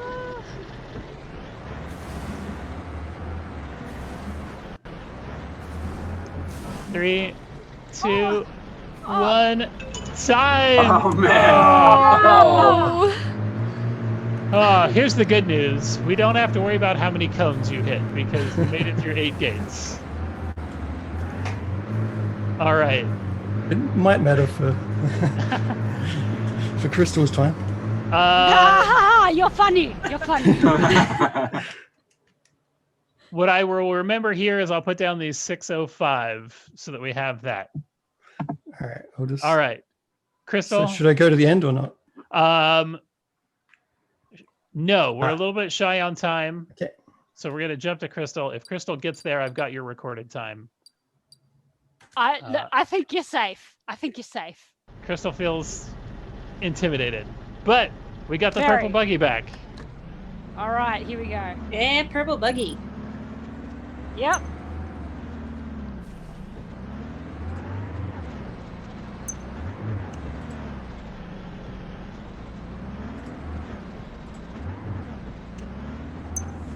Ha! Yes! You got it. That felt like the first time you've gotten that gate before. You know what? I'm not gonna lie. I'm not good at this game. At all. Handbrake. Ah! Wrong way. You're in reverse still. There you go.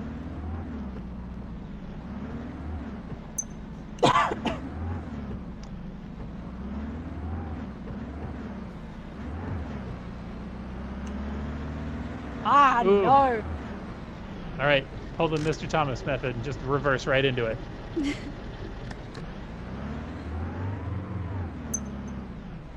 Did that click? There you go. Yeah, it clicked. You good? No problem.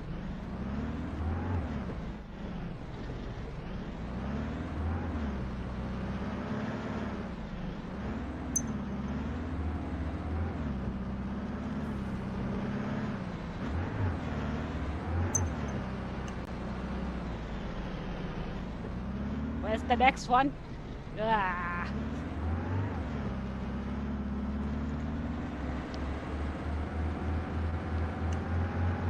Oh, just missed.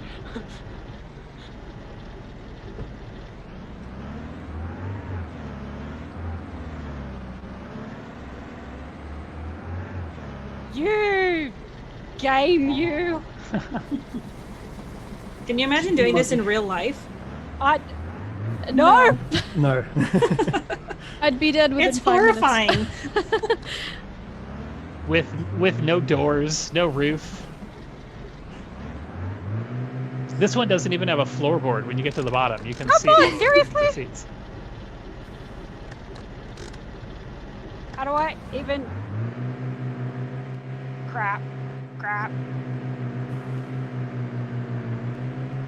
Oh. Okay, all right. All right, that's a way. Do some gymnastics. Use the tree. Oh. Oh my. If you're stuck, you're at 5 minutes left, so.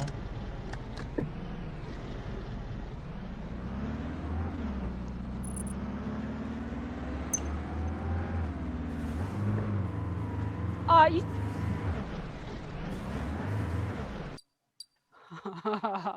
How the heck?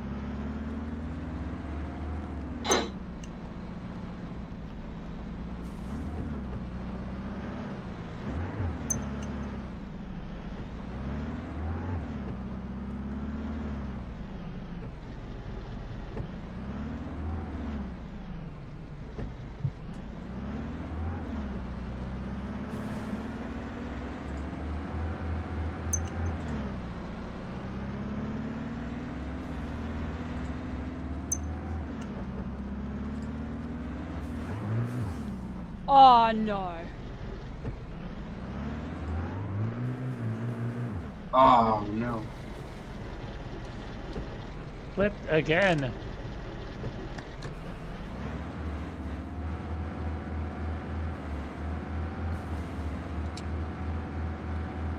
Two and a half minutes left. 2.5 minutes left. Oh, you're kidding. Right in front. Ah. Oh.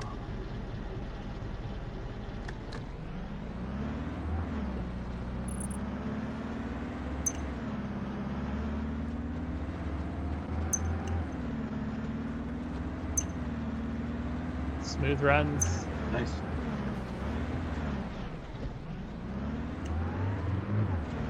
Ah. That's okay. Let it roll down the hill. Yep.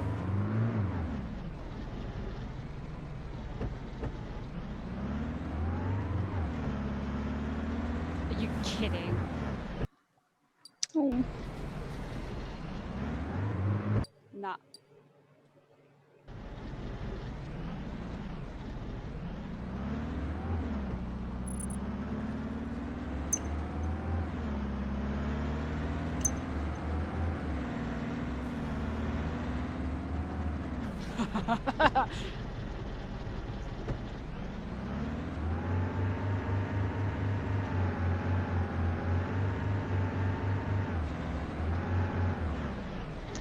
There we go.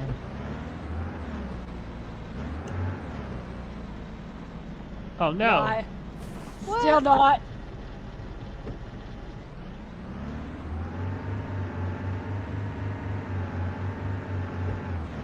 Now a hard left.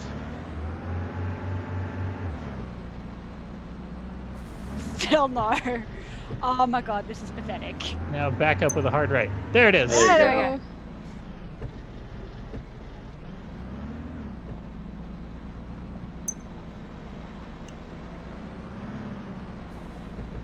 Hard. Oh. Nah, screw it. Nah. How long have I got left? 43 seconds. There's no way this is happening. This run is for honor now. This is to drive over all the cones that you can. Hang on, where's the finish line? Can I go straight to the finish line? I think if you take a hard left right down here, yes.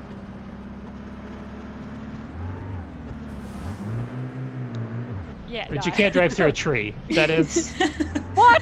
What? Game mechanics, I know. Who even programmed this game? The best I can tell, some dude in Russia, I believe. I could not find any contacts. I tried to reach out to be like, can I use it?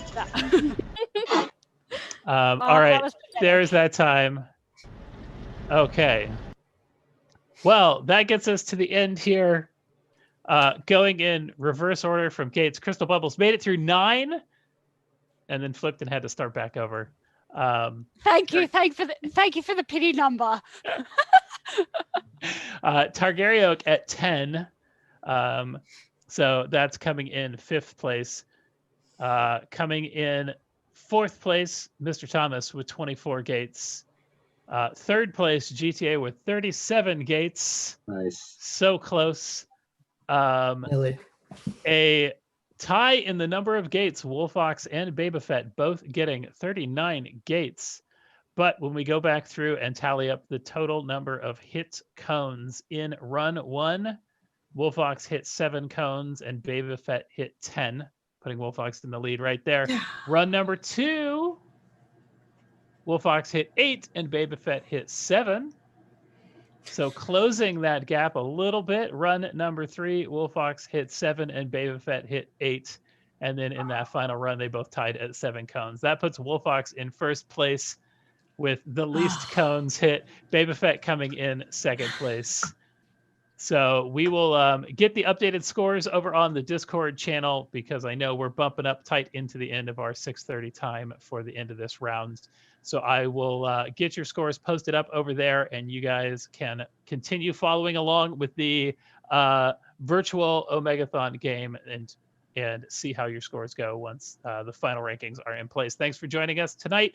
We will be back here again tomorrow for some Puyo Puyo Tetris. Yeah! One I've played before. Yeah, that's going to be an interesting one for sure. Crystal's around. Can't wait. Okay, no one else practice, please. No one else practice. Leave this one for Crystal.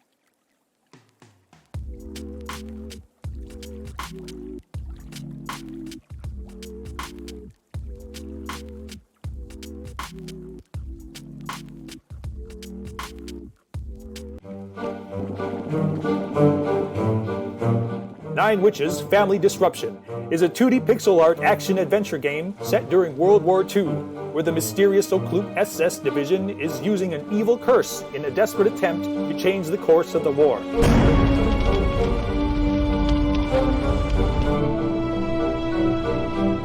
As you explore over 60 colorful and beautiful pixel art style locations, you will encounter over 40 characters with a range of entertaining, humorous personalities, which can be crude, sympathetic, gloomy, or sarcastic, but always bizarre.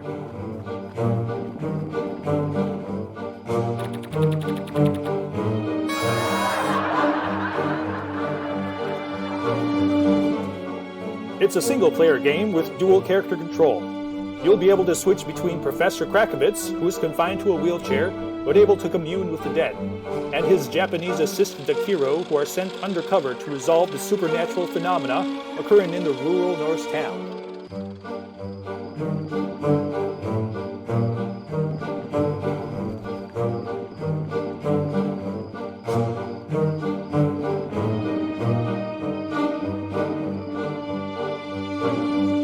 hero collects interesting items to store in the inventory and takes notes about objectives and clues.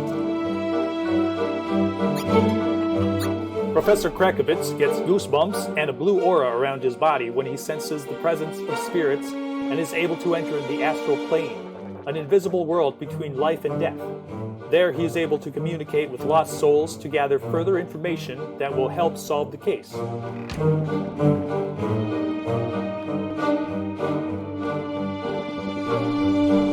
The game is full of puzzle-solving elements that involve sneaking into enemy territory in disguise, solving riddles, finding clues and missing keys hidden inside mystical artifacts, and many more well-known adventure game mechanics like Western-style standoffs and gunfights.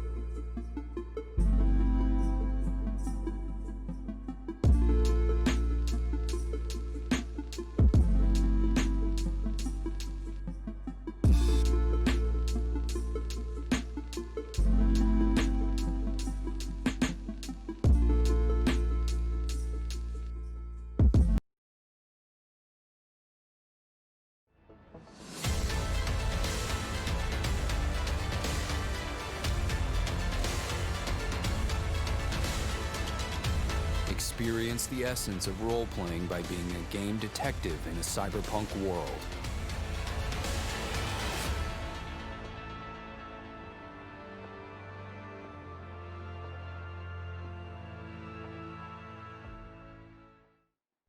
Hello, my name is Krzysztof Wojdyła and I am a PR specialist at Unsure Studios. I would love to share more details about our game, Game Deck.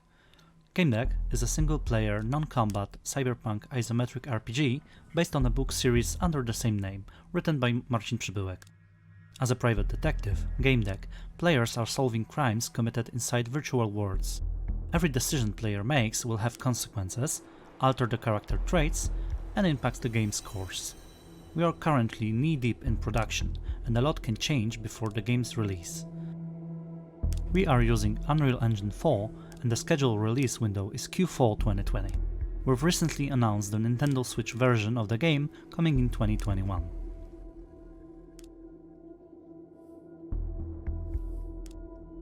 Game Deck emulates the nature of tabletop RPG by focusing on multiple, choice-dependent character-building scenarios. The game adapts the player playstyle. We want to celebrate the creativity and individuality of our players and offer them as many options for each quest as possible, as well as use those in-game decisions to engineer the character of the player's avatar.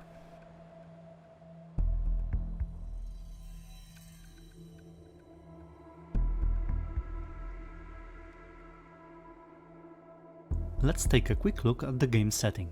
Once again, our primary reference is a Game Deck verse, the world created by Marcin Przybyłek, in Warsaw City, the 22nd century. The world's natural environment has mutated and become hostile to humanity, and humans are forced to live in cities fortified from an aggressive ecosystem outside. But in the fight for resources, the trapped population is divided into the haves or have-nots. Many chose to escape into Virtualia, virtual games that enable them to forget the world's horrors and fulfill their fantasies, however dark they may be. The idea of virtual worlds in Game Deck allows us to create various settings for our cases. For example, players will explore the recreation of the Wild West farm stylized as a free-to-play game called Harvest Time, or a dark and kinky world filled with intrigues and not entirely appropriate activities, twisted and perverted. Thanks to our successful Kickstarter campaign, we will add the world based on a 7 The Days Long Gone game made by Fool's Theory and AMGN Pro, or a Cthulhu Virtualium based on Lovecraft's novels. So, how the gameplay look like? As you can see in the video, the player gets a case to solve and heads to virtual reality using couches. Inside the game, the player needs to interact with NPCs and other player characters to interrogate them and gather information. Exploration is a huge part of Game Deck. Clues can be found anywhere in the game world. Access to a dialogue option depends on the player's previous choices and acquired knowledge. The Codex is a holistic map that links NPCs, companies, locations, and other case-relevant objects.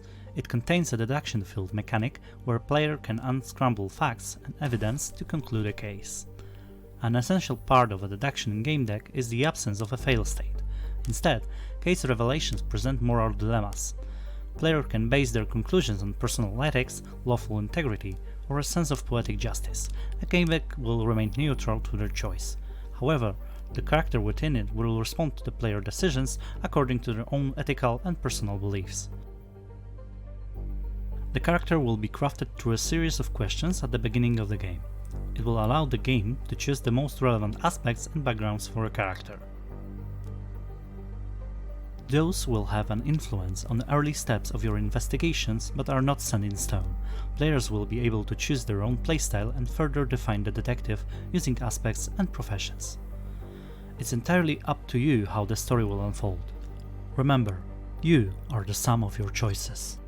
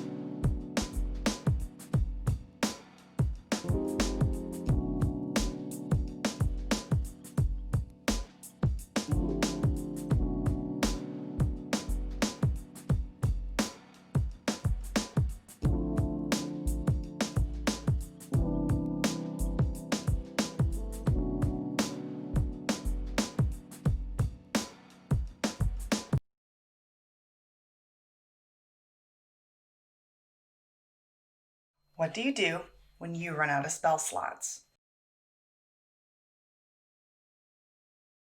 I'm sure you've wondered how I, Walnut, have become as well known as I am for never being in want of spell slots and always being prepared for any situation. Listen to the end for my trade secret. As you know, personally, I never run out of spell slots. As a level 10 druid, circle of the moon, mind you, I have so many spell slots and so many options. Do I want to scare off some feral cats with a little magic missile, cure an oafish paladin's boo-boo with a little goodberry, or am I feeling spicy enough to drop a 3rd level moonbeam down on an entire illegal logging operation? I'd love to run out of spell slots. I would. That would mean I'm doing my best out there to protect the natural world. I suppose I do have to mitigate only having 2 wild shapes per day. Now, I know what normal people would think in this situation, but Walnut, can't you just save those wild shapes for when you're in the most dire circumstances? No, I say. Instead, I would say, what defines a day? Certainly, there's no law, no rule, that a day has to be anything other than the time between rests. And that's why I've developed a perfect system to skirt the rules, as it were. I need to do a big fight with a dragon in 30 minutes. Good thing I can turn into the mighty dragon's most feared natural enemy, a regular-ass bear. But oh no, I don't have enough time to sit for 4 hours and regen my wild shapes. Guess I'll die. Sorry, the rest of my party. Has this ever happened to you? Not anymore. Now druids can perform not 5, not 6, not 7, but 8 equidistant mini trances, or naps as I like to call them, across the day. Why wait for your wild shapes to fully regenerate when you can get partial credit for a 30-minute nap blast? Sure, I could turn into a whole bear, but isn't it just as good to have my regular body and say like 1 bear arm for about 15 minutes?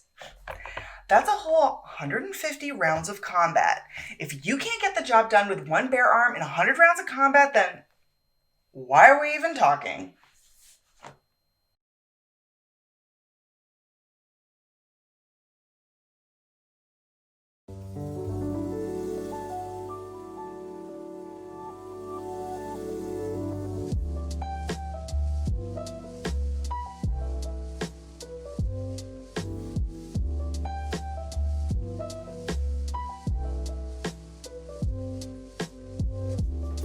You're recording.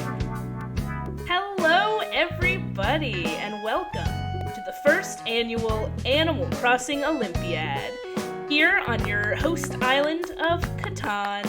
I'm your host, Aaron Fusco. You can find me at It's Aaron Fusco. I'm pointing to it. I just want to take a moment to have everyone on this stream, the real humans that are here, introduce themselves before we get into the fiction of this beautiful Animal Crossing island. So let's take it away, guys. Does it have like a rich backstory?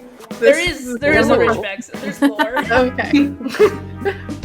Hi, I'm Caroline Liddick. I am the Director of Communications at Limited Run Games, and I have been playing Animal Crossing since I had it on GameCube as a kid. I don't even remember how long ago that was, but big fan, excited to compete, ready to bring the competition, and I won't be going easy on anyone. Oh my god, you're doing the perfect emotes too. Like, you've set the bar so high. That was so much stress. Hi, we're so cute. I'm Joey. That was a great showing by Caroline. I'm Joey. I work at Kind of Funny Vids. I do community and production management and all that fun stuff. I've been playing Animal Crossing since New Leaf, so I'm kind of new to this. I'm very excited because I have never competed in anything like this before. So I hope that good luck to everybody, but watch your back. Perfect.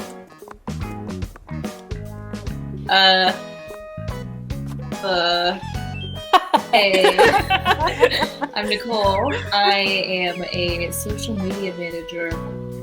Bungie! Working on Bungie and Destiny the game. Wow. I had never even touched or thought about Animal Crossing until the Switch came out. I know, terrifying. And I am definitely going to be one to watch because I will be doing very bad. But hopefully that's just for going to enhance your enjoyment. So with that, I am going to back away now and yield my time. Ready in the competition, trying to push me out of the way. Sorry. I'm not a great public speaker, so everyone's high bar before me is definitely putting me ill at ease. But hello, my name is Bianca. I am a product marketing manager over at Xbox Game Pass.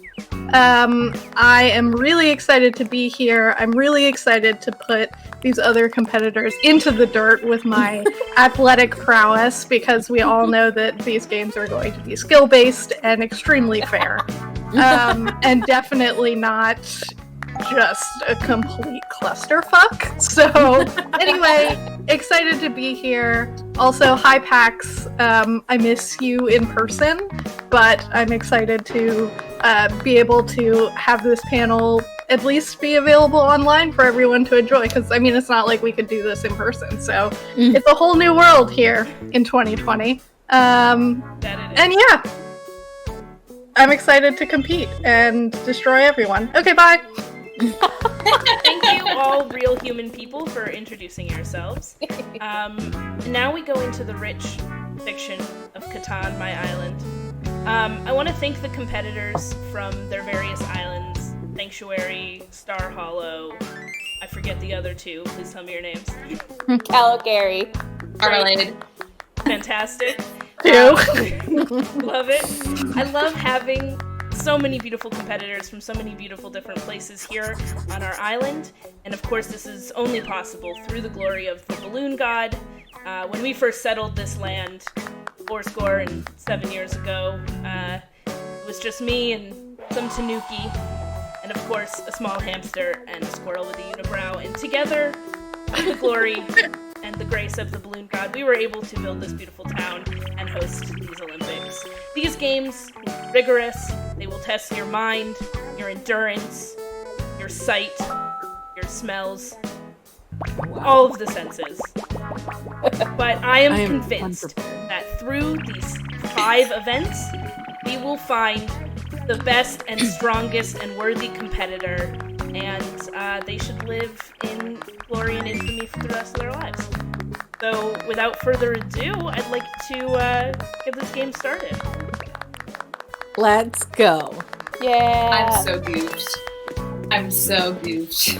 Let's go. All right, everyone, please follow me up here to our first event, which is competitive net hitting. This will be a bracket-style event where competitors will start on either side of the arena and will compete against each other to the first of 3 hits with their net. It will be judged by me because we all know that everyone's experience on their own Switch is a little different. So I will tell you when connection has been made. We will begin with blue competitor and purple competitors. Please take your seat to your starting position. Ooh. Blue and purple. I'm stressed. I'm getting the competitive itch already. Well, we're happy. Listen, we want to foster that spirit here at this games. All right. Please, okay, hold on. Now, if you hit the judge, that is going to be a -1 point. Okay, Bianca is going to start with -1 point. All right, competitors, are you ready? I'm ready. No, but yes. All right. He's going to do 3, 2, 1, begin. 3, 2, 1, begin. Off to a slow start. Both competitors are doing a little sneak to each other. Oh, a very nice attempt. Okay, all right. Oh, so close. It's a dragon dance. No. Oh, okay. Yes, back and forth. Yes. Oh, that's one. That's 1 point for purple. 1 point for purple. Please go back to your corners. Oh, we have to go back? Yes. A reset. Are we going to do a Like reset? fencing rules. Yes. So purple's at 1. I have a pen and paper here to keep track of this. Okay. All right. Hi. 3, 2, 1, begin. Coming for the sneak attack. 1 for purple. 1 for purple. Yes. All right. Purple is at 2. Blue is at -1. For hitting the judge. All right. Wait, wouldn't I technically be at 1 because I also have -1? Oh, I didn't see you hit me. Did you want to be? Did you want to have? I mean, it's only fair. Okay. In the name of sportsmanship, you know? I love Very honorable. That's a very good quality, and it's important. I will note it in your competitor file. Oh, thank you. You have files. Yes, of course. All right. 3, 2, 1, begin. Nice try from people. Caroline. Ooh, a miss, but very close. Very strategic. Now, that was, I will say, you both did hit each other's nets. So I think you both get a point on that one, because there was a net connection. Okay. So net basically just reset. Net connection. So we're at 2-0 now. That's our meet cute. All right. 3, 2, 1, begin. Oh, that was a blue. Yeah. So we're at 2-1. 3. This is a real nail 2, biter. 1, begin. No! Oh, Caroline! Insta-kill. Purple goes to the next round. Please. Yeah. Congrats. Competitors leave the arena. Congratulations. All right. Good competition. Now, okay, Bianca, you're really gonna get a lot of points off that. I'm gonna need to call Hamlet. He's my only jock. He's gonna have to carry you away. Oh my gosh. All right, it's nice to see you. Having my Tanya Harding moment over here. Pink, orange, are you prepared? Yes. Excellent. Oh. All right, 3, 2, 1, begin. All right, going in for the. All right, yes, really stalking the prey. Oh, that's a point for Pink. A point for Pink. All right, reset to your corners. Pink has already started with 1 point. All right, competitors. 3, 2, 1, round 2. All right, not again. All right, yes. Got some careful moves by Orange, moving up to. Yes. Oh, a miss. Oh, points trying to run away and run. Oh, that was okay. That's a point for Orange. A point for Orange. Okay. I'm very vocal. Like that will help me. I think it will. All right. 3, 2, 1, begin. What's the score? We are at 1-1. Oh, that's a point for Pink. We are at 2-1. Pink in the lead. It's always fun to hear what actually hits on your screen versus what hits on mine. Yes. It feels very different from where I'm at. Yeah. There's some amount of guessing. Yeah. It is weird because it's very different. The RNG of Animal Crossing, you know? Yes. Which is when we're gonna see it when we come to the wheel also. Sometimes it's not the same on everyone's screen as it is on mine. All right, everyone. Say that Nintendo needs to work on their net code. Because of the butterfly nets. Yeah, it's because of the nets. Do you get it? I liked it. This is good. Thanks. All right. So good. 3, 2, 1, begin. All right, score is 2-1 in favor of Pink. All right, Orange. I like this circle I'm strategy. by what Nicole's doing. Oh, God. Oh, that's a point for Orange. Point for Orange. All right, so 2-2. Next hit wins. Will it be Orange Nicole taking it from her slow start in the corner? Who's to say? 3, 2, 1, begin. Yes. Oh, yo, there it is, and that's the game, folks. That was a beautiful hit from Nicole. So Orange wins this round. See, it's the fun, exciting. Like, wait, You don't know. All right, so we now have Purple and Orange taking our final approach. Here in the losers corner. Nervous. My controller is so smooth. Oh, I love this. I know. Very respectful bow. I'm super gripping my controller. Like it'll help.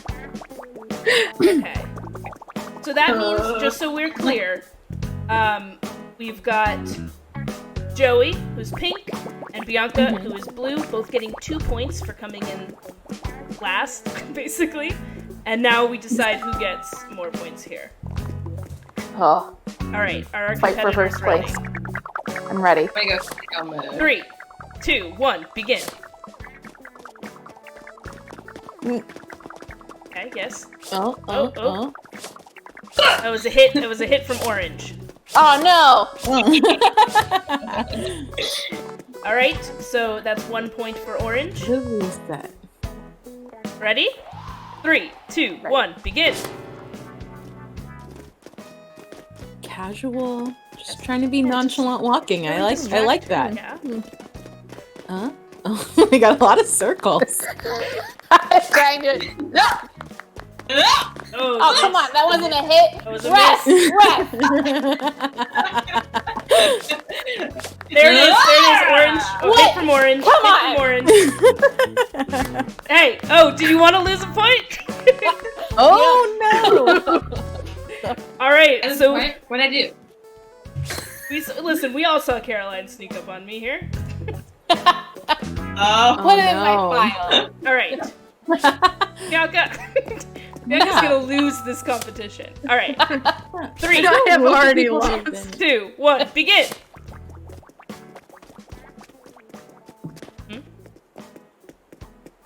A lot of creeping.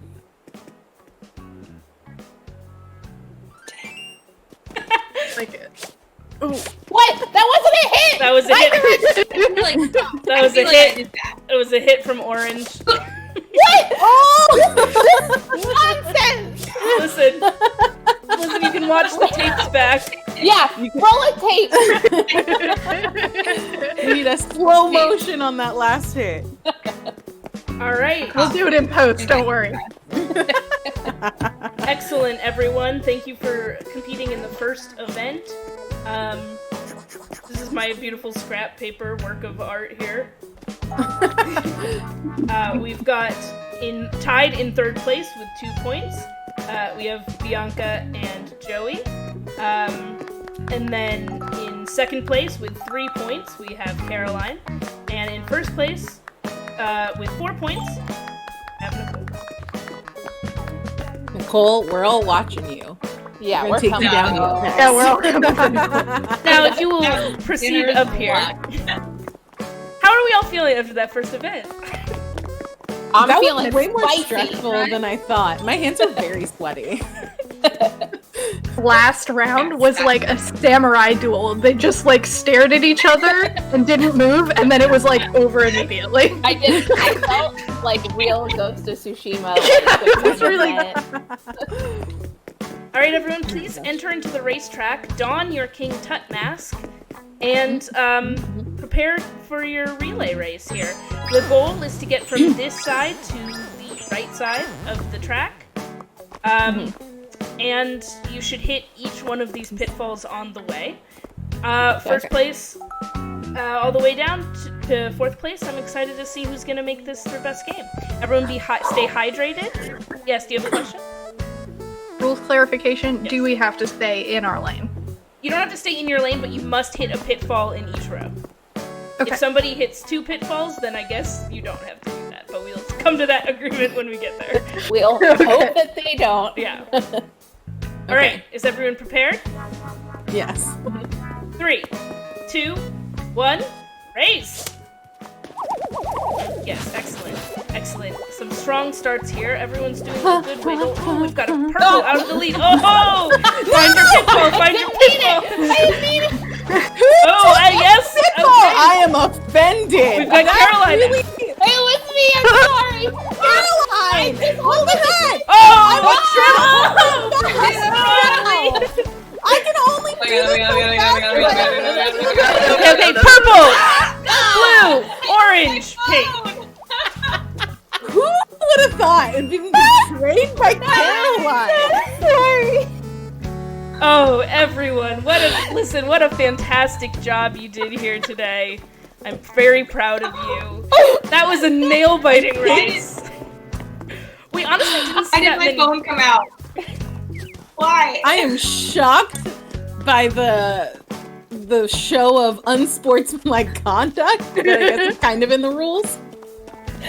Sometimes true, it really just be your own people, you know, that just sabotage you. Okay, so Now I have my eyes on you, Caroline, too. Now we have beef. This is a very fair and skill-based competition. Yes, obviously. Maybe you should just get better. Yeah, get good at playing Animal Crossing. Yeah. That's it. I'm coming for all of you. All right. No more nice Joey. So at the end of round 2, we have in 7th place with 7 points. In first place, we have Caroline. Beautiful tripping job there. Thank you. With 6 points in second place, we have Nicole. With 5 points in third, we have Bianca. And coming up in fourth place, we have Joey with 3 points. Now, it's not oh over my yet. god, the King Tut mask blush. This is very exciting. Good. Not that one. Excellent. I like this a lot. Very sultry. Okay, I'm putting my glasses back on. Qualities. Can I blame losing that last race on the fact that I didn't have my glasses on, so I couldn't really see where I was going? You can blame whatever you want to blame, but everything that happens here is the will of the balloon god, so perhaps you've just displeased him in some way. Does the balloon god have a name? Yes, the balloon god. Some say it's possible that the balloon god, a human manifestation or a villager manifestation of the balloon god, was Hippity Hoppity Easter Bunny Zipper. That is, some people think that could have been a physical manifestation of his will.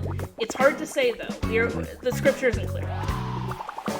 That would be a manifestation of his displeasure. Because if you remember, it was like all balloons all the time, and also they're all eggs. Yes, it's clear that perhaps people were taking the balloons for granted. And weren't fully appreciating his gifts, and that's why he had to come to everyone's island in a physical form and send way too many balloons to show them that they should appreciate each and every real balloon that isn't an egg. He wants people to love how much they fear him. Ooh, fear-based. Okay, everyone. Thank you. Oh, how are we all feeling? Anyone? Do we have any words, perhaps from Caroline, our winner currently, after 2 rounds? Feeling pretty good. Feeling like I earned all 7 points very fairly, and I'm at my rightful first place. Thank you. You're welcome. Absolutely. And it's fitting that that's the shirt you're wearing also. It's true, because I have 7 points. Hit you. Exactly. Marin keeps blocking me from hitting Caroline, and I just want to make that clear that Save me, Aaron. I'm not trying to get any points taken away from me prematurely because I very much need all 3 of my points. I like I'm gonna have a shot at coming I am the perfect behaving contestant. I am waiting on the sidelines patiently. All right, goody two shoes. My fellow competitors. I do have 2 shoes on. Correct. Thank you for noticing. Yeah, I really like your sports jean skirt. Does that give you like a good range of motion? You feel? Oh yeah, a Mary Jane's help. Okay. You can tap dance at any moment. Ooh. I mean, it's clearly working for you, Nicole, because you are in second place. All right, everyone. This game is called Treasure Hunt. I have buried a plethora of items in the field above me here. This will take place in 3 rounds, with the last person, the person who comes in 4th, not getting any points. Oh no. It'll be 0 points for the 4th place winner of this one. The goal of this game is to find the items that this beautiful random chance wheel has told us to find. Now, it turns out you can't bury fruit without it turning into a tree. So as a stand-in for fruit, I have a bunch of different flowers I have buried. So the things that you will be looking for. If it lands on apple, you'll be looking for a red lily. Okay. The color will be evident. And I will remind you when the time comes. If it's money, you'll be looking for bells. Obviously, a peach will be a pink Cosmo. That's great. A pear, I don't have any green flowers, so I did bury a yellow Cosmo, so that isn't what you'll be looking for there. Cherries, a red hyacinth. Orange, an orange windflower. If it's a fish, it will be a blue hyacinth. And if it's a leaf, I have buried cardboard boxes, so you will dig out a leaf. Okay. Now, you might say... What? Yes? Do we have to stay in our color lanes, or can we dig up You do anything? not. That is just where you are starting. You can Got go it. anywhere within the grid, and it is the first person to successfully dig up and call out what they have picked up.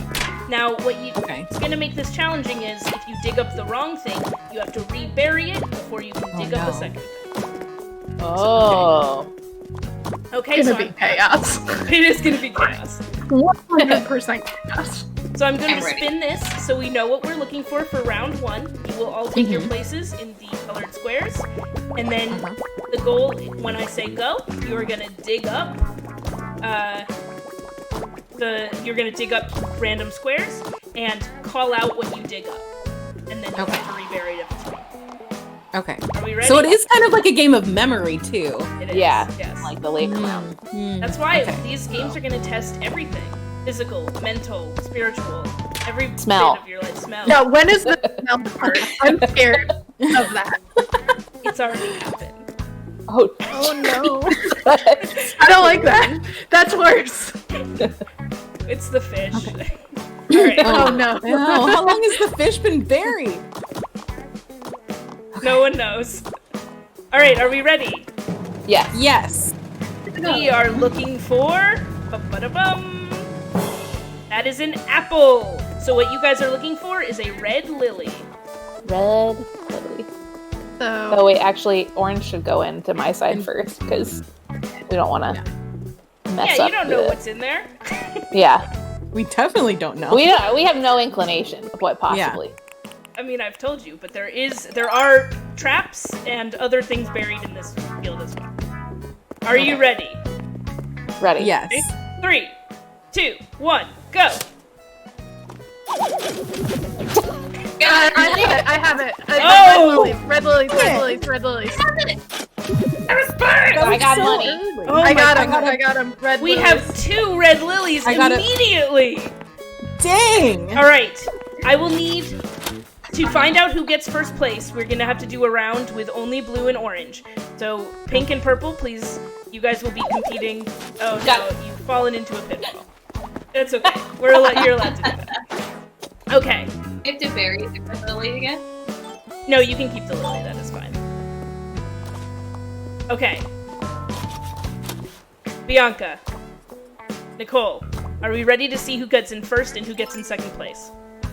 This is unprecedented. This has never in the history of this first time event ever happened. Where I honestly didn't think apple was gonna be the thing I pulled. When I buried those 2 things. Alright. You guys will need to find. No! It was apples again. See the You'll thing. need to find. So I'm just You will need to find bells. 3, 2, 1, begin. No. Okay, so Nicole has dug up a pink Cosmo. She will need to rebury it. Shoot, I have to put it back. Bianca has dug up a yellow Cosmo. She will need to rebury that. That is not bells. Oh. If you guys were just paying attention to when I lost. And here it is, first place. Bianca has found the bells. Excellent. So that's just work. for the first round, right? That was just the first round. All right, first place is Bianca. Bianca, you do not have to participate in the next rounds. You have earned yourself 4 points. Dang. Now, unfortunately, Nicole, you are going to have to go back into the general pool.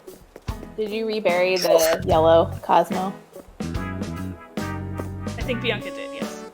Okay. All right. That's supposed to be remembering those things. All right, for second place, you will need to find a fish. The fish is a blue hyacinth. Oh, wait. Damn it. Oh! Blue hyacinth, baby! This is my lane! I know, but I had remembered! All right, everyone. So it does look like Nicole is coming in second and getting those 3 points. All right, now for the last point spot. Joey. Caroline, how are you feeling? I'm very nervous. Someone's gonna take my Animal Crossing card away if I lose this. That's bad. I believe that's Tom Nook. Tom Nook is gonna take it away. No, Your Animal Crossing file gets deleted. Yes. Oh. Get rid of it right Stressful. away. Bianca, as the first place winner, why don't you tell me when to stop it? Okay. Is it spinning? It is. Go ahead and stop it. All right, there is another bells in there. Damn it. Go, I guess go. I guess go.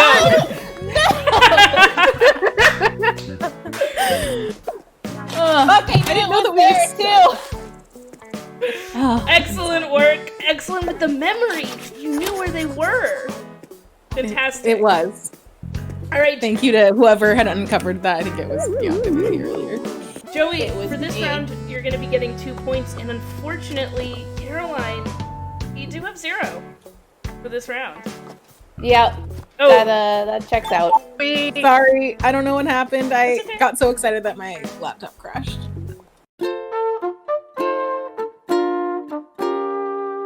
Yay! Hi. Welcome back. My back? You're back. You're back. Oh, yes. Bianca was trash talking. I was. And I missed. Well, you and thought we were friends. You're both tied for first, and this is a blood sport, so. Wait, sorry, this is a blood sport? What? No. I mean, it's like blood, sweat, and tears. Like it's very. Sorry, now that it's a blood sport, I've got my. It's a blood sport.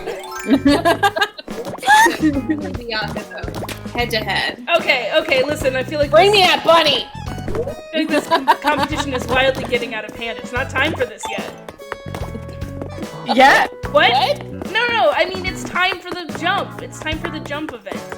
That's what I mean. Jump event. Okay. All right. So this is also going to be a bracketed event.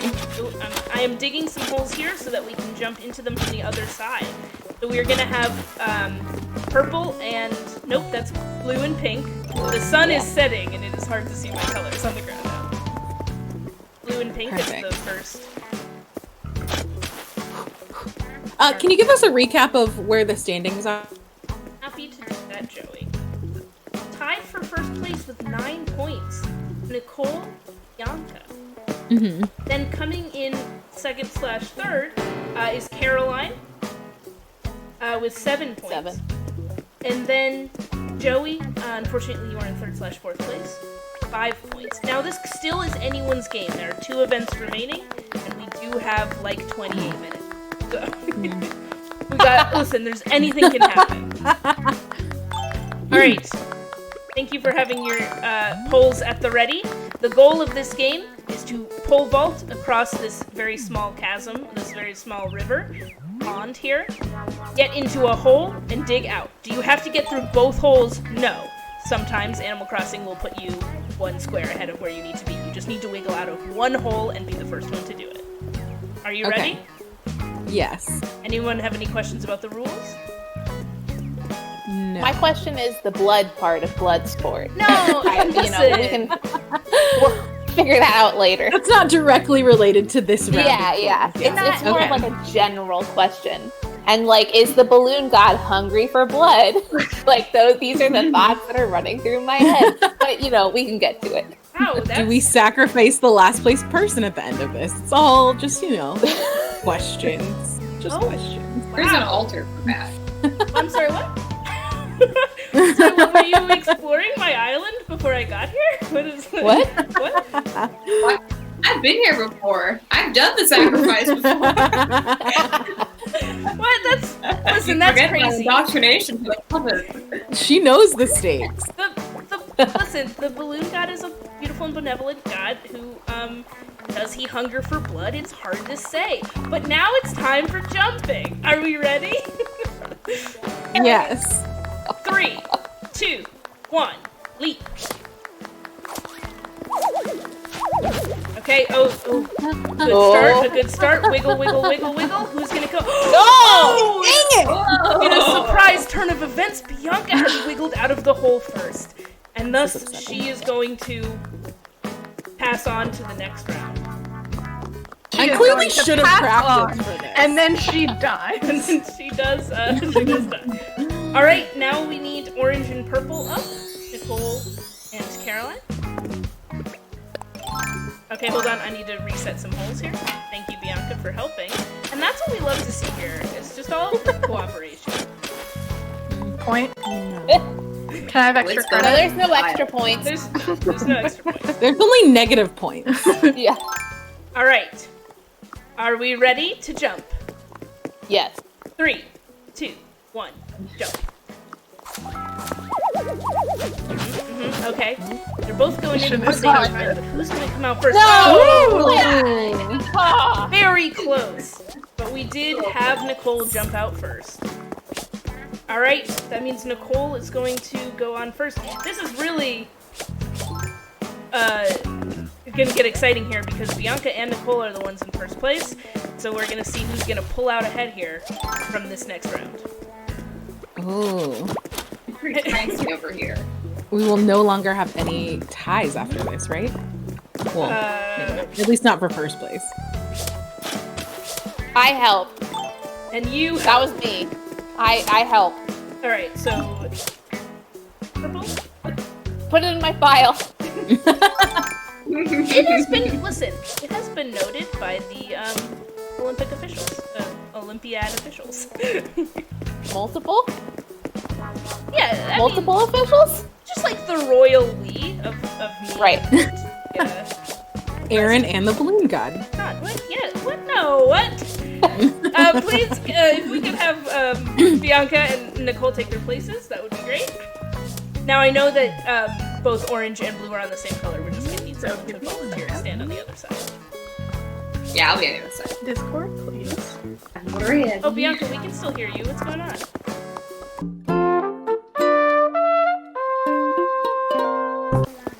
Internet, am I right? What a crazy thing. Caroline, scoot over a little bit. Scoot over where? Towards me. Oh, I can hear you, Bianca. Say a word. You can hear me now? Yeah, I can hear you now. Yeah! Internet, am I right? Am I right? We're taking a quick photo Something break. happened with my AirPods. Alright. There we go. Yeah, why don't we just take a quick photo break here? Photo break. Oh my god, this is so cute. Would you like to be in the middle since you're the Yeah, I think she should be in the middle. ceremonies? I clearly haven't taken a photo in a while. It was like, there's new details. Right, I know. Oh boy. Oh, heck.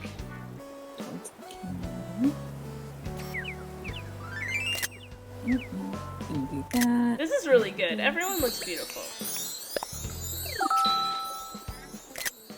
Oh yeah, Oh, these are some good ones. Got Bianca's phone out. That was a good one. Yeah.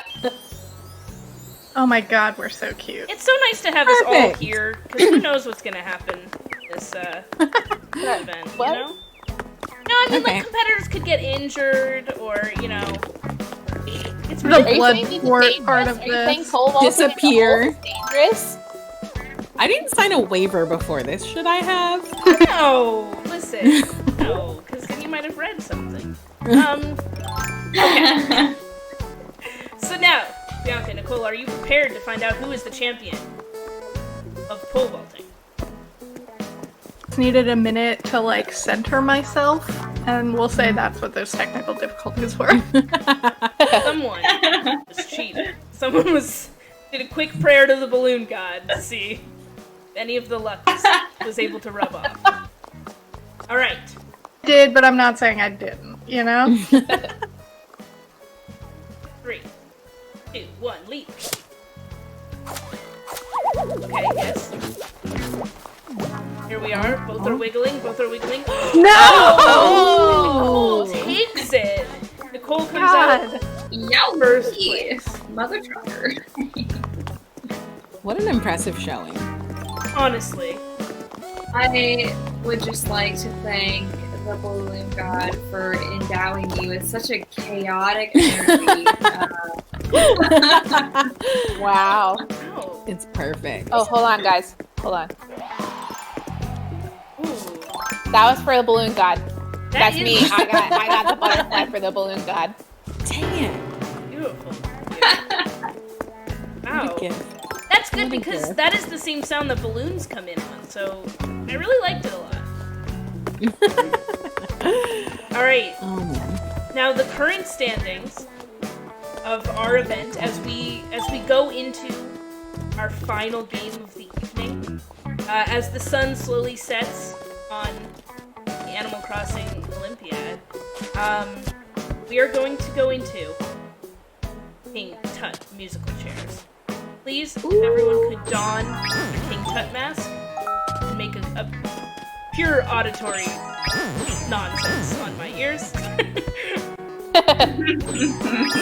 When you put them on, it makes like a sour sound. Oh. I also turned on my Switch music so that I can hear the music. Does that work for how are we everyone? going to hear the music? I can also do I can do butterfly net when you're supposed to stop. I think that might work better. I would be appreciative of the butterfly net. Okay, then I will do that. Okay. Now, We can have somebody accompany when they get, like, the first elimination. That's true. Oh, yes. Yeah, just drop your flute on the floor and then they can pick it up and then they can become the music. In honor of the balloon god, I released this butterfly, you know? Oh, I do know. I do know. That's beautiful. Make a quick note of that there. yeah. Put it in your competitor file. Okay. Now, beautiful competitors, just want you to know, as we go into this last round, where the current standings are. I don't know if we need to know this, guys. I'd love to hear it. In first place, with 13 points is Nicole. I like to know. In second place, a lot of points. with 12 points is Bianca. That is also a lot of points. In third is Caroline with 9 points. And in fourth is Joey with 7 points.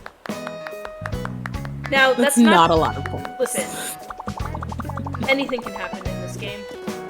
It's true. The first person eliminated gets 1 point for participation. The second person eliminated gets 3 points. The third person eliminated gets 5, and the winner gets 10 points. Anything could happen in this game, guys. It's anyone's game at this point. Man, the pressure is on. This is about us finding who is the best athlete of everyone, and it's important to know. Please begin in your corners, as I have designated the color of your jersey. That means you. Which way are we going? Clockwise or counterclockwise? You will be going clockwise. Okay. Okay. How fast are we supposed to walk or As fast as you want to go. It only matters who's. Actually, hold on. I need to do one more thing. I just realized what I've done wrong. I can just do something real quick here. Yeah, just you know, the balloon god I've heard is very patient, so I try to embody patience in my sportsmanship. So I'm willing to wait. Guys, like there's a lot of pandering going on here, and I don't appreciate it. What I feel like Caroline's trying to get some. Like, if you can't stand on your own skill, then maybe you shouldn't be in the Olympics. All right, that's all I'm saying.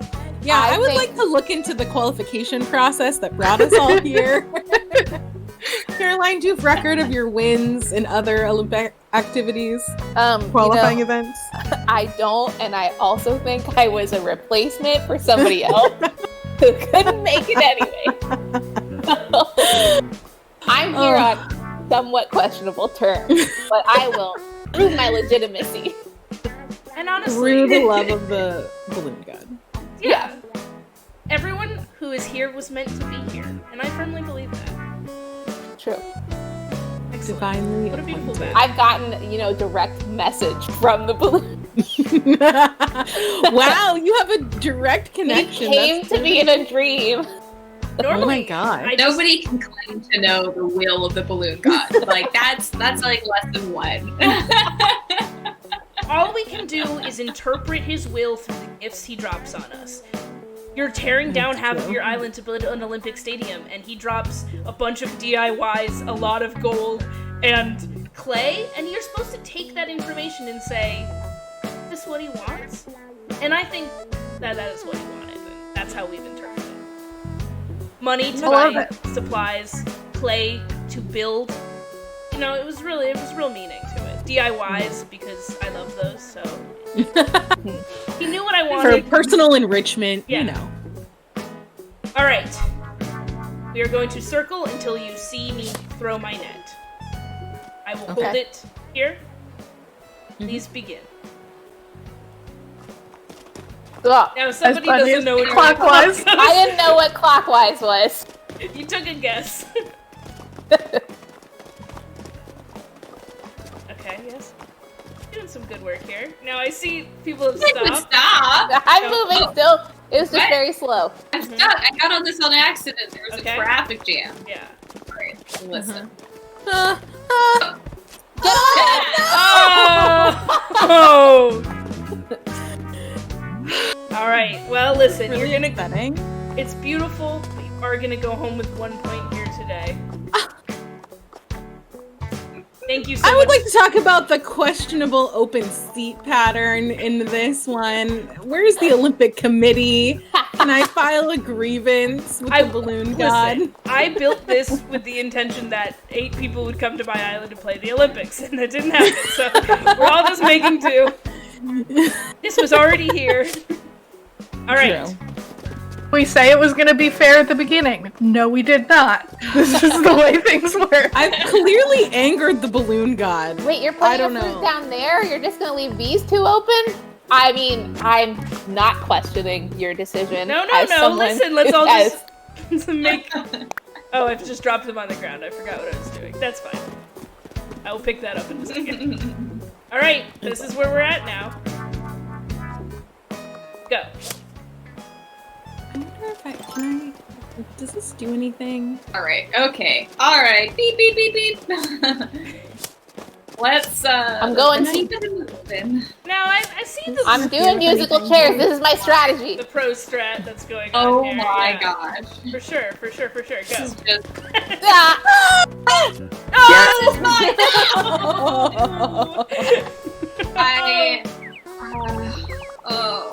in my bones. For sure. I feel a deep sorrow. A deep sorrow. Excellent. Oh, and I fall on my face leaving. That's alright. Listen, you still got 3 points from that, and I think that that's very, very honorable. Okay. Hold on 1 second. Let me just real quick. Actually, what I'm gonna do is I'm gonna leave that middle one open. What? Oh! We still have to loop around the outside? I think we should have to. I think you should too. Yeah, I think so And too. then make a mad dash for that middle. I would really like some musical accompaniment from our eliminated competitors. Got you. Does anyone have an instrument with them? Nicole came very prepared. I did not. Oh my god, the ocarina fits perfectly in beautiful. King Tut's Okay. mouth. Hold on. You may have this pan flute. Yes. But I will require it back at the end. Because my Fair. favorite instruments. Fair. Okay. I don't want to be in the problem is I don't want to be in the way here. Hold on, let me get outside maybe. See if I can still see the arena. Yes, this will work nicely. Okay. Caroline, can you see her? I can't, but just like tell me when you say go. and Oh, I'll wait. go. Then yes, wait, you guys need to see the just don't want to be You in the stand way. at the. If you stand at the top, I can see you from the bottom. Oh yes, maybe perhaps Like right yeah, in that's there. good. That's Yeah, good. but oh, hold on. There we go. This is good. Yeah. Because then I can still see the bottom here. All right. Yeah. 3, 2, 1, go. See if you can get around me. Yes, just push me out of the way. There we go. Perfect. Excellent. Excellent. Wait, are there supposed to be 2 chairs open? Are there 2 chairs open? Yeah. Only sit in the middle one. We know that that's the correct answer. Whoever Okay. sits in that middle Fair. one is the winner. How's everyone's day going? Nicole, should we start? Why? Should we start Why? a band? I keep Great. Yeah, there's some good sounds going. How's your anxiety? I have a. You too? Guys, it's spiking. Oh, I fell. Now would.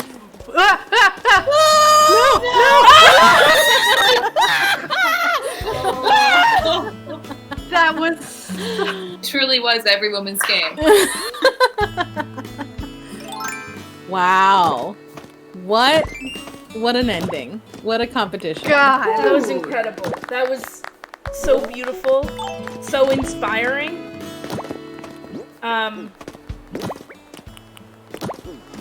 What a turn of events. Wow. I'm flabbergasted. But all I have to say is that was a mistake to leave that one open. But listen, we all learn and we all improve. And I would like to invite us all to stand here by the winner's circle. I'm gonna keep take off my mask. Take your mask off. Okay. And I would like to thank everyone here today for coming. First annual Animal Crossing Olympiad. Beautiful music with inspiring sounds. I forgot that I had that in my. Everyone here today did incredible work. You put in the time. You put in the effort. You cried. You laughed. You ran. You tripped. You did a lot of struggling out of pitfalls. A lot. But there can only be one winner. One winner who truly exemplifies the best that all of our islands has to offer. Mentally, emotionally, spiritually. I want to thank our last place winner, Joey, 8 points, for the incredible work she did here today. And no one should take her Animal Crossing card away. Thank you. Not even a thank you. I want to also thank third place winner with 16 points, Nicole. It was really neck and neck there for a long time. Put in a lot of work, a lot of effort. I'm not sure if your and Bianca's friendship will survive this, but we'll have to talk later. Our second place winner was 17 points, Bianca. Wow, what can I say except you almost had it there in the end. It really came down to one seat, one final sitting, and you really tried, and I think that is what the Balloon God will recognize. And then I want to offer this winner's crown to our first place winner and the first Animal Crossing Olympiad champion with 19 points, Caroline, who came in first, who came in second in her first event, and really went through the motions, and really snuck up the way to the top. Would you like to say any words here? I would like to say that we all put in good work today. There was a good show from every competitor, and we should all be proud of what we've done today amidst the Balloon Gods events. That said, I'm very happy that I placed first. It came down to the wire in the last event. I really didn't think I was going to make it. I pulled out.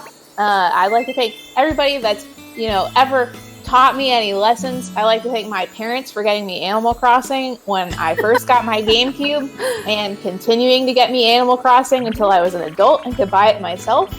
I'd like to thank all of my English teachers for teaching me how to read, because that's such a huge part of this game. I'd like to thank everybody who invited me here. I'd like to thank the people that made my own Switch. I don't know who you are, but you're out there and you deserve thanks too. And also I'd like to thank, of course, the Balloon God for blessing me with this win. Wow. What an inspiring speech. I think I'd like to invite you all, and of course Caroline first, up to our after party, our closing ceremonies.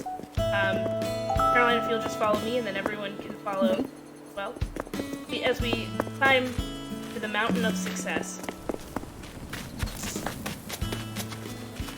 Wow.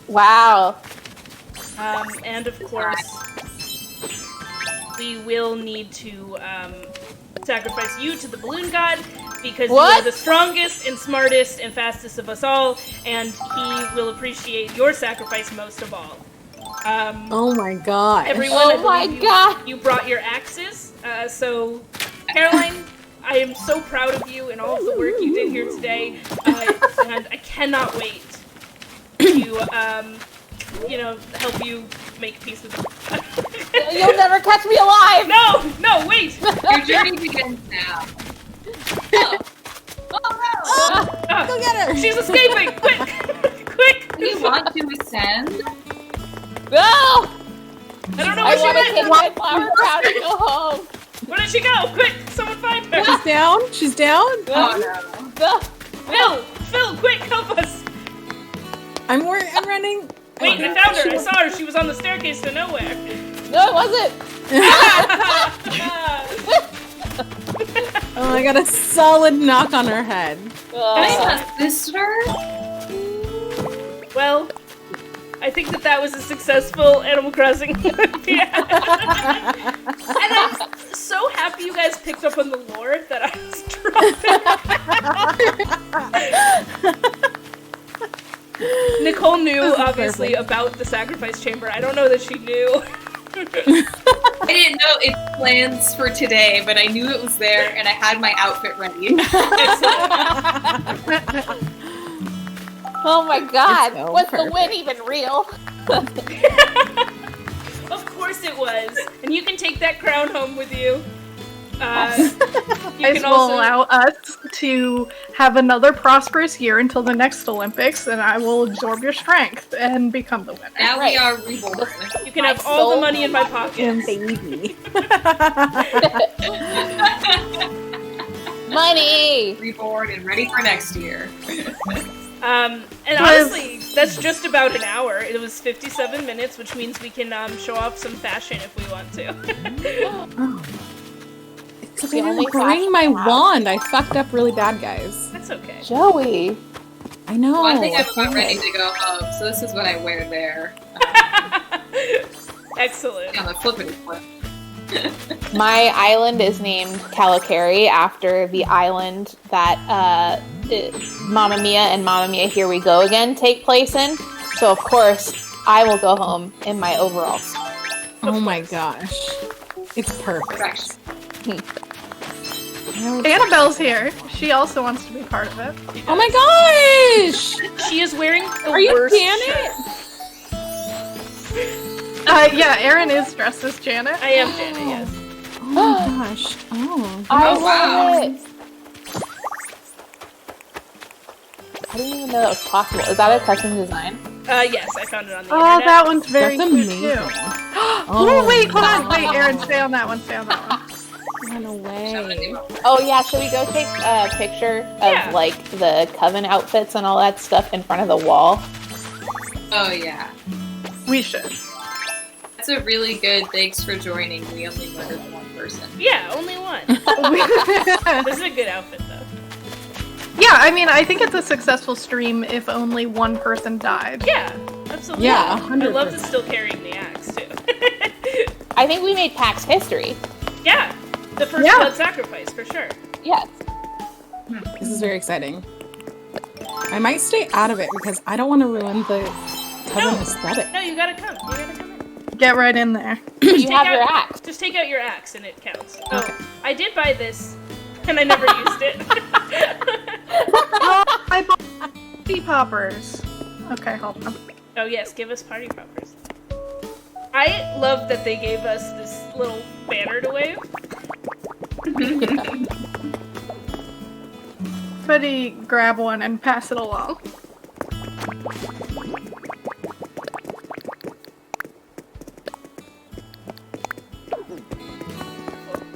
I think this is a good way to end. It is a good way to end. It holds my It's also just like nice to be part of PAX. Yeah. It's been a year of lots of changes, lots of stuff that's happening. So it's nice to just get together and spread some joy, murder a person, you know, get out that stress in athletic competition / axe murdering. So yeah, it's been nice to be a part of PAX. I hope that everyone who watched had lots of fun. We certainly had lots of fun recording this. Has everybody got their party popper? Yeah, I got ready? my party popper. Yes. I'm not popping a party I think because that I'm makes sense, yeah. sacrificey. Let me open up the camera. Remember Oh yeah, I how want to to do get my this. camera out too. Sorry. Oops, camera time.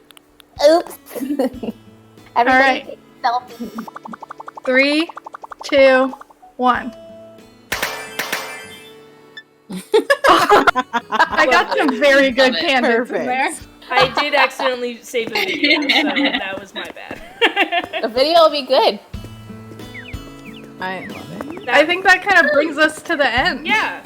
Aaron, Master of Ceremonies, thank you so much for putting this all together, for destroying your island in the name of the balloon god and these festivities, and for just driving this whole thing forward. You are the best, and the balloon god smiles upon you this day. Thank you so much. That means the world. And thanks everyone for agreeing to do this. This was so much fun. This was great. Thanks for inviting us. This was so good.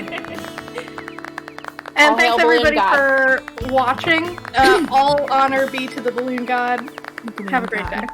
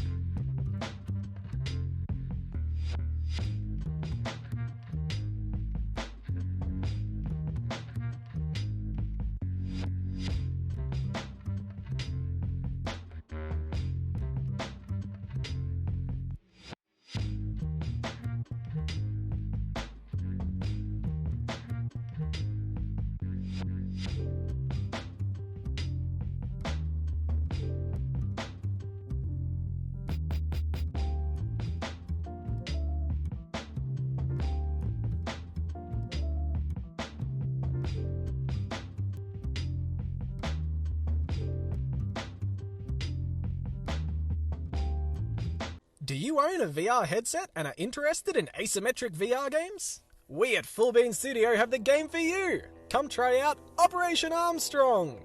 Sneak around our lunar facilities while your friends keep you hidden from enemy robots. Hopefully. Don't own a VR headset? Find a friend with one and then go play Operation Armstrong. You can direct them through the facilities. Tell them to go left, go right, duck, perform a U-turn where safe, or any combination of senseless noise till they pass out from motion sickness. You gave me those directions, guys! Then log in with your smartphone or other device and become the hacker you always wanted to be. Open doors, close doors, distract enemies, crack locks, turn off alarms when your clumsy agent inevitably triggers them. Don't have any friends with VR headsets? Check out our community Discord where you can join other community members or us devs while we play Operation Armstrong. Also, feel free to drop by if you just want to talk game dev, VR, or how the weather is in Australia. Don't forget about our Operation Armstrong level editor. Make entirely custom maps to share over your Steam workshop and screw your friends over. Alright, enough talk. Let's play.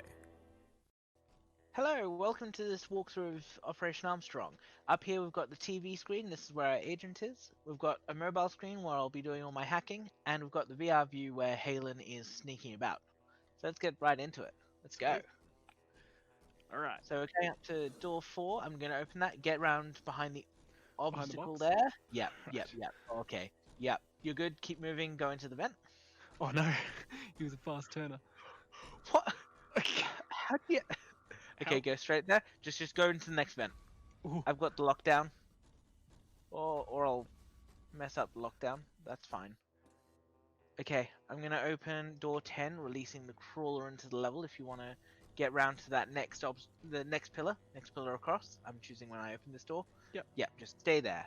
It should kind of just wander right next to you. Why not? Just stay. Just. Okay. Is he coming around? Leaving you. Go. Jesus. Alright. What's the code? Okay. Door 9 is yellow, blue, red. Oh, don't go yet. Ooh. Okay. Oh, alright. Close that door in his face. I'm just going to open door 10 as well, so the crawler...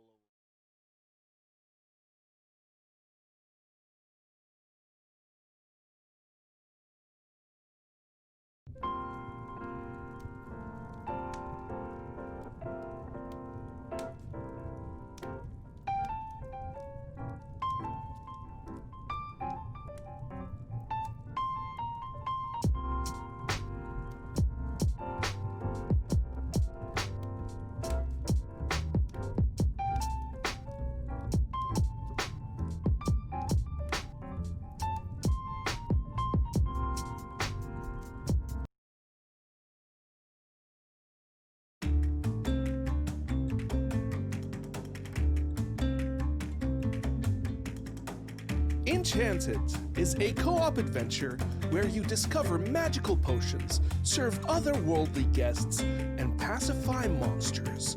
Gather your party and journey on a quest to overcome the evil wizard, who just happens to be your landlord.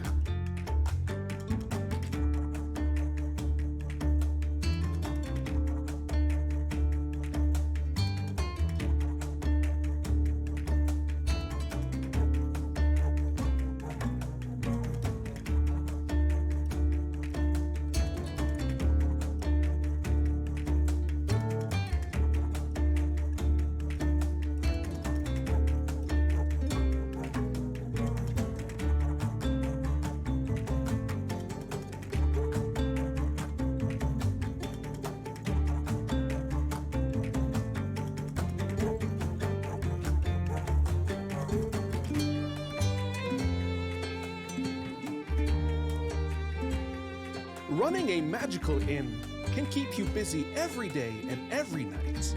During the day, work as a team to cook food, brew magical potions, and serve your customers. Just remember to watch out for those pesky monsters, or they'll scare the guests away. At night, make meaningful choices to impact the future of your inn. Do you unlock the secrets of alchemy, or revive the spirits of the land through music?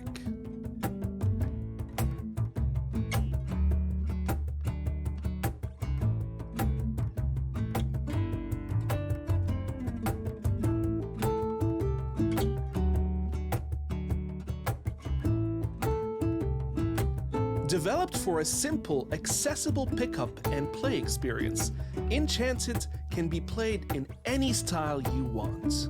Can you work together and save this magical inn?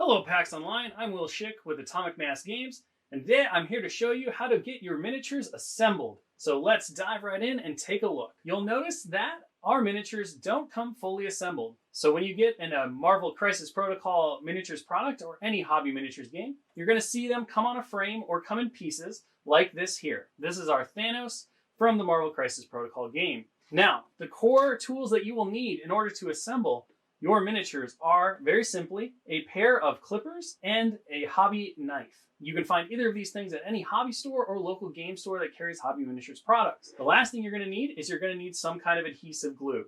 There are two different options. There is plastic miniatures glue, which you can find at hobby stores and works great on hobby products like Marvel Crisis Protocol. There's also classic super glue. Super glue will also work just as well. Each has their own strengths and weaknesses. I like to have both on hand. In order to start with this assembly system, we need to clip these parts off the frame. Now, every miniatures kit typically comes with instructions that shows you how to do the build.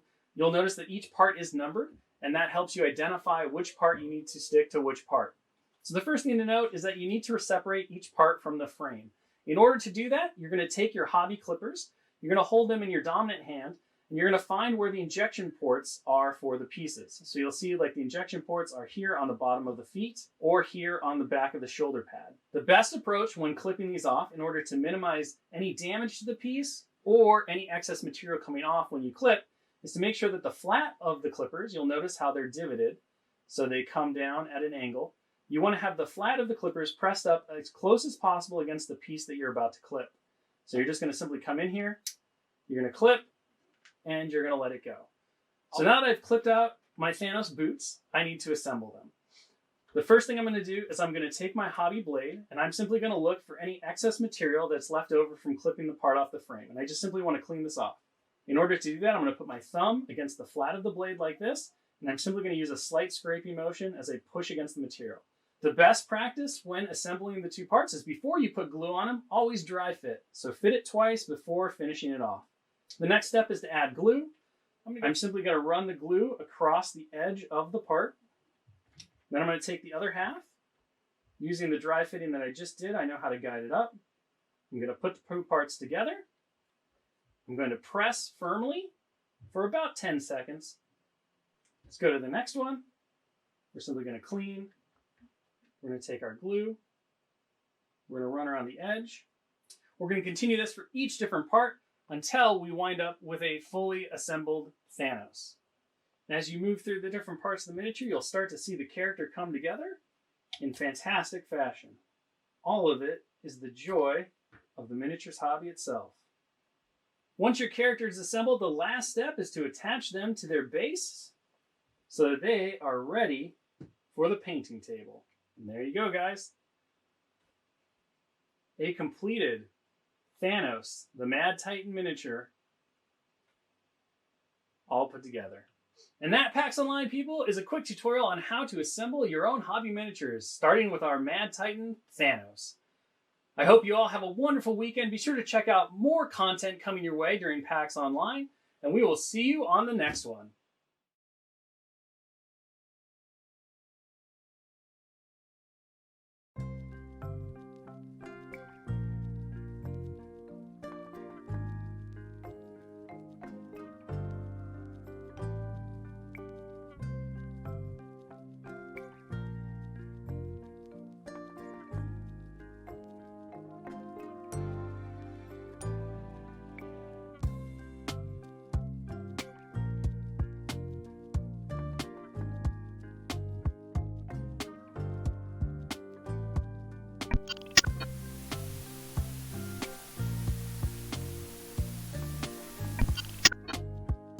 So hey, wouldn't it be cool to make a game about shadow puppets?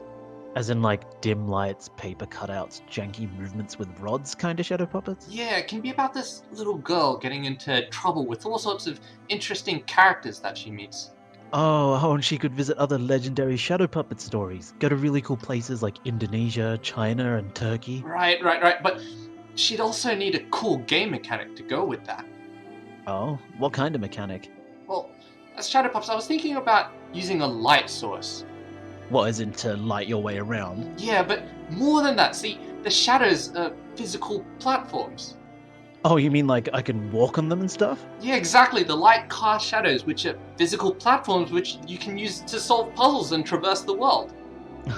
And she would only use this newfound power to do good deeds. Yeah, not a troublesome child at all. Well, it sounds cool. I'd like to check it out. Yeah, me too. I hope other people think this is a cool and unique idea. When would I get to see it? It'd be later this month, September 29th.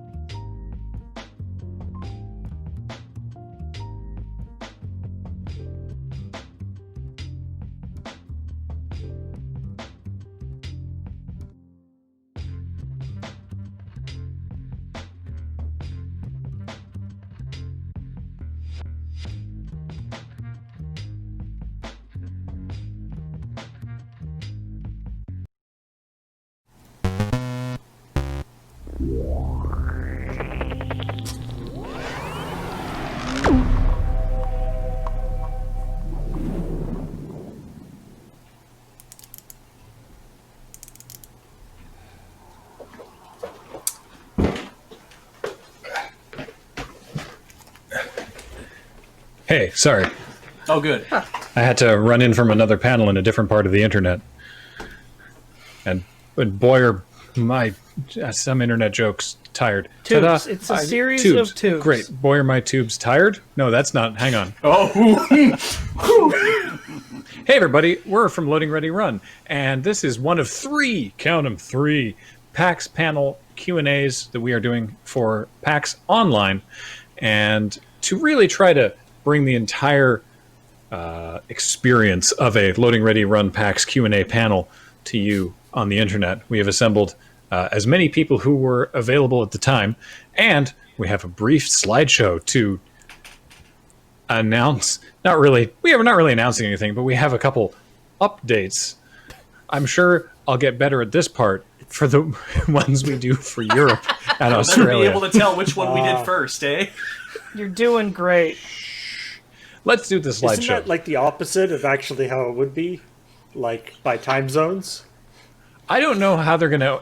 We don't know how they're going to air these. Like, obviously, these are all pre-recorded. We've sent out questionnaires to Loading Ready Run fans, and they've sent questions in, and Beej rather, has selected some number of them, and we're going to answer some number of them over the course of the next... Why is Beej so awesome? Lay that shit at my feet. Great.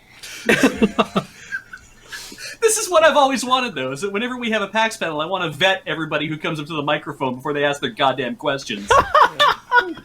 Okay, now before I give you the microphone, you have to tell me the question first. And I'll tell you if it's any good. Yeah. Okay, you may have the I microphone. mean, we could always steal from the McElroys and just say, like, no bummers. No bummers. That's No pretty good. bummers. No No bummers. summers. No bummers. So I've got a comment, really, and then a follow-up comment. Oh my god. And then a suggestion. Oh no. A dissertation. I didn't realize we were just going to make fun of ourselves at this panel. I don't know why. So let's take a quick look at the slides we have. So this is the Loading Ready Run PAX Online Q&A. Specifically, this is the North America Time Zones edition, serving Canada, Upper and Lower America and its various states, Mexico, Guatemala to Chile, inclusive, parts of Brazil, and Pitcairn Island. Yeah. I hope someone's watching from there. It's statistically improbable. There's like 43 people that live on Pitcairn Island. They probably don't Are have like great St. Pierre and internet. Miquelon North American? They're in Canada. Well, they're French, but they're like ensconced within. Near. Well, they're just off the coast of the Maritimes. Like we didn't mention Cuba in this, but they are also there. Unless and the Caribbean. That's true. Look, there's a lot of other places. There's a lot of places that are within. We also the half-hour time zones. You know, PEI you can come to. Yeah, they're not on a half hour. What? No, Newfoundland's on the Newfoundland is on the half hour. Yeah, Greenland I think counts as well. I mean, there's probably more people living on Greenland than live on Pitcairn Island.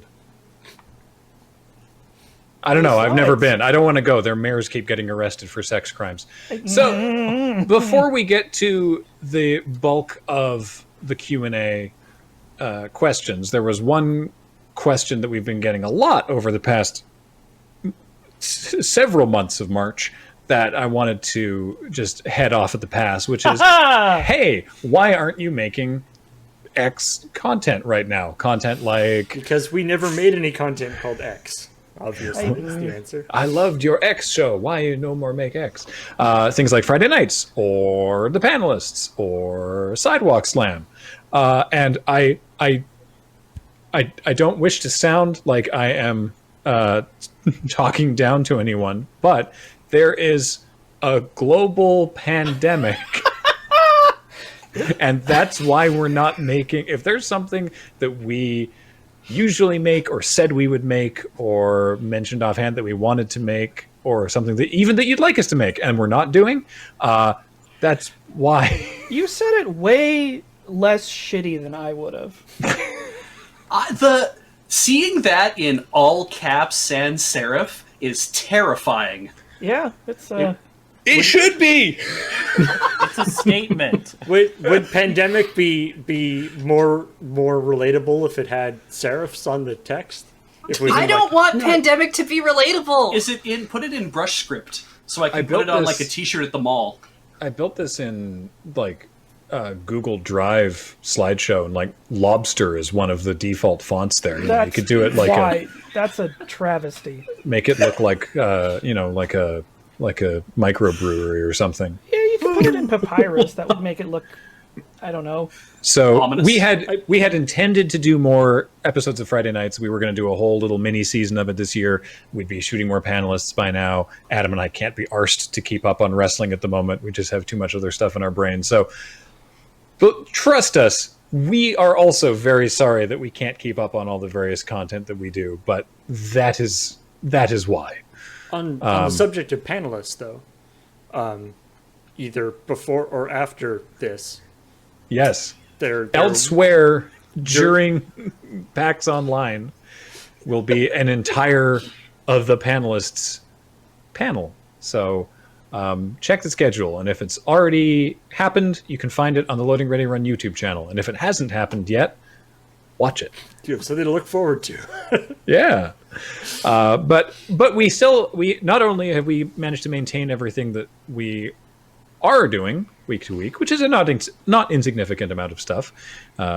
We also have new merch. Yes. So check out this stuff on store.loadingreadyrun.com. We have a fun arena twist. You know, amusingly, is anything about the pandemic amusing? No, very little. But we had planned on this arena style diagram playmat. I think that Beej, was this your idea? Yeah. Yeah. It occurred to me. I'm like, boy, we haven't actually leveraged. Wait, was it your idea? No, it was my idea. Idea stealer. It came from this house that I live in. Wow, we share a lot of things, and I guess we share ideas now too. I'm sorry, Heather. Well, thank you, Heather. This was yeah. Heather's So it's idea. a diagram playmat, but for Magic Arena, and that ended up becoming way more relevant in the past couple months. But we finally hooked up with Wormwood Gaming to do Loading Ready Run Dice Vaults and Dice Friends rolling trays. And the little thing across the top there, it says, "From the bones of trees and the skins of beasts." And it's available in, 2 different woods, the tray. It was available in 3, but one of them is sold out. But if you want the one in Purple Heart, you can put your name down, and then we'll have an idea of how many people want that. If we can even reorder them, you have to kind of hit a threshold sometimes, but we'll see. Yeah. And the dice vaults are Wenge wood with the Loading Ready Run logo inlaid in turquoise. They're very nice. And the semi-precious stone turquoise, not just the color turquoise. Yeah. And from PAX East, the last time that any of us were able to be in public with other people, we have our Corpline pin from that is now also up on the store. Oh. But by the way, I was amused by seeing you play using the arena style playmat on the CFB Commander game a couple days ago. Yeah, with paper magic cards. With paper magic cards. It's like, that's not the point of this. What's happening here? This is just confusing. Well, I'm glad. I thought it was funny, yeah. What else do we normally talk about at these slideshows? Ah, yes. The specter of Desert Bus. Whoops, there it is. Desert Bus floats ever towards us. Look, we don't know what it's going to look like. There'll be some form of Desert Bus. We know it's going to start at Friday, November 13th at 10 a.m. Pacific. And James will be there. Twitch.tv/Desert Bus. We know that it will end at some point, presumably. And everything between those. You know what? Let's not even say that. Let's not even say that. We know there's a start point to an end. And beyond that, we're still working it out. So tune in. It's going to be excellent. Yeah, exactly. And speaking of, so PAX Online goes between September 12th and September 20th. And I hope that you're enjoying it so far. Also during that period of time is the Zendikar Rising pre-release. I don't know where that's falling, but it's Monday, September 14th at 11 a.m. Pacific. And so if that is a day or two from now, do check it out on twitch.tv/loadingreadyrun. And if that's another day, then you can find it on our YouTube channel at youtube.com/LRRMTG. That's the Magic specific YouTube channel. Really hope it's not conflicting with this panel that we're currently doing. We've asked them not to, but I suppose it may not be strictly avoidable, so I guess we'll find out. Well, they can watch one of these things later. Yeah. It's all on the internet. Nothing on the internet truly goes away. So, all right, that's everything that I had prepared, and now for the part of the show where we go to the questions that you have prepared and sent us. So we're gonna go through a selection of questions and answer what we can. Paul, how about you start us off? Let's get this first question from Not Kane Nor Able. It's for Grammar Paul. What was the first time you thought, "Oh my, I run a business"? Oh. I mean... The first time. Like, taxes, obviously, are a serious big thing. When the government gets involved, yeah. But no, like, seriously, like, or I think, so when we did Unskippable, was sort of when it was essentially Bionic Trousers Media was created so that the Escapist had an entity with which to sign a contract for Unskippable. Yes. Because otherwise it would have been like Graham or I personally that signed that was in the contract instead of... It was still a partner, like it was a partnership at that point, but it was still a separate business. I wonder if this sensation, like I'm just guessing here, if it's maybe rather than like a specific singular point, whether it's like an escalation of like milestones. That's exactly what I was going to say, actually, because what Paul was talking about back when it was sort of when we started doing Unskippable, that was much less of like whoa, I run a business, rather than like, oh, this is my job. And then it was like, oh, and this is enough to, it's not just a job, it's enough to actually like pay me to, like to eat an amount of food. And then it was like, then it became like, and other people can be paid, and then we can have an office space, and then more people can be paid. And a better office space. Yeah, then a better office. And then it's like, sort of milestones all along the way. It's still, I'm like, even now, I'm still sort of like, huh. Cool. We had to hire a man to take the bees out of our corporate bathroom. Corporate bathroom? Tell me I'm wrong. Tell me I'm wrong. It's executive washroom. Actually, not quite yet. And once I get the washlet, it's an executive washroom. Are you for real putting a washlet in there? Yeah, he's been trying. He'd like to. In the realm of, if anything at the office is the corporate whatever, then yes, I suppose the bathroom that everyone uses is technically the company bathroom. Then yeah, I suppose that is the case. Yeah. And I mean, like in the classical definition of corporate, having a body. So many Please laugh. Oh my god, I was this Corporeal? years old before I realized what that means. I mean, so companies are people, but they are not ghosts. Okay. I would say, like, in terms of, really business, in some ways, actually, bringing on, new people, when it was more than just Graham and I being paid to do, able to work full time. But to be honest, actually, when we were able to bring on Beige and then Heather, who have done all sorts of wonderful work to help us, but they're the first ones that came on full time, not in a explicitly creative capacity, but to help us with the business in Bija's case with a lot of the office management stuff, and in Heather's case with a lot of all the administration of uploading and curating videos and getting all the stuff that we do actually in front of people so they can see it. And so that part, we're creating so much content that we need to hire a person to upload that content.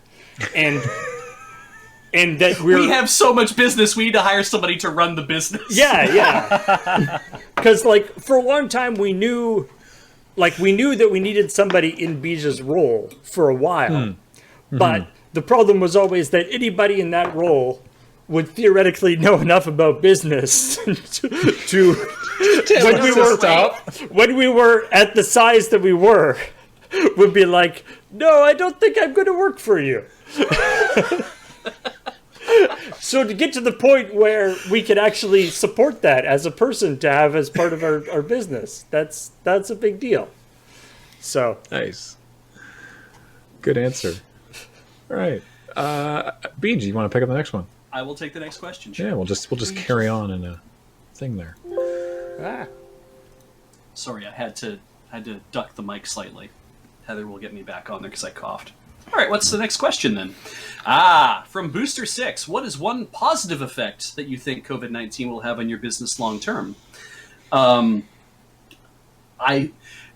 Actually, from the perspective of the business manager, it has meant that a lot of the processes that we were slowly implementing to kind of make things run easier on the business side of things, those things have pushed forward. Like definitely made supplemental healthcare. We have universal healthcare in Canada, but supplemental healthcare is something that you can get, right? You can get additional healthcare on top of that. And so finding a plan to do that was something that was given a higher priority for me to do. So those kind of things were things where I was like, that's a positive effect, that because of COVID, it meant that I could stay home and then concentrate on pushing that stuff forward. And then there's just, I guess, other ways of trying to really improve general communication between everybody that we've that I think we focused on more and more as well. The more technical aspects of that, I wouldn't want to speak to. I'd maybe let Paul speak to that, or anybody else who wants to speak to that. But that's kind of where I'm at, is like, from a business side, being able to push more things to our accountants and have them recognize the importance of, we want you to, help us with this and get all of our books online so I can actually see them online, which is really things for me that I'm like, that's going to be a game changer for us long term. Is it possible that the increase in telecommuting that the pandemic has brought on will lead to more people spending more time at home and being more able to fuck around more often, which would lead to more view numbers for us? Because they can just have it loaded up in another screen and be like, I'm at home and nobody can tell me not to watch LoadingReadyRun. Yeah, exactly. It's just like... I mean, for a while that was just kind of happening across the board, but I think our numbers have just settled back to normal at this point. Yeah, there was a big... we had a big spike in viewership numbers on our live streams, right in the middle of March, when sort of the bulk of people got sent home, which is just sort of interesting. And then that did slowly sort of taper back as people have actually realized, I'm going to be here for a while. I need to not just fart around at home and actually do my job, I guess is why. But speaking of streams, I predict that the Jackbox streams will not entirely go away when we can actually be back in the office. Because right now that's one of the we're doing crossing the streams instead of AFK because we can't have 5 people all sitting around a table playing board games, and the Jackbox streams have been a ton of fun, and B, fun for us, and B, a lot of fun for the viewers. So I can see those coming back at some point. I would say it's less that we're going to keep the Jackbox streams around, which we probably will, and more that we've now actually found the best way to do streams with 8 people, not in a tiny office. And that if we do those again, we'll probably do those from home. Yeah, everyone's had to really amp up their home stream setups. And we've learned a lot about how to actually host and manage. Primarily, Paul has learned a lot about how to host and manage multicam, remote viewings like we are currently recording right now. Yeah, we've tried every technical whatever, like Meet and Zoom and all the different things, and it turns out the easiest way is just to send the video directly to Paul. Yeah. Put your video into the Paul.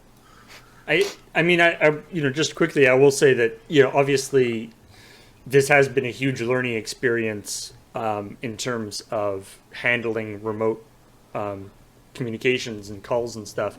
And there is all sorts of interesting applications for that, even when we are no longer in pandemic lockdown type situation. The flexibility of being able to have friends from out of town join in with Jackbox games or other CTS games or Magic streams or anything. The flexibility of being able to do that without having to have them fly in or take the ferry over from Vancouver or wherever opens up a big area that could be very interesting even when we are back into the office. So that's something that is cool. Yeah. All right, then I will pass things along to Heather. Okay, question from H Bomb and Friends. Since Feed Dump ended, have you seen a news story or hat and went, "Oh, this would be perfect for crap"? Well, we don't do that anymore. No, we don't do that anymore. So don't think about it. Creative energies have gone elsewhere. We stopped doing Feed Dump 2 years ago, longer maybe. It was a thing we didn't really want to do anymore, so we replaced it with something we did. So I don't think about it. There's definitely the feeling if anybody has watched me buy a printer, they'll probably get what I'm about to say. Hands up, anybody? Heather? So it's not I have pretty. To delete some footage. So when I bought a printer, I spent about 6 months researching what printer I wanted to buy, and then I found one that actually matched what I wanted to get. And then I went ahead and you wait for a pretty good sale, and you go ahead and you buy the printer. And then so we had a printer now in our house, and then I spent the next 6 months shopping for printers. I already bought a printer, and now I spent the next 6 months shopping because I'd already spent 6 months shopping for printers. It was now part of my routine, and I couldn't stop myself from shopping for printers, even though I already owned one. I will point out that this is not exclusive to printers. This is anything that Beach takes 6 months to try to buy. Let's not pigeonhole Beach into just printers. Yeah, Wait a no. second. This isn't a panel. This is an intervention in a Trojan horse. It's a Beach. I have a very bad habit. We're concerned about you. I really appreciate that, Beach, because I recently, you might be able to see it, bought a Dutch oven. Mm-hmm. And when I did that, I wanted to solve my Dutch oven problem for all time. Oh, no. And as soon as I spent the money, I was concerned that somebody was going to release a new top-of-the-line hollow lump of cast iron. Yeah. And therefore rendering my solution obsolete or You maybe gotta wait. obsolescent. Look, it's the end of August. If you wait till the fall, you got to see what Apple's got coming out. I thought this was just exactly. There might be some new enamel technology.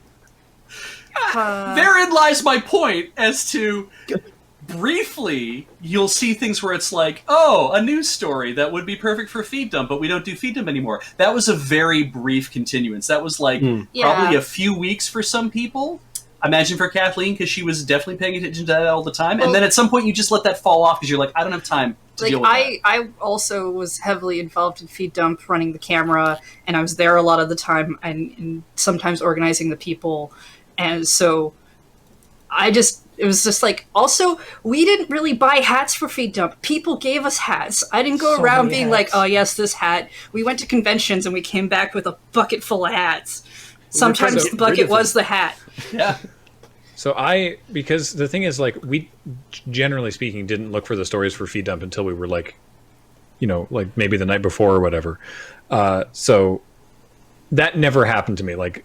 People will still set, and I looked it up, by the way. It was February 2018 was the last was the last episode, so almost 2.5 years ago. And people will still send us things to be like, oh, shame you're not doing feed dump anymore. This story would be great. And I look at it, I'm like, yeah, that would be a great feed dump story. But when I look at funny news stories, I just go, haha. Like I don't. It's I don't have that in the back of my head. Yeah.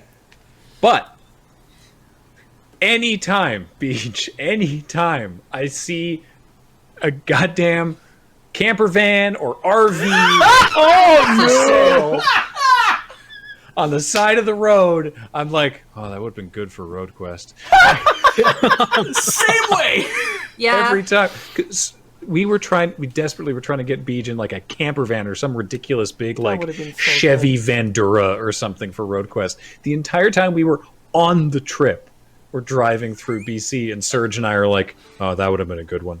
Like, I was going to ask because, like, when I was doing my pass for RoadQuest, I was hearing every instance of Beej going, "Oh, rubbernecking down the road, like that would have been good." And I wondered if that stopped. I'm still doing it now. In a small town outside of Cranbrook, BC, Oh, no. there was an ambulance for sale. Oh, yeah. It was a E350 conversion to an ambulance, so it wasn't like a standard like big boxy ambulance. It was more of a vanbulance is what it is. And I was like, I guess if I bought a ticket on WestJet and flew out to Cranbrook and looked at it and saw if it was okay, and then I just turned around and drove it back all night, I could make it back to Victoria in time to still get on the plane and fly to Calgary for the show I have to do for 5 days before I have to come back and get in that same ambulance and then drive to wherever the hell it is we're going to. What brought you back to Earth? The fact that there was no way I was not gonna pay a ticket to fly out to Cranbrook. Yeah. After all of that, it sounds like you would have needed to be driven somewhere in an ambulance. It'd have been enough, yeah.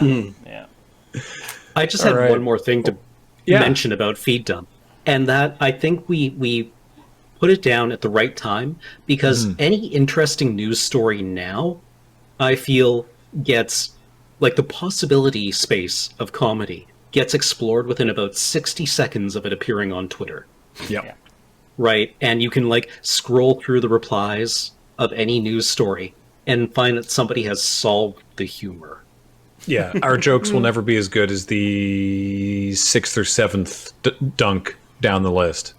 Mm-hmm. Because the first ones out the gate are never the best. It takes it takes like 15-20 minutes at least for the perfect joke to be discovered. And even if we tried, we would be compared probably unfavorably to that 6th or 7th dunk. So why bother? Or get accused of stealing it. And I don't know about you, but I don't really want to have to read the news sometimes. Right now. Yeah. Well, that's why I would never subscribe back when like Google Reader was a thing, and never subscribe to the AP Newswire. It was always the AP Odd News. So you never have to see anything about war or politics. It's always just man with lizards in pants. There's politics to that. That's a hell of a category. It's always the surprisingly large number of reptiles that you can fit in your pants. They're very small when they're babies. Okay. Well, now that we've exhausted feed dump, maybe Alex can do the next question. Oh yeah, let's see what we got here. Oh my god. Whoops. Everybody, Martizzle. There we go. Oh, everybody else is gonna have to answer this one. Who has the most Fall Guys crowns? Damn, I hope Fall Guys is still cool once this airs. I have not played Fall Guys. I think it's still cool. I have 0. I also haven't played. Yeah. I came so close when we were streaming, but I don't think I have any. I have the game, I just haven't played it yet. I think cool. I think all of the people who won crowns are not in this particular call. We may have to do that question again in subsequent Asklers when Ben and Serge and Corey. Corey did get one. I think of everyone, I'm pretty sure that Ben has the most because he's actually like played it a bunch. Yeah. Yeah. The thing is, everyone who is not on this panel right now in Loading Ready Run is currently playing Fall Guys, and that's why they're not on the panel right now. That's why. Is that why? Brings up Steam Friends. Oh my god. I will agree Alright. with the sentiment that I hope it's still cool once this airs. Because I like the little beanie looking. I like the little bean man, yeah. Yeah. Well, Matt, I guess you're up then. I was just gonna say the only thing I really know about it, apart from the premise, is that you screw people on the finish line. You can. You can. You probably shouldn't. Yeah. I believe wouldn't. that's what you would call emergent gameplay, I believe. It'd be so easy for it to backfire too. Is that I've seen it backfire, where it's the person's at the end and they're just waiting, and then they grab someone, but the person they grab yeets both of them off the side. And it's like, well, now neither of us qualify. Have you seen the video that's been going around Twitter of the person that they saw cheating because they were just flying through the air, and they got on a team sport, and the entire team Yes. that the cheater was on was losing on purpose so that he couldn't move on? Yes. Oh wow. It was really funny. That's the kind of like mob justice that I really go for, where it's like, wait, if we win, this dude's gonna no, we lose, we take him with us. Solidarity. Yeah, that's like the Dark Knight kind of like collective action right there. I'll do what you should have had the courage to do 30 minutes ago. Matt. On to me.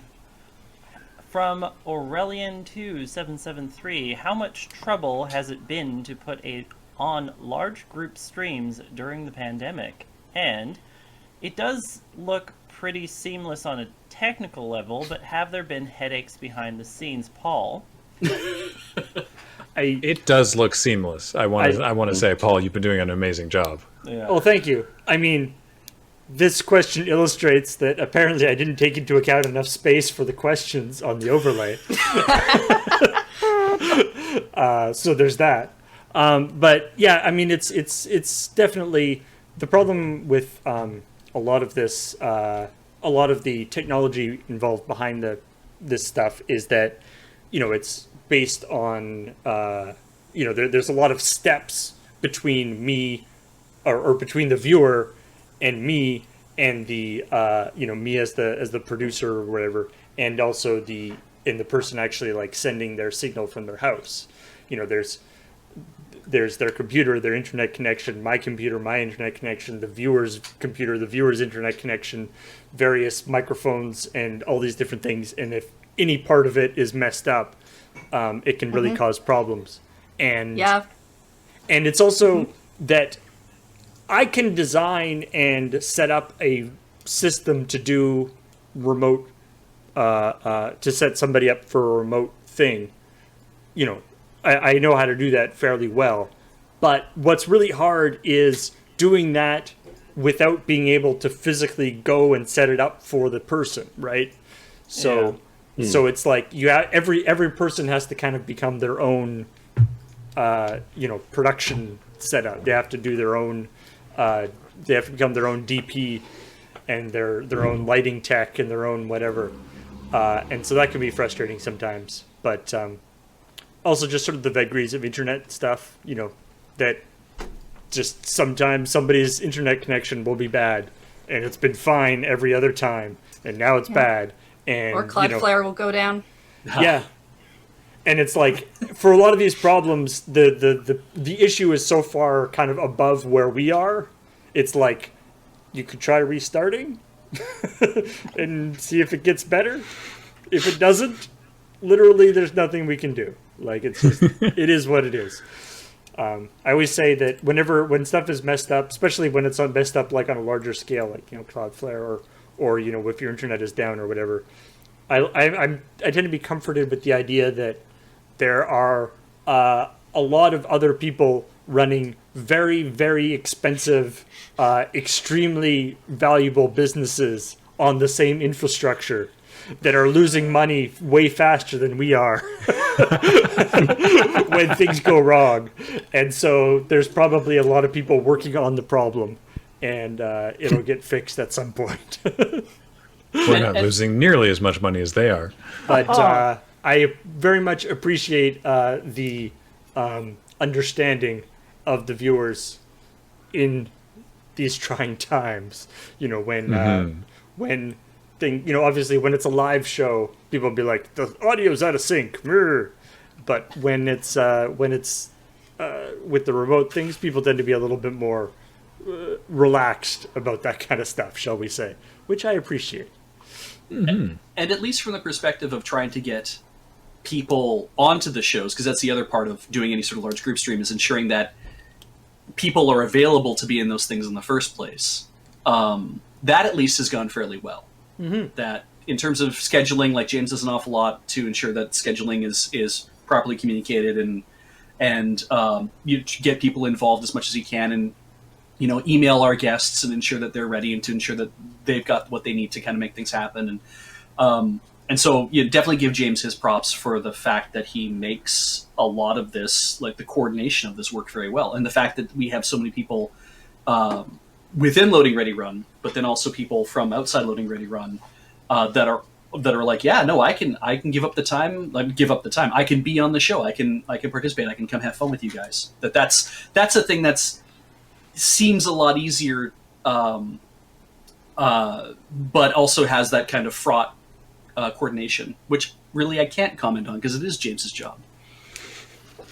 I just like that we all know well enough to be wearing headphones. Yeah. Yes. It's unfortunate that it's like with all the technology in the world, and obviously more and more people are using it now. It's still like every stream that we do that I'm involved in, I am online to start it an hour before it starts, and in the hour before it starts, people are coming in. People come in, and every single time, there's like, is my microphone working? Why isn't my microphone working? It was working last time. Yeah. Okay, so and it's like, why is this? And so there's still that process. Like you can't just everybody hook up, go. There's always there'll always be still like updating. little hiccups are always around. It's very frustrating. Cameron's next. All right. Androgynits has asked, Lur has been going to conventions for a while. What are your favorite con-related memories? Ooh. And, big question. Whenever I go to a con, like the answer that I always give when people ask me, how was PAX, is I enjoy Seattle. Because I have a tremendously privileged con experience where when I go to a con, I usually get a badge that gets me in early, so I get to skip the lines. I can usually wander the convention floor, whatever shape that takes, when it's less crowded. And the times where I have thought, I really like that booth that I saw yesterday before the show opened. I should go see it today on Saturday at 3 p.m. And I just spend the next 20 minutes being buffeted around by backpacks swinging at me. So I don't usually have that experience. So I suppose my general con experience is very favorable. But I always love my favorite moments at cons are the breaks I take, where I usually find a little cafe that is at some distance from the convention center, and I just sit and drink a little cup of coffee and read a book for half an hour. And it's this little island of peace in the middle of this big, loud, friendly, happy event. And I just really treasure that kind of little bit of solitude and stillness. It's put in contrast. Exactly. Even more specific, my favorite memory of a con was actually one that I was just reminded of today, which was, I think it was at South a couple of years ago, where I was with Bram and Beej and, was it Adam? Anyway, I was the only person on our panel who didn't have a panel immediately preceding it. So I got to be the lone lure person on the panel for about 3 or 4 minutes while everyone else just did the Usain Bolt. from their previous panel to our panel to try to get there in time. And I was just like, hello, and welcome to Chemistry 499, Special Topics in Statistical Thermodynamics. Today we will be discussing the ergodic hypothesis. And somebody actually put their hand up and was like, oh, is the actually asked a question about the ergodic hypothesis. And I was like, no, that was everything. That was everything I remembered from school. That was it. They called your bluff. I had no follow-up prepared. That was it. I remembered the opening 15 seconds of that class, and the rest of it sounded like a Buddy Rich drum solo. Right, it's just gone. It's deleted. Right? Somehow I managed to retain enough of it to get a good grade on the exam, and I don't know how, but I just think I had blacked out. And then the exam was done. Oh, that's amazing. I kind of want to steal this one from Beej because I just got reminded of it in a photo that came up at East. Threege. Yeah. That was going to be mine.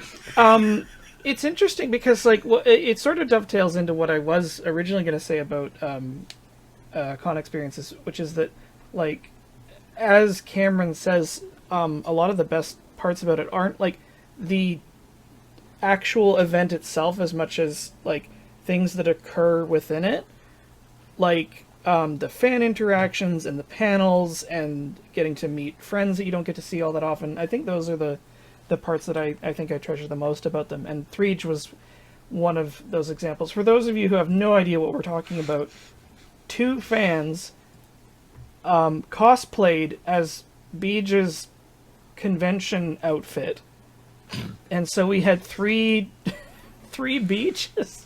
Not Beej, but Beej at convention. Beej, yes, Yeah. it was really something. They're in uniform. Yeah, Beej's high vis. The more terrifying part of that is that Jen, who works Bandland, she's an enforcer, works Bandland. She came down and she was like, "Didn't I just see you upstairs?" And I'm like, "Yeah, I've been here the whole time." And she's like, "No, you were upstairs." And I'm like, "No, I was not." She's like, "You are recognizable. I would have known if you were upstairs." And I'm like, "No, I wasn't. What's going on?" And she's like, "You have to come with me." So she took Graham and I both to where she last saw me. Right. And I'm like, "Jen, I know you're not making this up, but I cannot for the life of me understand why this is happening." And we went back down to the I felt table. so bad for Jen because she was like, "You were right here." I know, it's normally you do "Yeah, sure, Jen, yeah, and gaslight kind of thing. It's no, I believe you. Why make that up? That would be ridiculous. Yeah. But then to see them show up 10 minutes, 15 minutes later at the booth and be like, "That's what I was waiting for. Great, Holy somebody actually moly. wanted to show themselves off." This is literally. I guess you spend the rest. This is literally the end plot game, end game of a bunch of heist movies, a bunch of people all dressed in identical outfits. It's a Thomas Crown affair, yeah, moving around, yeah. I was gonna say I would spend the rest of the day wondering when I walk into the time machine. Right? Is it when I? What happens between now and then? Right? Did you get a look at my watch? What did it say?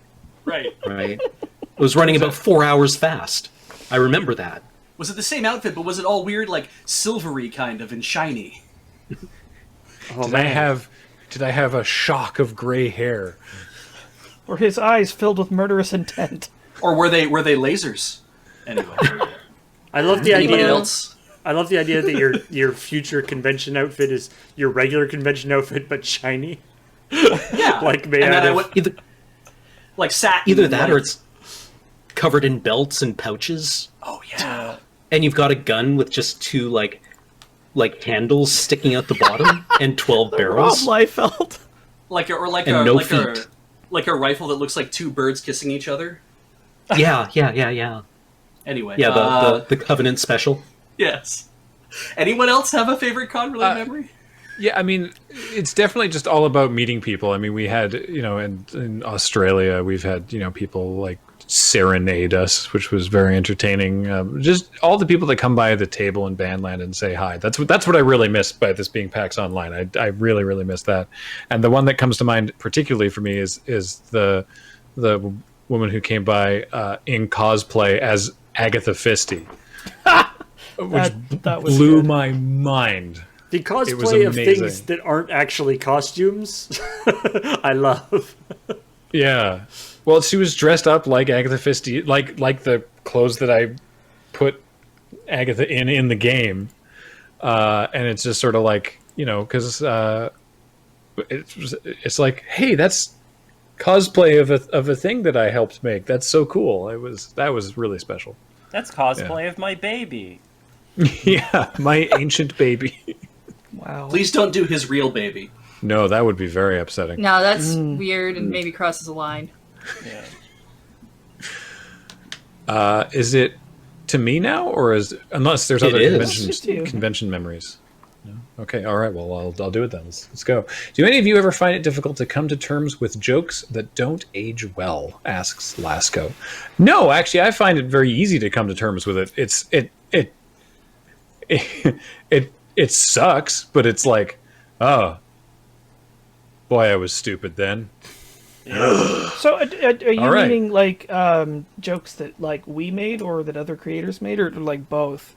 Because I mean, it's a similar question. Right. I'm inferring that this is a joke, coming to terms with a joke that we have made that has now not aged well. That's my assumption, is that it's like, something that we may have said before, because we've been doing this for 16 17. years. Siri, no, I don't need your help right now.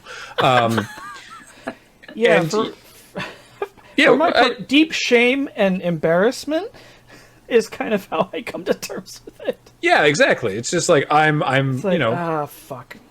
Like I said at the Loading Ready Run 15th anniversary stream, where we showed a bunch of old sketches, and there were one or two jokes in there that it's like that they weren't like holy crap, but they were like yeah, probably wouldn't have done it like that now. That was tasteless. Yeah, and it's just sort of like, hey, we don't stand behind every joke we've ever made. That's what we said at the time, and it's like, sorry, but yeah, it's like coming to terms with it. No, it's easy. It's just it's 2 tablets of shame. Wash it down with some embarrassment, and think about it every night as you're falling asleep. Yeah, vomit up an apology. Mm-hmm. Yeah, well, it's like I found it strangely illustrative to actually look to ICP for some words of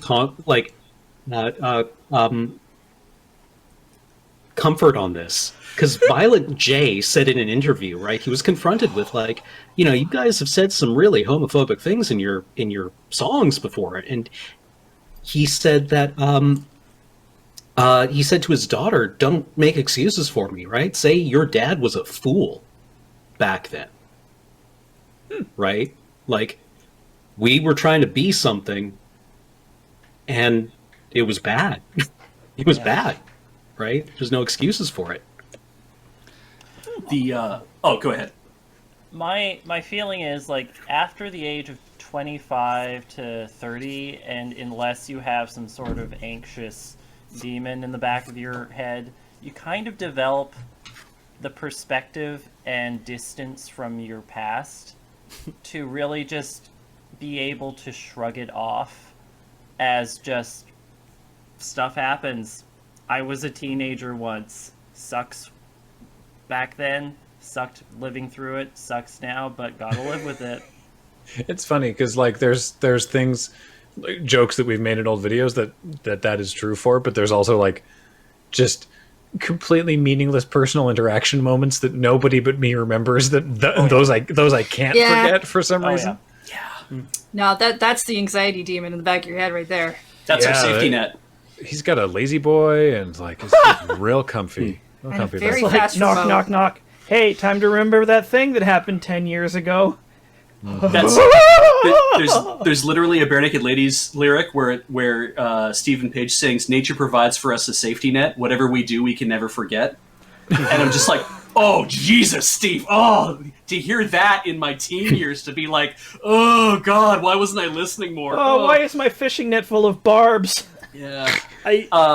Another thing about this question, though, is that in terms of jokes that don't age well, it could also just be like because I said you could also read that as how do we feel about jokes that are timely for a certain period. Yeah, okay. But then also, and I know they mean the first thing that we talked about, but also the idea of just how do you come to terms with you guys have made jokes that don't play as well later, because if you don't understand the zeitgeist of the time, then you won't. And having done it for 16 years, that's something that we've moved on, right? Like you see in really old movies where the cell phone is like a giant brick, and now we have whatever, and it's like, how has that movie actually aged forward properly? I think with that technology becomes a time capsule at that point. That like dating it is, maybe the humor is diminished, but it becomes a sort of a signifier for the era. Like if we make a joke about fidget spinners or like bottle flips or something, that'll be like, I remember that. Or like dabbing. Wait, bottle flips aren't cool anymore? You stop dabbing? I think we've generally I just got speaking, good at them. I think we've generally speaking tried not to do like highly topical stuff. Topical pop culture jokes. Yeah. And I know that, because we've been doing this for so long, that when we watch old stuff and those jokes are in there, it's sort of like, I wish we'd come up with a better way of doing that, because now that joke just doesn't land, So I mean, I think especially with the crap shots, like with the back in like the sketches were probably tend to be less topical, but I think there's a value in sort of like especially with comedy, not only stuff that like we've done, but also just like comedy that you enjoyed when you were a kid, or but maybe not, or maybe it's kind of has some problematic elements now, or stuff that you don't like very much now. I think it's worthwhile not to just be like it's terrible and bad, but to sort of to look at it. And I feel like I know enough about sort of comedy and stuff that I can you can have the dichotomy of appreciating what the humor was or is, while still being like like I appreciate what the goal of this is and why I thought it was funny.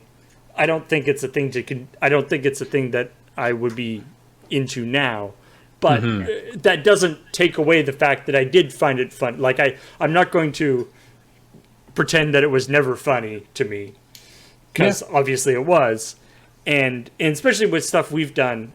I can't think of any offhand, but there's definitely sketches we've done where the jokes maybe don't land as well, or we joked about something that we wouldn't joke about now. And I usually find the premise still like, I see where the joke was there. Yeah, but I see what we were trying to do. I wish we'd done it differently, but I get how we got to that point, sort of thing. Yeah. But I see what you did there. I mean, that Harlem Shake video is going to be timeless forever. Well, yeah. I mean, I was going to bring up the Harlem Shake. So here's the thing, because it's like that's a prime example, because the Harlem Shake video, the joke in that video is about how we're late and bad to capitalizing on memes. It could have been anything. The fact that it's the Harlem Shake is irrelevant. Yeah. Yeah. Paul, I guess we're back to you. How are we doing on time, actually? We don't have an enforcer in the back of the room holding up a big sign. A couple more questions here. Cool. Okay. All right. Get a lightning round. This is with the onset of the apocalypse. Your streams and filming has dramatically changed. What has been the most disappointing change you had to make? I love that this is asked by Eldrazi Trainer. Jesus. It's like, just out of curiosity, when the Eldrazi come, what kind of changes are you going to make? No reason that I'm asking. Put your head between your legs and kiss your ass goodbye. I was going to say, someone's made a successful career pivot already. Yeah.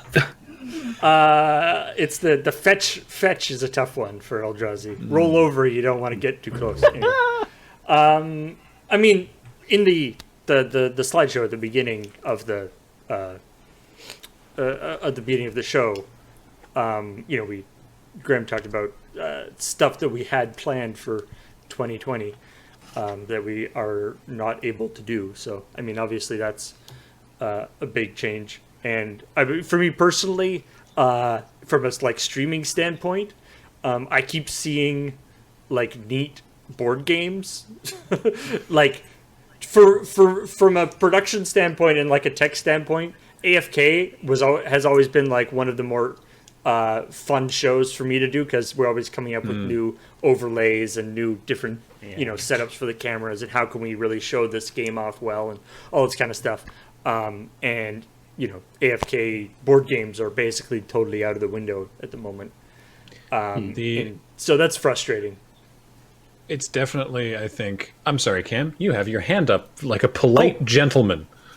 Oh, I was just going to say the one thing that I missed was being able to complete Heat Death in time with the rest of the episodes.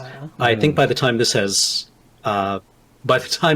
done, we will have wrapped it up, because we've taken some we found an alternative solution. But having watched what we have done with a lot of Dice Friends, I started wondering, well, maybe I was being a bit of a prima donna, right? Because I felt it was important that we all be in the same room, and I wanted to do Heat Death with all of my friends kind of like sharing the same space and being able to see everyone. And seeing how well other Dice Friends shows work remotely, I'm now wondering maybe that wasn't the correct decision. But I'm just really happy to be able to wrap up that show. Is 2020. I mean, what I was going to say is actually I'm actually with you on your decision. I think the Dice Friend stuff that we've been doing under isolation has been great, but there's plenty of content that we haven't been able to even start on or make. But in terms of things that we've had to change, the one thing that bums me out the most is all of our streams that ordinarily had more than one person in the room, right? And many of them we've managed, for Rhythm Cafe, Heather and Ian have one person in the studio and the other person on audio. For Let's Know, Ben and Adam do the cool green screen thing, and we've got ways around that, and that's cool. But even those, there's still an element of the energy of being in the same room, and I like to think that as a whole we are a fairly quick-witted group of folks, and man, I mean, as you have seen previously on this very Q&A, voice chat, it's so easy to talk over people and just cut people off, and when you think you want to just make a little zinger in there, and you can't. And I'm bummed to be not able to do AFK and in-person Dice Friends, and even just LRRMTG with me and James sitting in the same room. Yeah, I personally just don't like having to not be in the same room for Rhythm Cafe. Half of my interactions with Ian on that stream are me silently looking at him like his head's fallen off because he's done something very strange, and that doesn't relate to audio only so well. So now in Rhythm Cafe, there's just these weird long pauses. Yes. People have just to imagine that you're looking over at him. And thank God Graham started a new podcast with Wiggins, because I was so sad that we had to push back any plans we had for the panelists filming, especially since I would have been editing them, and that would have been giving me work to do. Yeah, don't think for a minute, ladies and gentlemen, that we had plans, obviously, and you've heard about stuff here and there, but plans were being made throughout January and February, and we realized going into March that's this could be affected. And then when we were in March, halfway through March, it's this is being affected, and now we have to take it week by week, and we have to see what happens. It's just the nature. That's kind of been the more disappointing thing, I guess, for me, is that having to kind of wait on tenterhooks, I think, was the thing of being we can't make any long-term plans for a couple of months. We just have to ride it out week to week and see what's going to happen until we all finally get to a point where we're okay, we know where we're at. Now we can take that breath. And that was when that release valve came for me, to be we know things have changed. Now we can start making long-term plans based on the position we're in. Yeah, I always felt really bad every time we had a scheduling meeting, because every meeting James would be like, okay, we're only going to go like 2 weeks ahead because things might change positively. And I'm like, oh, James, that's a really positive thought, and I hope so, but I don't know. I mean, we had, and I'm glad that we had this meeting, but we had a meeting with like me and Paul and Beej and Heather, you were there, I believe, also, and Kathleen, and we were like, okay, what do we, like, what's our, this was in late February? Yeah. Maybe early March. We were like, okay, so there's this virus going around that, we're getting a lot of conflicting information about, but it seems like it could be, a scary thing or whatever. What's, do we have a plan? And so we were like, well, we could do, these pieces of content we could handle like this, and this we could handle like this, and we could do, and so we came up with a rough plan of how everything could be done. And we're like, okay, cool. You know what? I'm glad we had that meeting. We're never going to need to use any of that information, but I'm glad that we at least talked about it just for our own sort of well-being, just like, and then like 2 weeks later it was like, hey, that plan? all of that's happening now. Yeah, the Reptoids came. Yeah. So. All right. I think that actually was the last question. So. Yeah. All right. I can see the enforcer waving time at the back of the hall. I miss PAX. Aren't you looking at a wall? Yeah. There's like he's got a picture of an enforcer right there. Don't you? Are we like hard on time? Like, are we at 59 minutes? I'm guessing because I didn't turn on my timer. Yeah. Damn. All right. All right. Well, in that case, that is going to do it for this North American Askler. You may be watching this live on PAX. You may be watching a replay of it on our own YouTube channel. If you're not, do check out our YouTube channel. We're on YouTube and Twitch at Loading Ready Run. You can check out all of our stuff at LoadingReadyRun.com. We have 2 more of these scheduled for sort of European, UK viewers, and one for the Antipodes, Australia, New Zealand viewers as well. And then we have our panelists, which is going to be a great panel show, and happening live, Serge and James and guests are going to be doing some Minecraft shenanigans with the Punch-a-Chunk Challenge. So you're going to want to check that out as well. There's also a desert bus panel happening at some point during PAX Online, and I don't know if that's before or after this panel, but check that out as well. So until next time, that's been Paul, Beej, Heather, Cameron, Matt, Alex, and myself, Graham, and we will talk to you some other time. Bye. Bye.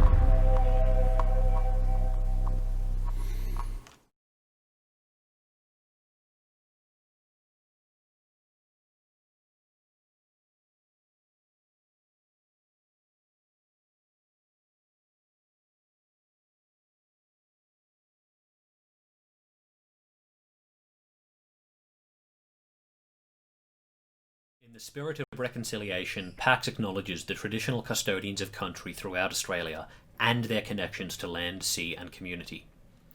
We pay our respect to their elders past and present, as it is their knowledge and experience that holds the key to the success of future generations.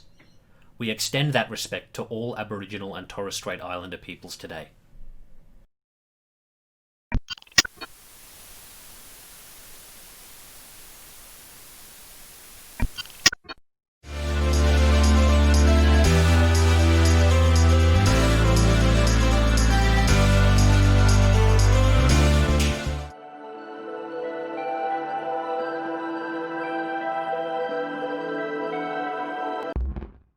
Hi, I'm Gareth Damian Martin, the solo developer behind In Other Waters.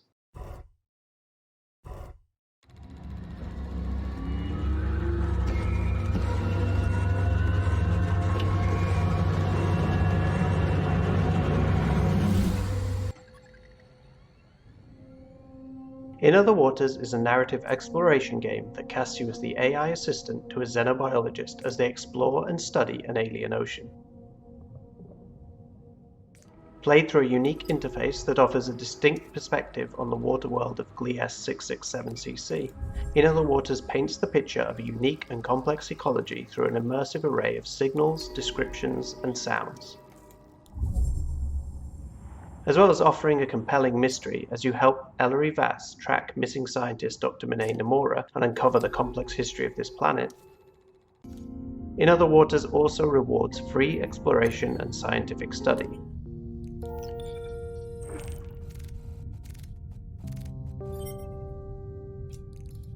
with detailed taxonomy entries complete with biological sketches to be unlocked for each creature.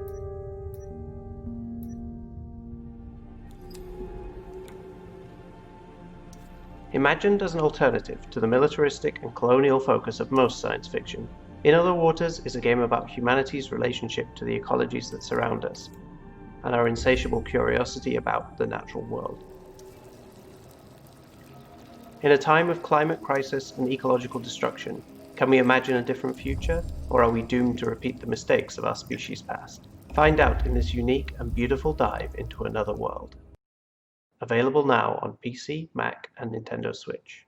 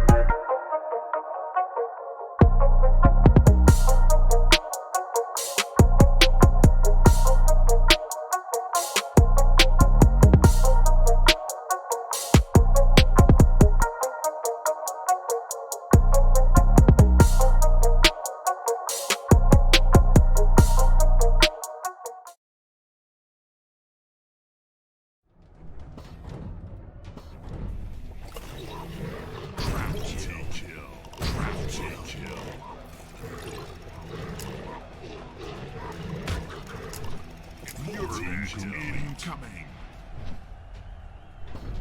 Viewer event incoming.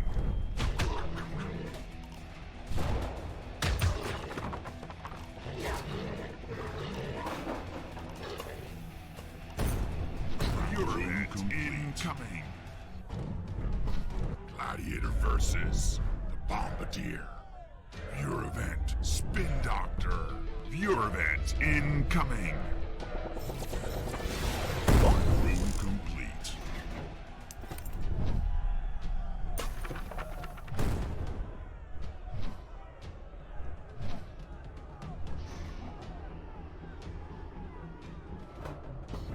Viewer event incoming.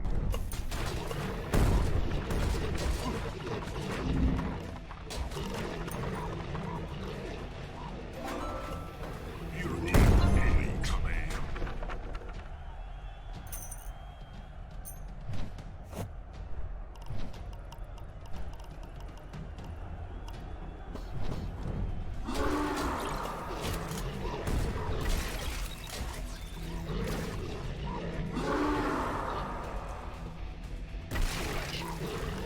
Room complete.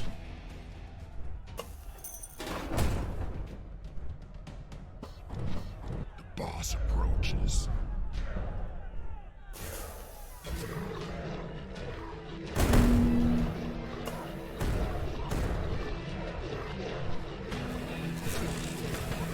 Room incoming.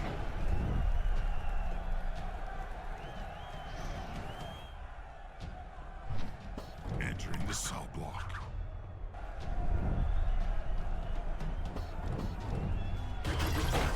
Trap kill. Room complete.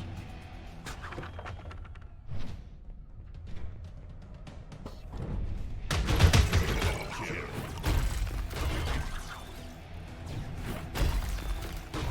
Room complete.